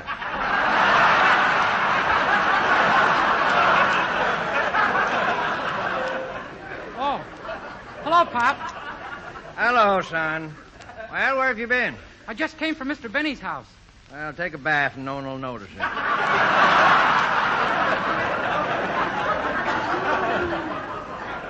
Okay. Say, where's Mother? She went to work. Oh. Who are you betting on? Strangler Lewis. Oh. Say, Pop, I just had a big fight with Mr. Benny about Barbara Stanwyck. Who? Barbara Stanwyck. Gee, Pop, is she beautiful. She's got eyes like stars, lips like rubies, a figure like Venus de Milo, and... Son, stop talking like that in front of your mother's picture. Gee, even you're against me. Everybody's against me. I'm going to get undressed and go to bed.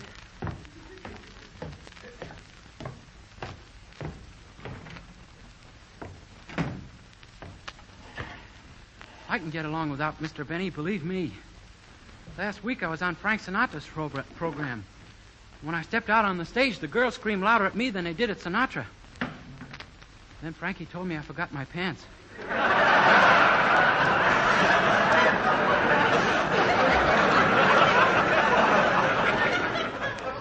Frankie said I should have my own program, and I'm going to have it, too.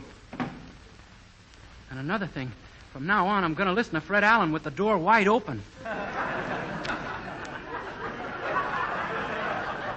No more of that sneaky stuff. I'll show Mr. Benny.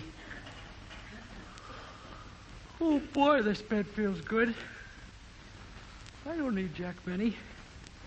Anyway, where would he be without his violin?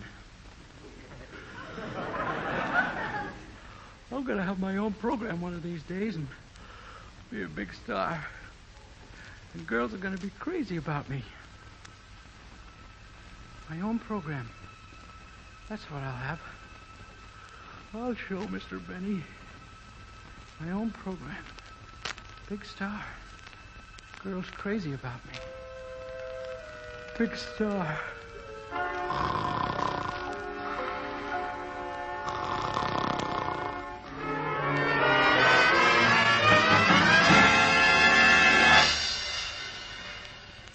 The Grape Nuts and Grape Nuts Flakes program, starring Dennis Day, with Winston Churchill, Henry Morgenthau, Queen Elizabeth, Samuel Goldwyn, and yours truly, Gypsy Rose Lee. I'm a big star now, my own program. I don't have to sing anymore. I've got the best in show business. Take it, Don. And now, ladies and gentlemen, we'll open the Dennis Day program with a song by Nelson Harris and Jeanette McLivingston. Mammy's little children love grape nuts, grape nuts. Mammy's little children love grape nuts, flakes. Mammy's little children love grape nuts, grape nuts. Mammy's little children love grape nuts, flakes. Oh, well, put on the sugar. Well, I put on the milk. It's a tasty dish and smooth as silk. Mammy's little children love grape nuts, grape nuts. Eat it for breakfast and you'll be well fed. Mammy's little children love grape nuts, grape nuts. It even tastes better than shortbread bread. Grape nuts.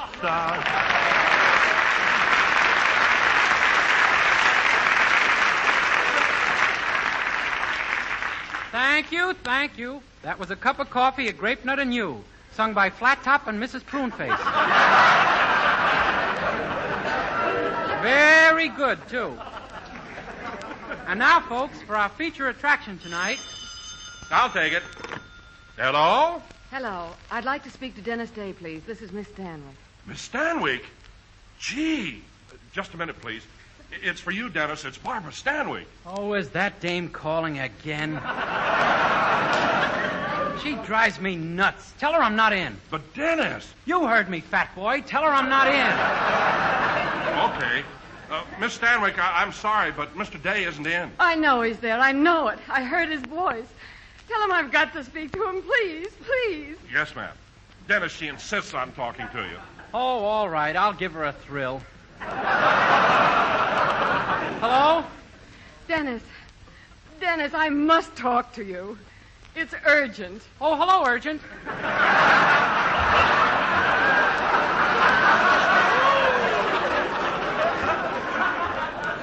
No, it's Barbara. Oh, well, what do you want, kid? Dennis, I haven't heard from you in 5 days. What's the matter? What's happened between us? You've been neglecting me. You've changed, Dennis. You're not the same. I know it. I can feel it. Oh, if there's anything I should know, I wish you'd tell me. Well, if you must know, I don't love you anymore, kid.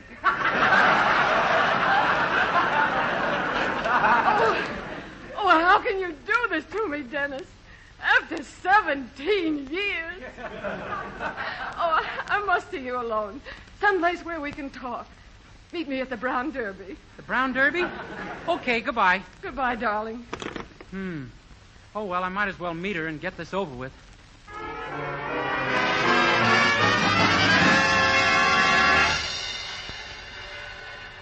Gee, it's crowded here at the Brown Derby. A table for Mr. Day. A table for Mr. Day. A table for Mr. Day. A day for Mr. Table. A day for Mr. Table. A day for Mr. Table. A derby for Mr. Brown. A derby for Mr. Brown. A derby for Mr. Day. It's Derby Day!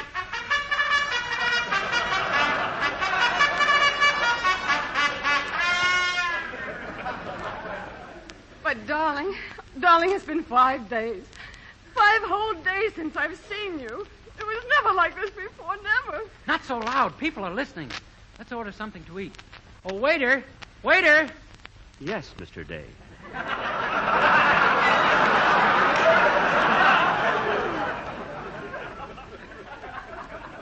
What will you have, sir? $186,000 on whole wheat toast. Yes, sir. And what will you have, madame? The same thing, and hold the toast. Yes, madame. But first, would you mind standing up for a minute? Why? We're taking out the benches and putting in folding chairs. Thank you.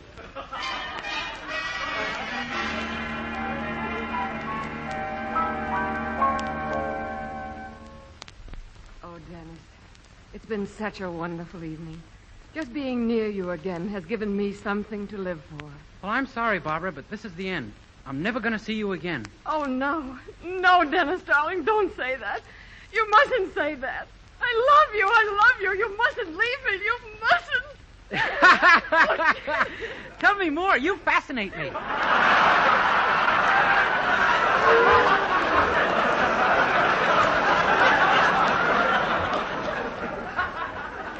Oh, you're cruel. You're heartless. You're selfish. You're urgent. Dennis, you're making fun of me. You're toying with my emotions. You're tormenting me. If you leave me now, I'll kill myself. Do you hear? I'll kill myself. You wouldn't dare. Oh, yes, I would. Do you see this gun? Yeah? Well, tell me that you love me or I'll shoot myself right now. Well, Say you love me or I'll shoot myself. well, I love you. Oh, my goodness. She did it. She killed herself. But it wasn't my fault. I'm not to blame. I'm not to blame. Oh, yes, you are. I'm not. Who said that? I did. I saw you, Dennis Day. You killed her. No, I didn't, Mr. Benny. Really, I didn't. She killed herself. You drove her to it, and you'll sit and fry in the electric chair. No, I won't. No, I won't. Barbara, speak to me. You killed her. She's dead. Barbara, speak to me. Speak to me. LSMFT.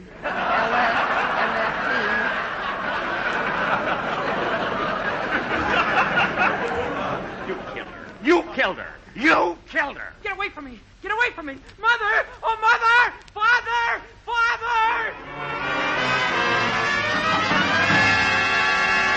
Father! Father! Father!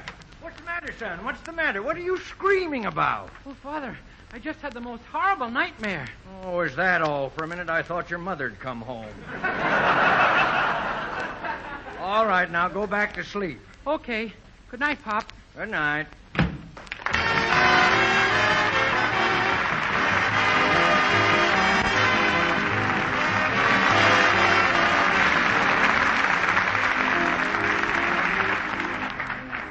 Say, Butterfly, Butterfly, tell me something. Yes, Mr. Wilson. Is that really true about the Cameo Theater? I mean, that it only costs 15 cents?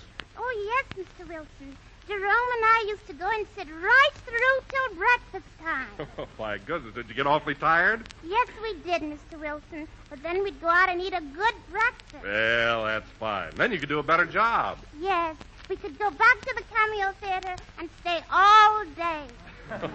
Oh, Butterfly, how you talk. But, friends, a good breakfast, one that features crisp, crunchy, malty, rich grape nuts, will help you do a better job no matter what the job is. For grape nuts bring you all-around whole-grain nourishment, one kind of nourishment you need every day. And grape nuts have such a distinctive texture, such a wonderful sweet-as-a-nut flavor, they're fun to eat down to the last crisp kernel in the dish. So if you want to sit all day at the movies, eat a good breakfast, do a better job. And be sure to include delicious, malty-rich grape nuts. Well, folks, we'll be with you next Sunday night at the same time. And I want to thank Warner Brothers for allowing Dennis Day to dream about Barbara Stanwyck. Good night, folks.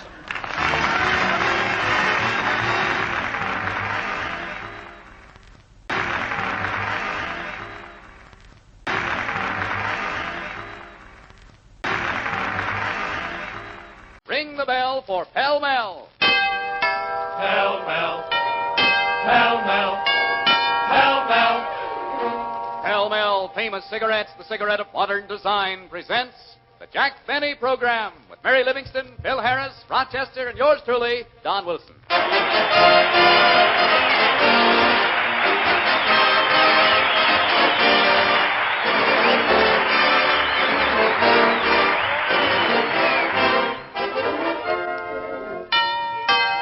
Ring the bell for Pell-mell. Yes, friends, Pell-mell rings the bell for you in smoothness, coolness, and better taste. Your eye tells why. Just make this test for yourself. The next time you see a Pell-mell smoker try to light an old-fashioned short cigarette, watch what he does.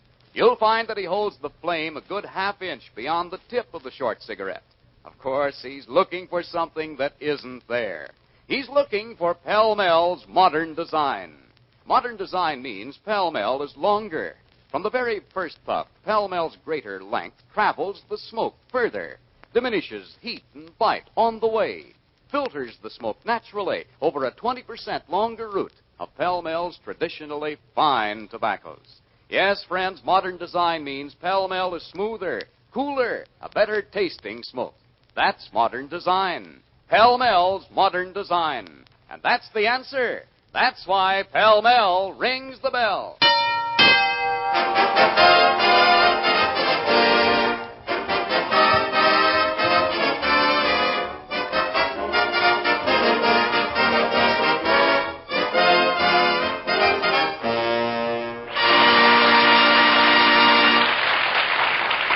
Ladies and gentlemen, today is Easter Sunday. So let's turn back the clock one day and take you to Jack Benny's home in Beverly Hills, where we find Jack trying to decide on what clothes to wear in the Easter parade. Mary is helping him.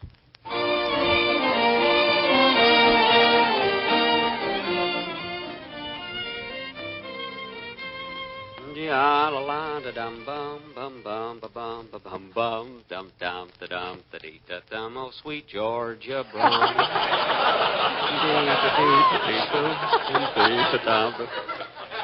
Gosh, Mary, I don't know what to wear tomorrow. My gray suit is at the cleaners. Well, what about the green suit you wore yesterday? That's my gray suit. That's why it's at the cleaners.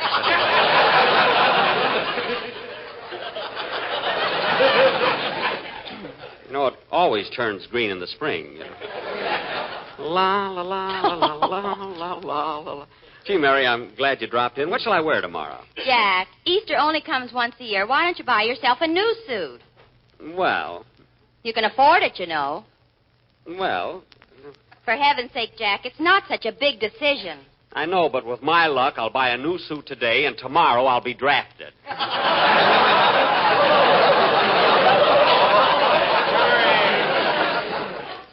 Well, now I've heard everything. You drafted? Yes, me. Jack, they stopped drafting beer, and that had a better body than you have.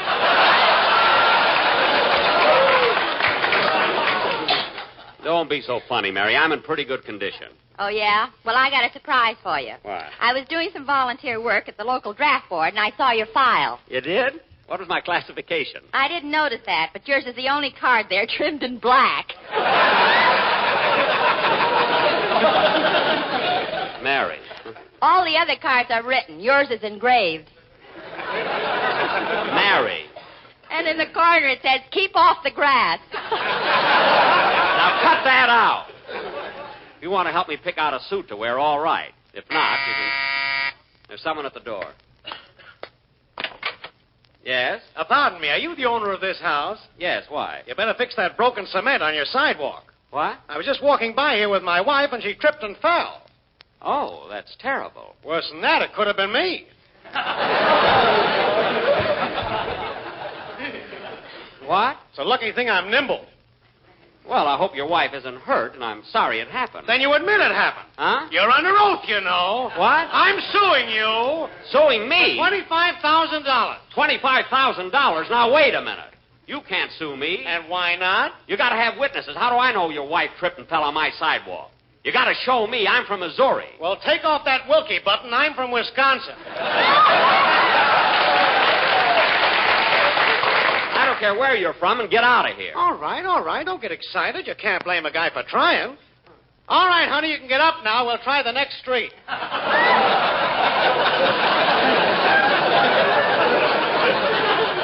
Are you cheap, chiseler? Go on, beat it. Imagine that guy coming here to sue me because of that hole in my sidewalk. Well, that's what you get for neglecting things. That walk has been broken a long time. I know it, Mary. I bought some cement a couple of months ago, but I never got around to fixing it.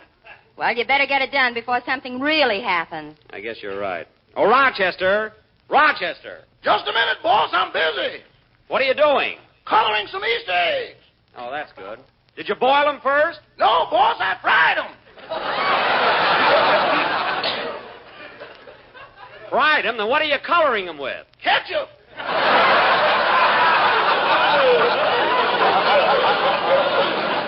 Rochester, stop eating those eggs and come in here. That guy eats everything. Doesn't he know that food is rationed? He ought to. It's been rationed in this house for 12 years. It has not. What is it, boss? Rochester, I want you to go out in front and cement that broken piece of sidewalk. Cement? Yes. You mean a cement job? Certainly. Boss, when you hired me for your butler, I read the contract very carefully. Well? And the word cement, cemented, or cementing does not appear even in the small print.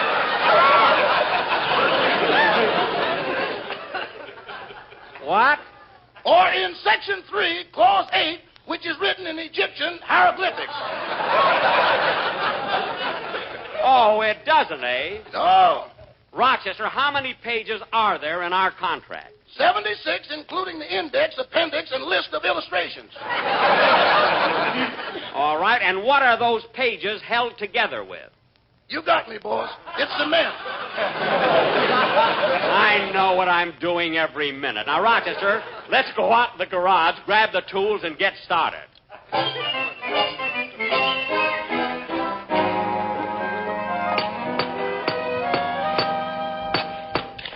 Oh, boy, my arm.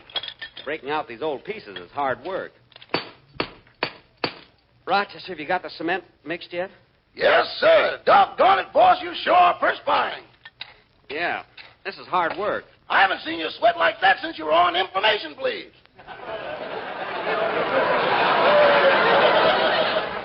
Rochester, I was never a guest on information, please. Oh, that's right. I must have been thinking of Fred Allen. No, boss, forgive me. Forgive me. I didn't mean that. How could I have mentioned that name when you got a hammer in your hand? You shouldn't mention it anyway. Remember, Article 7, Section 19, Clause 8, page 12. And unfortunately held together with cement. That's right. Say, boss, I think you could make a straighter edge on that sidewalk if you used a chisel. Yeah, I guess I could. Hello, Mr. Benny. Oh, hello, Dennis. Hand me that chisel, Rochester. Thanks. How are you, Mr. Benny? Fine, fine. Have you read any good books lately?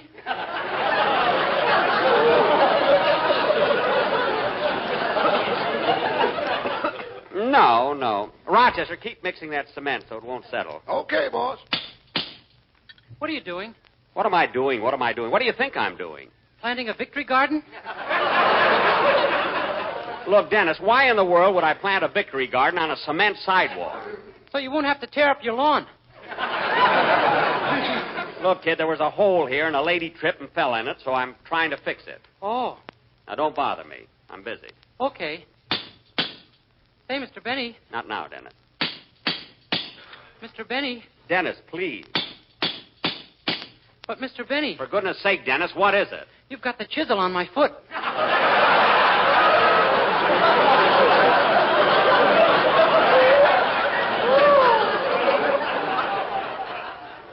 Oh. Did I hurt you, kid? No, it went between my toes. Well, I'm glad it didn't hurt you. Now, Dennis, will you please do me a favor and go in the house and talk to Miss Livingston? We got to finish this job. Okay, I'll go in and rehearse my song for tomorrow's broadcast. Good. There, Rochester, the space is all cleared out now. Will you pour the cement in? Okay. Good. Now I'll smooth it over with the trowel. Boy, this is really work. Rochester, what's so funny? Both of us playing in the mud here, we look like Topsy and Eva. Yeah, we do at that. Hey, Jack. What is it, Mary? Dennis going to rehearse his song for tomorrow. Do you want to hear it? Yeah, leave the window open. Okay. Now, Rochester, you smooth that corner over near you, and I'll level this part over here.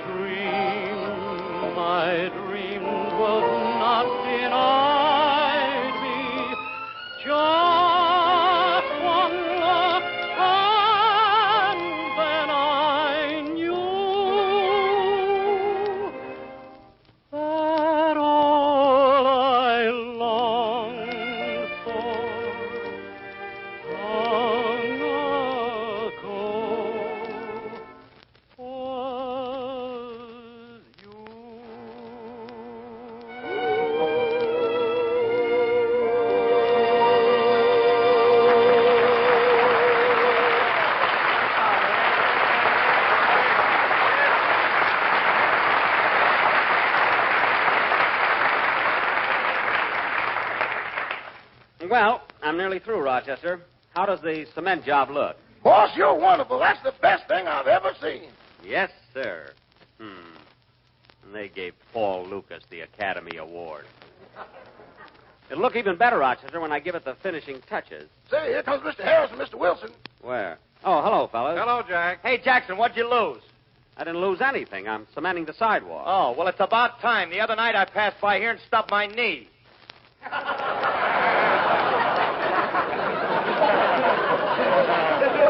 You mean they're getting the joke already? Phil, you stubbed your toe. I stubbed my knee. I was coming home from a party. Oh, well, why didn't you come in? I couldn't. Alice had me on a leash. That's very funny, Phil. Now stand back while I... Don, get away from my cement with that stick. What were you going to do? I was only going to write, Donald loves grape nuts. Don, I don't care how much you love grape nuts. You're not going to advertise your romance on my sidewalk. How would you like it if you had just cemented your sidewalk and I wrote in it, Jackie loved Gladys Zabisco? Well, I wouldn't mind if she was malt rich, sweet as a nut, and had that whole grain nourishment. Yes. I wouldn't mind if you didn't have a frog in your throat, either. You know, Don, if you ask me, I think you're silly. I think he's cute.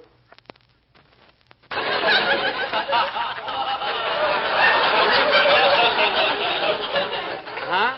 What? You remember me. I'm Hyman Peabody, the insurance salesman. Oh, yes. You belong to the carpool with my gang. I didn't see you standing there behind Mr. Wilson. I couldn't see you either.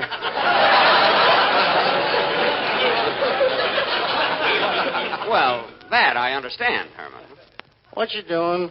Oh, there was a hole here and a lady tripped, so... A hole here, a lady tripped, so I'm fixing it. Oh. Now, Rochester... You know that's very dangerous, Mr. Benny. You could be sued for a thing like that. Yes, Herman, I know. We have a very liberal insurance policy that covers all that. It only costs $10 a year, and if you trip and fall, you collect $1 million. $1 million? Herman, you mean I'd collect $1 million if I tripped and fell? That's right. Gee. Only you have to be hit by lightning at the same time.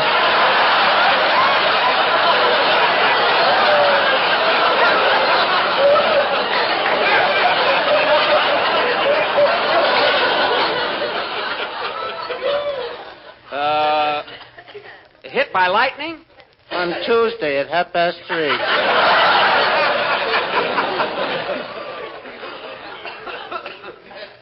What? Bull of a watch time. Oh, fine. Imagine putting in a provision that you have to be hit by lightning. I wouldn't take out that kind of a policy. Oh, I don't blame you, Mr. Benny. You look silly wearing it in your hat. Wearing what in my hat? Don't you answer. Look, fellas, I got to finish my job here. Why don't you go in the house and take Herman with you? Okay.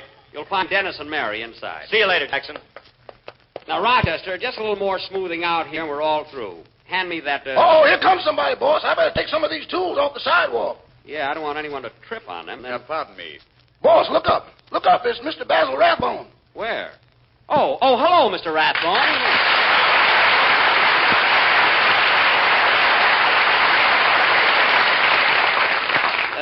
Basil, it's me, Jack Benny. I'm doing a little cement job. So I see. I didn't think you'd last long in radio.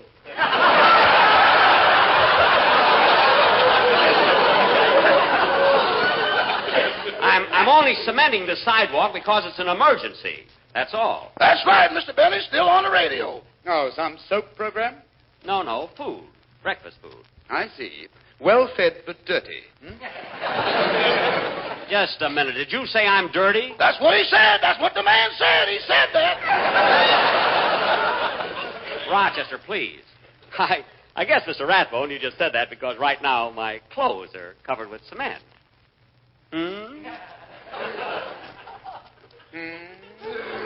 Thanks. I bet you're surprised that I'm capable of fixing a sidewalk like this. Oh, no, not at all. I've seen you in pictures, and I realize you must be able to do something. Well, look, Mr. Rathbone, I've followed your career for years, and if I remember correctly, you've never won an Academy Award. Have you? No, but nobody sees my pictures. What's your excuse?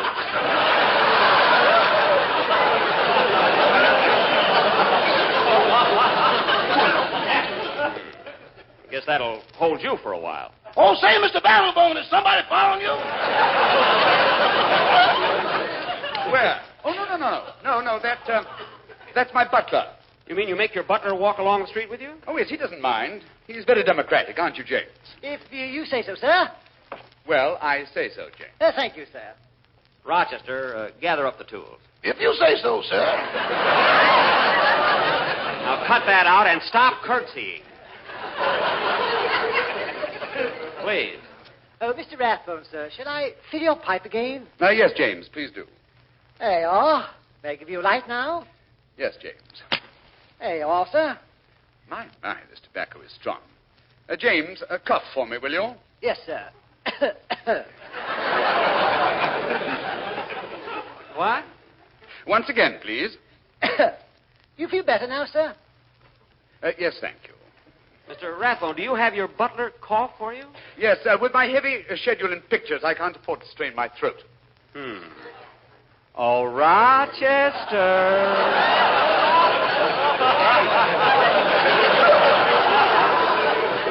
Rochester. I know, boss. I'm going to catch a cold so I can practice.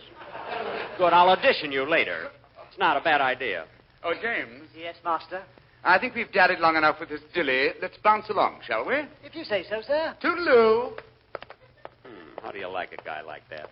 Who does he think he is, anyway? Oh, Jack. Yes, Mary? We're getting hungry. How about some sandwiches? Okay. Rochester, you worked pretty hard out here. Yes, boss. Come on inside and make some sandwiches. If you say so, sir. Wait till the gang sees what a nice, smooth job I did with that cement. I'm really proud of it.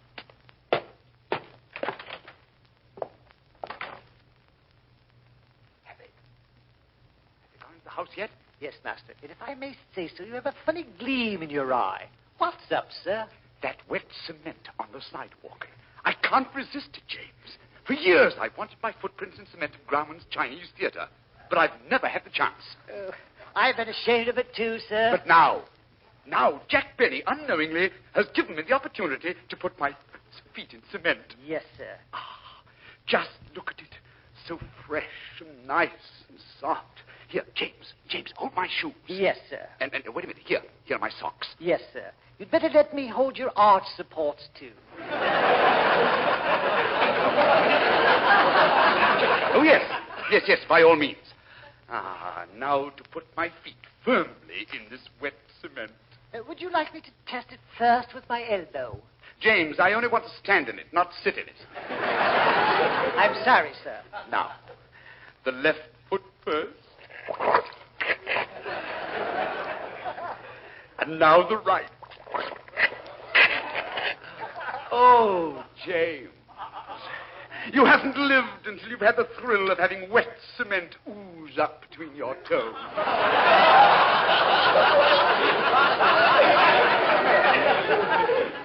If you don't mind, sir, I'll stick to my blue jay. Are you enjoying yourself, sir? You've no idea, James. It's wonderful.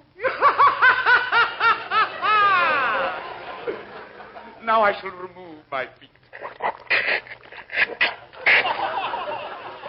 Ah, just look at those beautiful footprints. Come on outside, kids. I want you to see it. Oh, Master, I think they're coming back. Let's run. Yes, James, hurry. I'll show you the best cement job you've ever seen. I'm really proud of it. Oh, pulling your chest. It's almost out to your stomach. Well, what if it is? I don't blame you for being proud, Jack. You worked hard on it. Well, there she is, kids. Take a good look. Yikes! What happened, Jackson? What happened? Look at the cement. Look. Somebody put their footprints in it. And look at the size of them. Yeah. I wonder where the other footprints are. What other footprints? Anything that has feet that big must have two more to go with them. You're not kidding. I wonder who stuck their big feet in my cement. I can't understand it. My mother's in Cleveland.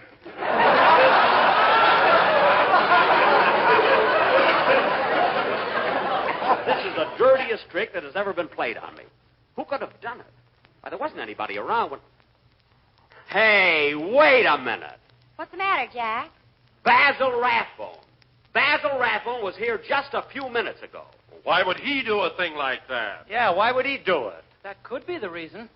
I don't care what his reason is. I'm going over to Rathbone's house and punch him right in the nose. I don't blame you, Jackson. I'm going to punch him in the nose, too. After me. Don't argue about it, fellas. He's got enough nose for all of us.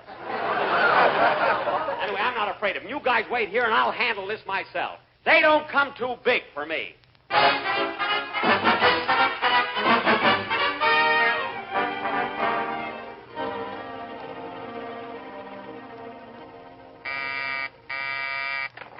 Yes? Tell Mr. Rathbone I want to see him. You remember me. Oh, yes. Yes, you're a cement worker. I'm Jack Benny, the movie star. If you say so, sir. Well, I say so, sir. Thank you, sir. Now tell Mr. Rathbone I want to see him. Yes, sir. Wait right here, please. I'm not waiting for anything. I'm coming in right now. Oh, Mr. Rathbone. Mr. Rathbone. Yes, James? Wipe off your feet, sir. Here he comes. Oh, no, you don't, Rathbone. I've caught you red-handed, and you ought to be ashamed of yourself. But, Jack. Imagine a man of your position in the community doing a thing like that. But, Jack. Sticking your big feet in my cement. What have you got to say for yourself? Jack, I know it'll be difficult for you to understand, but it's a phobia with me. When I see cement, something happens to me. Something comes over me. Something seems to snap inside me. Basil. I can't control myself, Jack. Please believe me. I fight against it. But it has me in its vicious, unrelenting power, and no matter what I try to do, it overwhelms me. Basil, control yourself. It isn't that serious. Yes, it is. You're only being kind to me. But, Basil, if it bothers you that much, you can come back and help me fix the cement. Oh, Jack, I will. Oh, this is so kind of you, so generous of you. I don't deserve it. Basil. I don't deserve anything.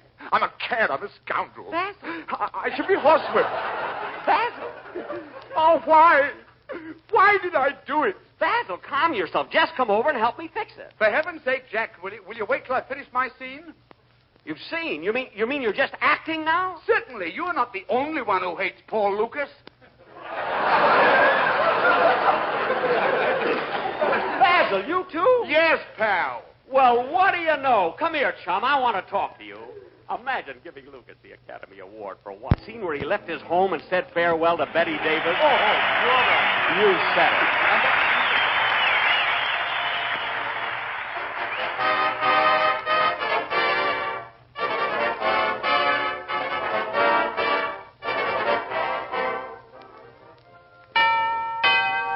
Ring the bell for pell-mell. Yes, here, there, wherever particular people congregate, you see the smart red pell-mell package. Day after day, the demand for this smart, distinctive, better-tasting cigarette is growing. Yes, it's easy to tell the swings to pell-mell. And no wonder. The moment you take a pell-mell out of the package, you see why pell-mell means a smoother, cooler, better-tasting smoke. Instantly, you see pell-mell's greater length. That's modern design. Now, light up a pell-mell and see what happens. Pell-mell's modern design travels the smoke further, filters it naturally over a 20% longer route of pell-mell's traditionally fine tobaccos. Heat and bite are diminished. Yes, modern design is a difference you can see. Modern design means a difference you can taste. Modern design means pell-mell is longer. Modern design means pell-mell smokes cooler. That's why pell-mell rings the bell for you in smoothness, coolness, and better taste. So swing into line with modern design. The next time you buy cigarettes, ask for pell-mell in the smart red package. Ring the bell for pell-mell. Pell-mell, pell-mell, pell-mell. Good night, everybody.